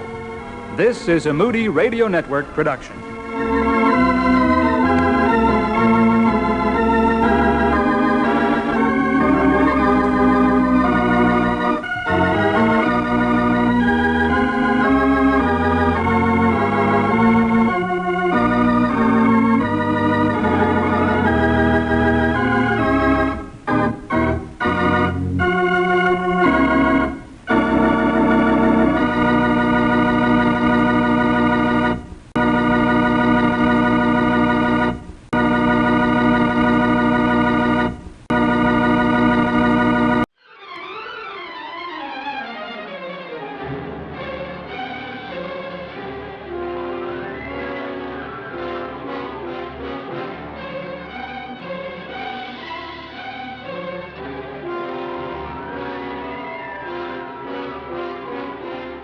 This could be the beginning of the end for the human race. For what men first thought were meteors or the often ridiculed flying saucers are in reality the flaming vanguard of the invasion from Mars. Looks like they're going to come out of that gully pretty soon. We'll have to rush our defenses to be ready when they do. The Guards need plenty of reinforcements. We'll get them. Lieutenant, look! They slash across country like scythes, wiping out everything that's trying to get away from them. That explains why communication is cut the moment their machines begin moving. Montreal's blacked out. Nothing more's come through. Same thing that happened on the Pacific coast. Anything from them yet? No, Mr. Secretary. We've had nothing from San Francisco for over 5 hours. The nations of the world mobilize their armed might, rushing to defend the Earth against the unknown weapons of the super race from the Red Planet. Is there nothing that can stop the Martian death machines? Guns, tanks, bombs. They're like toys against them. We know now that we can't beat their machines. We've got to beat them. All over the world, human beings cower before the onslaught of these unearthly enemies, whom no one has ever seen. Panic that sweeps around the globe as the great masses of mankind flee blindly in a headlong stampede of hysteria.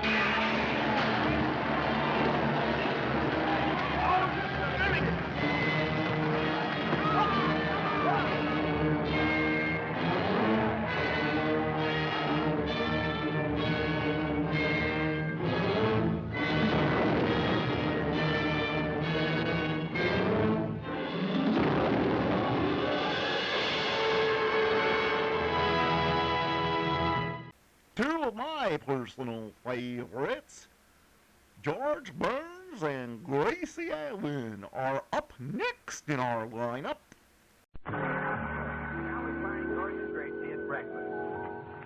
George, how many lumps do you want in your coffee? 2. Thanks. Is there anything interesting in the paper today, or is it just news? Just news. Say, you're lucky to have the paper. Mr. Lastvogel's dog is always chewing it up. I wish that Snoopy neighbor would keep his dog away from here. Yesterday morning, he bit little Orphan Annie in the funny section.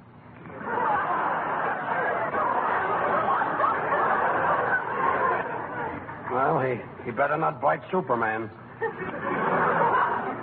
do you want in your coffee? 2. Thanks. George, did you take the little duck for a walk this morning? Tracy, last week that duck hunting trip cost me plenty. And I just as soon not have that web-footed headache around here. Oh, he's so cute. He even comes when I call him. Here, ducky, ducky, ducky. Oh, get out of here. Get out of here. Oh, now you frightened him. Frightened him? I'd like to fricassee him. Oh, now. Come here, little ducky. Oh, don't listen to that mean old daddy duck. Don't worry, little ducky. He's not really your daddy.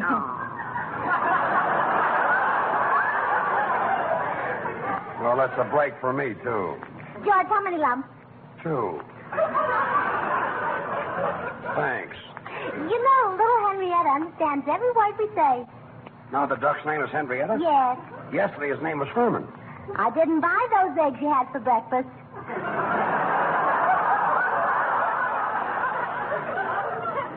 Thanks, Henrietta. Now, you see how smart she is, George. She can spell, too. Go on, Henrietta, spell cat. There you are, C-A-T, period. Nice spelling. Okay, I'll take that silly duck out for a walk again. But you haven't had your coffee yet, George. How many lumps? 2. Thanks. Oh, boy. This coffee is awful. Why, what's the trouble? Too cold. Come on, Henrietta, let's go. Hello, Bill. Hello, George. Gracie's inside. I'll be right back. Okay. Oh, a duck with a harness on. Are you kidding? Come on, Henrietta. Come on. Well, I still can't believe this. Gracie, look at him through the window. Doesn't he walk with the cutest waddle? Well, sure, that's why I married him. You know, that's the most ridiculous sight I've ever seen. A grown man walking down the street with a duck on a leash. People must think he's crazy. He should get a swan. Why a swan? Shall I tell her?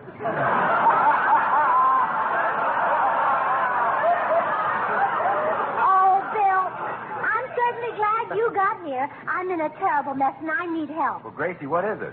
I got a letter from a boy who used to be my sweetheart when I went to school, and I'm afraid to show it to George. You know how jealous he is. Oh, well, that's nothing. I'll fix it. Hey, George. Yeah, Bill. Come in here, will you? Why didn't I tie the duck to this fence? Now, don't worry, Gracie. Leave everything to me. All right. What is it, Bill? Say, George, you're a smart fella. Now, if Paul Whiteman's wife, say, got a letter from a boy who used to be her sweetheart when she went to school, what do you think he ought to do about it? Why, nothing. That's kid stuff. Okay, Gracie, read the letter. What? A letter? Dear Gracie, I'll be in town today, and we'll phone you before I drop in and see you. We haven't seen each other since our school days, and it might be fun. Signed, Keith Fowler. P.S. Remember that rainy afternoon?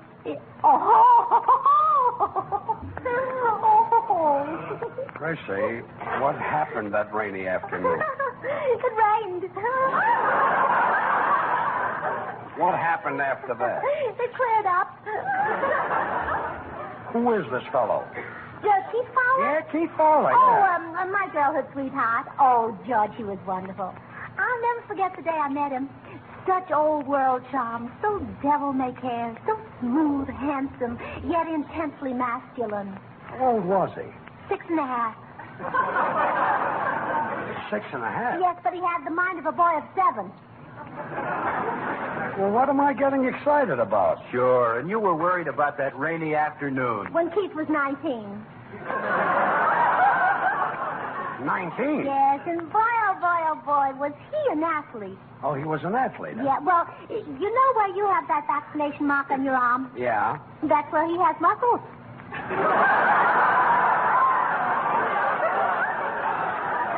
Oh, yeah? Well, what's wrong with my arm? Look at it. Oh, that reminds me. I better tell Hilda to make some spaghetti for dinner. Spaghetti? Oh, fine. Hilda! Say, Bill. Yes, George? Look, Now that Gracie is gone, you can do me a favor. Yeah? When this Fowler guy gets in, if he starts talking about athletics, I know nothing about it. So will you please change the subject? Well, George, that would be very rude. Well, you can do it subtly. For instance, I'll show you. Go ahead, start talking about athletics. Well, okay. Well, now take Greg Rice of Notre Dame. There's an athlete. There's a fellow. Hey, Bill, where'd you get that suit? Oh, you like it, huh? Well, I don't like it, but I changed the subject, didn't I? Well, gee, George, you did at that. Now, go ahead, do it again, and this time I'll try to stick to the subject. Well, go ahead, start. Well, right now, Greg Rice holds the indoor record for 2 miles. Oh, that swan soap. For 3,000 meters. It's a white floating soap. For 3 miles. It's a good soap. And no other... Good. Is that all you can say for Swan? Say, Bill, I did it again. Why, Swan is the first really new white floating soap since the gay 90s. See how easy it is to change the subject? Why, Swan is 8 ways better than old-style floating soap. I guess it's not so easy. Good, he says. Why, Swan lathers twice as fast, even in the hardest water. Swan gives you loads of thick, creamy suds. Now it's practically impossible. Swan costs no more than old-fashioned floating soaps, yet Swan gives you more real soap for your money. That's a nice suit you got on, Bill. Your family will like Swan for washing the dishes.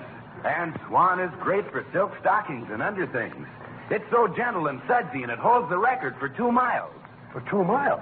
How do you like that? I switched myself off the subject. Well, I can't understand that. Hey, George, did anybody drop in, say, like, for instance, Keith Fowler? Gracie, don't mention that man's name. Oh, George, don't get upset. Keith is just a boy I went through school and high school with. I did have a crush on him, but so many things started to happen that I lost track of him. Well, what kind of thing? Oh, just awful, terrible things. My father went bankrupt, we lost our home, then we had to move to another city, then we were dispossessed. Just one calamity after another. Yeah, then I married you. Well, I've heard enough. I'm going up to my room.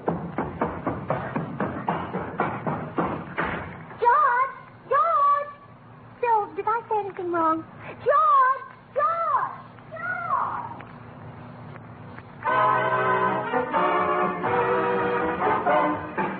Paul Whiteman and the orchestra playing Hi Neighbor.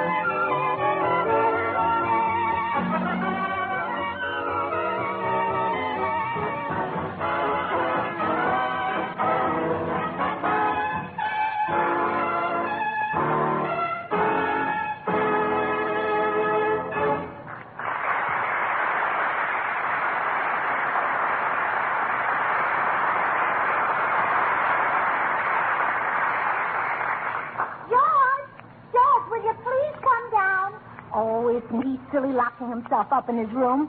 On account of Keith Fowler. Say, Gracie, what really happened on that rainy afternoon?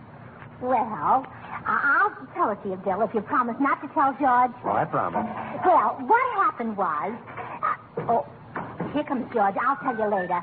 I wouldn't upset him for the world, so don't even mention Keith. All right.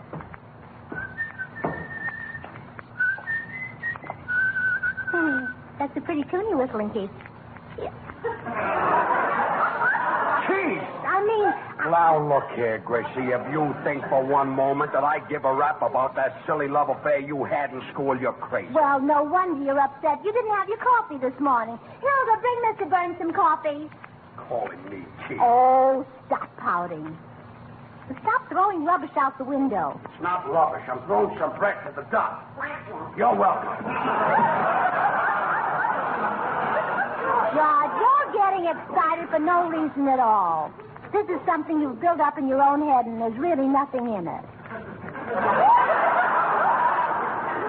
Sure, I'm wrong. I'm always wrong.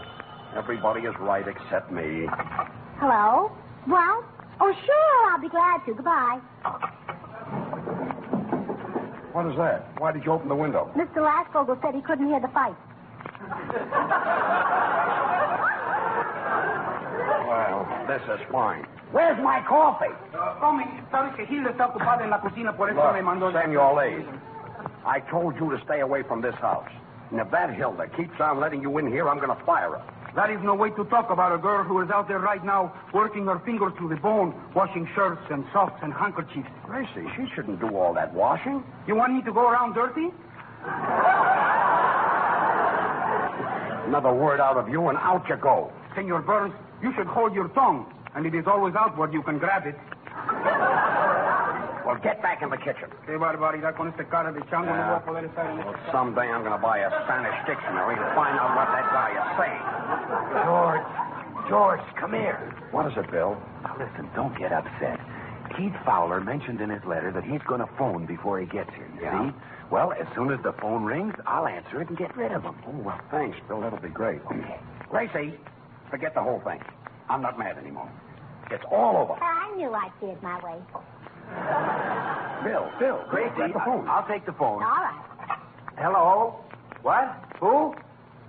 Oh, sure, we're expecting you. Come right over. Why, you double-crossing... It's Jimmy Cash. Oh. Oh, so, George, you're not mad anymore, huh? No, I wasn't mad. I was only kidding. I can hardly wait to meet Keith. Isn't that right, Bill? Yeah, he'll get a big kick out of George. He certainly will. George, you like Keith. He was not only the best athlete in school, he also had a beautiful singing voice. Every day when he walked me home from school, he'd sing Yippee-Ki-Yay to me. I lived 3.5 courses from school. 3.5 courses, huh? Well, it was really a little further. He used to hold the last note. Yippee-Ki-Yay. That's my favorite song, too. Oh, and George, you're really not angry about what happened that rainy afternoon? Yeah, probably nothing. Oh, of course it was nothing. Sure. Gracie, it really makes no difference if you feel like telling me, all right, but what really happened that rainy afternoon? Well, I promised Keith not to tell. But, Gracie, I'm your husband. But it isn't fair to break a promise, George. You wouldn't like it if you were my sweetheart. If I were your sweetheart. Gracie, don't ever speak to me again. Say, George, would you like some sugar for your coffee? Bill, tell her I don't want any. Gracie, George said to tell you he doesn't want any. Well, tell him he's not going to get any. George, Gracie said to tell you you're not going to get any.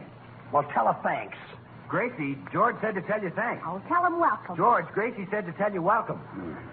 Here comes Whiteman up the front steps. Hey, ouch, my God. What's the matter, Paul? That duck out there just bit me on the ankle. Oh, now, don't be silly. A duck has no teeth. Well, I don't want to be gummed to death for no duck. Hello, Paul. Say, Bill, will you tell Mr. Burns to tell Mr. Whiteman not to say such mean things about poor little Henrietta? Sure, George. Gracie said to tell you. I heard her, Bill. And tell Mrs. Burns she can tell Mr. Whiteman herself. Okay, Gracie, George said to tell you. Yeah, I know, Bill. And, Bill, tell Mr. Burns to ask Mr. Whiteman to sit down. George, Never Gracie. mind, Bill. Never mind. Mr. Whiteman wants to sit down. He's smart enough to figure it out for himself. Hey, what's going on? Are you kids playing? Are you playing a message from Reuters? Well, we are acting like a bunch of kids. Bill, tell Gracie I'd like to kiss and make up. Hey, wait a minute. I want to get in this game, too. Bill, you tell it to me, and I can tell it to Gracie? Oh, shut up. I'll let him play, George. Oh. Paul, George told me to tell you to tell Gracie that he'd like to kiss and make up. Gracie, George told Bill to tell me to tell you that he'd like to kiss and make up. Would you mind repeating that question? You heard him. I told Bill to tell Paul to tell you that I'd like to kiss and make up. All right. Then you kiss Paul, and Paul, you kiss Bill, and Bill, you can kiss me. Gracie, don't ever speak to me again. What did I do now? George! Say, here comes Jimmy Cash up the walk. Gee. Hello, Jimmy. Ouch, that dust must be a wash dust. You too, huh? Oh, wait a minute. I know what we'll do. Let's have Jimmy sing a song, and that'll soothe George's nerves. Hey, you know that's a great idea, Gracie. George, come on down. Jimmy Cash is here. He's gonna sing a song. Well, maybe I was acting like a kid. Go ahead, Jimmy, sing. While I'm smoking my last cigarette, sing that cowboy song I never will forget. Yippee-ki-yay! Yippee-ki-yay! Now, what's the matter with them? Go ahead, Jimmy. The sun's almost set, and I'm smoking my last cigarette. Come on, old paint, this time we're traveling alone. Gonna meet her where the good green pastures are grown. Oh, twilight and purple hills fade. From a campfire comes a cowboy serenade. Yippee-ki-yay, the sun's almost set, and I'm smoking my last cigarette. Yippee-ki-yay.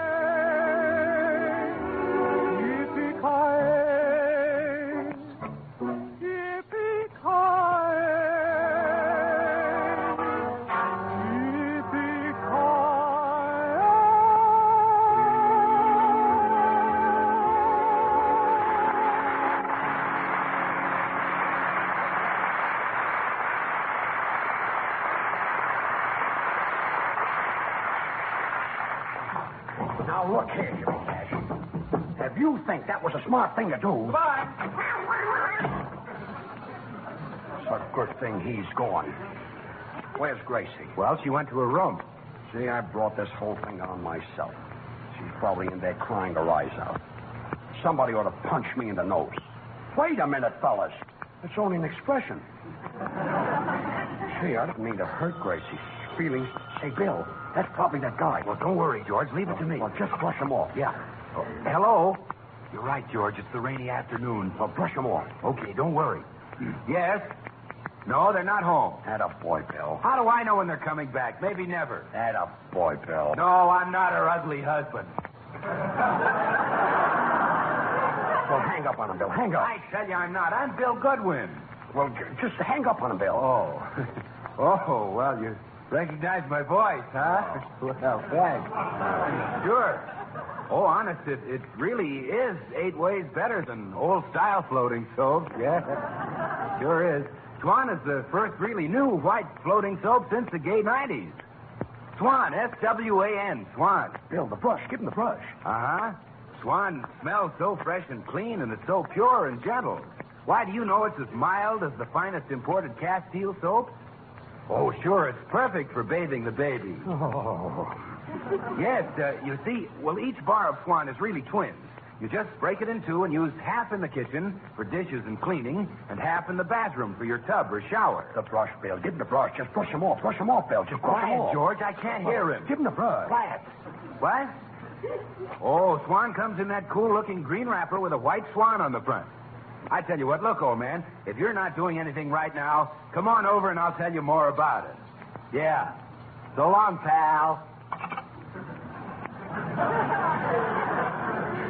Well, didn't I tell you I didn't want that fellow in my house? When that Keith Fowler gets here, I'll break him in two. Yeah, use half in the kitchen and half in the bathroom. All I'll be listening now is to quarterbacks and fullbacks and broad jumping and hurdling. Pardon me, Senor Burns. I came to get the dishes. George, you want to do something that'll take the wind out of that Fowler sails? Yeah. All you've got to do is, when he gets here, is to tear a telephone book in half. But, Paul, I can't tear a telephone book in half. How about one from Glendale? Oh, stop being funny. Perdóname, Senor Burns. If you want to get strong quick, here's a wonderful exercise I read about. I'm not interested. It is easy. Look, first I stand perfectly straight.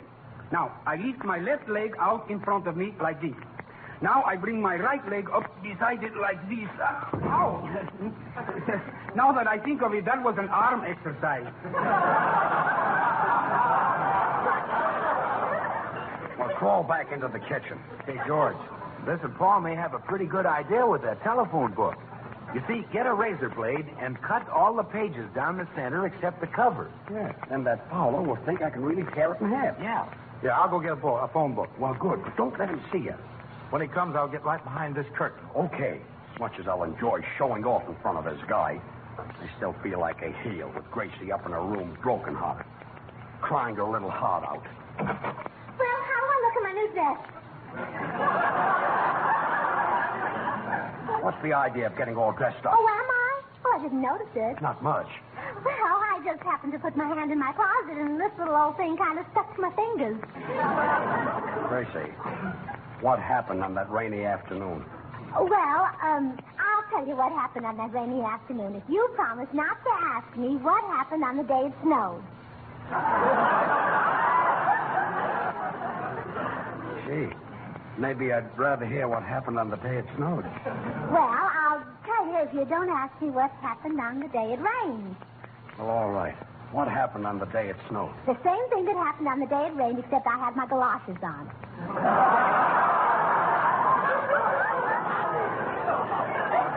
Well, this is great. How's the weather, George? Foggy, foggy, foggy, foggy.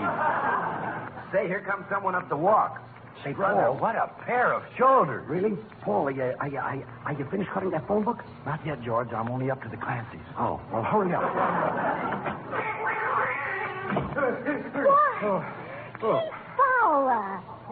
Well, Gracie Allen. You're a sight for sore eyes. Oh, Keith, so are you. After all these years. Well, it's certainly a pleasure to see you. This is Bill Goodwin. Oh, yes. We had a word or two on the phone. Yes, we did. And that's Mr. Whiteman behind the curtain. Hello. Hello. And this is my husband, George Burns. How do you do? How do you do? By the way, Miss Burns, what business are you in? The radio business.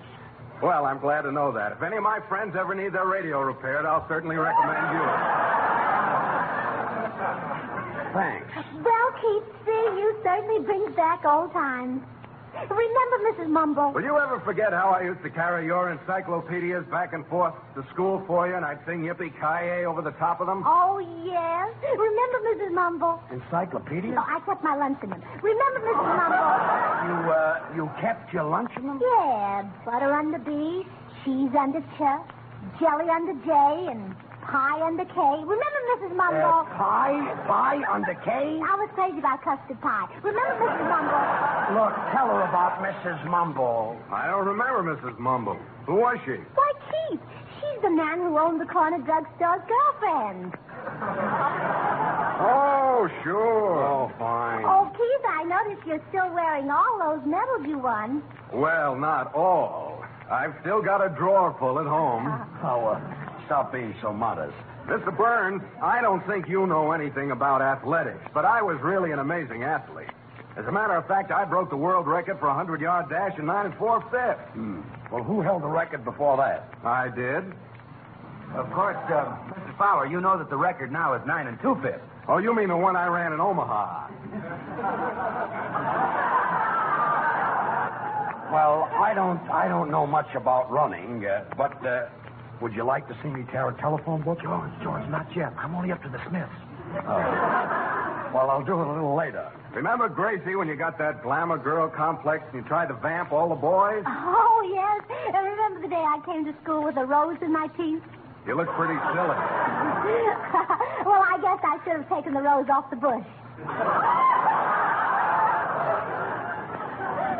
Well, it's been a lot of fun seeing you, Gracie, but I really got to run along. Look, say, Fowler, before you go, would you like to see me tear a telephone book? Not yet, George. I'm still with the Smiths. Snipes, the Smiths. Well, forget it, Paul. Well, goodbye, Keith, and you certainly must come again. I will. Say, Fowler, look, before you go, there's just one thing I'd like to ask you. Man to man, what happened on that rainy afternoon? Gracie, remember that. I'll never forget it. Well, goodbye.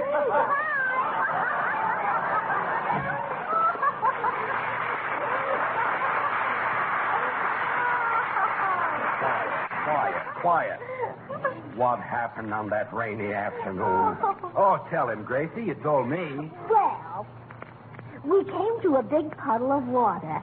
Keith took off his shoes, and I carried him across piggyback. Now, what's so funny about that? Well, his toes tickled my ribs. Well, I acted like a big dope, and I really owe you an apology. Oh, that's all right, Keith. Forget it. Keith! Gracie, never speak to me again. Well, what did I say now? George!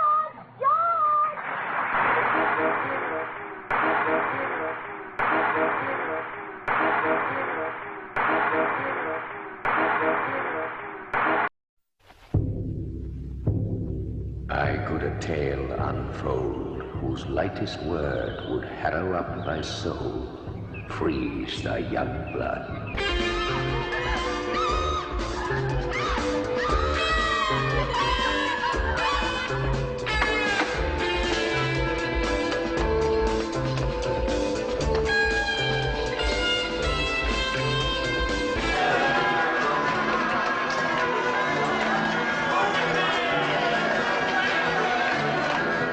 I am here to investigate the disappearance of a young girl. Where is Rowan Morrison? If Rowan Morrison existed, we would know. I suspect murder. Sergeant, I've already told... In the name of God, woman, what kind of mother are you? That can stand by and see your own child slaughtered. You are the fool, Mr. Harry. You're liars. You are despicable little liars.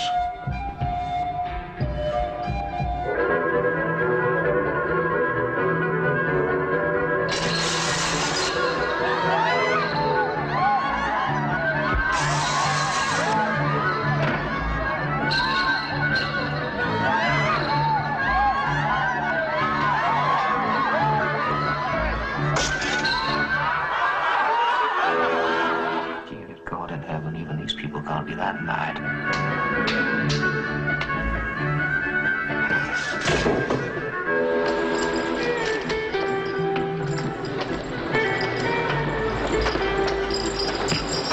Where is Rowan Morrison? If Rowan Morrison existed, we would know. I suspect murder. She was back. You are the fool, Mr. Harry. Where is Rowan Morrison? Oh, my God!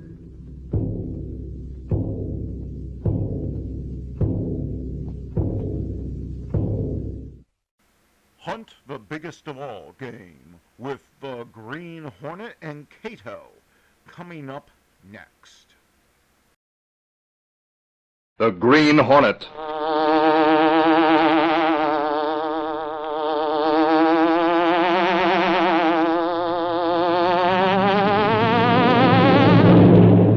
hunts the biggest of all game, public enemies who try to destroy our America.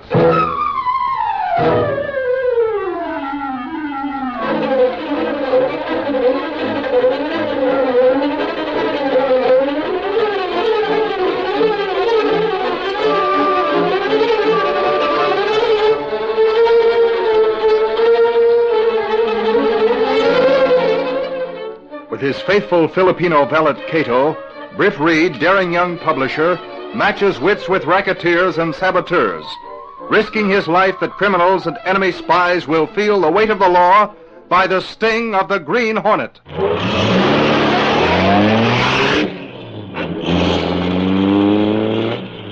Ride with Britt Reed in the thrilling adventure A Bit of Doodling. The Green Hornet strikes again.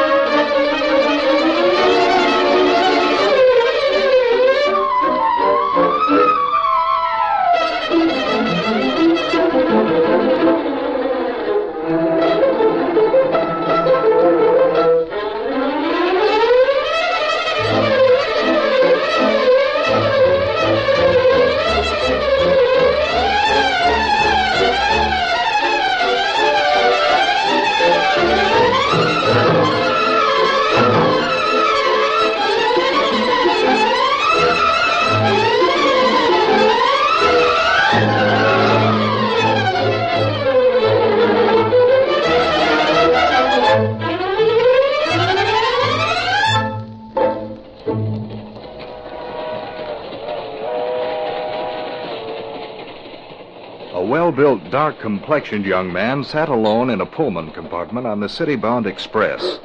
His thoughts were suddenly interrupted when the compartment door quickly opened and closed. Oh, what the... He looked up to face another man about his own build who stood holding a blunt automatic in his hand. Surprised, huh? You didn't know I was on to you. You're smarter than I gave you credit for, Hanley. But you can't get away with anything like this on this train, you know. That's what you think. Most of the people in this car are in the diner. I made sure no one's near enough to hear a shot. You lay your plans carefully, don't you?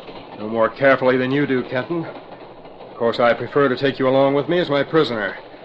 We'd like to ask you some questions. At the proper time, you're the one who's going to answer questions.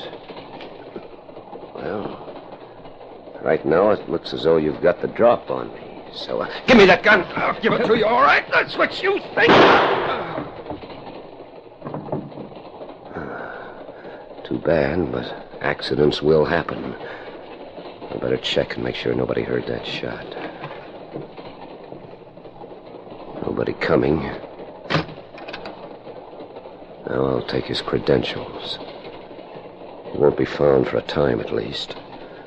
I've got to work fast. I'll soon be in the city, and I don't want anything to interfere with the job ahead of me. If I can get away with this, nothing will.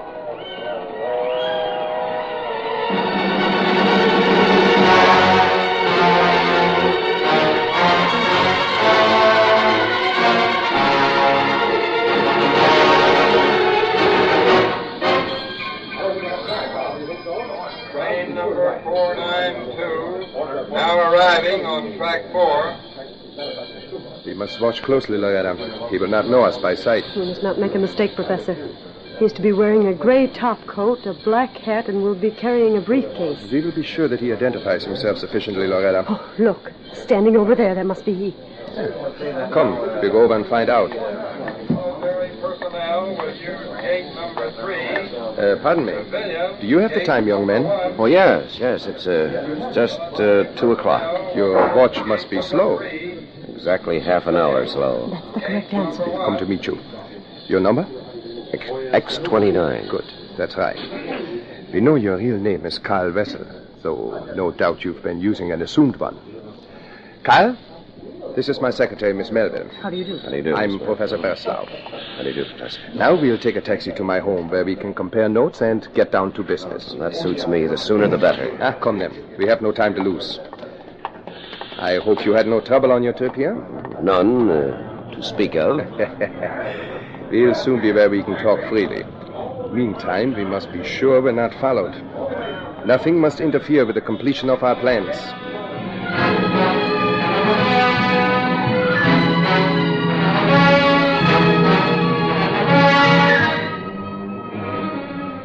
Late that afternoon, Britt Reed, young publisher of the Daily Sentinel, was busy in his office when Mike Axford, one of his reporters, entered. Hello, Axford. What's new? Plenty, Reed. Gunnigan assigned me to a murder case. A man who was found dead in a compartment in a Pullman car. They found him after the car was shunted into the yards. Gunnigan told me about that. What'd you find out? Well, not much, Reed. I stuck along with Sarge while he questioned the conductor and porter and all. Well? They don't know who the corpse is yet. There wasn't any identification on him. I see. We got sort of a description of a guy who might have done it, though, Reed. What sort of a description? Well, the porter said he thought he remembered a young guy wearing a grey top coat coming out of that compartment as the train pulled into the station. Well, that's a lead, anyway. Sure. I went with Sarge while he questioned the cab drivers, and one of them says he took a guy like that with an old man and a girl, and both of them was wearing dark glasses, he said. Well, anyway, he drove all three of them to a corner downtown. He said he thought they got into another cab after they got out of his. That certainly seems suspicious. Yeah, but the trail ends there, and Sarge is stumped. Yes. There isn't much to go on at that, Mike. What's that you have there? Huh? This. Oh, well, it's a timetable I picked up in that guy's cab. 'Twas lying on the seat. Oh. Well, anyone could have left that. Sure, that's why I didn't give it to the Sarge. I knew it wasn't important. I forgot I was still carrying my hand, that I did. I leave it with you, Reed, and maybe you'll need one sometime, eh? In this case, there's plenty of them in our office, Mike. You better get back to headquarters in case anything new turns up. Sure, I'll be getting right down there. I'll see you later, Reed. Right. Oh, might as well throw the timetable in the wastebasket. Couldn't have any value in it. Oh, what's that? Somebody drew little triangles on the back of it, all joined and in a row. Well, just a bit of doodling, I guess. Mike sure picks up the darndest things.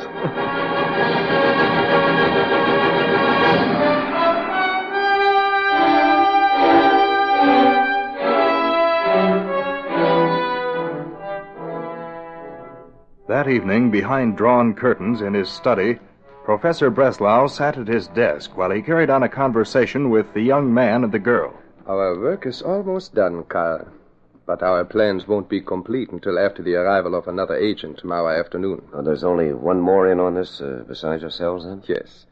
And with the information that he'll bring, with what you brought, that's all that's needed for me to finish my calculations. Well, how is it you've been able to work so long here in this city without any suspicion? Oh, I've been in this country for years. I'm a naturalized citizen. Professor Breslau is a recognized authority on higher mathematics. He's fully trusted here. Oh, I've heard of the professor, of course. I've read some of your articles. Oh, yes. Why, even some of the war manufacturers have had the professor help on some of their calculations. Yes, that is so. I'm finishing up a series of articles for the Daily Sentinel, which I shall take in tomorrow. But the most important work of all is what we are about to do. Well, just what is it you're going to work out from the information I brought? Evidently you haven't been told. Well, no, I haven't. Now, as you know, the information you brought gives certain sections of the East Coast which are most heavily patrolled by naval ships. Now, added to what I get tomorrow, I'll go to work calculating the best possibilities offshore for our robot-carrying submarines. Oh, so that's it. Of course. You must have had some idea. Well, I guessed it was something like that. You're sure the other agent will come tomorrow? Oh, yes. He will come directly here. He's been here before. When will the bombing actually take place? We will complete those details tomorrow night. Mark, the other agent, will take them and see that they get through. And then, in 1 week, our submarines will be in those positions, releasing their robot bombs. And America will at last feel the ravages of the war on her own shores.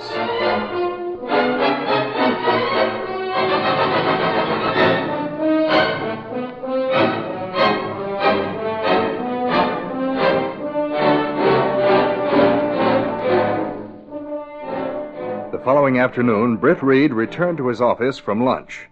A few minutes later, Axford entered carrying a thick envelope. What's up now, Mike? Not much, Reed.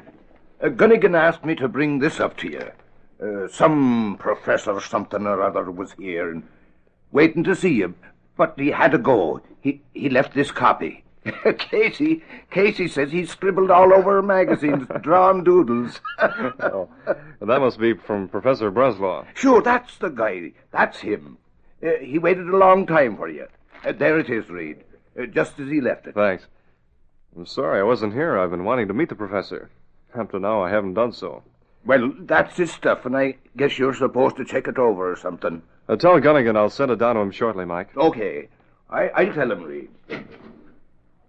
Well, this must be the last of his articles on it. What's all that on the back of the envelope? A lot of little triangles joined together. Wait a minute. Just like those that were on that timetable Mike found in the cab. Well, let's see. I hope I didn't. No, here it is. Evidently, the professor subconsciously draws those when he's... Great Scott. Could he have been the old man who was seen with the suspected killer yesterday? I'll call Cato. I'd hate to be mistaken about this, so I'll have to move cautiously. One thing I'd like to do is to have a look through the professor's place, if possible.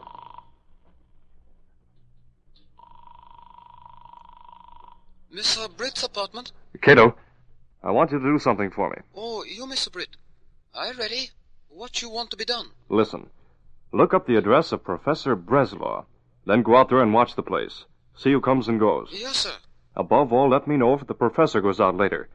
He left here and went home, but I'm not sure... I'll make sure if he go out again that no one home. Good. That's what I'll want to know. I'll go to the apartment and wait there until I hear from you. Be careful you're not seen. I be careful. I come to apartment right away if you leave house. All right, see you later. Goodbye. Goodbye, Mr. Britt. Maybe I'm sticking my neck out, but if it turns out that I'm not, the Green Hornet might bring in a scoop for the Sentinel. Who can tell?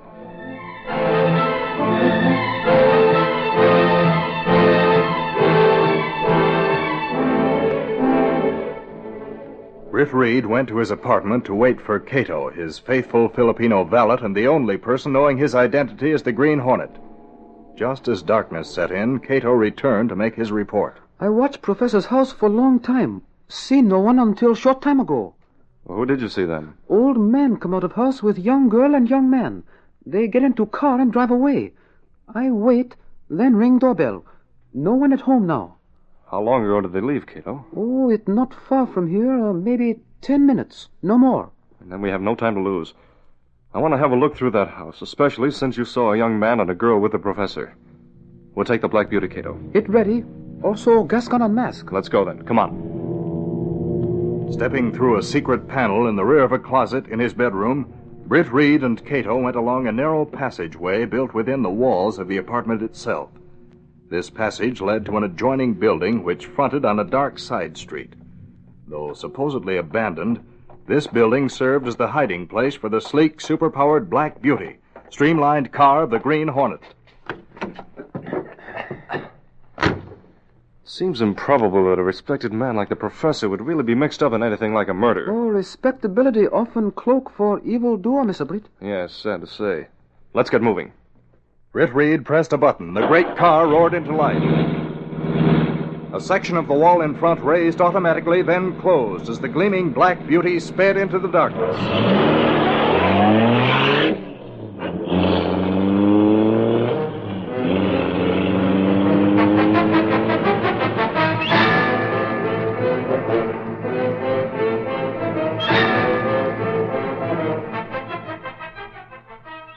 We'll continue our Green Hornet adventure in just a moment.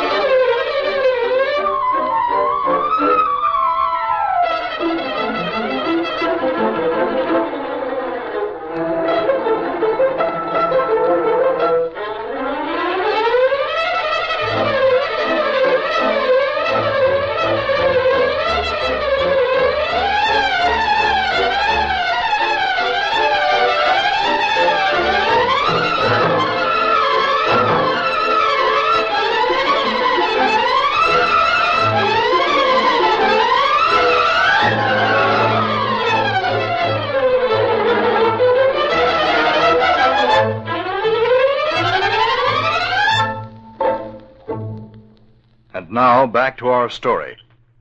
Arriving in the vicinity of Professor Breslau's house, Britt Reed and Cato stopped the Black Beauty in a vacant lot nearby. Leaving the car safe from prying eyes, the two men soon reached a side window of the darkened house. You want me to come inside with you? Yes. Two can search better and faster than one. I'll pry open this window. What we search for, Mr. Britt? Anything that seems suspicious, Cato. Incriminating papers, drawings, something like that. There.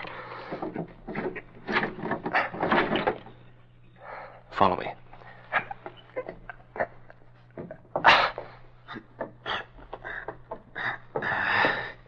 Oh, this must be the study. There's a desk over there. We'll have to make this flashlight do. Why you think he have papers? I have a hunch that young man you saw is wanted for murder. Start searching.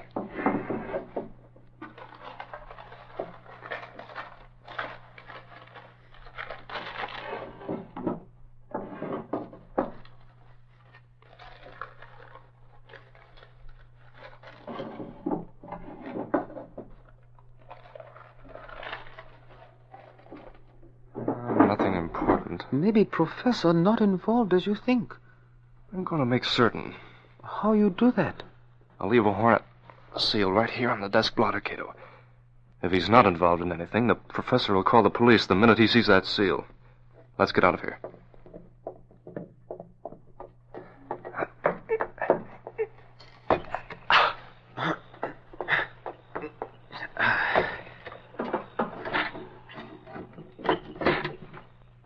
What if he not called police, Mr. Britt? In that case, the Green Hornet will go into action in a big way, Cato. We'll wait in the Black Beauty until they return. I have a hunch there's going to be a big job ahead for the Green Hornet.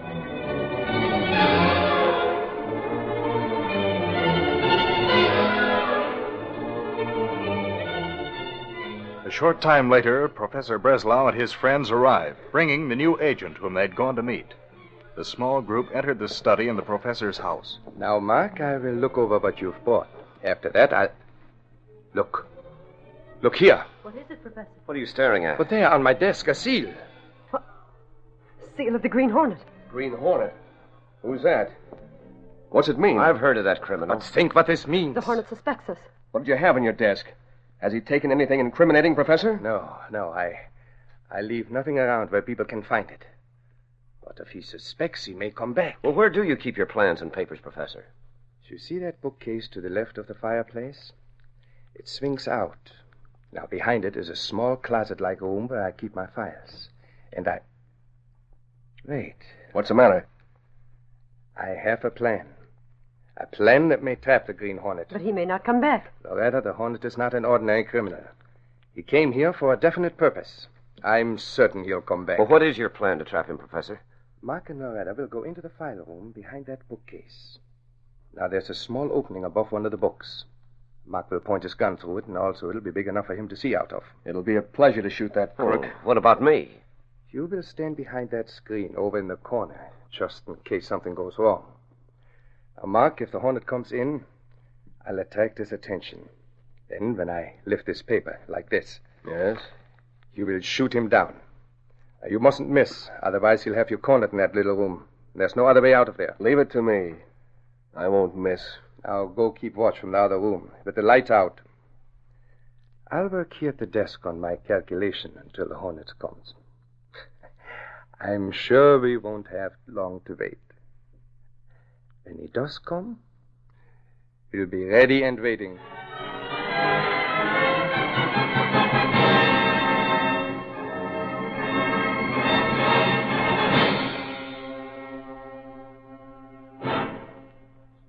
Meanwhile, Britt Reed and Cato had seen the arrival of the professor and his group. They waited in the Black Beauty to see what would be the result when the Hornet's seal was discovered.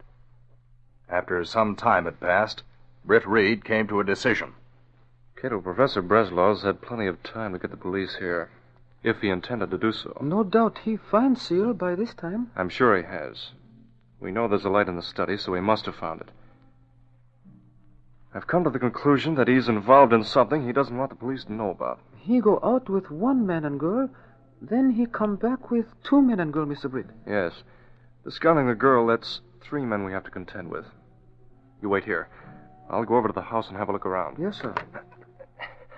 I'll get the setup of things there, and then perhaps Professor Breslau will have a visitor or two he has to count it on. I won't be long, kiddo.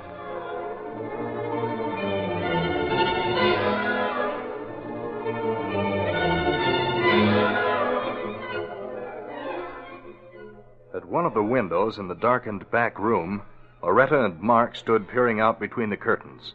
They spoke in low tones as they watched. Where's that new agent, Loretta? He's watching from a window in the front hall. There's something about that man I don't trust. Why do you say that, Mark? He gave us the right answers at the station and also brought the proper information to Professor Breslau. Nevertheless, I suspect him. I understood Agent X-29 was a blonde. This fellow is dark-complected. Oh. You think he's not one of our agents, then? That's exactly what I do think. Of course, he could have dyed his hair for the purpose of avoiding detection. Oh, don't be so suspicious, Mark. Professor Breslau would know if he were not one of our men. They've already conversed in German, and the new agent speaks it fluently. Just like a woman to say that. Don't you speak English fluently, Loretta? As I do? Yes, that's true. But I still think you're wrong about him. Maybe so. But later I'll ask Professor Breslau to let me put him through some tests. Tests that will definitely prove whether he's a Nazi agent or not. Come on. It's time to take our place in the study for the trap we planned against the Green Hornet. I saw him sneaking around under the study windows just a few moments ago. You saw the Hornet at the windows, you say? Yes, and we better hurry into the study. He may try to enter any minute. Now, come on.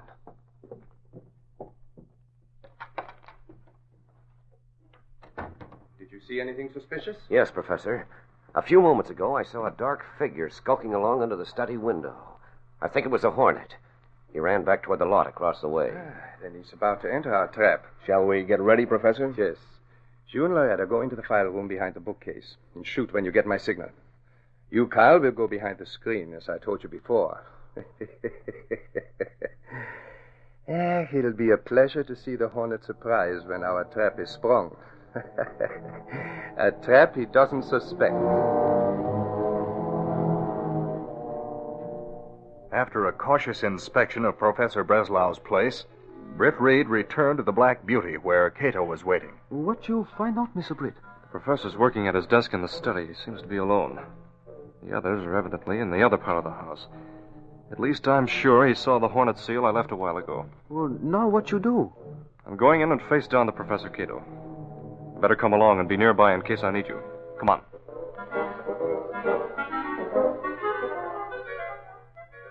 The two men moved quickly and silently through the darkness. Then, after whispering a few words, they separated. Cato going toward the back, while Britt Reed reached up and soundlessly began to open the study window.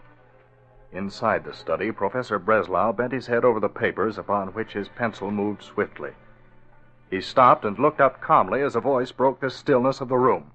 Hard at work, eh, Professor?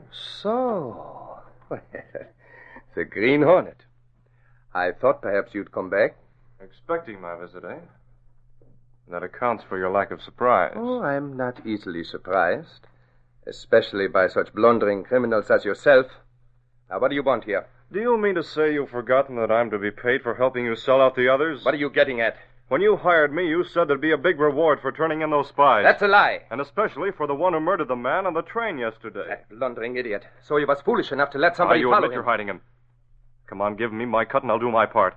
As you said, we can make them look as if you had nothing to do with it. Don't listen to him. Mark, Carl, it isn't true. He's lying when he says that. Oh, my shoulder. Just as I thought. I'm hit. Trap.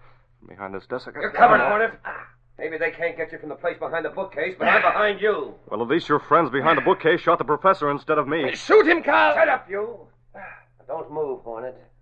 I'm warning those Nazis behind the bookcase to stay there if they don't want to get shot. You're not, Carl. You're an American counter-spy. You murdered Carl on the train and took his place. All right, Nazi, take this. No. Hold on, Hornet. I'll take care of these rats. So that's it. You're out to get this gang, eh? Right. And I'm not forgetting you're working with them, Hornet. This is a big job to tackle alone, fella. Maybe, but I can... Stay in that file room or else... Don't shoot.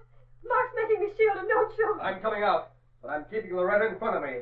If you fire, you'll hit her. Oh, you dirty coward. Careful. I'll keep her in front of me while I pass you and get to the Let door. me go. Let go, Mark. Soon I'll be through the door, Loretta, and you can follow me. That counter spy won't shoot while you're in the way. Stop! Stop or I'll have to shoot. No, you hit me. Now, now to open the door and get out of here. You not leave this way. Oh, my arm! Try to finish that spying sneak, then I'll get away. I think not. Well, I still have you covered, Hornet. In a few minutes, I'll phone the police to take you all to headquarters. You're a spunky fella, but I'll take that gun. There. You won't. All right. If you weren't wounded, I probably couldn't have taken it so easily. Professor and the other guy are out cold, and the girl has fainted. Go ahead and call the police, buddy. But I'm leaving right now. Hey, wait, you! What's happened? Mark, Loretta. The game's up, Professor Breslau. Your plans to direct Nazi subs where to shoot robot bombs from along our coast will be turned over to the FBI. Mark told me he suspected you. If that Hornet hadn't interfered, you would have been put to a test and we'd have known you were a counter-spy. Well, a good thing for me, then, that he did interfere. At least I've got you and those two to hand over to the police. You let him get away. He must have been working with you. Well, I happen to know he was in with your gang, Breslau. But believe me, if he weren't a criminal and a spy, he sure could have made a name for himself as a counter-spy. Well, now I'll phone the police and report your capture and the escape of the Green Hornet. He sure gave Uncle Sam a helping hand tonight.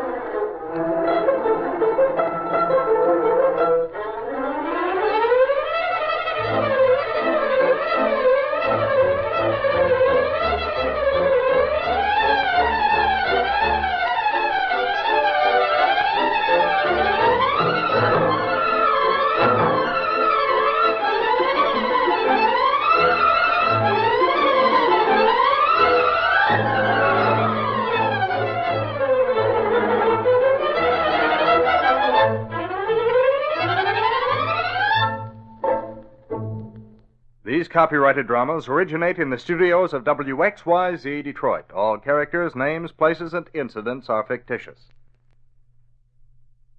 Henry Stambaugh speaking. This is the Blue Network.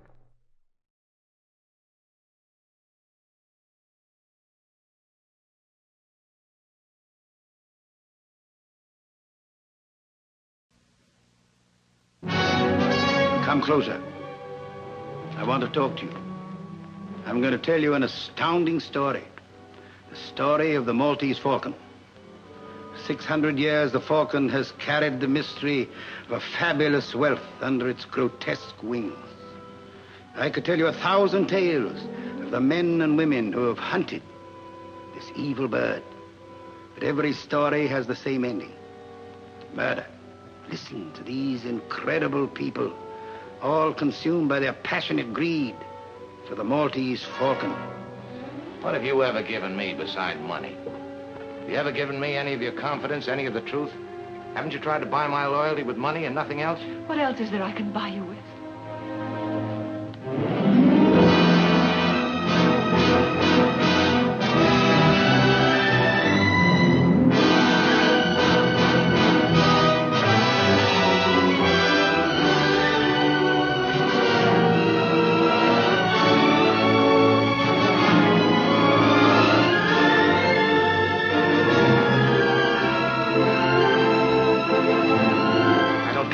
Who? I won't play the sap for you.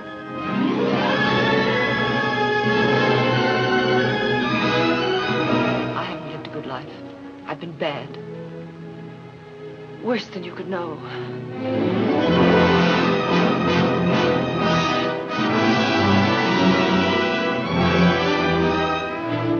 talking about a lot more money than this.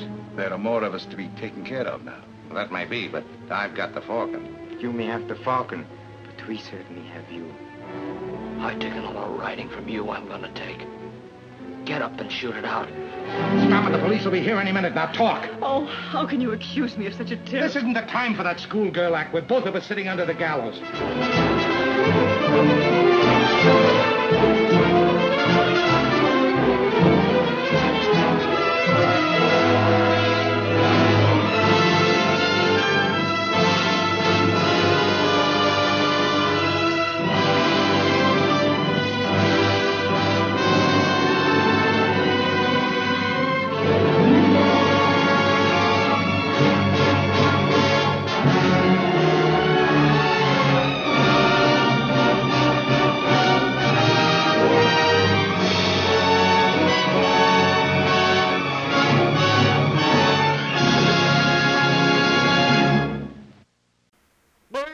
Silver, wait those thrilling days of yesteryear with the Lone Ranger up next.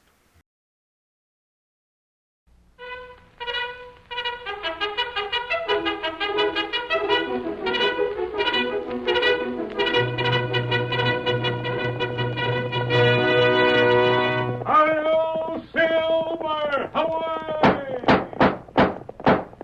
A fiery horse with the speed of light, a cloud of dust, and a hearty hi-yo Silver, the Lone Ranger.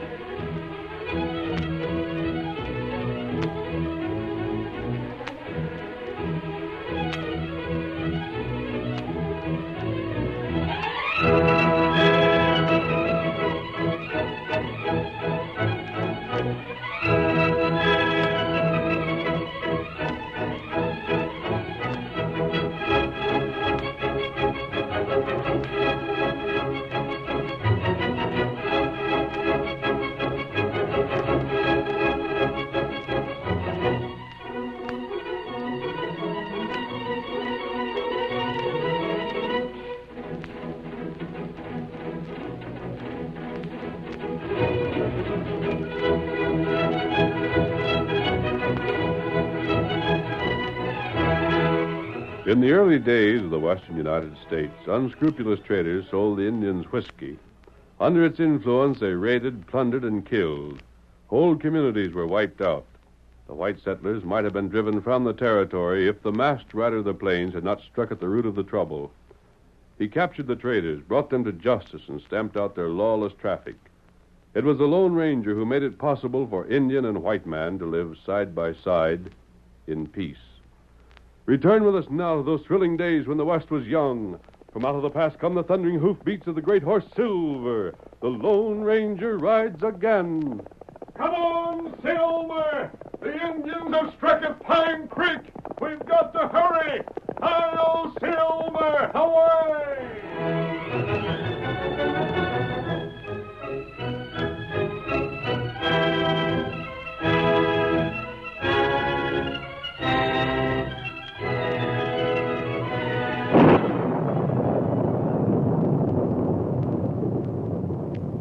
Jagged lightning streaked across the evening sky. Rain fell in torrents, and the wind howled across the desolate countryside. Since early afternoon, the Lone Ranger and his faithful Indian companion Tonto had fought their way through the storm. They reached the hill country shortly after nightfall, and now, by the fitful glare of the lightning, they could see the rocky trail rise steeply before them. Storm is getting worse, Kimosabe. And if the footing gets much more difficult, we'll have to dismount. We ride further. It gets better. How much further is that shelter you mentioned? Maybe it's 3 miles now. A cave? Not cave. Place where rock makes shelter. I see. Oh, Silver. Oh, Scout. Oh. What matter? I thought I saw something moving. What you see? I don't know. Maybe it's wolf. It was ahead of us and up above a little. Wait until there's another flash of lightning. We may see it again. There. You see it? Now it looked to me like 2 people on foot. That's right. And they were running. Yes, there they are again. It's a man and a woman. Hello there. Them not answer. They may not be able to hear me over the storm. Come, Tonto. We'll give them a hand. Watch out for the rocks. It's bad going here. Come on, Silver. Get 'em up, Scout. Careful, old fellow. See anything of them, Tonto? Deep dark. We're heading in the right direction. The next flash will show them again. There they are. Hold on there. We won't harm you. Oh, Silver. Oh. We saw you running. We thought you needed help. You ain't Don't talk, Grandpa. Who did you think we were? It's our business. You come from near... Who's that? Grandpa, it's Scott. We gotta run. It sounds as though men are hunting you. This is none of your affair. Let us go. You can't get away from those men. You can only get to the top of the hill, then you'll have to give up. We'll take that chance. Is the law after you? The law? Don't tell anything, Grandpa. Into the saddle. Let us go. Those men are on foot. Tonto and I'll get you out of here. We'll find out the trouble afterwards. I said into the saddle. Mount before it's too late. Ted, we'll ride double. You get in the saddle with Tonto. It's all we can do. Hurry. Give me a hand. Here. All right, Ann? Yes. There's something up this way, men. I think I see some horses. Come on, Get 'em Silver. up, Scout. They're riding away. Where'd they get the horses? Didn't know horses could travel this country. Bring them down. They're on a side. Can't see to aim. What do we do now, boss? It don't matter if they did get away. They won't talk. Tell the fellas to get their horses at the bottom of the hill and head back for the ranch. All right, boss. Come on, Hank.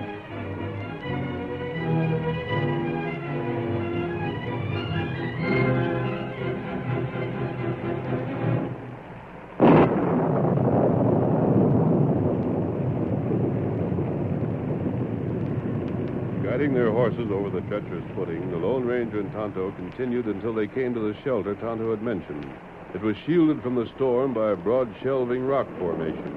And as Tonto pointed it out, the masked man drew Silver to a halt. Oh, Silver. Oh, boy. Scout. Oh, Scout. This'll do for tonight. That man. The Indian. Who are you? That doesn't matter. Tonto. See if you can find some wood and start a fire. Tonto, do that. We ain't thanked you yet for getting us clear of them fellers. Why were they after you? I'm sorry, we can't tell that. You can tell who they were? No, we can't. There's no use hiding who it was. I heard Ann mention the name of Scar. There's a rancher by the name of Scar Lathrop in the valley just below here. He's the man who was after you. We ain't talking. All Tonto and I wish to do is to help you if you're in trouble. Why should you wish to help us? Does there have to be a reason? Ain't nobody does anything for nothing. You're mistaken. You can't represent the law not wearing that mask. I'm on the side of the law, however. We don't know that. You'll have to take my word for it. Stranger, there's just one way you can help me and Ann here. Yes? And that's by forgetting what you seen. Going about your own business like you never met up with us. I mean it. Just clean forget us. I believe I understand what's troubling you. You can't. You can You're never... afraid of Scar, and yet something's happened that makes you afraid to go to the law. Isn't that right? Please don't question us any further. Just take our word for what we say. You can't help us even if you wanted to. You could only make matters worse. If I knew your problem, I might agree with you. I'll be able to point out where you're mistaken. No. But as you refuse to tell me, I'll have to find out for myself. What are you aiming to do? I feel sure the man you mentioned is Scar Lathrop. I had reason to make inquiries about the people in this district. He's the only fellow called Scar that I've heard of around here. But... If it was Scar we rode away from, he's probably returned to his ranch by now. You ain't going there, are you? I am? No, please, you can't. This is our affair. If it was entirely your affair, I might listen to you. As I told you, I had my own reason for coming to this section. Investigating Scar Lathrop is part of my purpose. I'd have done that whether I'd met you or not. Oh, Grandpa, if he learns about Dick... Nice girl. Dick? I didn't mean to mention. And your name's Ann. Now I think I know who you are. You're Ann Barlow, and you're Jed Barlow. Dick must be your brother, Ann. He operates a wagon freighting company to Oak Grove. How'd you know about us? You started the company, Jed, and turned it over to your grandson about a year ago. That's who we are, all right. I know more about the people around here than you may realize, Jed. There's a chance that I know your trouble. You do? I'll tell you about that later. Tonto, you've got a good fire started. Is there plenty of fuel on hand? There's plenty more. Me find wood under ledge. It not get wet there. Good. Jed, you and Ann can dry yourselves out here. Tonto and I are riding. But we don't wish to stay. I'm afraid you haven't much choice. Oak Grove is a long trip on foot. The storm isn't letting up yet. But we... Stay here until we return, and we'll see you get home. I don't want you to leave until I've had another chance to talk to you. If I learn anything at Scar's place, you may be more willing to tell me the truth of this. If you just keep out of this... I'm sorry, but it can't be done. Here, Silver. Call Scout, Tonto. Here, Scout. Remember, don't leave this place. If you do, you won't get far without horses. We'll catch you again easily. Maybe the masked man's working for Scott after all. If he is, we're done for, Ann. But I'm not. Ready, Tonto? Me ready. Come on, Silver. Get him up, Scout. Get him up.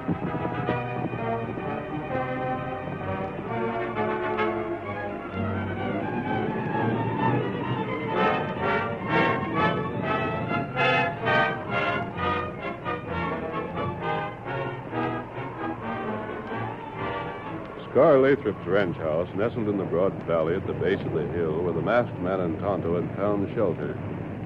Scar and his men had returned, unsaddled their mounts, then made their way through the mud of the yard to the house. Inside, Scar angrily slammed the door behind him. Blasted luck. If it was you let that girl and the old man get away, I told you to keep an eye on them. Yeah, they sneaked out when you sent me over to the bunkhouse. And you shouldn't have left them alone without tying them. I suppose it's my fault because you had friends to help them, too. Yeah, I wonder who it was they rode off with. If it was the law, It wasn't. We can't be sure. All right, what if it was? Not knowing what'll happen to the girl's brother, they ain't going to Just the same, I'd like to know who they met up with. And so would I. It ain't going to bother me. Rip. Yeah? Bring young Barlow out here. And if he's got away while we was gone, you better start making tracks. Don't worry. That fella couldn't have got loose. He better not. Go on out here. Untie me first. Just a second. Hurry it up. Wait a second. There. You're going to walk. Your hands are staying tied. Come on. Scar, who was that you had in here a while back? Jed and your sister. Why, you... But they got away. I'm glad of it. When they get here with the law, you fellas are going to be in a fix you won't be able to talk your way out of. They won't be going to the law. What makes you think they won't? They wouldn't want to see you hung for selling firewater to the Indians, would they? Selling liquor to Redskins? Why, I never did. I got proof that says you had. That ain't so. You couldn't have. No. Say, now I know what you meant when you mentioned that wagon you got hit over in the bottoms. It's got a load of liquor. I'll bet anything you... Why, you're the fellas that have been selling to the Indians. Maybe so. But you try and make trouble for me, and it's you the law's gonna blame. How come? Never mind that. Jed and your sister savvy's all right. I brung 'em here to tell 'em why they'd better keep their mouths closed. I was figuring on holding 'em till you came around to my way of looking at things. Getting away spoil that. But I still got a good way to persuade you. What are you getting at? You're in charge of old Jed's freight line, ain't you? Well, what if I am? Well, we need you in our business. Huh? You mean you want me to help sell to the Redskins? Just so. Dick, what we got to have is a way of getting the liquor here without being suspicioned. We've been bringing it through the hills from Avoca, but that ain't going to do no more. The law down that way is getting suspicious of it. But I'm not... Hold on till we finish. You got that freight line. Nobody ever suspicion you of being in cahoots with the fellas selling liquor. So from now on, that's how the liquor's coming here. In your wagon. Like fun it is. There's good cash for you in it. Cash for what? For getting the Indians loco on rot gut whiskey? How was them settlers over by Pine Creek killed a couple of weeks ago? By redskins that had been drinking till they went clear crazy. And they wasn't the only killings on account of liquor. Shucks. It ain't our fault that them Indians do, is it? Selling them liquor's the same as murder, and you know it. And you're figuring on turning us down, huh? You're blame right I am. And as soon as I get loose from here, I'm telling the sheriff what I know. Yeah? And just what do you know? You've just admitted the business you're in. Uh-huh. But you go to the sheriff and tell him that, and we'll deny saying any such thing. The fact is, we'll show him where maybe you had reason to throw suspicion away from yourself. What's that? It kind of made you set up and take notice, didn't it? Oh, why would I be suspicioned? It'd look mighty funny to the sheriff if he was to find a letter addressed to you from one of the big liquor companies in St. Louis, wouldn't it? Well, how could he? Well, the fact is, Hanker used your name the last time he rode east. Hank used your name and gave the post office over to Avoca for your address. So the liquor company wrote back thanking you for that big order you gave him. You see, you're not being known in Avoca made it easy for us. That's the lowest scheme I ever heard of. Maybe so, but it'll turn the trick. Where's that letter now? A place where you won't know about till it's too late. Unless you get sensible and throw in with us. I'll never throw in. Someone dropped the lamp out. Jump in through the window. Where? You can't see nothing. Who's this? That's me. Let me go. Sure. He's going out the door. I got him. Who's you hit? Where's Dick? Light another lamp and we'll see. Hurry up. I aim to find out just who that polecat is. The curtain falls on the first act of our Lone Ranger drama. Before the next exciting scenes, please permit us to pause for just a few moments.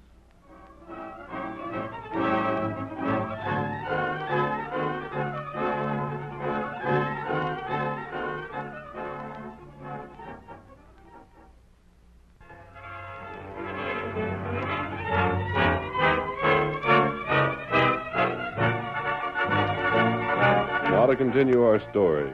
Young Dick Barlow was being threatened by the crooked rancher Scar Lathrop and his men. Suddenly, the lamp was shot out. Someone leaped into the room, and the group was thrown into confusion. Scar, firing at someone near the door, believed he had hit the intruder. Rip, hurriedly lighting another lamp, was the first to discover Scar's mistake. Hey, it was Hank you drilled. Well, I'll be... Blast it. Why couldn't you make sure where you were shooting? Gosh, Hank, I seen the door open and somebody over this way, and I just... trying to stop. That's right, Scar. Dick's gone, too. Hey, you hear that?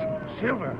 That's the name of one of the horses that Jed and the girl got away on. Will I have the boys take after him? What's the use? By the time they saddle up, they never find the trail. Close that door. It's raining in here. Yeah. Might have killed me. How bad hit are you? I don't know. It's my leg. Just a flesh wound. That ain't so bad. Easy enough for you to say. Shucks, I've been hit worse than that a dozen times. You get a bandage on that, and it shouldn't even keep you from walking. What are we going to do about Dick? What about that fella that took him away? Well, finish with Dick. You mean we ain't going to use his freighters? Not a chance. Now that he's loose, the first thing he'll do is run to the sheriff. Yeah, he can't prove nothing. He knows that last wagon load of liquor is down the bottoms. We got to send Blackie and Lem to move it. You can hide it in the thickets near the marsh. Yeah. What time is it? Huh? What do you want to know the time? I said, what time is it? About 10. And we can still get to town before the sheriff's office closes. Going to town now? Yeah, and you're going along. We're still storming out. We're blazing with a little rain. Planted that letter from the liquor company like I told you, didn't you? Sure I did. Well, we're going to see that the sheriff finds out about it before Dick can get in his story.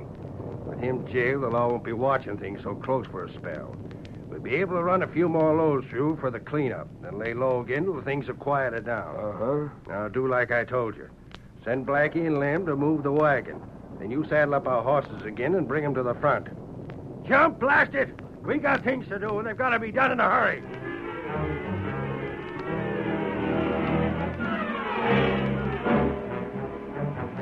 In the meantime, with Silver carrying double for the second time that night, the Lone Ranger sent the powerful white stallion toward the shelter where he had left Ann Barlow and her grandfather, Jed. Go, Silver. Go, fella. Go, boy.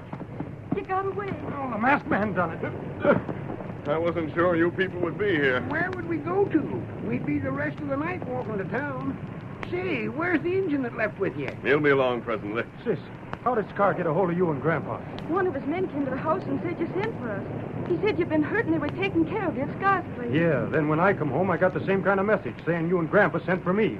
But what I can't figure is why they kept us apart when they had all three of us at the house. They likely thought they could do more with you if you were separated. Together, you might be more willing to hold out against them. I suppose. You heard why they had Dick? Not much. Only enough to know that it had something to do with selling liquor to the Indians. The skunks.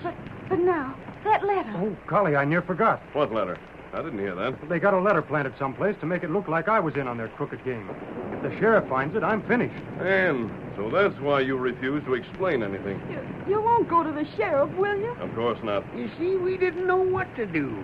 If you was a crook like the mask seemed to make you, then maybe you'd use any information you got to hold us up. You think I'm a crook? Well, I wouldn't be so ready to say so now careful as I would have been at first. I'm not. But you see, if you was on the side of the law, like you claim, then that'd be just as bad. Once the law sees that letter, Dick will be jailed for sure. It's possible we'll be able to prove that Scar is guilty of selling the liquor. Which same don't help me any. Proving them guilty don't prove I ain't. That's true. And now Scar will see that the sheriff finds that letter. I know he will. Why couldn't you have let us alone as we have? What would you have done if I hadn't interfered? Well, I would. Would you have allowed Dick to give Scar and his gang the help they asked for? We certainly wouldn't have. You think I'd play a hand in that kind of a dirty game? Don't you think I know what firewater does to engines? Very well, then. If you had refused to help them, things would have been the same. They'd still use that letter against you. You're no worse off now than you were before. The masked feller's right. Well... You have no idea where the letter can be? Not a notion. It's probably been hidden in your home or your place of business. So when it's found, things will look worse for you. You have an office, haven't you? Sure. If you've ever been in Oak Grove, you've seen it. That means there's just one thing we can do. Yeah? We might take steps to keep Scar from getting in touch with the sheriff. If we could, there'd still be the danger that one day the letter would be found accidentally. Well, what do you think can be done? Let Scar tell the sheriff about the letter. Huh? But we can't. That's just what we're trying to stop. We've got to know where the letter is in order to destroy it. It's up to one of us to be on hand when Scar and the sheriff meet. And then what? And then before the sheriff can actually see the letter, it must disappear. The sheriff's office is just 1 block from our office, and only a little farther from our home. There would never be time. I think there's a way it can be done. How? It'll depend on Tonto. We've got to wait until he returns. Will he be along soon? He should be. I left him behind at Scar's place. Well, what was the idea of that? Scar and his men heard us right away. They'd have no reason to believe anyone stayed behind. Perhaps Tonto will overhear information we can use. Say, that was a slick scheme. I've been wondering about something. Yes? You said you had a reason for being in this district. You seem to know a lot about the people here. I came here to put a stop to the very thing we've been discussing. Selling liquor to the engine? Yes. The sheriff and Avoca laid a trap for Scar. Scar got away without being recognized after killing 2 deputies. The sheriff believed that Scar fled in the other direction. I had an idea that he might have doubled back and come here. From what I'd been able to learn of the liquor traffic, it seemed to be centered in this district. Nobody around here ever suspected Scar. But things must have been getting tough for him. That's why he needed Dick to help. If he'd forced Dick to help just once, that's all Scar would have needed. Dick would have been too far involved to draw back after that. Somebody's coming now. It's probably Tonto. It's him, all right. Now we can go into action.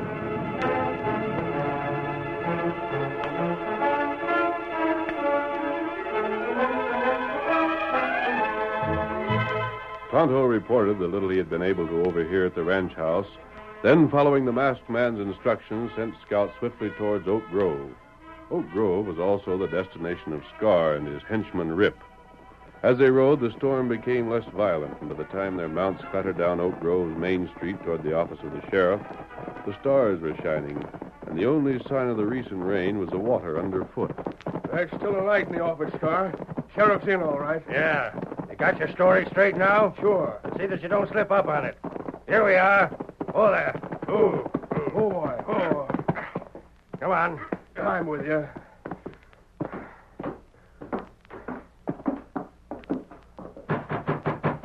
Sheriff! Walk in. Oh, evening, fellers.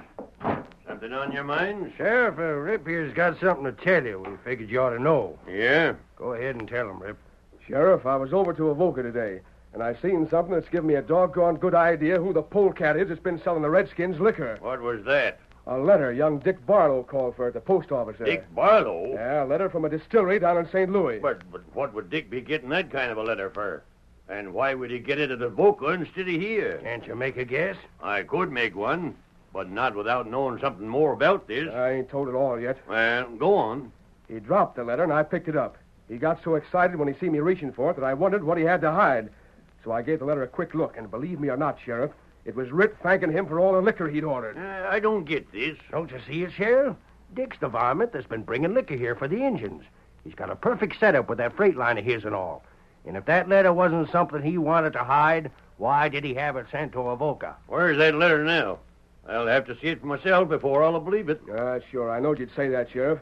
That's why I followed Dick back home. You followed him, you say? And seen where he hid that letter. I can show you where it is right now. Why didn't you come to me before with this? Working for me like he does, Sheriff. Rip thought we ought to talk it over first. But just as soon as I heard about it, I said he would come right back to town to tell you. Gosh, it don't seem no ways possible that Dick could be mixed up in that kind of a low-down business. I'll show you the proof. Well, if the letter says what you claim, I reckon it'll be proof enough. You sure you can find it? I seen him slip it under a corner of their setting-room rug. It's there, all right. He left the house right afterwards, and I'm doggone sure he ain't been back since. Come on, let's get right over there. Lead the way. Hey, that Injun must have been just outside your window, Sheriff. And look, he's heading towards the Barlow place. Maybe he's working for Dick. Hurry up. If he's heard about that letter, he'll try to get it first. And we can't give him the chance to get rid of it.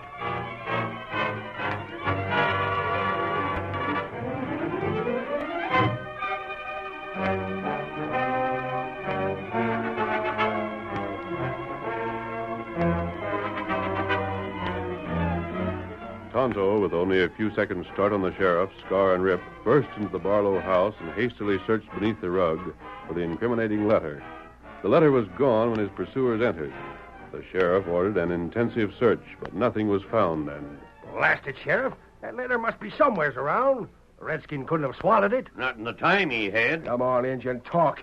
Where's that letter? What'd you do with it? Tonto not know what you talk about. Oh, give me that. I ought to... Take it easy, Rip. I'm in charge here. Doggone it, he's got to know where that letter is. Uh-huh. If there was one. If there was one? What do you mean by that? You think I lied about it? Now, quiet down. Let's figure this thing out. If there was a letter, like you said, there's only so many things could have happened to it. We've searched everywhere. That's what I'm getting at. We've already agreed the Indian didn't have time to swallow the letter. On top of that, he'd been searched from head to heel. And if he'd burnt the letter, there'd be sign of ashes around. But there ain't. And I don't think he had time enough for that either. Yeah, if the letter ain't here, it ain't here, and that's all there is to it. But I'm willing to bet whatever you care to name that the Injun knows what become of it. And, Sheriff, no matter what you say, we're going to make him talk. He don't look to me like the talking kind. Are you sure you looked all through that old desk over there? Sure did. How about that bow, that quiver full of arrows hanging on the wall? Shucks, I looked them over myself. Emptied all the arrows out and looked inside. Wasn't nothing there. Well, I can't think of any place else we maybe didn't look. You fellers can take it any way you like. But all I got to say is this. If the letter'd been here, we'd have found it. We didn't. So it's likely never been here. That's a doggone lot. Come on.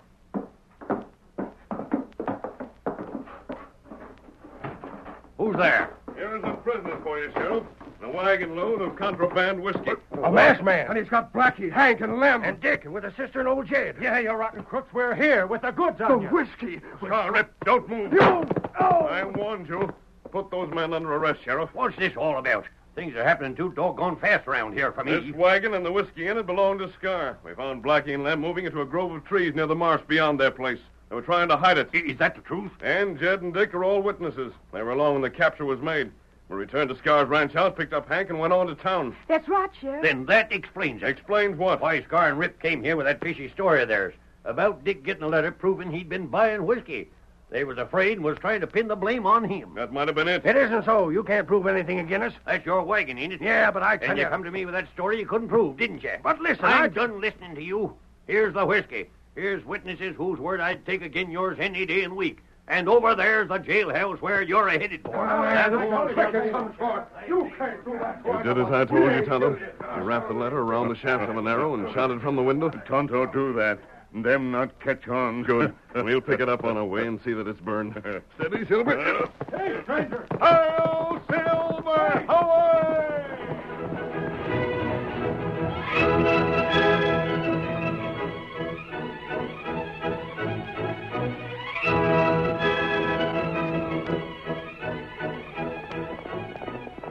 Come on, Silver, old fellow. The government needs our help in Iroquois Valley. Hail, Silver! Away!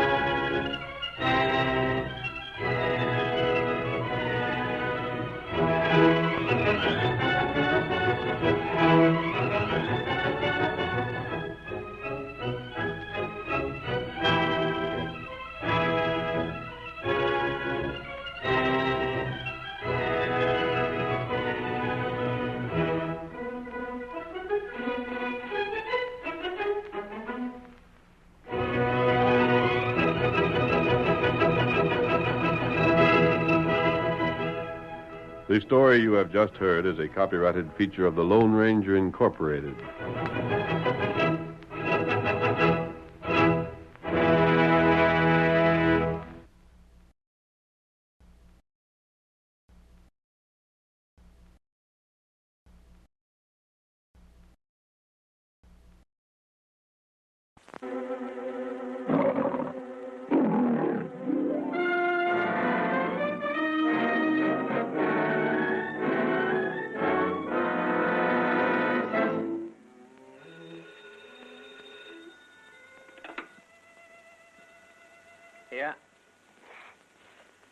Yeah, this is Peter Lorre speaking.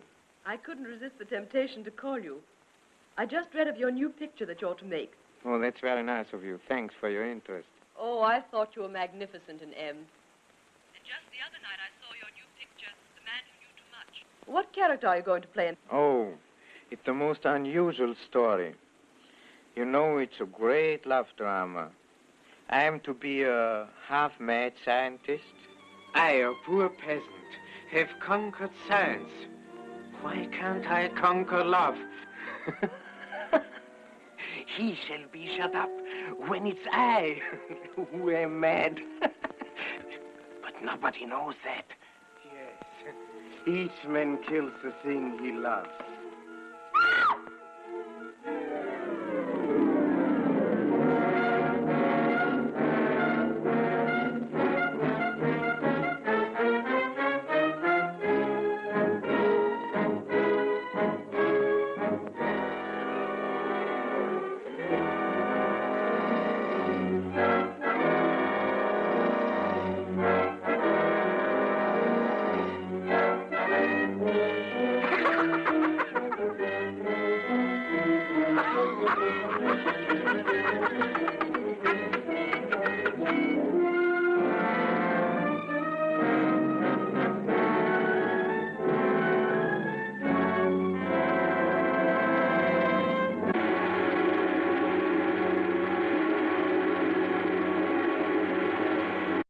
Groucho Marx is your host, as some of the most interesting contestants you will ever meet compete on You Bet Your Life. Up next. Ladies and gentlemen, the secret word tonight is name. N-A-M-E. Really? You bet your life.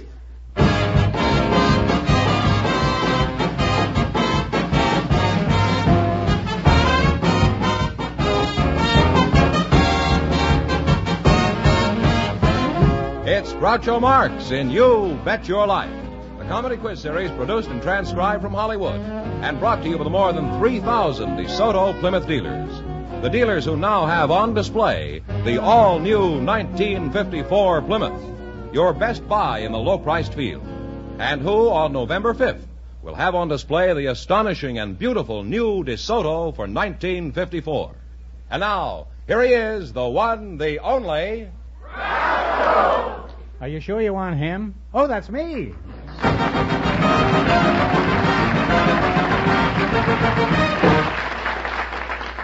Well, here I am again with 1,500 smackolas for one of our couples. Well, Groucho, I saw an interesting article in the newspaper about a married couple, and I told them to come and see us next time they were in Hollywood, and maybe they'd get on the show. And they did, and here they are. Mr. and Mrs. John Peter Fedorovich, would you come in, please, and meet Groucho Marx? Well, howdy do. Welcome, folks, for the DeSoto Plymouth dealers. Say the secret word, and you'll take home an extra 100 smackolas. The secret word is a very common word, and it's something you always have with you, I presume. Mr. and Mrs. John Peter Fedorovich, huh? That's right. Where are you from, Mr. Fedorovich? I was born in Rotten, Poland. I've been here over 40 years. You were born in Rotten, Poland? Or Rotten, Poland. What kind of a place is Rotten, Poland? I don't know. A long time since I've been there. How old were you when you fled from there? 60. You were 60 when you left there? You are 60? Gee, you don't look it. What sort of work do you do? I'm a roofer. Well, top of the morning to you. Huh? What does a roofer do? Fixes the roofs.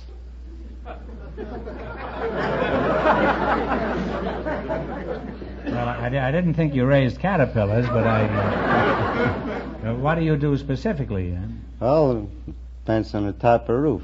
Uh-huh. Well, let's see. You're Mrs. Fedorovich, huh? That's right. Fedorovich. Is that the word? How do you pronounce it? Fedorovich. Fedorovich, That's huh? right. Well, that's a whole lot better, huh? What is your... Helen? Mm-hmm. Oh, do you mind if I call you Helen? That's all right. What part of Poland are you from, Helen? I'm not from Poland. I was born in the United States. I was born in Hobart, Oklahoma. Well, Helen, you're pretty short for a tall girl. How tall are you? Well, I'm just a little over 5 feet tall, and I weigh 155 pounds. Oh, you're kind of 5 by 5, huh? Well, you carry it well. How much do you weigh, John? I weigh 125. Did she weigh more than you when you got She married, weighed about John? 100 pounds more when I married her. I beg your pardon? She weighed about 100 pounds more when I married her. She weighed 100 pounds more than she does now when you married her? And I did. Than you did. And you weigh 125 and she weighed 225? Helen, after you were married, did you try to lose a little excess baggage? Yes, I did, and John thought it'd be a good idea if we take a walk. Did he suggest it, that you lose some weight? He suggested that we walk. Is that true, John? That's right. Well, how did you do this? Did you lie down on the floor and let him walk all over you? No. We took a walk to Arizona.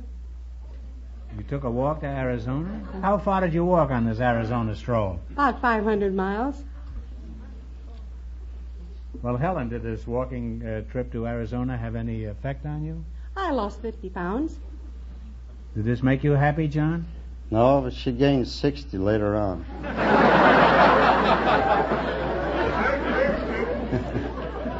Well, John, did you try any other reducing measures, like walking to Shreveport? No, we didn't walk to Shreveport, but we walked to Spokane, Washington.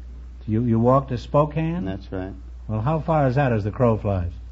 We didn't fly, we walked about 5 miles. He keeps topping me. I guess that's because he was a roofer.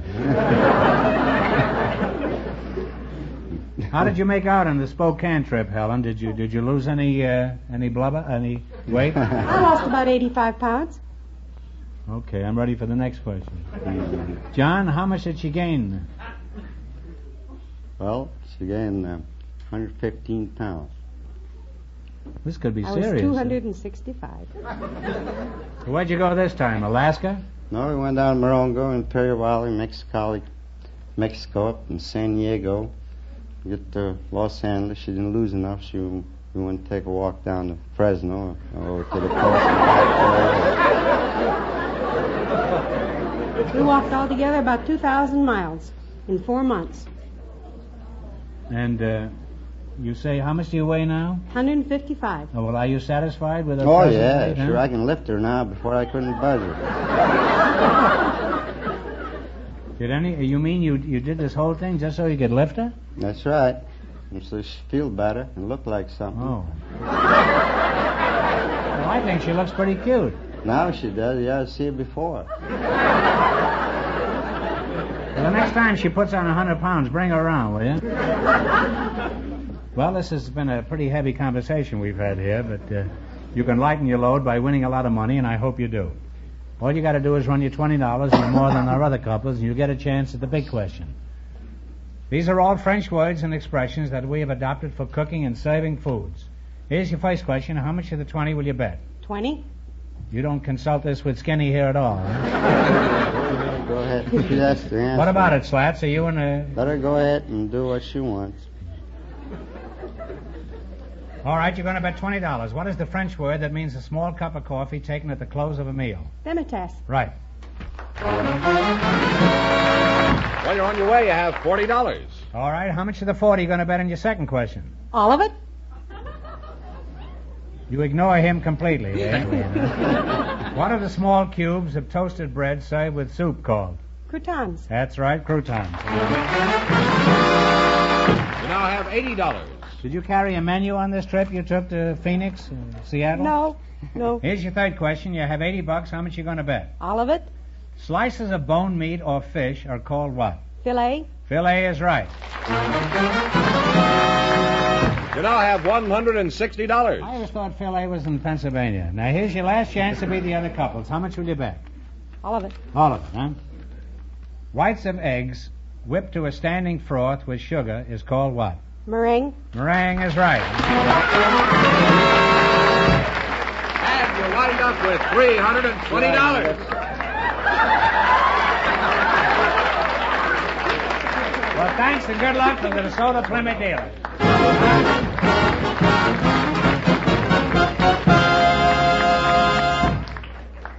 Fenneman, everybody's talking big, bright, and beautiful these days. Let's listen in. It's big, the 54 Plymouth. It's bright, the 54 Plymouth. Big, bright, beautiful too. The 54 Plymouth is the car for you. Yes, the new 54 Plymouth. Big, bright, and beautiful is the car for you. The car that's got everybody talking about its new beauty. I've never seen such luxurious fabrics and appointments before in any low-price car. So many smart new ideas in detail and color combinations. Plymouth's high-style interiors certainly live up to their name. Power steering's available this year. Plymouth's full-time power steering does 80% of the work for you, getting in and out of tight parking places, and always lets you keep the feel of the road for good, steady handling. And there are 3 great drives available, including Plymouth High Drive that gets you where you're going without shifting. See this great new beauty for yourself. Visit a DeSoto Plymouth dealer for all the exciting details on the beautiful new 54 Plymouth. Big, bright, beautiful too. The 54 Plymouth is the car for you. All right, George, who's next? Well, we invited some plumbers to the show tonight, Groucho. And just before we went on the air, our studio audience selected Mr. Michael Moran. His partner is Miss Regula Thorsten. So, folks, would you please come in and meet Groucho Marx? Welcome to You Bet Your Life. Say the secret word. Plumbers always get applause here. Say the secret word and divide $100. It's a common word, something you always have with you. Mr. Michael Moran. That's you? Yes, sir. You have a sister named Lemon? No, sir. Not that I know of. Oh, I used to know a Lemon Moran. She lived in the Automat in New York. Where are you from, Mike? I was born in Huntington, Oregon, but raised in Los Angeles. Raised in Los Angeles. Are you married? Yes, sir. How old are you? 31. Regula Thorsten, that's you? That's right. That's an interesting name, Regula. Where'd you get it? I was named after the city saint in Zurich, Switzerland.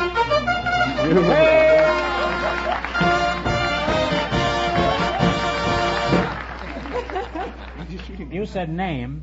That's the secret word. So you get 50 smackers. Well, and the you, plunger Groucho. over here gets $50. Thank you, Groucho. Thank you, Groucho.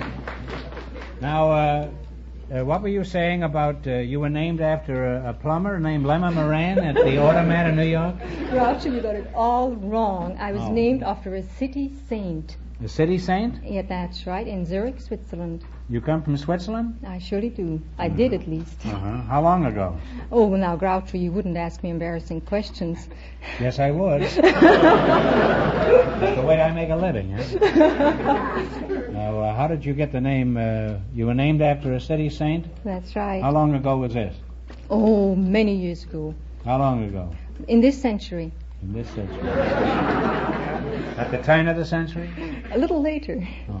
Why did you come to this country, Regula? Oh. Just to outwit me? No. You succeeded in so far. No. You see, I trained as a nurse in the American hospital in Paris. And my superintendent of nurses thought that I would make a much better career in the States, and that's why I came. Have you had any exciting experiences as a nurse in this country? I certainly have. What way, huh? Well, one of them was taking care of you. You once were my patient. I knew that past of mine would catch up with me someday. Well, what happened? Did I emerge alive? You certainly did. I did, huh? Yes. You used to come to this doctor's office quite regularly, and after a few visits, one time, you impersonated your own brother. And you did it so convincingly that you had me completely sold. So I almost got fired. But that isn't all. 2 weeks I later... hope not. 2 weeks later, you sent your brother into the doctor's office, and you had your brother impersonate you. And to make matters even more complicated, you know what the doctor's name was? No. Dr. Marx. Really? And that isn't Rudolph all. Marx? Rudolph Marx. And yes. that isn't all. He's a nice guy, Rudolph. Isn't he, though? I went just after you left that doctor's office, I impersonated Rudolph Marx. I didn't say it. But that isn't It all was on right. Wednesday. It was his day off, and they don't come in on Wednesday. You know, doctors don't work on Wednesday at all. Wednesday, Friday afternoon, Saturday, and Sunday. If you want to die, you got to do it Monday, Tuesday, Thursdays. You know, speaking of hospitals, it reminds me of the story about Mark Connolly. He's a famous playwright. He wrote Green Pastures and many other plays. Anyway, he had gone to Cedars of Lebanon to visit a friend there who had had a tonsillectomy. And he got in the elevator there at Cedars, and the elevator operator says, "What floor?" And he said, "Men's tonsils, please." That's a true story, eh? Are you still at that same hospital regular? No, I'm not. I've quit the nursing profession. They always do that after they get me. Mike, who do you work for? Sicking Plumbing. Is it a big outfit? One of the largest in town, Groucho. We have about 40 plumbers on tap. 40 plumbers on tap. Say, that's pretty good, isn't it? Do you know any roofing jokes? No, sir, I don't. Is that one of the little jokes you plumbers use in the trade? Well, you might call it that. Mm-hmm. And for this you charge $5.50 an hour? No, not for the jokes. Have you ever had any unusual experience as a plumber, like fixing a leaky faucet in less than 8 hours? Yes, I was fixing garbage disposal one time when I had to take the garbage disposal out of the sink to repair it. And in order Is that why they call it the Sinking Brothers? No. And in order to remount it, I had to lay on my back under the sink and put the spud through the hole in the sink, which is just actually like a big donut. So I'm laying there tightening the screws up, looking right up through the sink, and this housewife comes walking over me and turns the water on. Right in my face. And she says, "I didn't think it would run on you." I said, "What do you think it's going to do, run up?"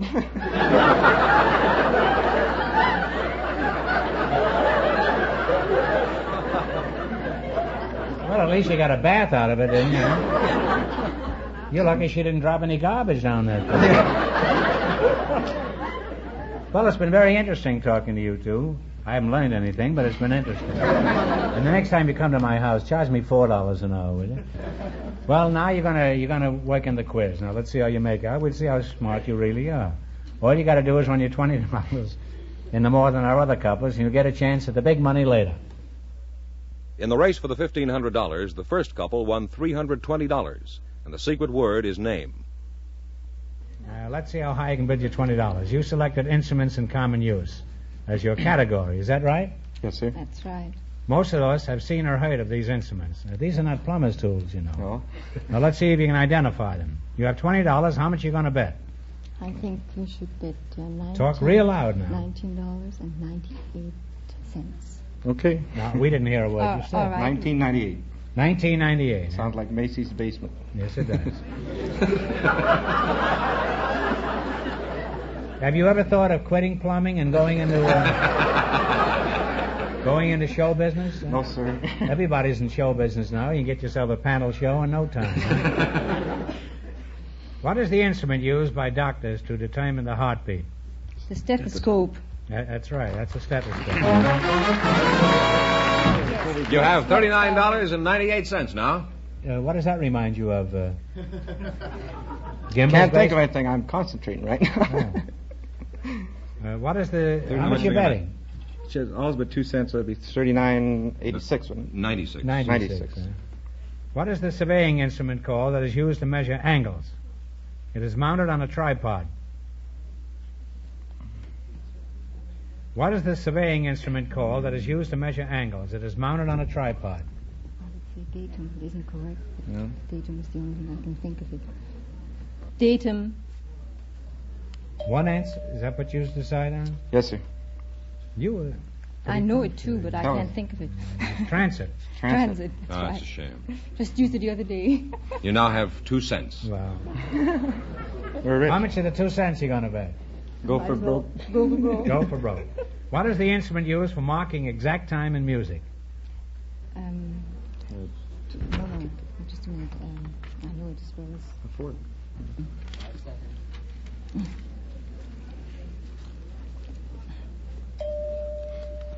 I know. It's metronome. A metronome. Well, they've Well, lost. now you have nothing. Now All we have gone. Nothing. All gone. Now I give you one more question. You get this right, and you split $25. A popular figure of early American history was Martha Washington. What was her husband's name? George Washington. Absolutely right, George Washington. Thanks, you, and George. carried in well. Thanks, and good luck to the DeSoto Plymouth dealer.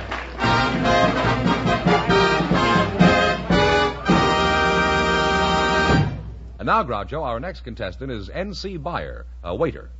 Mr. N.C. Buyer, a waiter, eh? What's the N.C. stand for? It stands for New Car, Groucho. Your name is New Car Buyer? Well, you've certainly come to the right show. Where are you a waiter? Oh, I can wait anywhere, Groucho. I thought I'd wait right here in this studio. It's not too personal. What are you waiting for? For November 5th, Groucho. All of us new car buyers are waiting for November 5th because that's the day the wonderful new DeSoto goes on display for the very first time. Yes, I know. They say that this outstanding new DeSoto is the most wonderful car ever built, with so many new engineering features that you'll have to drive it to believe it. And with an outstanding new beauty and style that will put it years ahead of all the others. Yes, I know. So that's what I'm waiting for, November 5th, the day this magnificent new DeSoto for 1954 makes its very first appearance. You see, folks, you got to be careful. You never know when we're going to bring in a commercial to remind you that November 5th is the big day. Your first chance to see the stunning DeSoto for 1954.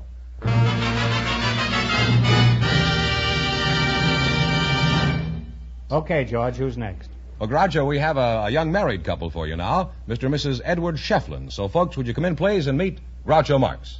Welcome, welcome.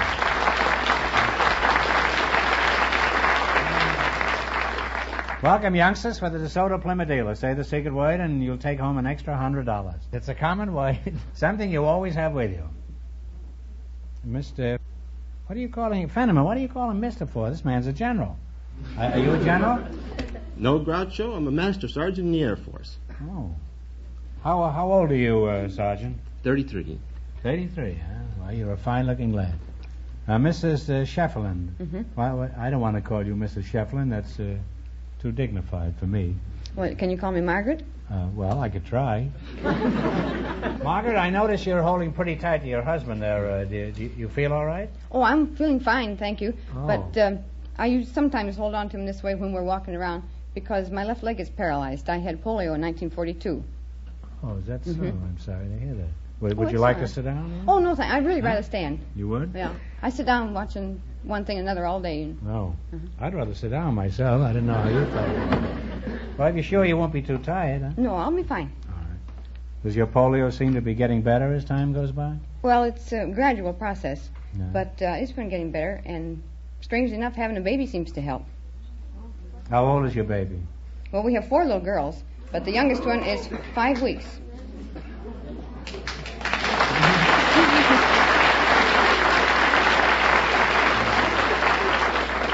You say these 4 children helped your health, eh? Well, it seems to have anyway. That's odd. I've been a father 3 times, and look at me, eh?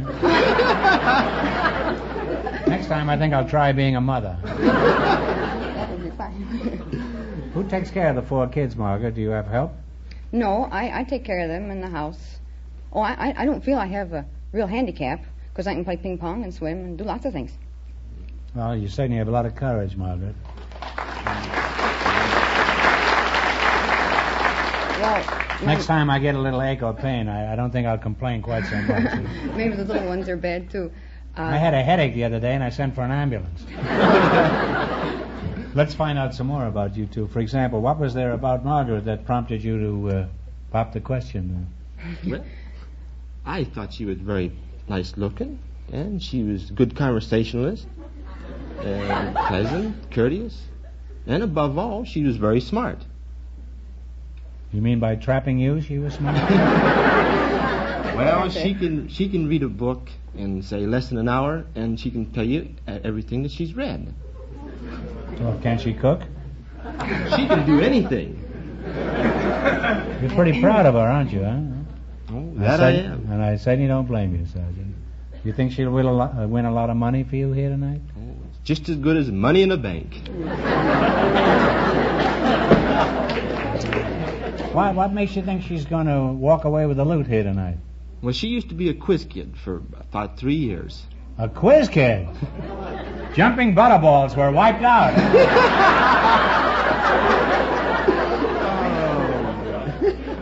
Is this true, Margaret? Are you really a former quiz kid? Yeah, I was the quiz kid from... For Kelly? Joe Kelly. Mm-hmm. Joe Kelly, yeah. And he's still on. Is that so? I've gotten too old. See, when you're 16, they figure you're not a kid anymore. Yeah. So I was on from 42 to 44. Well, Ed, doesn't it sometimes annoy you that your wife knows all the answers? Well, Groucho, it sometimes scares me. Well, don't worry about her knowing the answers, old boy. The time to get scared is when she starts asking the questions. Well, obviously, you're a happily married couple, and I'm sure everyone is anxious to see you slaughter me in the quiz. So let's see what you can do. You have to run your $20 no more than our other couples, and you'll get a chance at the big money. In the race for the $1,500, Mr. and Mrs. Fedorowicz are leading with $320. You selected what's the number. This is a test of your powers of observation. Let's see if you can correctly identify the amount or number. Here's your first question. How much will you bet? 20. All of it? Sure. 20. All of it? All of it. All of it. How many strings on a standard violin? 4. 4 is right. You now have $40. You have $40. Now, how much are you going to bet on this one? Shoot two works. I wish we'd taken it. On a standard telephone dial, how many holes are there? 1, 2, 3, 4, 6, 7, 8, 0. Okay, you tell him. 10. 10 is correct. Okay. You now have $80. She's the quiz kid, but I know she's slipping you the hard ones here. Huh? Here's your third question. How much of the 80 are you going to bet? 80. We'll bet the 80. How many rows of keys are there on a standard typewriter? 4. 4 is right. You now have $160. Here's your last chance to beat the other couples. You have $160. How much are you going to risk? All of it. We'll try it all. All of it. How many cigarettes are there in a standard pack? 20. 20 is right, huh? And you wind up with $320. Thanks and good luck from the DeSoto Plymouth dealers. Thank you.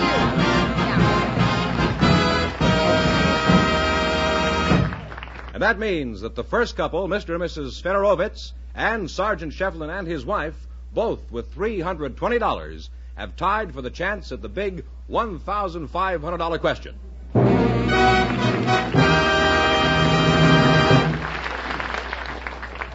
Groucho, do you realize it will be here November 5th? I didn't even know it had been away. What are you talking about? Well, the day is Thursday, November 5th. Certainly, and that's the day the magnificent 1954 DeSoto goes on display for the very first time. That's right. Thursday, November 5th is D-Day.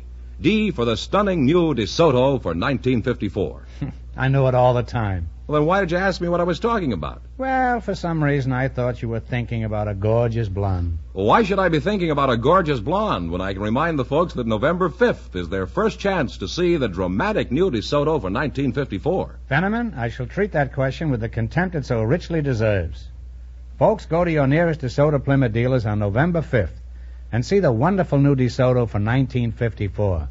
And if you run across that blonde, tell her Groucho sent you.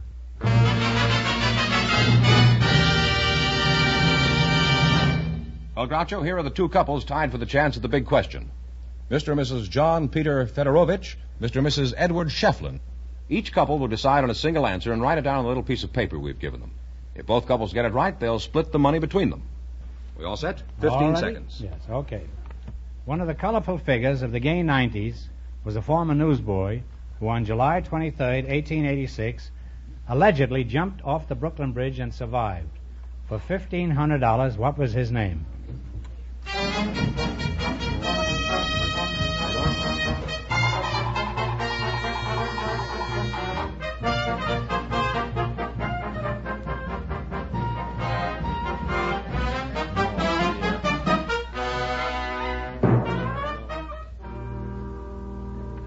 Nothing? You wouldn't even write anything? I didn't remember. Oh, I'm sorry. Mr. Fedorovich, huh? The gentleman over here is right. It's Steve Brody. Oh, sure. And you win $1,500. sorry you didn't all win, but that's the way it goes. Thank you. I'll take it. How much did they win in the quiz, George? Well, they all won $320 in the quiz, and Well, you won $1,820. Congratulations. From the more than 3,000 DeSoto Plymouth dealers from coast to coast, you bet your life.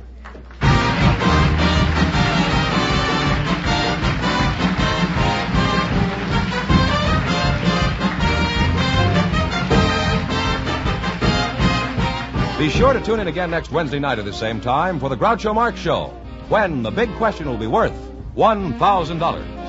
And don't forget Groucho's television show, also brought to you by the DeSoto Plymouth Dealers of America. Remember that the dealers who sell the remarkable new Plymouth, engineered and built to be your best buy in the low-priced field, will have the magnificent new 1954 DeSoto on display November 5th.